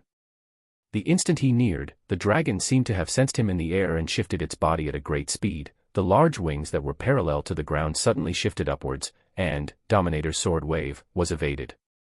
The world slowed down as the dragon's piercing eyes looked at this human that had a wild look in his eyes as he fell down towards the ground. Kazuhiko's body that had lost its momentum smashed into the ground, his face still turned up to the skies as he was falling down. The dragon that had evaded its strike turned its head down and was now diving towards him. He let out a laugh as his katana began glowing again, ready to release another attack as soon as the dragon neared. But, the dragon's dive was stopped prematurely as its wings spread out and it floated in their air, its wide jaws opening instead. Dragon's breath made its appearance for the first time in this world. Vroom. The field rumbled as roiling flames spread out from the wide jaws of the dragon like a fan and struck the ground. Any beast or hunter that was remotely near the breath disintegrated. Kazuhiko's figure couldn't be seen on the ground. The dragon used its sharp senses and felt another sword wave coming from the sky. The hunter striking down had a devilish expression as he forced every ounce of strength from his body. The moment he had felt the heat emanating from the dragon's jaws, he had sprung up in the air even faster than the first time, the breath barely missing him as he rose in the air and unleashed his attacks when he was going down. Dominator's sword wave finally landed on the back of the hard scales of the dragon. Ding! Like metal striking on metal, an unpleasant sound came out as only a white scratch could be seen on the dragon's back. Kazuhiko was shocked at this level of defense as his face turned serious and he landed on the back of the dragon. A furious roar came out from the beast as it felt the puny human stepping on its body, and it began rolling in the air as its wide wings provided a rotational force. Kazuhiko held onto the hard scales as the dragon rolled in the air, swinging his katana and trying to damage the beast's body as much as possible. Blade Dance was casted as he let go of the scale he was holding on and moved beautifully in the direction the dragon was rotating in. Countless white scratches appeared on the dragon's body as his dance propelled him to use the force the dragon was making into his own use. His adrenaline rushed as he laughed in the air, for he was doing something that made him truly thrilled. He was dancing in the air with a dragon. The white scratches started to become dense with every swing of his sword, and he felt like he would soon see the blood spill out of this dragon's body if he kept going. Seeing the human still holding on and even sullying his powerful body, the dragon stopped rolling in the air as black smoke covered it entirely. A second later, the large body completely disappeared as a human figure stood in the air. Impetuous. A loud shout came out of the dragon in human form as it casted esoteric energy manipulation, forming a transparent fly swatter in the air that smashed into the body of the shocked Kazuhiko. Slap. Like a speeding bullet, the hunter's figure smashed into the ground in less than a second. The impact was gruesome, taking away the hopes of many hunters that were watching the dark sword battle the dragon. The beast in human form stood majestically in the sky as it used its ability again, this time forming a wide transparent spear with a sharp edge that rushed down to where the unbridled hunter was. Kazuhiko laid on the ground, feeling a few bones broken as he saw the enormous spear covering his entire view. So, he actually wasn't strong enough to stand against this beast. A devilish smile came back on his face as his bloodied mouth let out painful laughs. It was a good fight. If he was weak and meant to die, he would face it head on. The bloodied laugh rang out as the immense transparent spear came down. A rushing rank A hunter and those ranked lower filled into the burnt surroundings and performed their skills, aiming them towards the spear to slow its descent as the smell of despair spread out in the surroundings. There was a flash of green light as the spear thundered down and drowned the laughs of the men about to face his death. Chapter 58 Inundation I. The scene in front of me was so messy I couldn't even begin to describe it. The battlefield coming to my view was 10 times as deadlier as the one I just rushed from. An entire half a day was spent with me speeding through the skies atop my first summon. The summon was truly great, as it didn't tire at all these past 12 hours. That's right, 12 hours I had been riding the beast across the skies. Every part of my body felt tired and cramped. I passed through the entirety of the empire and entered the border between the two countries more than 4 hours ago. After that I passed by the new lands in the United Federation. They were only blurry lines that I passed by, so I didn't get to enjoy any new sights or see how the people here were living. I only pulled out my phone after every hour to check how much closer I was to the coordinates. I had gained another level of confidence after learning these two new rank S skills, especially this summon that I didn't fully know the bounds of its strength yet. With its rapid flying speed, we reached the battlefield where forces of the United Federation were battling with thousands of beasts. The first scene that I saw was a humongous transparent spear rushing down towards a figure on the ground that was actually laughing at the incoming strike. His body seemed heavily injured and he couldn't move, but I still felt amazed at the man's attitude as death neared him. I recalled the words of the mysterious being that pulled me into that space while feeling the strength of the humanoid figure that was standing in the air. It was the most powerful thing I could sense in this field, so it made me wonder if it was the target I was looking for. I would put all that aside and act first though, as I moved to save the man that was actually laughing at the face of death. He seemed to fit the description of reckless that the mysterious being mentioned. I detached myself from the body of my summon as I commanded it to block the spear with its full strength while I casted Guardian's Light towards the injured figure on the ground. A loud impact resounded as we fully appeared in the battlefield, grabbing the attention of most of the stronger forces as the 5-meter abomination came into view. Its steeled green muscles were shining in the light as it completely dispersed the heavy spear that was rushing down. The hunter on the ground let his laughs out easier as he stopped bleeding from the advent of Guardian's Light, and looked at my summon and I with great interest. I looked back at his figure that was standing up and asked just to be sure, "Is that thing up there the black dragon?" There was a pause as he seemed shocked at my nonchalant tone, before he answered and said, "Yeah, that's him." I nodded as I placed my full attention towards the humanoid figure in the skies that was letting out ferocious power without even moving. My summon had come back to my side in case I was to meet another beast that was too fast for me to notice. I was becoming confident, but I didn't want to be hit with deadly attacks that I could prevent. The figure in the sky looked to me as it spoke. "More and more of you just come out like cockroaches." It had a furious expression as it said this, and I wondered just what had the men below done to anger the beast this much. "Yes, sorry about that. I had an aim to save somebody and stop the rampage of a dragon, and it seems like I've completed one and now I have to move on to the other." Silence prevailed as my words seemed to have hit a nerve. The humanoid figure didn't reply as it used a skill and multiple transparent weapons began appearing in the air. The weapons ranged from spears, swords, hammers, and even fly swatters. They continued forming until they blocked the sky. I was amazed at this type of skill as I sent a command to my summon and used war cry towards the surrounding hunters.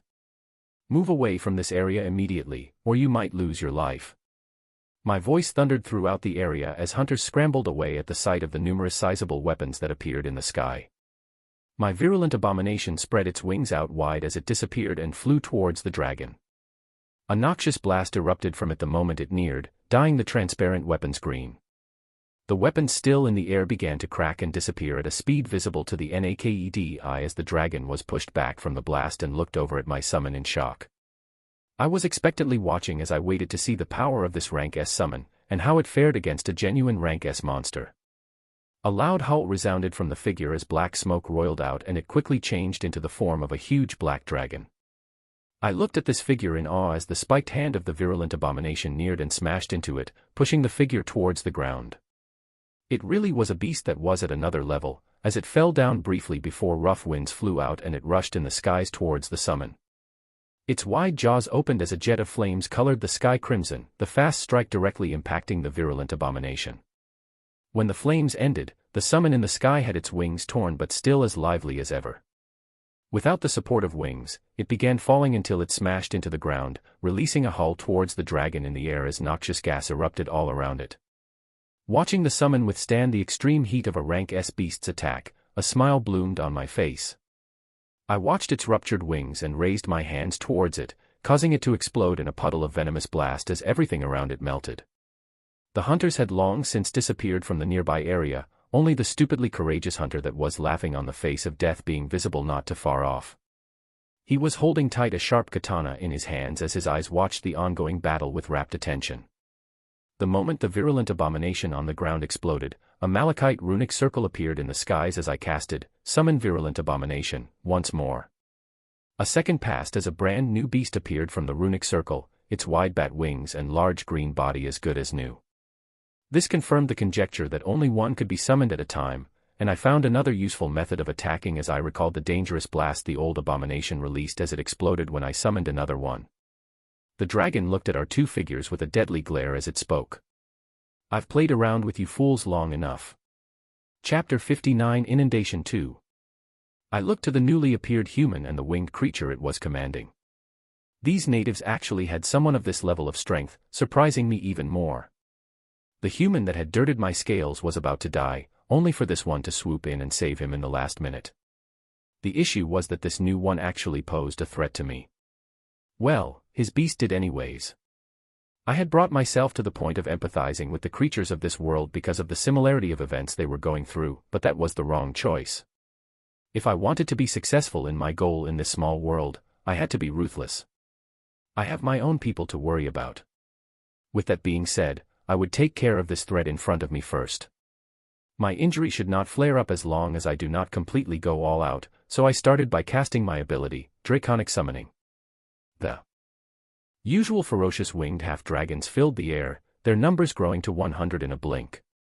These would be used to keep the vile summoned creature at bay while I take down its master. That was the fastest solution after all. I commanded the half-dragons to attack, and the winged creature went towards them at high speed. It was powerful enough that a single strike from it melted through the body of my summons, and it released a poisonous gas that spread out and melted more than 20 of the half-dragons in a blink. I became even more serious seeing this, and I realized I only had a few seconds to make my move against the human. If he dies, the creature dies with him. My wings vibrated as I converged the wind elements around me and my body disappeared from my location, shooting towards the human in the distance. I passed the position in the sky where the poisonous creature was fighting against my summons, and knew victory was in sight as the creature would never catch up to me before I can take down its master. It was truly vile, as it had nearly taken down almost all the half-dragons, but the few seconds it bought me was enough. My chest rumbled as I let out another one of my fiery breaths towards the figure of the human. Voom. I felt an impact and left no room for mistake as I formed multiple pillars of purple lightning that also crashed wide at the location of the figure. When the explosion cleared, a surprising sight presented itself. The green creature was the one that could be seen at the point of impact. I was nearing its position so that I could finish off its master, but I met it instead. I tried pulling back as its poison was very powerful, but didn't succeed in time as the creature exploded. Ugh. Green smoke covered my body as I was pushed back. The creature had self-destructed and left me some breathing room, but it didn't last for long as another one exactly like it appeared in the air once more.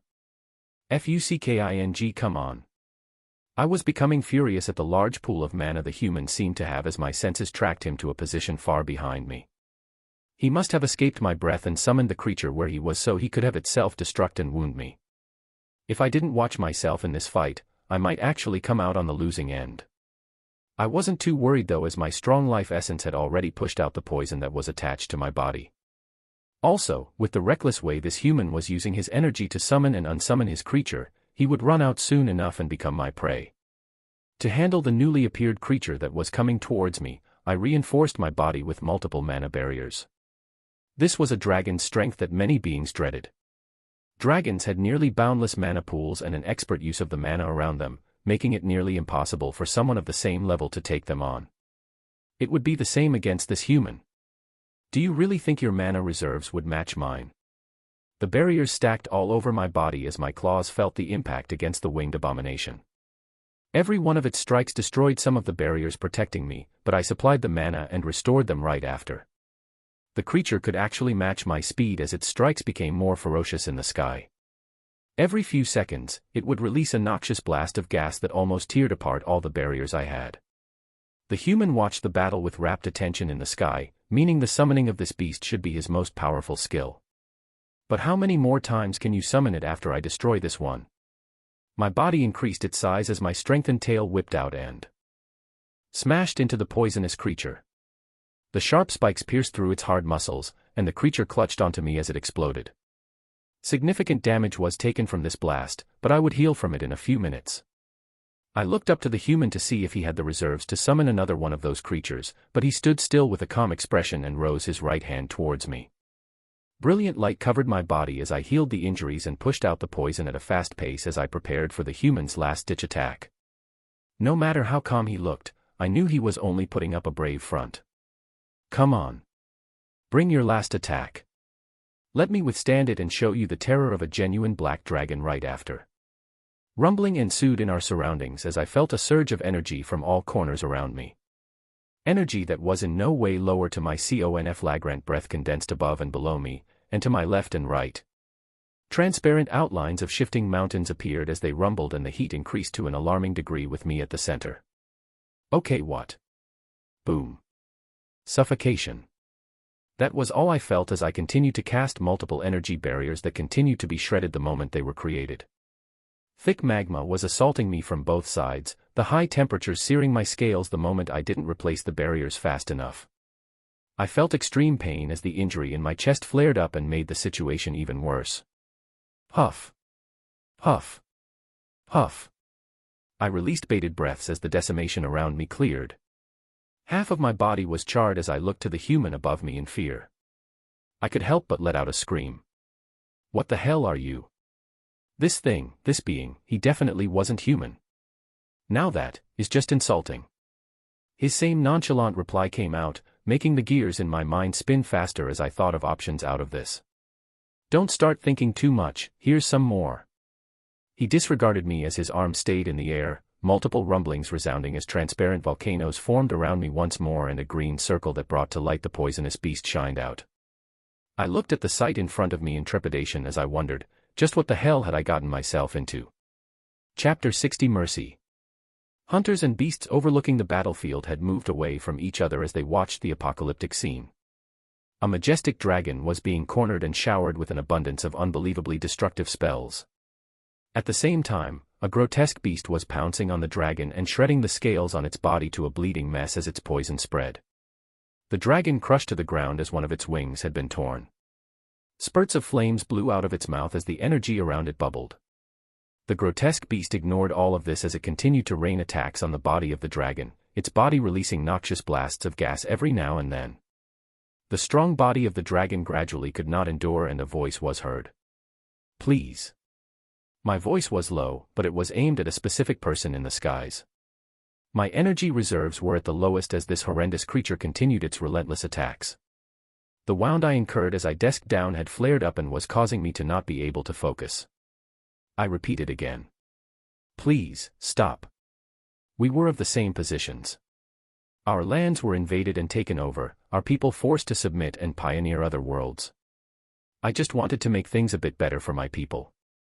The man looked down at me coldly. His summon had stopped ravaging me for this instant. Do you know how many people you and your forces have killed? I turned somber as I heard this question. I know, but our hands were forced. We really were backed into a corner. I couldn't even bear the treatment that the royal family was receiving. How much worse would it be for the commoners? No. Your actions are your own responsibility. The man shook his head as if I were wasting his time. I had to try harder if I wanted to come of this alive. My brain was working overtime as I tried to find a way out of this. The beings that sent me here, they will send more once they know of my failure. I can work with you to fight off the ones that come in the future. Right. Any sane person would want help for droves of coming enemies. Even if I had to heal under somebody else's boots, I could at least survive for the time being. I waited with ragged breaths as I looked to the human in the skies. Only 2 words rang out. No thanks. 2 words that spelled my end. My emotions churned as I saw the poisonous creature lunge towards me again. Anger. Frustration. Despair. That was all I felt. Why? Why did things have to go this way for us? Enslaved or killed, we couldn't change our fates. My defenses could no longer withstand the creature's strikes. I couldn't form any more mana barriers around me. My reserves were depleted. In a few seconds, my right wing was torn off. The excruciating pain actually dulled as I fell down deeper into despair. I'm sorry, everyone. I wasn't able to do it. I looked to the forces of half-dragons and dragonoid creatures behind me that were madly screaming and leaving behind any reservations to try and save me, but it would all be for naught. My left wing was then torn off. I could only use my tail and claws to block the strikes of the poisonous creature, but its poison had already spread throughout my body, dwindling my strength even further. Bated breaths came out as my life force neared its end. I looked at the unexplainable human in the sky as a few thoughts passed before the darkness came. Would he be able to lead his people to a different path? I would never be able to know the answer, as the world that had been going in slow motion resumed, and the relentless beast continued pounding me. My vision blurred, and my eyes closed to meet the eternal darkness. I looked to the screeching beasts that watched their boss be torn to pieces by the virulent abomination. A moment after the dragon's death, the world had began shaking. I recalled the mysterious being's words as I commanded my summon to focus its rampage on the thousands of beasts rushing about in the battlefield. An uncomfortable feeling like a wound that was healing had begun spreading throughout my body as the world started shaking. I went to the ground to grab the cores and what seemed like a skill book that dropped while I observed the changes around me. The world's energy seemed to be bubbling and I heard the mysterious voice once more, this time more clearly, without any headaches. The hardest part is done, leave the rest to me. Do not resist the addition to the system of power that is occurring. When it is complete, you will have a multitude of options for your direction of strength. I nodded my head towards this mysterious voice as it mentioned things I didn't completely understand. I was expectantly waiting for the revenge the voice mentioned after this. The enemies behind this, if they sent their forces here, it meant that I would be going to where they were to have a possibility of revenge. So, where were they hiding? Vengeful emotions rose from my calmness as I recalled the pain I wanted those enemies to feel. I didn't spare the dragon, no matter what words he was saying, and I wouldn't spare any of them either. The changes around us increased as the virulent abomination continued to decimate the forces of the beasts around the battlefield. The small uncomfortable feeling I felt gradually intensified, and I stayed in the air as I waited for the changes to finish, and the surprises that would come thereafter. Kazuhiko was baffled at the level of strength that the newly appeared hunter displayed as he battled the dragon. He had thought his own strength was great, but he was completely wrong. His eyes shined as he looked towards this strong figure. If his memory did not fail him, this was the fast-rising hunter called Noah Osmond from the Blessed Empire. The hunter had thrashed the terrible dragon like it was nothing, casting skills he never thought were possible.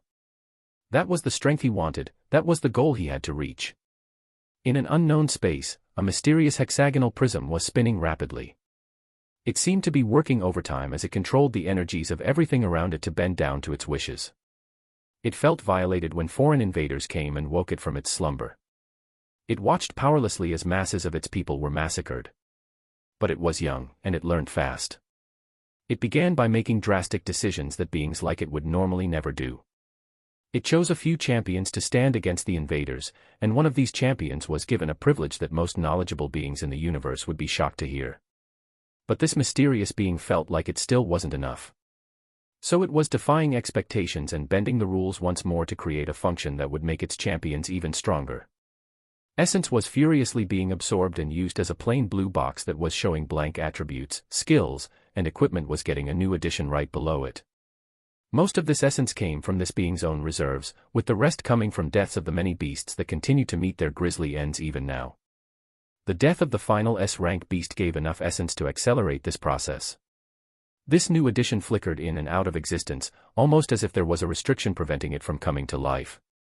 It felt as if it was something that should not be allowed to appear. The addition gradually became more and more stable as it could clearly be made out. Blue words shined brightly at the bottom of the base of the panel. They read, Skill Combination. Chapter 61 An Upgrade. The world retained its calmness. I didn't know how much time had passed, but I came to with my body feeling somewhat lighter than it was before. I wondered what had changed as I looked around me and saw hunters looking around in a confused manner while my summon continued its rampage. I observed the blue-boxed panel in the corner of my eye to see if there were any changes there. Nearly everything seemed the same, with exactly one simple change that was shining blue at the bottom of the panel. Skill Combination combines skills of the same rank to bring out unknown power. Compatibility is the key. Limited to skills at 100 proficiency. I blanked out for a second after reading the description of this newly appearing function. I then looked at the multitude of skills in my panel that had all reached 100 as I began to feel excited. I thought I had grown powerful enough, but with this, I can go even further. I had been rushing about the entire time this past week and currently felt mentally exhausted, and I was planning to relax the next few days. I didn't get another message or voice after defeating the dragon, making me assume that the system addition of skill combination, which the mysterious voice was talking about, had taken a toll on it, and it would take some time before it approached me again. I was planning on slowly learning about this new function, which skills were compatible to combine, and what they become after the combination. Ideas were already mixing in my head that I couldn't wait to try. I left my virulent abomination to continue clearing the thousands of beasts that had yet to run away as I moved from my position in the air to heal the many injured hunters around the battlefield.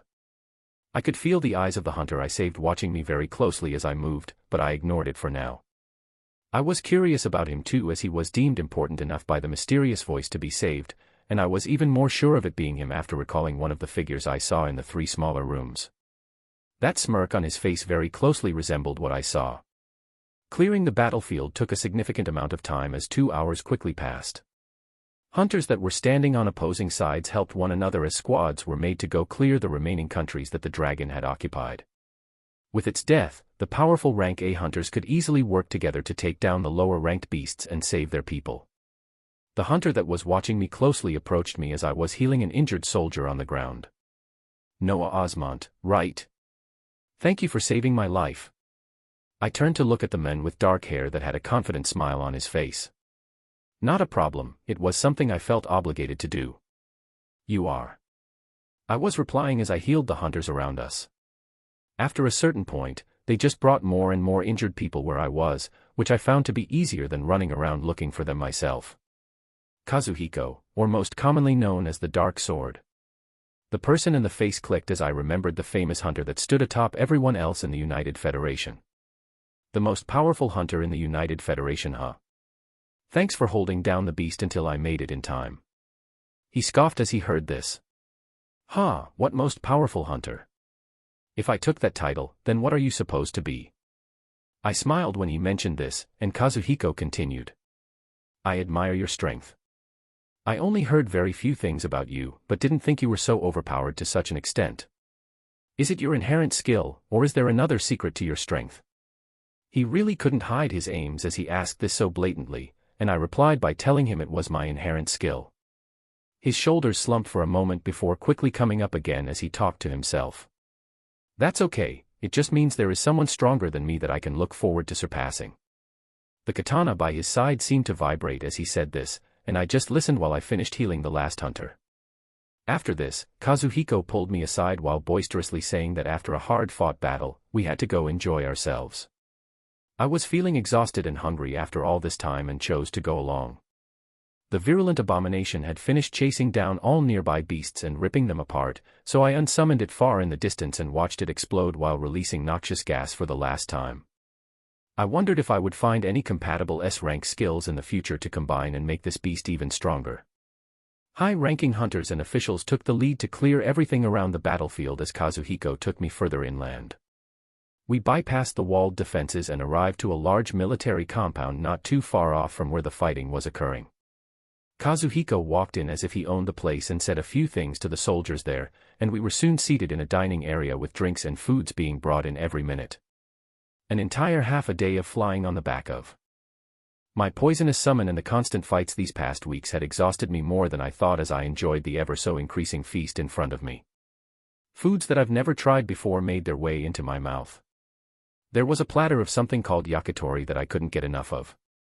Another one that I truly enjoyed was something that Kazuhiko called sukiyaki. It was an enormous pot that had the softest stew of beef and vegetables. I enjoyed the food and company to say the least, listening to the boisterous hunter talk about his journey to the peak of rank A. My main focus was the food as I half-heartedly listened to the stories. Kazuhiko seemed like a good guy. From the way he talked, he looked like that friend that always seemed to have a screw loose but was holding it in and staying sane.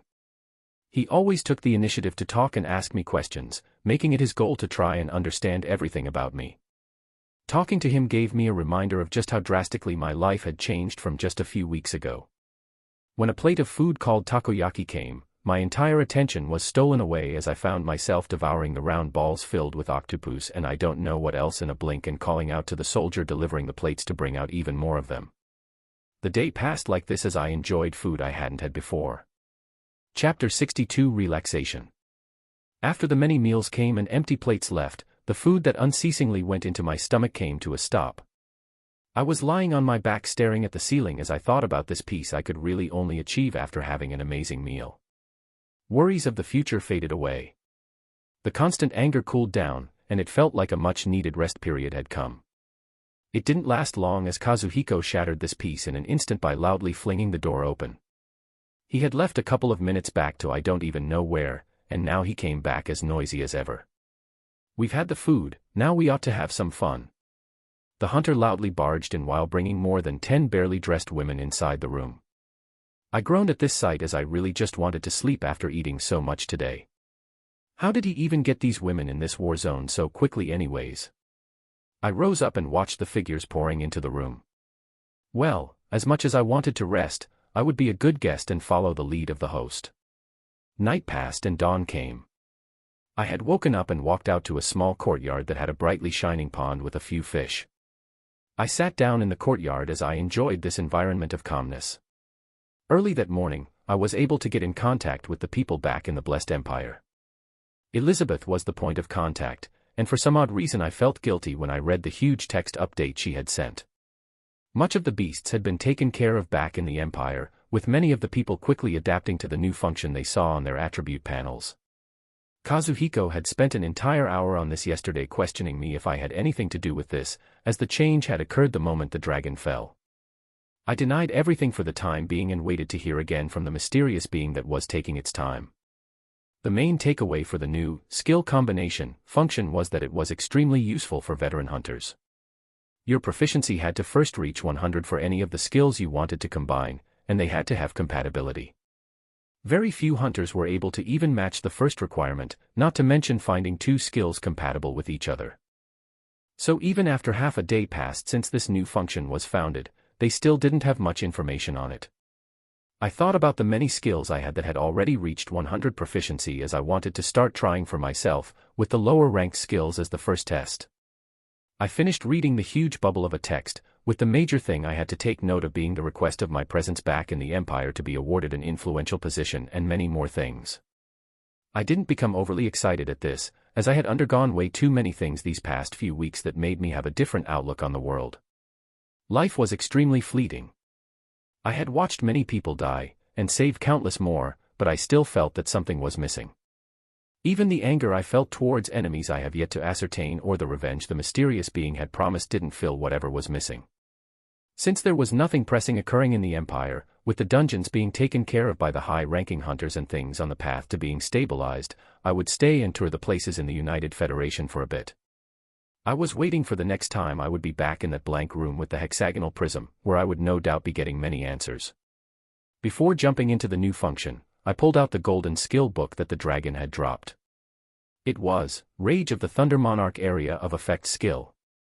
Extremely condensed lightning decimates an area of 15 meters. The skill seemed to be even more destructive power than volcanic eruption because of its lower effect area, but I would still have to test it to be sure. The book turned into particles of light as it flew to my body and the skill appeared in my panel. I looked through the panel to start assessing possible skills to combine. To start testing the skill combination function, I wanted to begin with the rank F skills, but I realized that I only learned 2 after all this time. I had grown so rapidly that I jumped from F to mostly rank D and C skills. This wouldn't be an issue though, as I had been running around taking down many rank of bosses this past week and collected many skill books in my storage rings. Even after I gave away a vast majority to the destroyed cities I visited and to the military regiments I came across, I still had many to play with. I let out the collections of skill books in my storage rings and learnt many skills of lower ranks for the purpose of testing. I had to learn them now and spend some time using them and having them active for their proficiency to rise to 100 before I could begin combining. Then for now, the focus would be placed on the rank D and C skills. I already had many of that were at 100 proficiency. None of the rank A skills had reached 100 so far, so I'll leave those for now. To start it off, I opened the skill combination function and added 2 obviously non-compatible rank D skills. Rough Skin plus Flames of Torment. When the 2 skills were placed on the 2 slots, there was a red color shining out. The combination was not successful. So red showed bad compatibility that would not work. Next up I tried what I thought to be compatible skills, which was Safeguard plus Rough Skin. The 2 slots shined a light green, and the green light expanded as the 2 skills disappeared, a brand new one appearing on my panel. Armored Skin. The skill had a brand new color, in contrast to the skills written in white with the blue background of the panel. It had a purple color, with its rank now upgraded to D+ and its proficiency showing. I activated this new skill in wonder, and found that the defense provided by it was more than triple what Safeguard and Rough Skin provided. It was still a lower ranking skill though, so it didn't drastically change my defenses. Since combining the 2 of them changed its rank from D to D+, I wondered if combining 2 D+ skills would give rise to a brand new rank C skill. I didn't have all that many rank D skills that had already risen to 100 though, so I would have to wait for the new ones I just learned to reach there. I was about to continue my testing by moving on to rank C skills when an annoying voice broke the peace established in courtyard. Noah. Let's grab some breakfast and then go dungeon diving. The guy had become overly friendly over this past day, had come out early morning with energy that I could in no way match.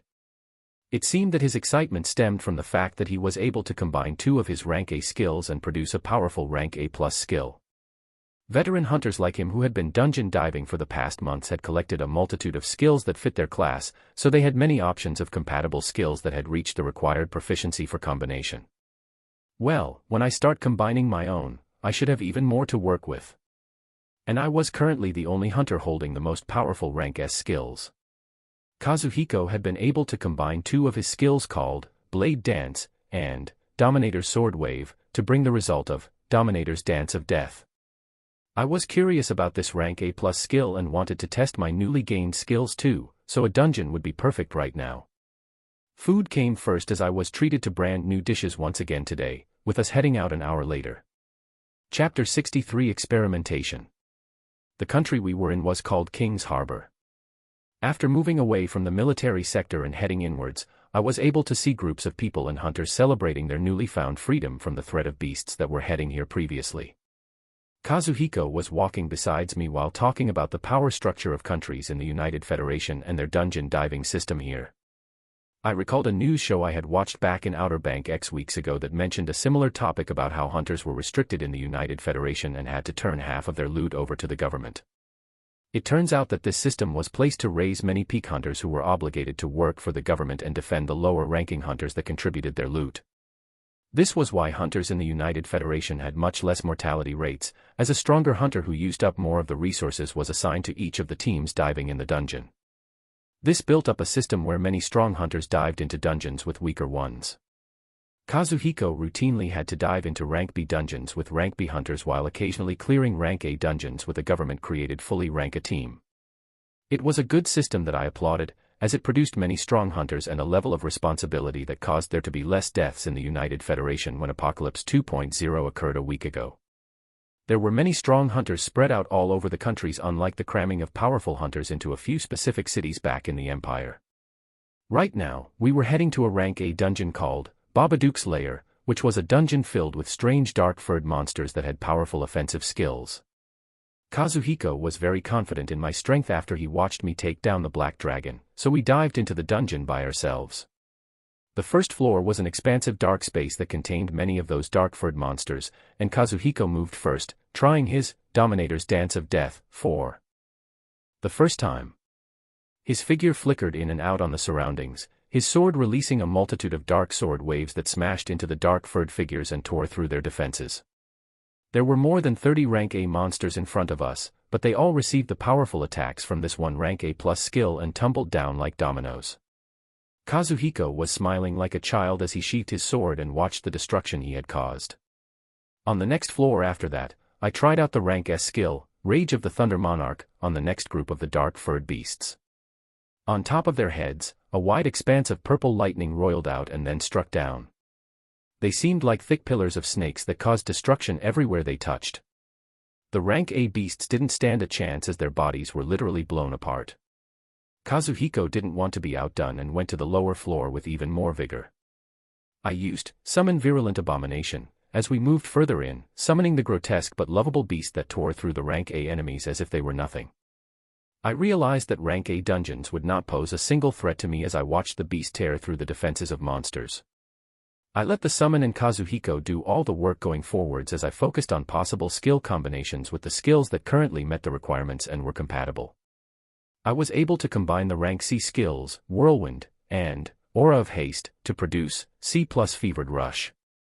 When activated, my speed sharply rose for an instant as I traveled forward and almost smacked into a wall. The speed still couldn't beat rank A, Flight, though. Further experimentation allowed me to combine the rank B skills, Shadow Veil, and Stealth, to bring out B+ Dark Assassin. This new skill most definitely matched rank A skills, if not surpassing some of them, as my body disappeared and melded into the surroundings as I wished. I could keep it active at all times to still cover up the colorful skill effects of the many other active skills I had on all the time, while choosing when to become fully hidden that even the powerful rank A peak hunter Kazuhiko had trouble finding me. My experimentations came to an end as we reached the boss room, and I watched the hunter and summon shred apart the rank A titan as if it was nothing, leaving it as a poisoned mess of bones and flesh after. The hunter was looking indignantly at the summoned creature he didn't seem to be able to fully match yet, and I laughed at this sight. Since we finished this rank A dungeon so quickly, in less than half an hour at that, we dived back in right after. I had the goal of obtaining more rank A skills to play around with, skill combination, even more. The process would take time though, as I had to learn the skills and bring them all the way to 100 proficiency before I could combine them. We dived into the rank A dungeon more than 10 times after that, only coming out sometime in the afternoon. I was able to pocket 5 rank A skills for myself, leaving all the cores, 3 items, and 2 skill books that matched Kazuhiko behind. I had already reached the peak that rank A cores could bring me long ago, and was now absorbing the rank S cores from the 3 powerful beasts I defeated. I also recalled some time back before I took down the rank S turtle and humanoid mosquito, I had gained a rank A skill book called Void Slash that I just tossed in my storage ring and forgot about. I looked at Kazuhiko and his katana, pulling out the skill right after and handing it to him. He looked at the skill description and turned all serious, giving me a heartfelt thanks for the gift. I shook off the gratitude and turned my attention to the horrendous-looking virulent abomination to the side, as it had made the dungeon runs as effortless as they could be, and I could almost feel myself sinking into laziness as I watched the beast do all the work. We were heading in further into King's Harbor at the behest of Kazuhiko. It seemed the allied countries of the United Federation were planning an event to honor the great hunter that brought down the dragon. I wasn't into festivities though, and planned to not attend when something occurred that gave me the perfect reason not to. The mysterious voice had returned yet again. Kazuhiko saw my serious expression and stopped, and I told him that something came up, disappearing from his sight with Dark Assassin, and flying into the skies. I floated high in the air as I felt my vision sinking and I found myself in that same blank room once more.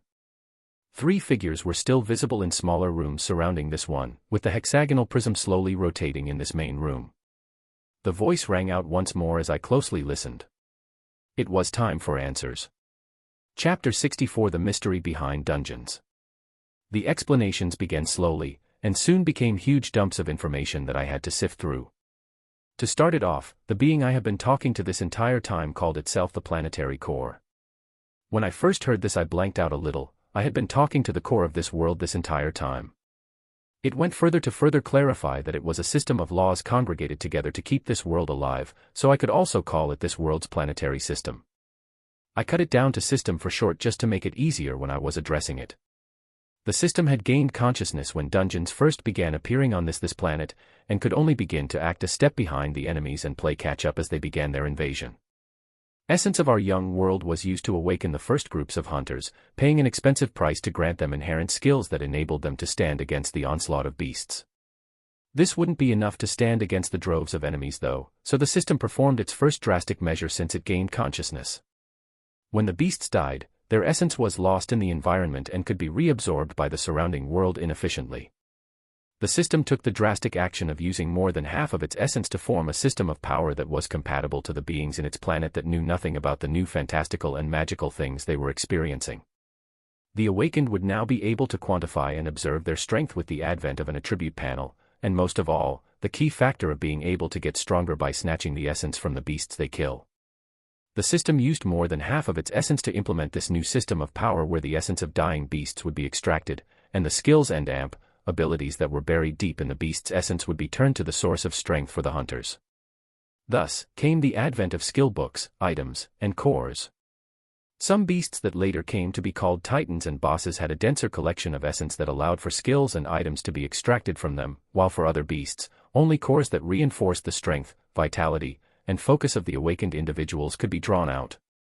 This new system of power allowed this world and its inhabitants a unique ability that most likely was not existent anywhere else in the universe that allowed for the extraction and absorbance of the power of your enemies.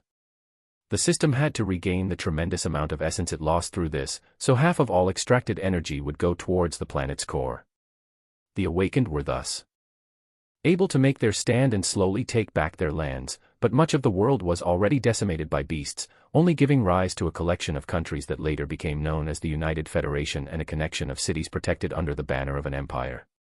The system went into a period of hibernation after this to recover its essence, its hunters slowly contributing by clearing the beasts and the dungeons that they came from. This brought us to the subject of dungeons. The dungeons were lines of connections that our enemy sent down. These lines of connections carried with them the origin of many inhabitants from another world. They were sent down and settled on the planet as monoliths that required time to allow for the physical entry of the beings in the connection line. Depending on how much essence was used on the dungeons, the rate of release could be accelerated. But if people came in contact with the monolith and were able to defeat the origins of the beings in it, essence of the monolith would be used up and the release would be delayed. The enemy that sent these dungeons down would then have to keep providing essence towards these dungeons to replenish the origin of the beings in it. This process repeated back and forth in the months that followed the advent of the apocalypse. Hunters would repeatedly enter dungeons and clear them, using up more and more essence and taking it for themselves. The other side would continue to send down essence to reinforce and maintain the origins of beings that slowly lost their minds and rationality from being broken and rebuilt so many times. Then came the reason that I was wondering about all this time. If a dungeon was cleared rapidly enough, the inflow of essence from the invading force couldn't keep up with how much essence was being absorbed, and the connection line would be broken, with the beings inside dying completely. This was the destruction of the monolith that I had caused. I looked up to the rotating prism when it got to this point and asked. Then, the plain crystal that I received once the monolith imploded is. It is a direct line of connection that we can use to ascertain the coordinates of their world and send our own forces down. I was speechless for the first time in a while. I thought about what this implied and then asked something I couldn't bring myself to ask before. How do I fit in all of this? The system took a pause when we go to this point. When I regained enough essence to become active again, I saw that the situation was not heading in the right direction and that I had to act once more. I felt a level of frustration as I had enough essence and power to even bend some natural laws, but I couldn't make use of it to plainly erase the invaders because much stronger universal laws are in place to prevent such direct intervention. I felt my mind start pounding as I listened very closely to the next words. So I calculated countless possibilities, and came to the one with the highest chance of success, while it also posed the greatest danger. But, this path would allow for a truly strong person to rise and protect the planet, so I attempted it. I listened with rapt attention while waiting for the voice to continue. I created a backdoor from the planet's core and connected it to a single human that had the least restrictions, someone who wasn't yet even awakened. This channel would allow the possibility of things that are normally impossible. My thoughts were moving rapidly as I heard this. This was why I felt that I had infinite mana to cast whatever skills I wanted without restriction. This was why my focus was blank. All of that energy, it wasn't just coming from nowhere. This made me recall something I had read about in school years back. That energy couldn't be created nor destroyed, only transformed from one form to another. It felt like lessons finally kicked in when I thought about my mana, and how the skill books and cores came to be.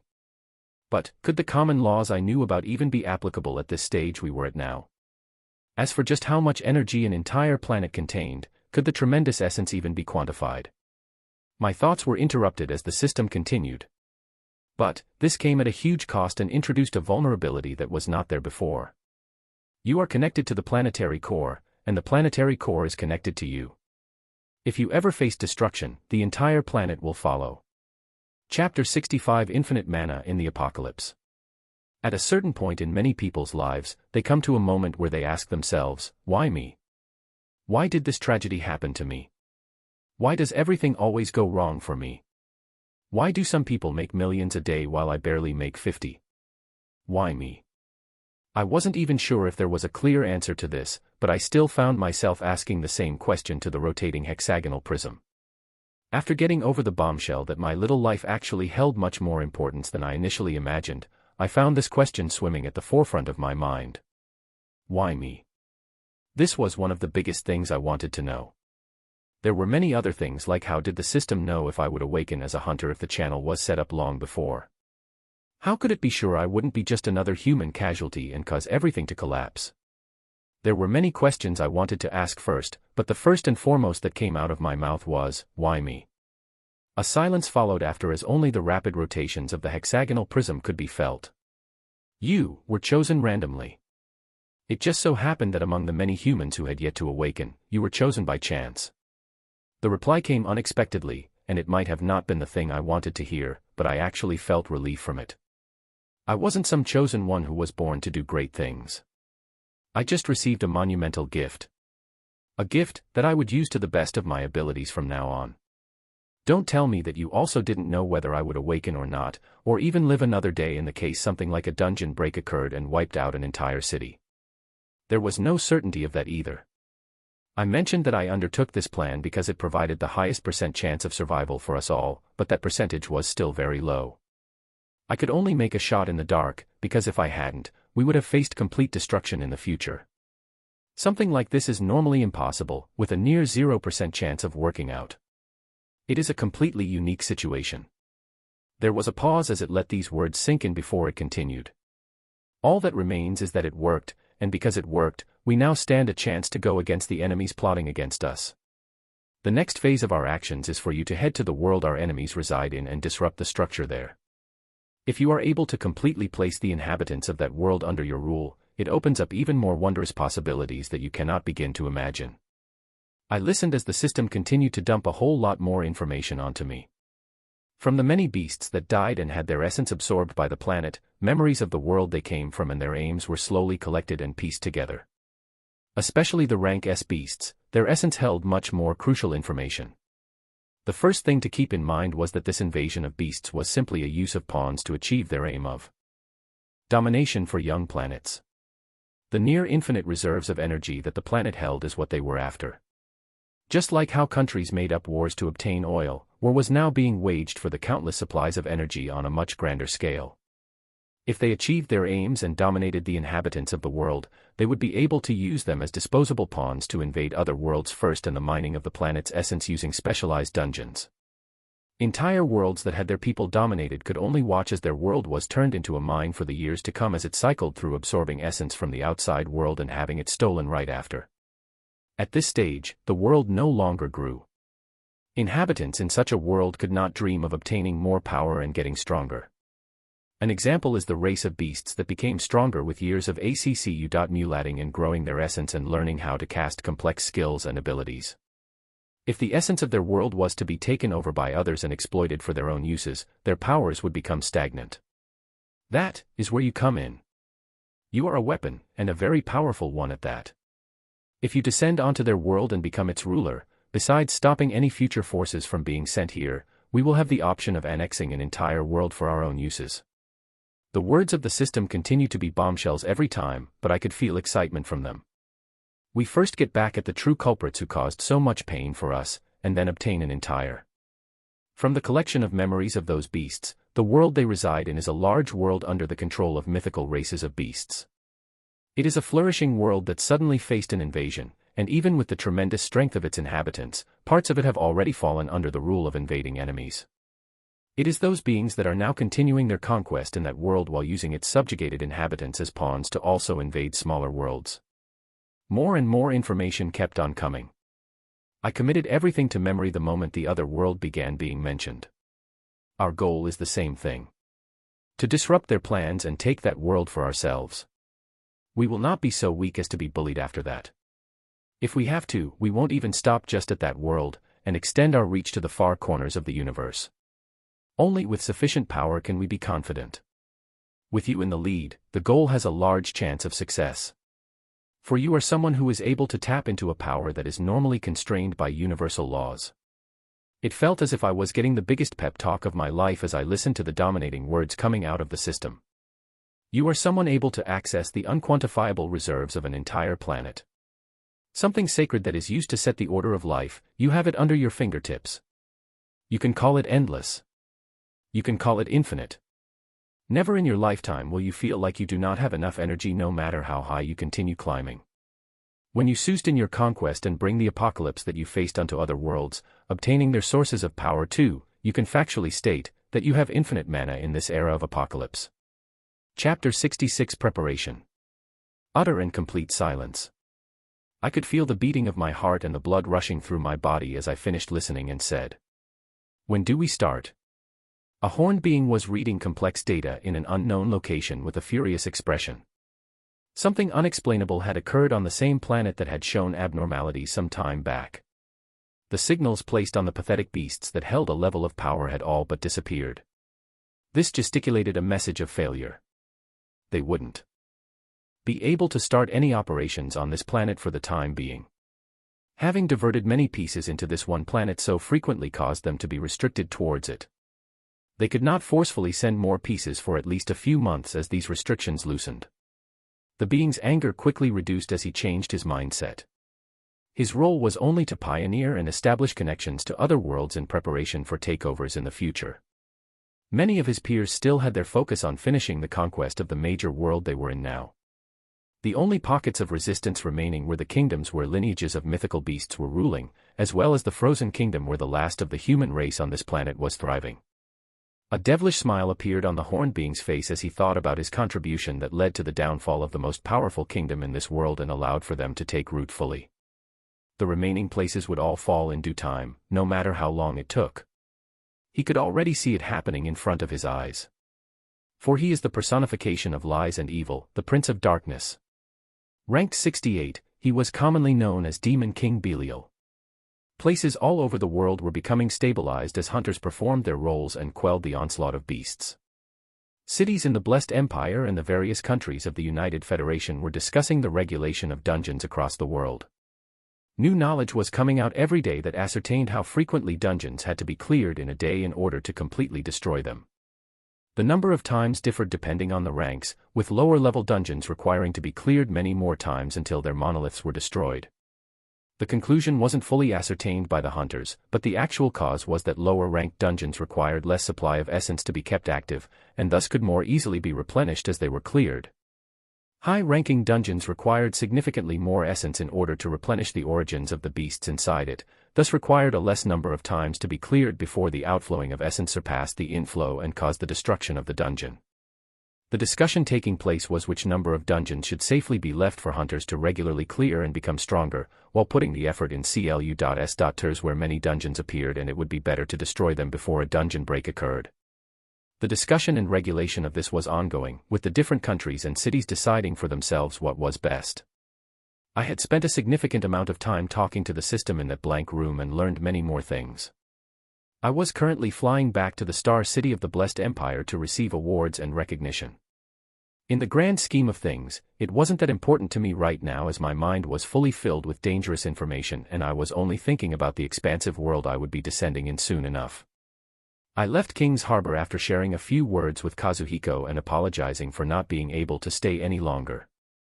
The system had mentioned that we wouldn't be getting any mass descents of dungeons like what just occurred anytime soon, as it could feel tight restrictions against beings descending down that were covering the planet after the most recent attack. But we didn't know exactly how long this would be. Maybe a few months, or half a year, or the same time span that passed from the first invasion we faced to the second one, we were not completely sure. So I was moving with the goal of wrapping everything up, before heading to a location specified by the system to start my next journey. The mystery of Kazuhiko and the other figure I saw in the smaller rooms attached to the blank room was not too explosive.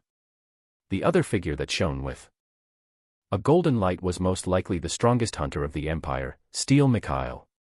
Both him and Kazuhiko had received more attention and essence from the system when they first awakened, granting them powerful inherent skills that allowed them to lead the hunters forward and save many more lives when the apocalypse first began. With the advent of skill combination, their lead from other hunters will continue to get wider as they start combining many of their skills to produce higher-ranked ones. The reality of them combining several rank A skills to become A+, and then spend a few weeks to raise those skills up to the required proficiency in order to produce a rank S skill wasn't too far off. I wasn't sure whether hunters holding multiple rank A+ skill could fully match someone with 1 or 2 rank S skills, but time would tell as things progress. This was something I confirmed with the system. The combination of 2+ skills would almost always give you a powerful skill of the next rank. These 2 powerful hunters would continue growing their strength here and prepare for any descents that occur in the future. Their power, as well as many of the veteran hunters all over the world, would surely rise to rank S in the months to come and give them the ability to withstand many of the things coming. They would be leading reformations for both powers to make sure lives are not needlessly lost if anything like the mass dungeon descents occur again in the future. As for the white-haired figure on the remaining room, the system mentioned that I would meet her soon enough. I flew through the skies using flight, and observed the many dots of people congregating in the countries I passed. None of them had any idea of the larger forces in play, or where they would be a few months from now.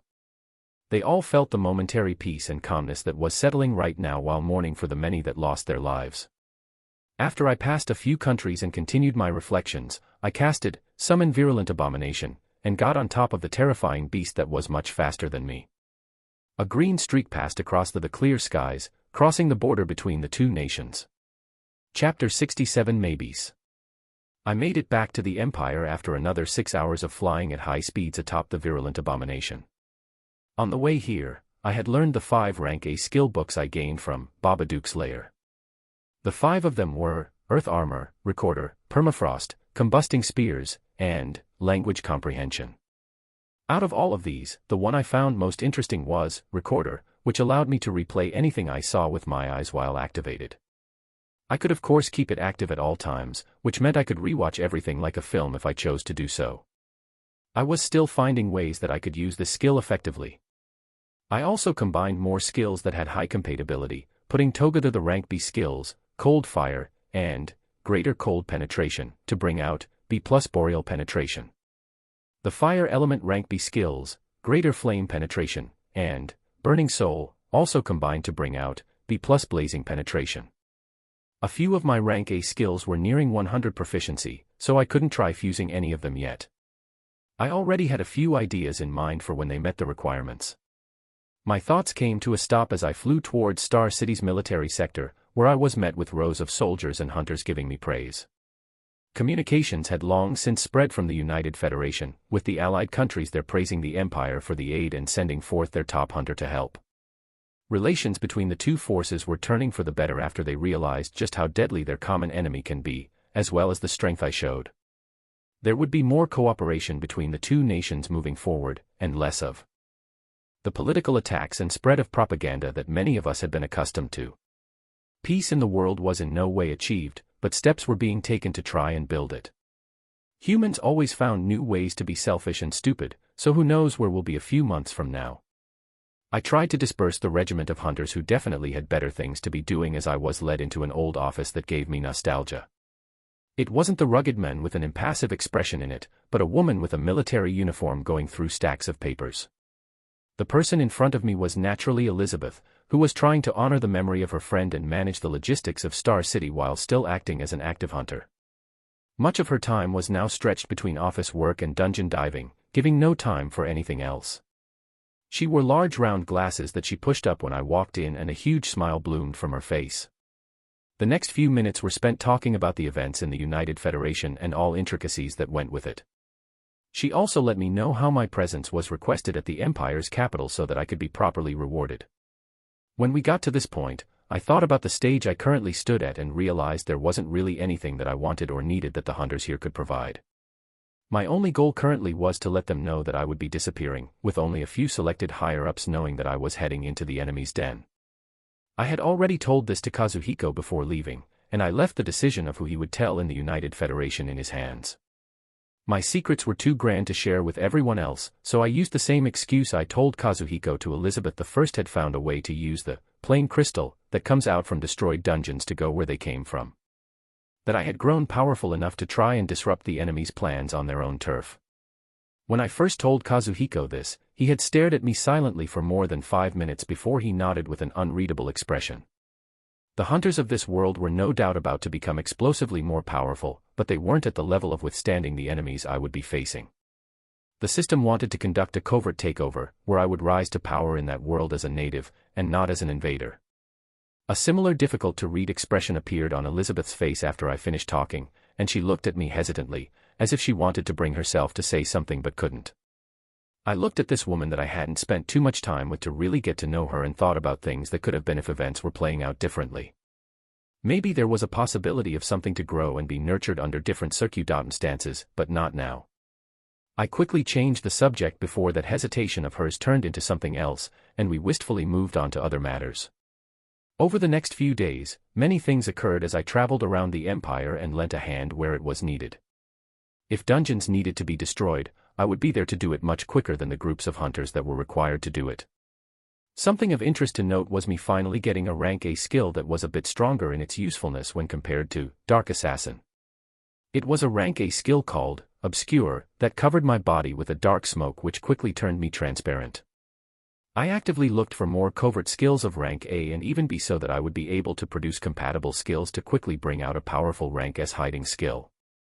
When the time was ripe, I visited the capital of the Empire where I was received by a hunter that I had only seen on TV a couple of times. Steel Mikhail was standing like a sharp spear in the large hall I was brought into. "You are really going to jump into the enemy's den?"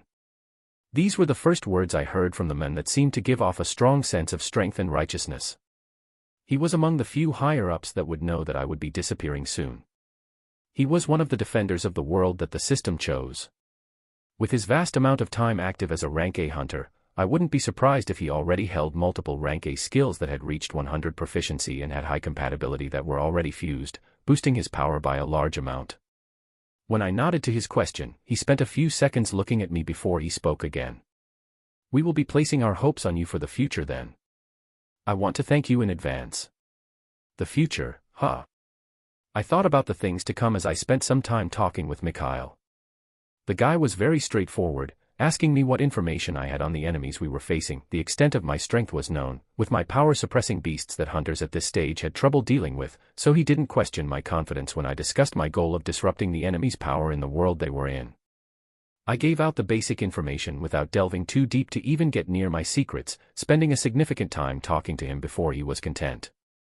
I didn't want to frolic around with too many people in the Empire as there were much bigger things I had to think about, so I disregarded most of the other requests of officials who wanted to meet me and prepared to move out to the location specified by the system. The time was quickly approaching. Chapter 68 Entrance. In that serene village of less than 100 people, the white-haired girl with glistening blue eyes was doing her daily routine. Currently, she was combining a white flour mix and milk in preparation of a cake for one of the kids' birthdays. She was humming a tune as she moved back and forth, her hair sparkling in the bright sunlight that passed through the windows.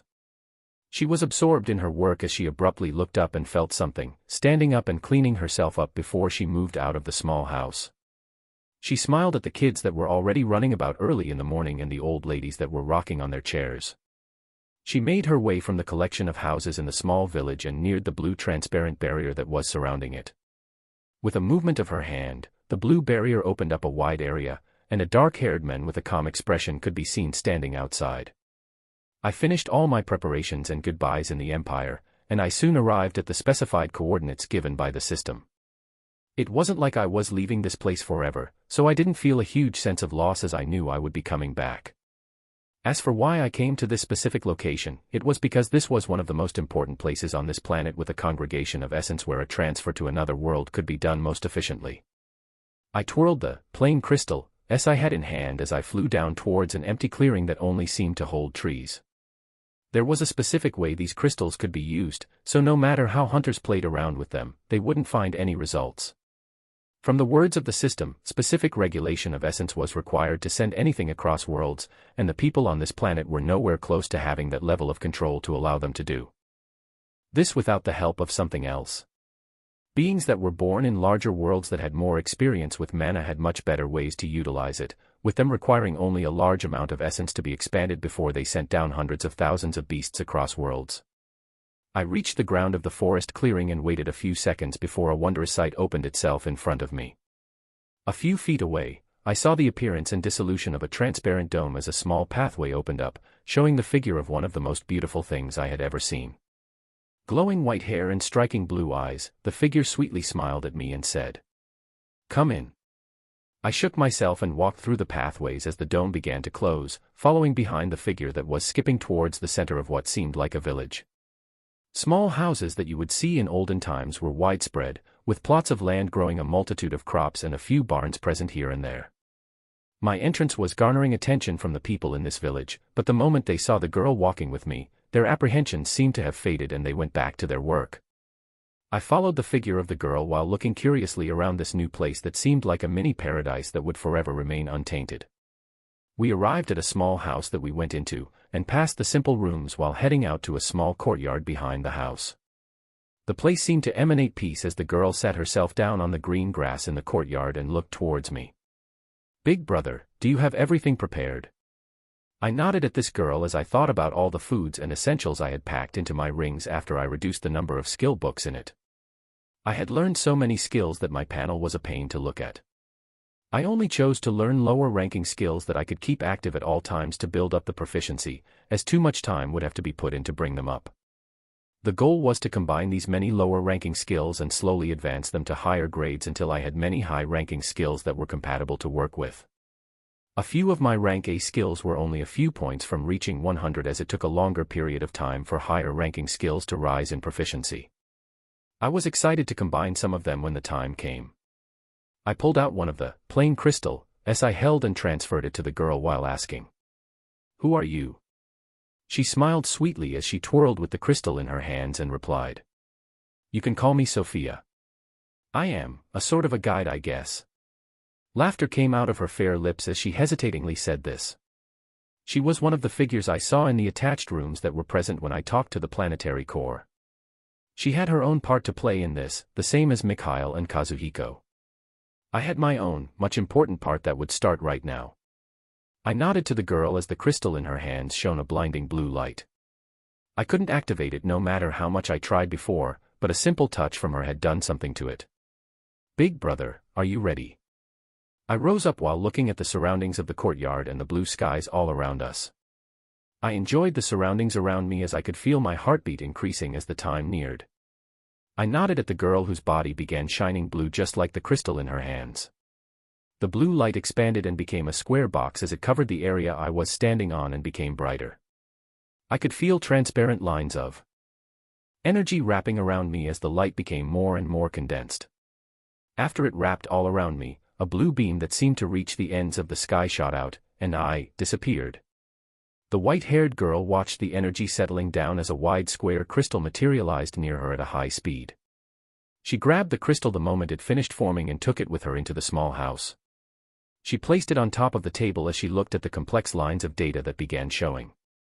Her crystal blue eyes changed to become blank for a few seconds as a blank voice escaped her lips. "Just like they brought the apocalypse to us, rained down decimation and destruction upon them." There was no one to reply or hear this voice, and the girl's eyes quickly changed to become clear blue again. She kept her attention on the square crystal as she washed her hands and continued to mix the milk into the floury mix, a sweet smile settling back on her face as she hummed back and forth. Chapter 69. A dungeon appears on a snowy field.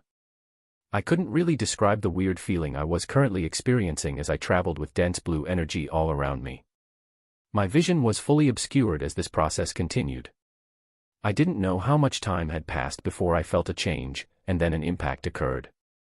It felt as if I had made a landing as my vision cleared and I found myself on a grassy clearing with walls all around me. Information came into my head as an image built itself in my mind and I realized where I was. I was on the only floor of a rank S dungeon that had appeared on a snowy plain. My eyesight stretched out as I saw the hazy appearance of a dungeon monolith that was shining a bright red, showing an imminent dungeon break would be occurring at any moment. A significant amount of energy was used for my descent that would allow for me to break out of the dungeon with the quickest time possible without allowing any possible intrusions from others. In the dungeon floor, it felt like I was looking down at the figure that seemed to be my body, but at the same time it wasn't. This was my origin, and if people actually neared and entered the dungeon, it would be what they fought against. If my origin lost, a significant amount of essence would be lost with it and energy would be used to reconstruct it. If it faced destruction multiple times in short time span, the inflow of energy would not be able to keep up and my origin would face complete destruction, along with me. None of that would be happening though, as the blinking red light of the monolith intensified, and a dungeon break occurred. I had finally arrived in the beast world. The dungeon break caused an entirely new feeling to appear as I felt my vision returning to normal and I began to feel the slight cold winds around me. I opened my eyes to a vast plain of white snow, with very few vegetation around me.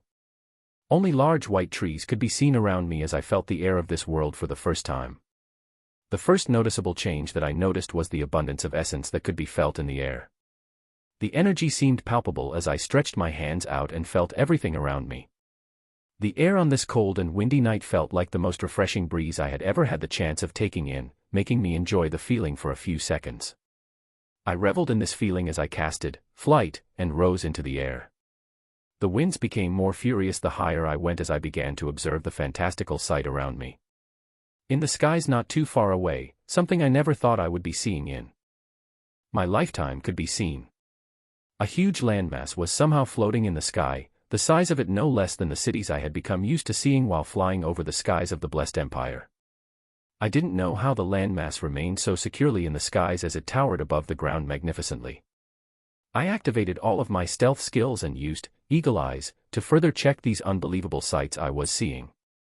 Flying closer and closer to the landmass, I had to come to a stop far from it as the close the eye neared. I began to feel dangerous auras on the landmass that were in no way less powerful than the strongest beings I had faced so far. Staying more than a mile away and using eagle eyes, I was able to see the outline of the huge landmass that took my breath away. I could only see a tiny bit of the land, which held white trees larger than me by more than 10 times, and droves of white-furred beasts running around without any reservations. I observed the piece of land in front of me for a few more minutes before I moved away and flew even higher to get a better look of everything around me. The higher I flew, the more dangerous and cold the winds became, nearly making me feel the cold even with the many defensive skills and attributes that have already reached rank S. Once I rose at a high enough distance, I looked beneath me as I saw even more of those landmass that seemed to be floating in the skies. Far off in the distance, there was a large collection of these land masses near one another, with lines of connections apparent among them. On these land masses could be seen twinklings of light, as the land that was actually on the ground beneath them held grand buildings that were surrounded by an expansive walled fortress. The fortress was a work of art as it sn.a.k.e.d around the huge mountain these buildings were in. 3 large mountain peaks surrounded the large kingdom on the ground as more than 4 expansive land masses floated in the periphery around it. The sheer size of the place took my breath away as I could only observe a portion of it. This was the location that the system said I would begin my journey on. This was the only place where humans held supremacy in this world. This was the Frozen Kingdom. I moved across the snowy skies filled with sharp winds as I continued to fly even lower and neared one of the doors of the huge walled entrances of the fortified kingdom. I didn't come too close before I could feel movement from the top of the wall. Multiple white-winged beasts rose up and met me in the skies. On top of them, figures wearing glistening white armor stood with sharp weapons pointing towards me. Hold. There were multiple figures on each of the winged beasts, with many of them letting out power similar to rank A or lower, and I could feel at least 3 that seemed to be rank S. I did as they asked, stopped abruptly in the air as I expected this type of welcome. I had spent too much time lectured by the system on the few sparse memories it obtained from the absorbed beasts, and knew how to act when I approached any of the kingdoms in this world. I remained quiet as we all floated in the skies, the humans on the winged beasts checking me out closely as the seconds passed. A thorough evaluation followed in the next few minutes with a few lights landing on my body. Once they confirmed my figure and used specific skills that most likely checked to see if I had any semblance of an aura of a dangerous demon or beast, they lowered the sharp spears they were pointing towards me. A snort was heard from the lead guard. Mercenaries these days think they can come and go as they please because of their increasing demand. The leader was speaking with a disdainful expression as he looked towards me, motioning for the rest of the guards on the winged beasts to fly down. This was the environment I was betting on. Due to increased tensions and conflicts, powerful beings acting as mercenaries were more active than ever in this world. Kingdoms continued to look for powerful forces to reinforce their safety. I remained quiet and the guard spoke once more. Haven't seen you pass by here before, so I'm assuming you're a new recruit. Use this badge to confirm your identity when you leave in and out again. A red badge which had the face of a stern man appeared on the guard's hands and flew towards me. Be sure to not cause any trouble, or we won't hesitate to take you down. His spear was sheathed as I nodded at his words, and at his signal, followed the winged beast he was on to fly over the huge fortress, and step into the Frozen Kingdom for the first time. Chapter 70 Covert Beginnings. Passing over the tall walls, we went down towards the road that led to the buildings that shined with lights further in.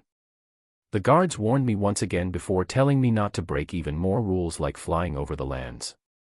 Only people given specific recognition could do this and go from one place to another. If you didn't have that recognition, then even if you were allowed permission to enter the 4 land masses floating in the sky that people in higher positions resided in, you would have to walk on the long bridges leading towards them. I watched the environment around me as I walked further in, noticing many guards patrolling at every point.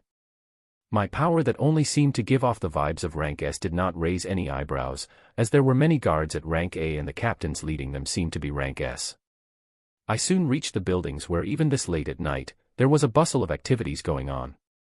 The buildings were built in a medieval style, looking like grand ancient architecture that shone with the balls of light that were lined up across the streets.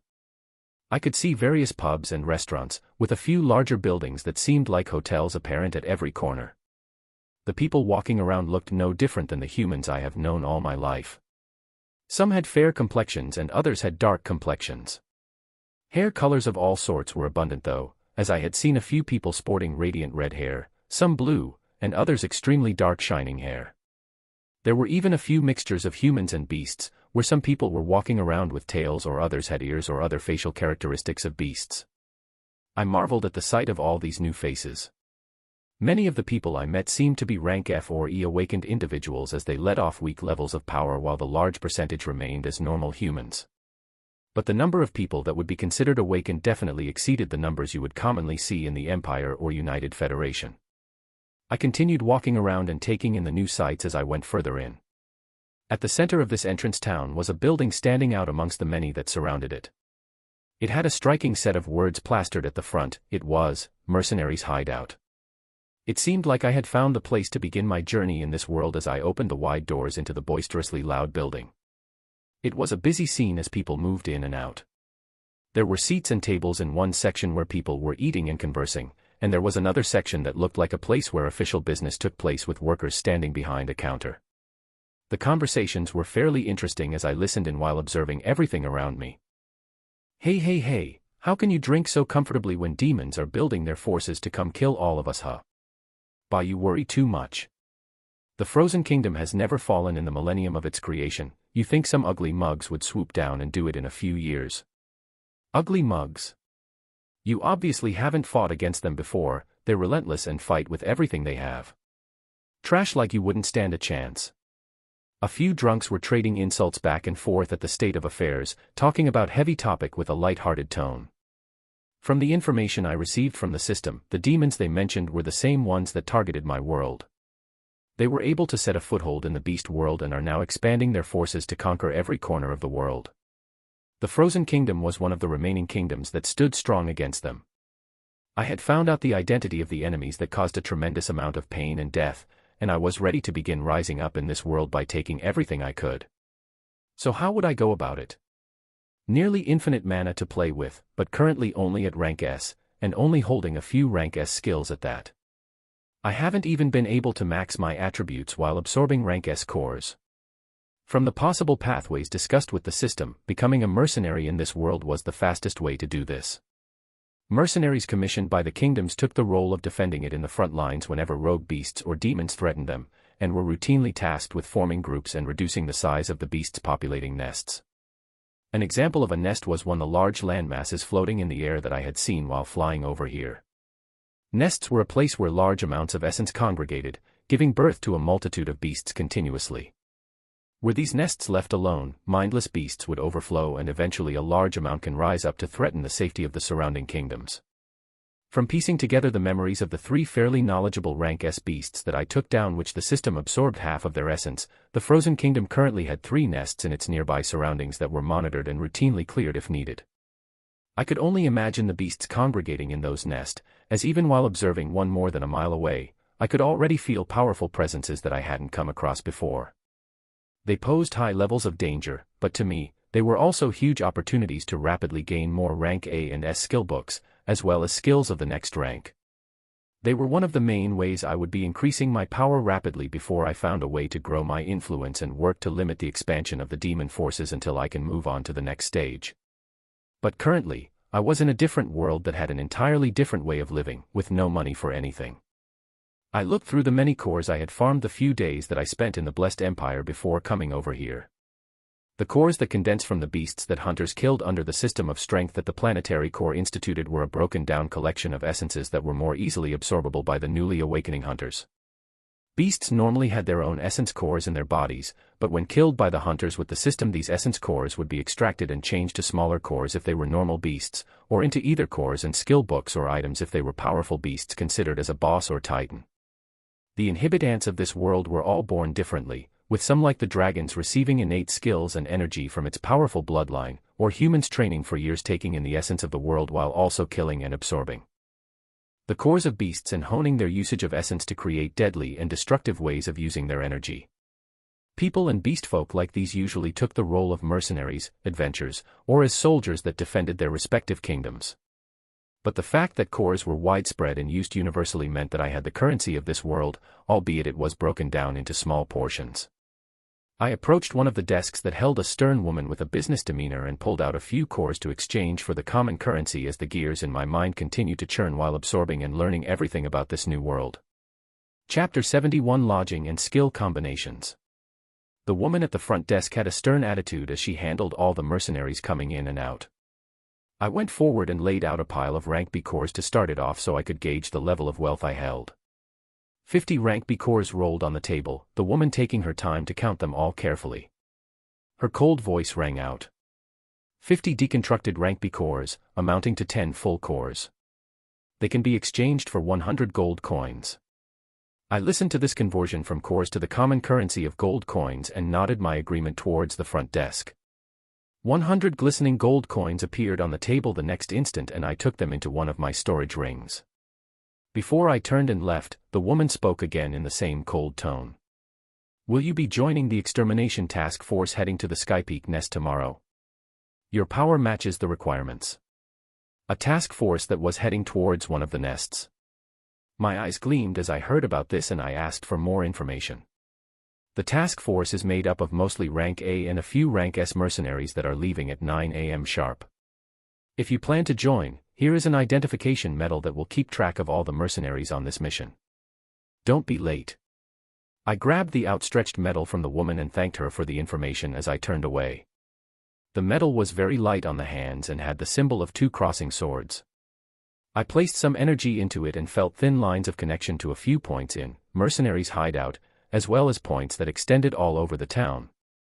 I got used to all of these new things as I became glad at being able to visit a nest where monsters congregated so soon. There were terrifying presences on just the one floating landmass that I saw on the way here, and I didn't want to risk my life by going there alone while I still haven't accu.mulad all that many rank S and rank S skills. Aside from the collection of rank A or lower mercenaries, a sparse amount of rank S could be seen as I exited the hideout and walked outside. My next destination was a beautifully designed inn that had various women standing outside of it. The few that I passed by called out to me. Hey handsome, do you need any company tonight? Big boy, are you up for some fun? Women of varying ages and sizes were spread out and talking to many of the people that were going in and out of this large lodging. It seemed completely normal as some could be seen heading inside with someone they just began talking to while others left the lodging with exhausted faces. I ignored the calls and comments from the many people around me as I went inside the building, and went in even faster after I saw a guy with a face full of makeup heading my way. The inside of the building was much quieter, with the noise stopping the moment you passed through the double doors. I went towards the counter where a red-haired girl was acting as the receptionist and asked for a single room. A single room for the night will be 2 gold coins, sir. We also have the special offer of reserving a room for an entire week, all for the small price of 10 gold coins. I nodded towards the girl throwing out the sales pitch as I picked up a sheet that wrote down the different options and their rates. The sheet also had a section below that described the foods they offered in their dining area. Just the single room works, and let me have the fiery soup and rhino special for now. Yes, sir. It all comes out to a total of 3 gold coins. The girl cheerfully gave me a bronze key and led to a table in the dining area where I didn't wait too long for the food to be brought out. The dish that was called fiery soup was an extremely spicy broth that came in large wooden bowl which had bountiful diced up meats that tasted better than anything I've had before. The spice lingered in your mouth and got hotter the more that you ate, with meat being extremely soft. The rhino special was a platter of what seemed like prime ribs, but much larger and much more appetizing. I spent the next 30 minutes enjoying what was arguably the best of the many meals I would be having from now on before I went towards room number 34 that the key took the shape of. I climbed the sturdy wooden stairs of the hotel and walked through a narrow hallway before finding the room and entering. A simple bed filled with feathers was in the middle of the room, with a door leading to a wide bathtub-looking structure and a toilet off to the side. There was a ladle that was likely used for bathing attached to a large bucket that had steaming water in it. I curiously went to check out the bathroom and found the water in the bucket to continue replenishing to a specific level after I scooped some out. It remained the same temperature of warmth at the same time too. The bucket holding the water was attached to the ground with a pipe at the bottom of it. I got used to all these new things I was seeing for the first time as I reflected on every wondrous sight I saw today and then moved on to combine more of my skills. Tomorrow would be the first beginning of my rise from this place, and I wanted to be at my peak. The only way for my strength to jump crazily was to gain a skill of higher rank, and there were two ways of doing this for me. I could combine multiple compatible S-rank skills until they broke through to the next rank, or start off even lower with rank B skills to rank A, and then rank A to S. The other way was to simply hunt and kill multiple beasts and collect the skills the old-fashioned way. I would proactively use both ways, as using multiple skills and keeping them active was not a problem for me. There were multiple rank B skills that I learned more than a week ago as I was leaving the United Federation that had long since reached 100 proficiency. There were also 2 rank A skills that were compatible that I would be combining. The rest of the rank A skills would also be ready for combination soon, giving me even more things to look forward to. None of the rank S skills were anywhere near a 100 though, as it became progressively harder to raise the proficiency of higher ranked skills. I used the skill combination function and was able to produce a few rank B plus skills, as well as a new rank A plus skill by combing the rank A, frigid impermanence, and permafrost, to bring out A plus Arctic zone freeze and destabilize an entire area of 10 meters, shattering everything in it. I learned permafrost as I was leaving the United Federation, so I made the goal to spam the skill a whole lot while I was doing cleanup around the Empire before I left so I could raise the proficiency the fastest. It was a skill that had obvious compatibility with the frigid impermanence. The new Arctic zone skill made me excited to combine another rank A plus compatible skill and put them together to watch for what rank S skill would come out of it. The rank B plus skills I was able to synthesize were hardened body armor, strengthened strikes, mirror of repulsion, and emerald skin. The moment they appeared on the attribute panel, I activated them and waited for their proficiency to rise once more before I combined them too. It would be a long process, but my power would continue to spike the more skills I combined. I laid down on the feathered mattress as I waited for the next day to arrive, where my adventure would fully begin. Chapter 72 Wonder. I slept more comfortably than I imagined. The denser concentration of energy in this world made it feel like you were in the best possible location anywhere you went. I went down the wooden stairs to see people already actively moving in and out of the inn. The receptionist with the red hair was already up at the counter. I went towards her and ordered another fiery soup to have for breakfast before I went out. Thus, the morning began on a happy note. I moved outside into the town and saw the world during daytime for the first time. A blanket of snow covered the buildings and the paths, making for a beautiful sight as the rays of the sun shone through. I looked up to see the huge mountains surrounding us far in the distance as well as the 4 grand land masses that were stably positioned in the air without a single movement. I still couldn't even begin to understand how such a thing was possible. A few people could be seen every now and then ascending the long brides attached further inland from this town. I looked away from the majestic sight of floating islands and went towards the mercenaries' hideout, where a collection of colorful rugged men and women were CLU.S.tiered. Putting energy into the metal I received the day before, most of the thin lines of people were grouped up in one location that allowed me to find them all very easily. There was a large space behind the grand building that had white-winged beasts moving around. Someone was holding a large basin that he pulled out large chunks of meat from to feed the beasts. The people in the extermination task force were CLU.S.tiered in a group on the side talking amongst themselves as they all waited for the appointed time. The minutes passed by quickly as a large man whose entire body emanated power came out to the clearing. "All right, boys and girls, gather around." At these words, the mercenaries that were mostly rank A with a few rank S ones in the group all looked towards this figure with full attention. The mission this time is plain and simple. The Skypeak nest is showing signs of rapid movements again, which means the beasts are increasing and getting more restless. We're not gonna spend too much time there, just clear out a few leaders and their groups before we return. I am Captain Reiner, and I'll be leading this excursion to make sure there are no deaths. The large man spoke out with a powerful voice that seemed to rouse the spirits of everyone here. After we successfully return, each person in attendance will receive 5,000 gold coins and keep any cores from the beasts they manage to take down. At the mention of rewards, the mercenaries shouted out as we began moving towards the large groups of winged beasts. Each beast could take on more than 5 people, and I found myself soaring through the skies with 3 rank A mercenaries and 1 rank S. I would follow the lead of others 4. Now as I learn more about these nests and choose how to move from there. The winged beasts we were riding on had heads that looked similar to an eagle's, but their wide bodies that allowed more than 5 people to stand on showed they were something else. I found out they were called white-wing beasts, a type of beast that could easily be tamed as long as it was fed daily.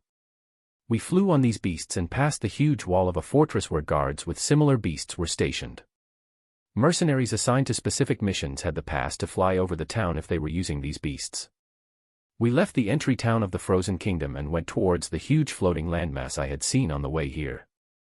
I listened to the conversations of two of the mercenaries that seemed to be familiar with each other who were talking about this nest. "Oi, remember to follow the lead of that captain. I've heard some inflated nobodies ignored commands and went further into the beast nest only to never come out.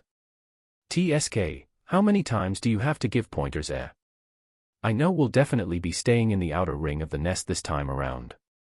There should be very few S-rank beasts out there." The two seemed to be arguing and giving each other tips to stay alive all at once. But their words indicated that there were powerful beasts congregated in this floating island. I wasn't sure how far into the nest the beasts higher than rank S would start to appear. I kept my mouth shut just in case, as I didn't want there to be any possibility of me giving something about my identity away. I would learn as things progress and find some time to locate a library after this to spend some time there and see what more I can learn about this world. The collection of memories that the system put together after absorbing the essence of many beasts was just that, mostly memories from low-ranking beasts. I would have to do my own research to fully grasp the workings of a place like this kingdom where humans had control. We neared the floating landmass after 20 minutes, where the outline of the island became visible. Using eagle eyes, I watched as I saw groups of beasts walking around near the edge of the landmass. Dense and extremely tall trees blanketed in snow began rising as my sight looked further in, where barely anything but a white outline of trees could be seen. The white-winged beasts landed on the edge of the land mass as they drew the attention of surrounding beasts that rushed over here. Beasts ranging from C and all the way to A were running about. Captain Reiner took the lead, jumping off the winged beast like a valiant warrior as his body seemed to be bubbling with energy. There was a large red broadsword that appeared in his arms, which he swung towards the coming beasts. A parabolic line of flames was drawn out, going forward and bisecting all the incoming beasts. "All right, lads, the battle begins now. When you see the ugly faces of rank S beasts appear, especially the larger leaders, be on high alert." The leaders he was mentioning were what I considered bosses or titans back then, with them holding a denser collection of essence that allowed for skills and items to be farmed from. Many were large to correspond to their large amounts of energy, but the truly powerful ones could be small, as they held enough control over their energy to remain that size and use it to their advantage. The mercenaries spread out as those of the S rank took the lead, with me following closely behind the captain as we went further into the Skypeak nest. Chapter 73 Epic. I was able to see the power of the humans of this world firsthand as I observed the leading peak rank S captain hold his own against a rank S boss. We didn't have to move too far in to come in contact with them. After passing through the large trees that were covered by snow, ferocious-looking white beasts began appearing. They had disproportionately large hands and feet with smaller bodies that didn't seem to match. This size was even more exaggerated when it came to the rank S leader that neared 10 meters. Sharp icicles would form at the wave of these beasts' hands as the mercenaries worked together to bring them down. The leading S rank, Captain Reiner, was holding his own while standing against a leader, his large broadsword roiling with fire elements as each clash left wounds on the beast. I worked with the group I came with as I continued observing everything first, using the rank A, Infernal Purge, every few seconds after watching some of the fire power of the few rank S mercenaries in the group. The blazing flames that came crashing down were extremely deadly to the normal beasts, setting their entire bodies aflame if a single one touched them. As for the looting of cores, the mercenaries cut open the heads of the beasts they killed to pull out cores much larger than what I had been used to seeing. These were the full cores of beasts that weren't broken down into smaller portions by the system that hunters back in my world worked with. When it came to the monsters I took down myself, I recalled the words of the system. I would be in a different world, but still holding that same power. The only change was that it would only be triggered when I came in contact with the beings that I took down. To make things even more seamless, the extracted essence in the form of skill books, items, or cores would directly be placed in one of my storage rings when I would normally harvest cores like other inhabitants of this world.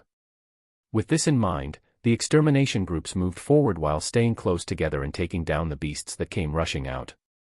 I was amazed at the strength of the humans here, as even the rank A mercenaries utilized their strength and essence better than the hunters I had always observed.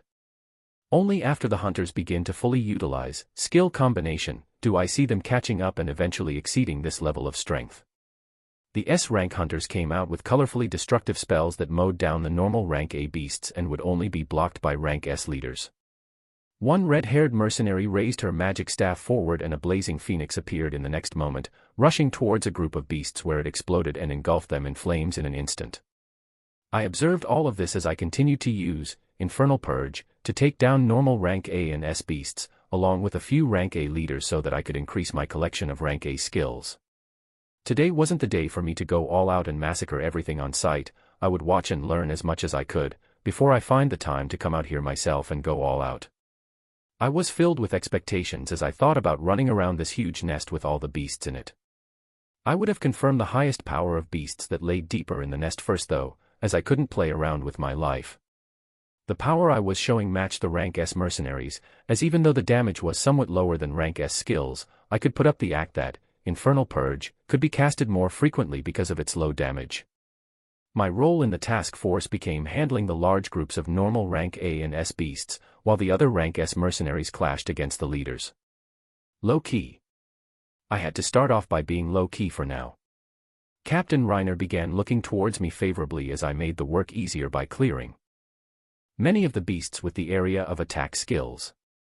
My attention wasn't all placed onto this one thing though, as during the hunt I had always been checking and combining the active defense and support skills that continued to rise in proficiency.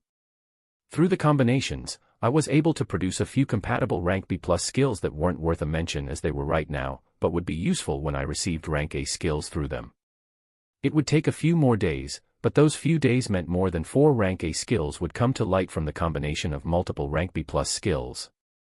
I smiled at this thought, as rising skills this way meant I could continue to build up compatible skills that will be able to combine to rank S with no problems. Defense and support skills that boosted me by a large margin would not be a game of chance anymore.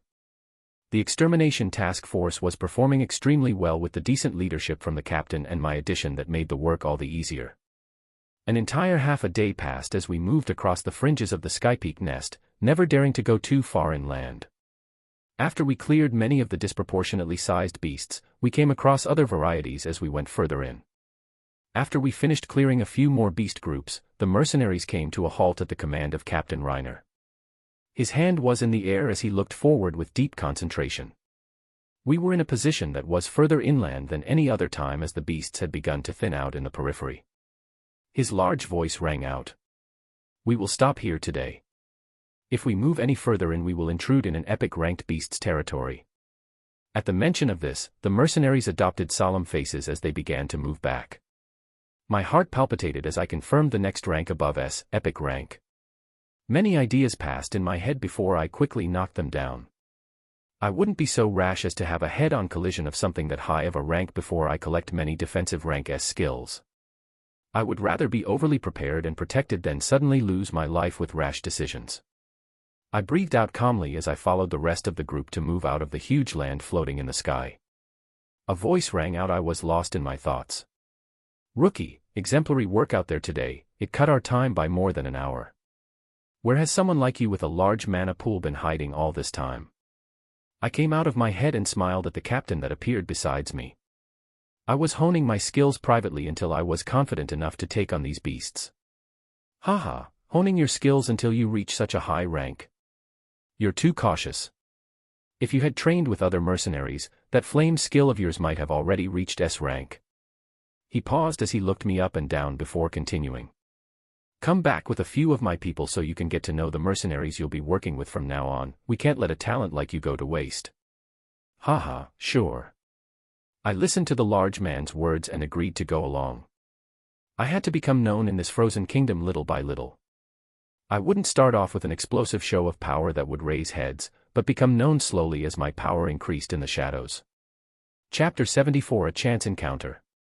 We flew away from the floating nest on the white-winged beasts, passing through the cold winds that now also had the addition of heavy snow as dark clouds hung overhead.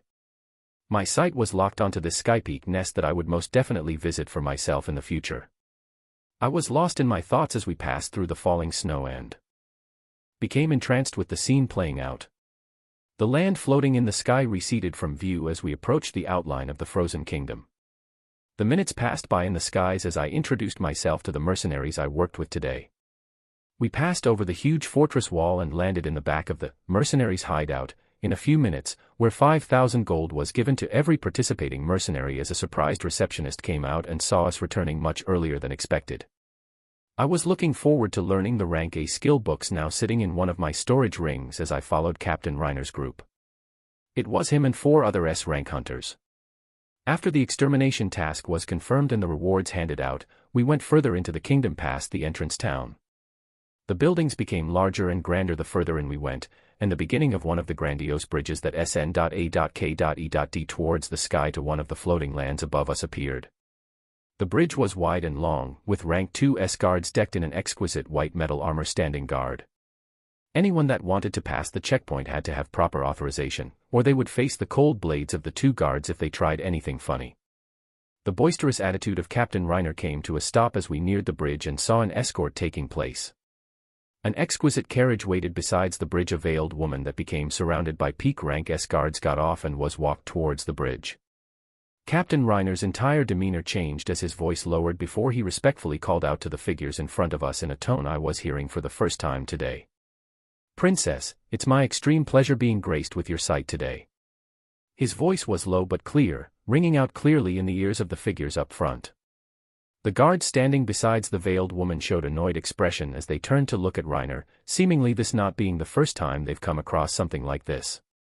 The veiled woman turned to this direction and nodded towards Reiner, which made him break out the largest smile as if he had won the lottery. I looked at this scene in fascination as it seemed this captain was completely stricken with the woman up front, but could only look from afar. The figures turned and began climbing towards the bridge, but not before I felt a gaze linger on me for a few seconds. I turned to the escort of people that were leaving and wondered if I had just thought wrong. Reiner moved with much more vigor after this as we entered into a much more expensive-looking tavern than the ones I've seen on the way here. The tavern was much more high class, with private rooms that gave it an air of calmness. There were no boisterous noises from mercenaries as it seemed a noise-canceling function was activated the moment the doors to the private rooms closed. We soon grabbed a private room of our own and sat on a thick soft furred carpet around a circular table. Reiner was animatedly moving around as the best dishes were ordered and the mercenaries began talking. Hey, Captain Reiner seems to be completely taken in by the terrifying Ice Princess Bah, what do you know? I heard Her Highness's main guard would be retiring soon, and I just signed up for the possibility of being chosen when the selection happens. Reiner had began biting down on the huge chunks of meat as he talked back to the jeering mercenary.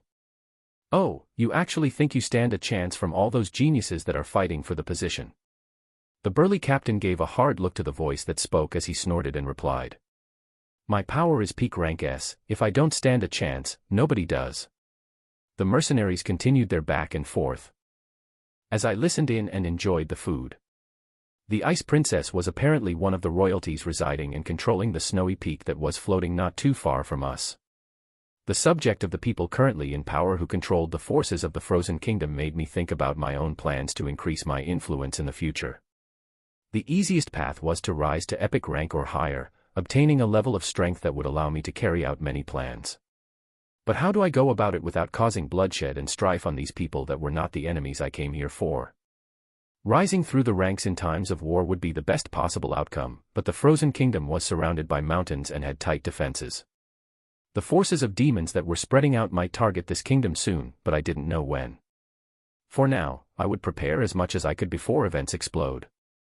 There were many titles under my name. The Ice Princess by the commoners. The Doted Princess by the nobles. The Frigid Bitch by my enemies. But none of that mattered to me.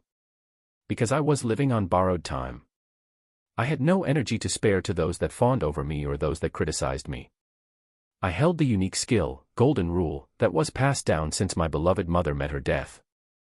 On the bed when she lay with her life force slowly leaking out, she screamed to the little girl who was in shock. Be smart, she screamed. Be strong, she said. Use the power that I am passing down to the fullest, as a terrible calamity is coming towards us all. She said all of this to a frightened girl that was losing her mother, and then passed away. I imprinted those last words into my brain from that day forward, using the skill handed down to me to get through many of the political messes in one piece. The skill showed a dark light whenever my older brother, the Crown Prince, looked at me. So I avoided him and anything to do with him like a plague. It showed a green light whenever my naive younger brother played with me, so I kept him close and made him rely on me. It showed a light blue light with my father, so I acted as the most perfect daughter and gained his affection, making me cruise through to my unshakable position that I have currently. Those that crossed me often met with misfortune or death, making those cowards utter the name of frigid bitch whenever they gossiped among themselves. I used my means to establish an extensive information agency that saw all the happenings of the kingdom and its surroundings, with more than half of its departments focused on my older brother who shone in a dangerous black light. But all of this wasn't enough. My own fate was still murky. My unique skill showed me that undoubtedly, all that I had done had changed nothing, and that death was still approaching. A calamity was still coming. No amount of information I collected was enough. This fostered something that was my only weakness to this day, the fear of the approaching death. Even the strongest powerhouses of this kingdom did not deter the skill from sending me the same message. I worried about the demons that were constantly increasing their influence across the lands as I thought about the impending calamity. I exhausted all my resources. I surrounded myself with the best of guards from the kingdom that my escorts were no less powerful than those protecting the crown prince, the bastard that would most likely take control of the kingdom once my father passed.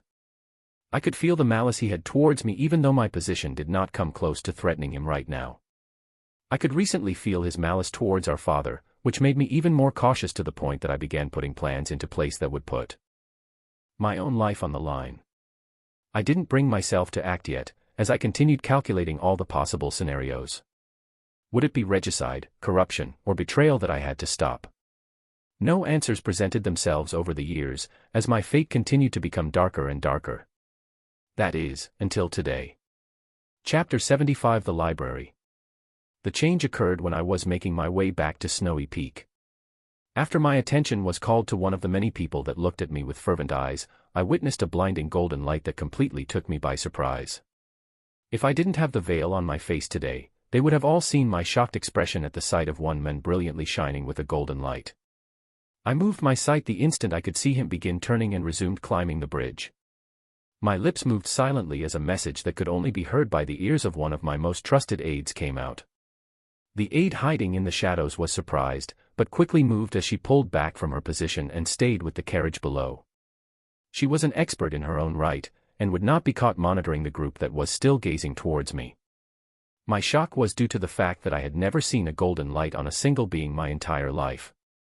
The unique skill, Golden Rule, had activated to its peak of the color gold as it let me know I had found the thing I was searching for all this time. The color gold was the highest it could show, and even that golden light was shining so bright that it almost blinded my eyes. This unknown figure would be the one to save me from death. He would be the one that stands between me and a calamity. My heart fluttered as I tried to calm myself. This feeling was not one that many people could come across. The feeling of finally having something you have been searching for so long in arm's length. I would not let it get away. Whatever I had to do, even if I had to give up my soul, I would find a way to hold on to this opportunity. This person would have to be treated with utmost care. I thought for a bit before my lips moved once more, sending another message to the already shocked aide who didn't think her shock could increase even more today. Now, I just had to wait.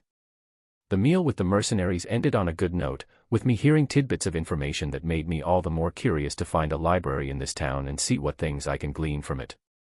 I broke off from the loud mercenaries that continued to discuss the same princess and other nobles they took fancy to as I walked around different parts of this large kingdom.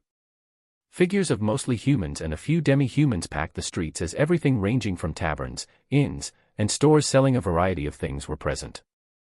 Some stores held weapons and armor made from different materials and beasts, others were selling small but colorful beasts as pets in shops that many people congregated in. I walked past all of these sites for the next few minutes as I soon came upon a large building with the sign of a book up front. I opened the large doors and came into a scene of peace, with people quietly moving around as books floated on and off shelves. I went towards the librarian that turned out to be a middle-aged man with a goatee and asked for some books on the kingdom's history. He looked my figure up and down in a perplexed manner as he grabbed the staff near him and tapped it down 4 times, which led 4 thick books to fly out and land on the counter. Only people of higher status chose to spend their time reading books, so there was a fee to use the reading space in the library. I gave the librarian 1 gold and carried the books towards a corner of the building with enthusiasm. I hadn't read books in quite a while, and looked forward to learning about the large world I was in. The last half of the day passed like this, with me doing something I never pictured myself doing when I first became a hunter. Flipping through the many pages and reading was not too bad, as almost everything was new information I was learning about for the first time. Also, through the use of recorder, I was able to quickly bring up information on something that I had seen before by just recalling a few words about it, whereby like a film, the moment that I read about it would replay in front of me. I was looking forward to getting more skills like these that don't necessarily have any offensive and defensive power, but were useful as they were. The information I learned was expansive. Starting with the Frozen Kingdom and its 4 peaks, the kingdom was under the rule of a powerful individual whose strength was a rank above epic. The ruler of this kingdom is called the Trias ruler, King Rourke Belmont. He had led this human kingdom that remained the only one of its kind in the beast world to prosperity for the past 100 years. Under his rule, humans faced no persecution and he welcomed demi-humans to come live in the kingdom in search of better lives. His peaceful policies allowed for the continued growth of his kingdom and the goodwill of the mythical kingdoms of beasts. Rulers of the beast kingdoms did not bother with the rising kingdom in the north, where it was plagued by the cold environment and tough terrain that previous rulers could not fully overcome. King Rourke made his legacy by elevating the kingdom to greater heights during his reign, until it stood toe-to-toe with the most powerful of kingdoms in the world. Surrounded by mountains, the Frozen Kingdom was easy to defend, with enemies only able to trek from one direction.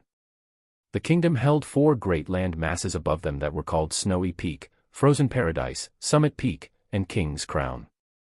The kingdom thrived on vegetation and animals that grew specialized for the cold, with a wide array of plants that allowed for a booming economy.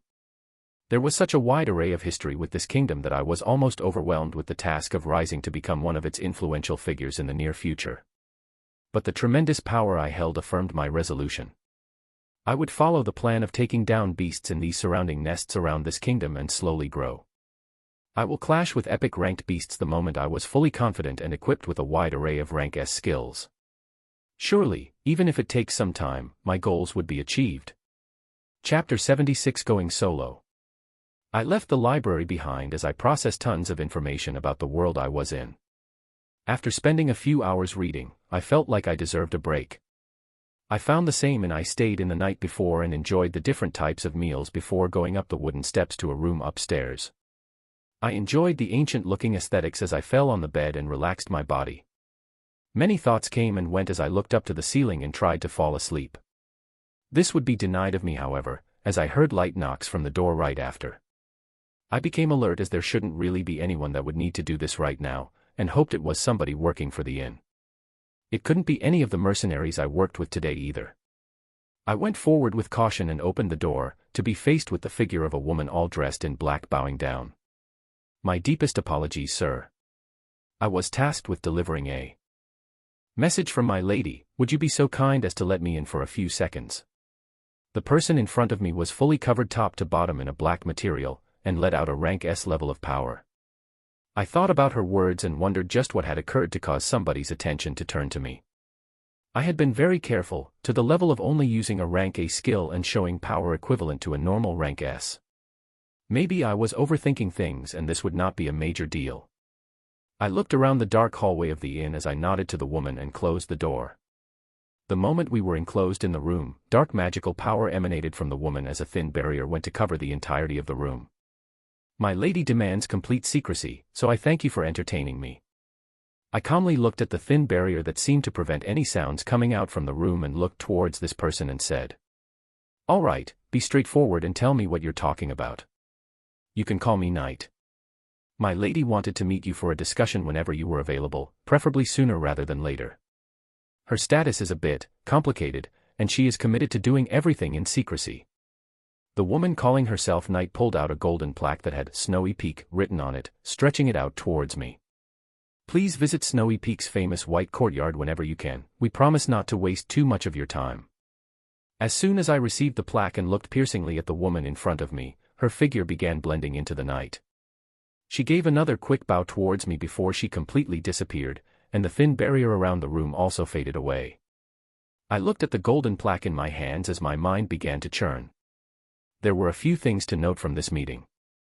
First, this person that I had somehow gained the interest of is very powerful, so powerful that someone as experienced as that dark-clothed woman followed her commands. Every time the woman called Night spoke, she referred to that lady with the highest respect. This made me question if it was someone in an extremely high position, or someone with a rank higher than S, or both. The fact they lived on one of the kingdom's 4 floating peaks meant she could be a noble or someone with immense wealth. The second thing to note was the goodwill they were sending my way. That very important person wanted a meeting, but she sent someone to relay her wishes and allowed me to choose when I would go to this meeting or whether I would even go at all. This was the most perplexing of things. Why was this person offering me such respect too? She obviously has enough power to compel a powerful rank S, so what made me stand out in her eyes that I received such treatment? I continued to mull over the entire interaction, even using recorder to go back and watch the scene that just played out multiple times to see if I missed anything. I couldn't glean anything else from it, just the fact that even though I had garnered the attention of someone powerful, with the way they were acting it shouldn't be malicious in any way. I still had to be careful though, so I would advance my plans a bit and take a risk tomorrow. I would increase my power by farming the Skypeak nest before I do anything else. The night that should have been a relaxing one became restless as my rapidly moving thoughts pushed the sleep I wanted further and further away. Early in the morning, I went out of the inn and into the bustling streets of the fascinating kingdom as I made my way towards the huge fortress wall that led outside. A thinner layer of snow covered the ground. Today, with clear blue skies hanging overhead. The large metal gates of one of the entrances of the walled fortress was halfway opened as carriages and people moved in and out, with mercenary parties being seen moving about here and there. Besides the nests that beasts congregated in, there were dungeons that were naturally formed and maintained from this world's essence that many adventurers and parties ventured in. These dungeons differed in ranks, with the highest ones near this kingdom being epic rank. A lot of this knowledge came from the time I spent in the library. These dungeons spread out all over the world were different from the dangerous ones I had been normally used to, and they seemed like this world's way to raise the strength of its inhabitants. The system in my world had gone a completely different direction and created a system of power that more easily extracted essence and made its inhabitants rapidly grow in strength from dungeons created by invading forces. After these dungeons were taken care of in the future, I wouldn't be surprised if I find properly created dungeons meant only to raise the strength of hunters. A dungeon break would not occur with these types of dungeons as they were most likely properly maintained with this world's core, with more essence being placed into them to replenish the origins of the beings in it. From the information I read, the higher ranking the dungeon was, the more massive it would be. Some adventure parties found themselves spending a few days inside to completely clear an epic ranked dungeon. These dungeons would be another way for me to speedily increase my power, but I would start with the nests where many beasts congregated first. There were many leaders for me to take down and gain skills, and I should be safe as long as I do not go too far in. These extremely massive dungeons would be my next step after I collect more information. I passed by the busy doors of the large fortress and made my way around the throngs of mostly humans and a few demi-humans, activating all of my concealing skills before I used flight once I strayed far enough.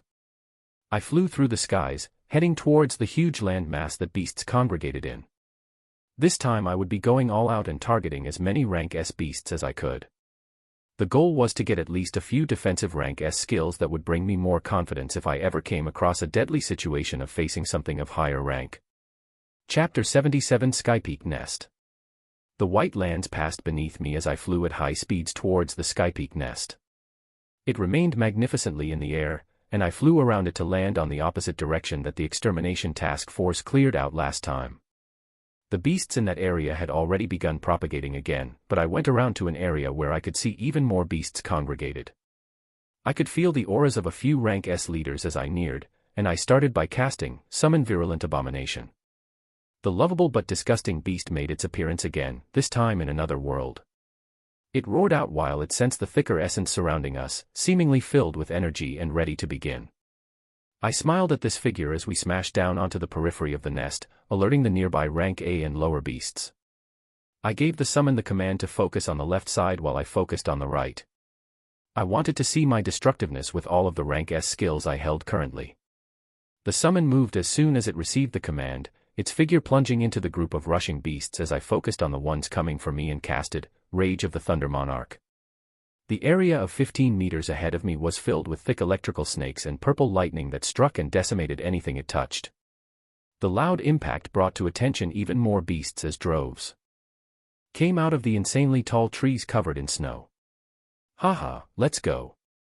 I felt the excitement of using immensely powerful skills to take down beasts again as two transparent mountains appeared in front of me and spat out molten lava and flames. The quick destruction prompting an S-rank leader to finally rush towards me. It evaded the extreme heat of the volcanic eruption. I cast it and went around, coming at me from behind. The moment the beast neared, I used the rank A+ skill, Arctic Zone, for the first time. The entire area of 10 meters that the beast was in quickly froze over, stopping it in its tracks as its white fur trembled. It was heavily slowed down while the affected area continued to be destabilized by the chaotic cold elements. It wasn't heavily injured as its attribute was also cold, but it gave me confirmation that rank A+ skills were not too far off of rank S in power. While the rank S beast was slowed down, heavy purple lightning rained down at its location. The white-furred beast with a disproportionate body used its long limbs to defend from the killer attacks, each roiling strike of lightning destroying chunks of its flesh. I spammed another, Arctic Zone, further slowing down its movements and then casted another, Rage of the Thunder Monarch, to finally overwhelm its tight defense. The repeated casts of the rank A+ and S skill finally brought down the beast. I went towards its nearly destroyed body and placed my hand on it, feeling the movement of essence as an item, and some cores appeared in one of my storage rings. The item was an extremely long blue sword called Blue Terror, disappointing me a bit as I wanted more defensive or support skills right now. But the day was only beginning. There were many more beasts to take down. The virulent abomination was putting in work, now clashing against another rank S leader as its body continuously released noxious blasts of air. The white-furred beast it was fighting against became increasingly overwhelmed as the fight continued, with the abomination fighting and taking damage but not reacting one bit. I neared the area and gave a command, the abomination exploding in a storm of poison flesh and bones that cemented themselves into the body of the beast, bringing it to its knees as it wheezed for dear life.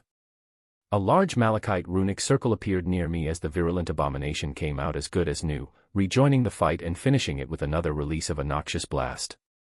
This beast dropped a skill book this time around. It was All Element Resistance that I quickly learnt. It was an active skill that increased your defenses against elemental attacks once activated, but as always I would have it active all the time. The fight was gradually drawing to a close as we took down most of the beasts in this area.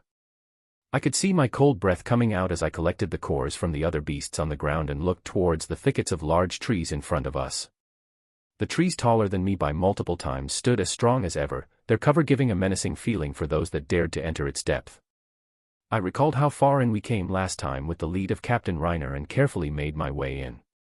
Curious beasts that had heard the vibrations of the fight that just occurred were already nearing the area, with us meeting more just a few minutes after the abomination and I walked into the mass of trees. The combination of Arctic Zone to slow down powerful leaders and also deal killer blows to normal beasts as their bodies were frozen and shattered, as well as the use of Rage of the Thunder Monarch right after became my new favorite spammed skills with their efficiency. I also brought myself to repeatedly use the offensive rank A skills that weren't as efficient against the higher ranked beast, but I wanted to increase their proficiency for skill combination.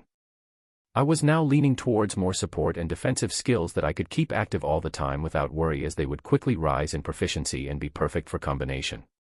If we met a collection of larger groups of beasts, volcanic eruption was perfect for it, but it caused such intense damage to the surroundings that the thick white trees caught fire for a few minutes and called in even more droves of beasts towards us. The naturally cold elements that congregated in the air reduced the fire and distinguished it in the next few minutes, and no beast higher than rank S had come out so far, so it wasn't too much of a problem. We were able to take down a few rank A leaders and 2 more rank S. The rank S loot worthy of mentioning was the rank S item, storage pouch, that held a much larger space than the lower rank storage rings I had been using, and attached itself to my waist when equipped. The other one was a skill called Protection of the Wounded. Injuries cause you no fear as your defense is increased by 200% while the skill is active. A smile bloomed on my face as I finally got a high-rank support skill, and a defensive one at that. Chapter 78 Caution. The new rank S skill was quickly learned, along with a few rank A skills that were not worthy of mentioning currently that would be used for skill combination once their proficiency rises. I looked in the messy attribute panel at the skills that continued to show their effectiveness that I regularly used. Skills: Beagle Eyes 100, B+ Dark Assassin 100, A Flight 100, A Instant Transfer 98, A Infernal Purge 100, A Ultra Regeneration 94, A Spear of Destiny 95, A Pain Resistance 100, A Recorder 43, A Combusting Spears 69, Allen Gauge Comprehension 42, A Earth Armor 77, Obscure 78, A+ Arctic Zone 53, S Volcanic Eruption 79, S Summon Virulent Abomination 89, Srage of the Thunder Monarch 77, Sol Element Resistance 5, S Protection of the Wounded 2. The rank S skills were rising slowly, with some more than halfway through to max proficiency. On the messy side of the many lower ranked skills on the panel, some B+ defense and support skills were nearing 100. I should be able to gain some new rank A skills from skill combination by the end of the day. I moved my eyes expectantly from the panel to the cold and snowy surroundings around me as the virulent abomination finished off any beasts that neared. We were only on the outer ring of this large floating landmass, but we neared the distance when the one leading the previous extermination task force had us stop. I didn't want to go too far into come in contact with an epic ranked beast so fast, so I would proceed with caution and see if I can get another rank S skill before calling it a day and preparing for that possibly impactful rendezvous in the magnificently floating snowy peak of the Frozen Kingdom. We slowly moved further in, making sure to proceed carefully. I spread my attention through the barely visible trees around us while using eagle eyes to check for the incoming beasts. My attention was fully on reconnaissance as the virulent abomination took the brunts of the fight, our progress becoming slower as we moved in. Powerful beasts were present the deeper we went, and we soon came across 3 rank S leaders commanding a large group of beasts towards us. I looked excitedly towards these ugly-looking monsters as they already seemed like the perfect loot in my eyes. We waited for the large groups of beasts to come to us and moved back as we fought, putting a safe distance for the fight not to take place any closer inland. The virulent abomination clashed with the groups led by the 2 rank S bosses, its body quickly becoming shredded when 2 of the leaders attacked it in conjunction. The other leader was making its way towards me, its large body moving at fast speeds and evading the cold blasts of Arctic Zone as it neared. The beasts that were ravaging the summon thought they had won as they tore through its wings and tough muscles, but were dismayed soon after when the abomination exploded in front of them. The impact took out many of the normal surrounding beasts and heavily wounded the 2 leaders that were ganging up on it. Not a moment after, a large malachite rune bore out a completely brand new abomination that jumped back into the fight. The leader targeting me was finally caught by one of the Arctic Zone S as its attention was pulled away, its figure slowing down and allowing me to cast even more of the skill where it stood. Its body let out uncomfortable sounds as the destructive cold elements that appeared tried to break down its defenses unsuccessfully. Rage of the Thunder Monarch and Volcanic Eruption would be its only respite as its large figure took multiple strikes of the roiling purple lightning and molten flames, letting out screeching howls before it fell to the continued casts of the skills. I continued to keep looking out to our surroundings as I neared the body of the dead rank S boss and received a golden skill book and cores. The 3rd rank S skill addition of the day would be Saint's Phantom. A mirage of a saint from long ago appears for 10 seconds, using its powerful magic to heal all wounds and dispel any major negative effects. I learned the skill right away and looked ahead to the summon that had ripped apart one of the beasts it was facing and was now clashing with the final one. At this point in time though, I saw a drastic change to the area ahead of us that I had been continuously watching with eagle eyes. A powerful figure was rushing towards us like a speeding bullet train, its body ignoring the extremely sturdy trees shooting up to the skies as it knocked onto them and blasted through in a straight line. Damn. I quickly used instant transfer to the body of one of the dead leaders and obtained another skill book and cores, before I turned my head at full speed and used eagle eyes with instant transfer again to appear more than a mile away from the location. I heard the impact the moment I disappeared as the large beast that was coming towards us smashed onto the virulent abomination and wrecked the summon through the trees around it.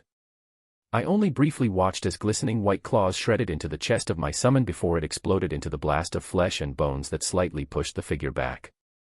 The beast showed slight injuries as some its fur became tinted green, but they soon turned spotlessly white as its piercing eyes found my figure more than a mile away.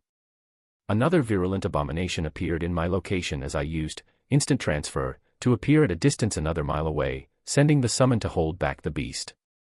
Yeah. Fuck that. I used instant transfer multiple times until I neared the periphery of the nest again, not looking behind as I continued flashing away.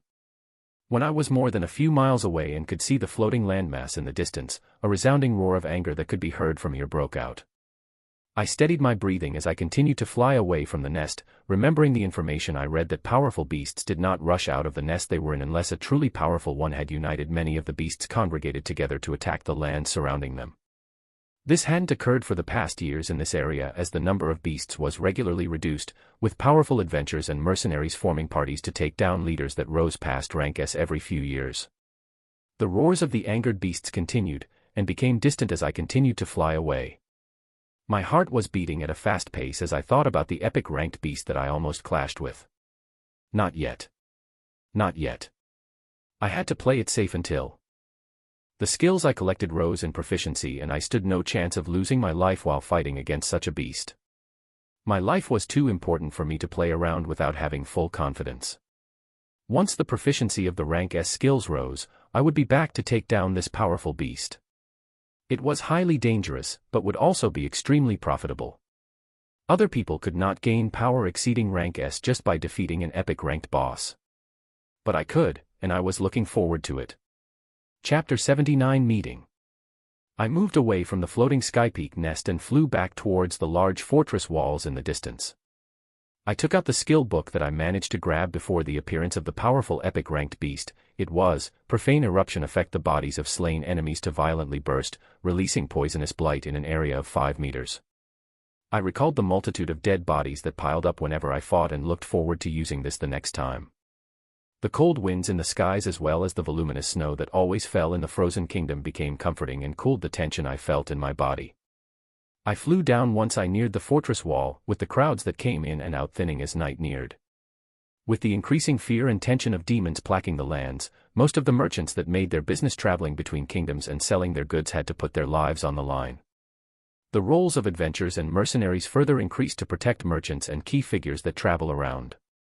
They had to have someone powerful in case they came across a squadron of demons moving across the lands. I passed the heavily protected gates with no issue and found myself back in the beautiful entrance town that seemed to be coming to life with the advent of the night sky. I recalled the invitation I had received as well as the golden plaque I held in my storage ring. This person that had taken an interest in me and called for a meeting out of the blue might be an extremely important step during my time in the Frozen Kingdom, and I couldn't take it lightly. I had added 4 more rank S skills in my arsenal, and felt all the more safer, but I still had to move with caution. I would take this risk with the meeting now and see what results come from it. I found myself moving past the rows of businesses that began their work as well as the barely dressed women that seemed to literally be materializing from the dark corners of inns. My destination this time was the long bridge that sn.a.k.e.d all the way up to the floating snowy peak high up in the distance. 2 guards still stood side by side and carefully inspected everyone going up, only letting known people with a high status pass through without checking. I took out the golden plaque I received from the woman that called herself Knight as I made my way to the bridge. The guards on either sides looked at me briefly before their gazes went away. The first step I took on the bridge felt like a starting point for something entirely new. The bridge was built with complex artistry and looked like the most expensive stairs ever created with the blue glowing gems that lined the opposite sides and its extreme width. It stood in the sky with very little movement as I climbed up. I had counted more than 300 steps before I came across 2 extravagantly dressed women making their way down that gave me curious looks. Another few minutes passed as I stopped enjoying the scenes high in the air while looking down at the twinkling lights below, and I ascended the entire bridge into a brand new region that seemed entirely different than what I've been seeing. There were normal-sized trees with white leaves lined up from the bridge and heading into the snowy peak. The smooth road paved beautifully as this place seemed twice as exquisite as the land below us. The path forked as I went further in, and the end of the path held a figure of someone that seemed larger than 3 meters. The figure had a wild aura that definitely exceeded rank S as they stood guard on the path right off the bridge entering Snowy Peak. The being had their body encased in a similar white armor that I had seen many of the guards wear, with only their head remaining uncovered. It was the head that surprised me, as it glowed with a fiery light and had a full mane all around it. The figure had the striking head that closely matched that of the fiercest lion. This was a powerful beast folk that was not to be trifled with. I calmed my beating heart after meeting this guard that was most likely of epic rank as I considered what path to choose. They had given me the message to come to a place called the White Courtyard, but I had no idea where that was. I was planning on speaking to the guard when a dark-clothed figure flashed into being on the right path. It looked to be the same one that I had met yesterday as they bowed towards me and indicated for me to follow them. Grand buildings came to light as we walked further in, and I started seeing throngs of people carrying themselves with a level of arrogance walk in and out of luxurious-looking stores and restaurants. The dark-clothed woman I was following took us behind a certain building and knocked on it rapidly, causing a release mechanism as a hidden door appeared on the ground leading to a dimly lit pathway. I jumped in with her as she spoke for the first time today. The lady wanted to take even more extreme measures to stop any outside intervention or peering eyes. We will arrive at the White Courtyard shortly. I nodded at her words as we followed the hidden path snaking its way underground, eventually following it up to a small courtyard. We unearthed ourselves into an all-white room that gave out a calming feeling as the hidden door closed behind us. Night led the way through a few more doors and I soon found myself face to face with a veiled figure similar to someone I had seen not too long ago. I tried not to show the shock on my face as it dawned on me that the figure I took the interest of wore the same clothed veil of a high-profile person that even the powerful rank as captain just wanted to be in the presence of. Night quickly bowed and receded from the room, closing the door with a click as multiple magical barriers began enclosing the room we were in. The veiled figure stood up and took a small curtsy while lifting up her dress and pushing her head down a little. The dark veil that covered her in entirety disappeared right after as the most stunning face I had ever seen revealed itself to my eyes. The face had a detached and cold expression with dark eyes that piercingly shone in the night. A bountiful head full of dazzling blue hair came into light as the figure fully revealed itself to me. A clearly expectant voice that seemed to betray the icy expression rang out. "Esteemed sir, thank you for taking the time to meet me." Every word that came out of the white lips of this person seemed to be dripping with elegance as I shook myself out of my reverie and calmly spoke. "It's no problem. If I can be forward, who do I have the pleasure of meeting today?"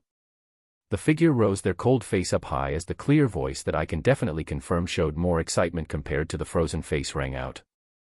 "I am the second child of King Rourke Belmont of the Frozen Kingdom. The Ice Princess that holds control of the snowy peak we stand on. My name is Adelaide Belmont, and it is my deepest pleasure to welcome you here. Part 1 of the series ends here. Thank you for watching and listening. If you find it interesting, please give us a like, a comment and a subscription so that we have the motivation to make the next videos.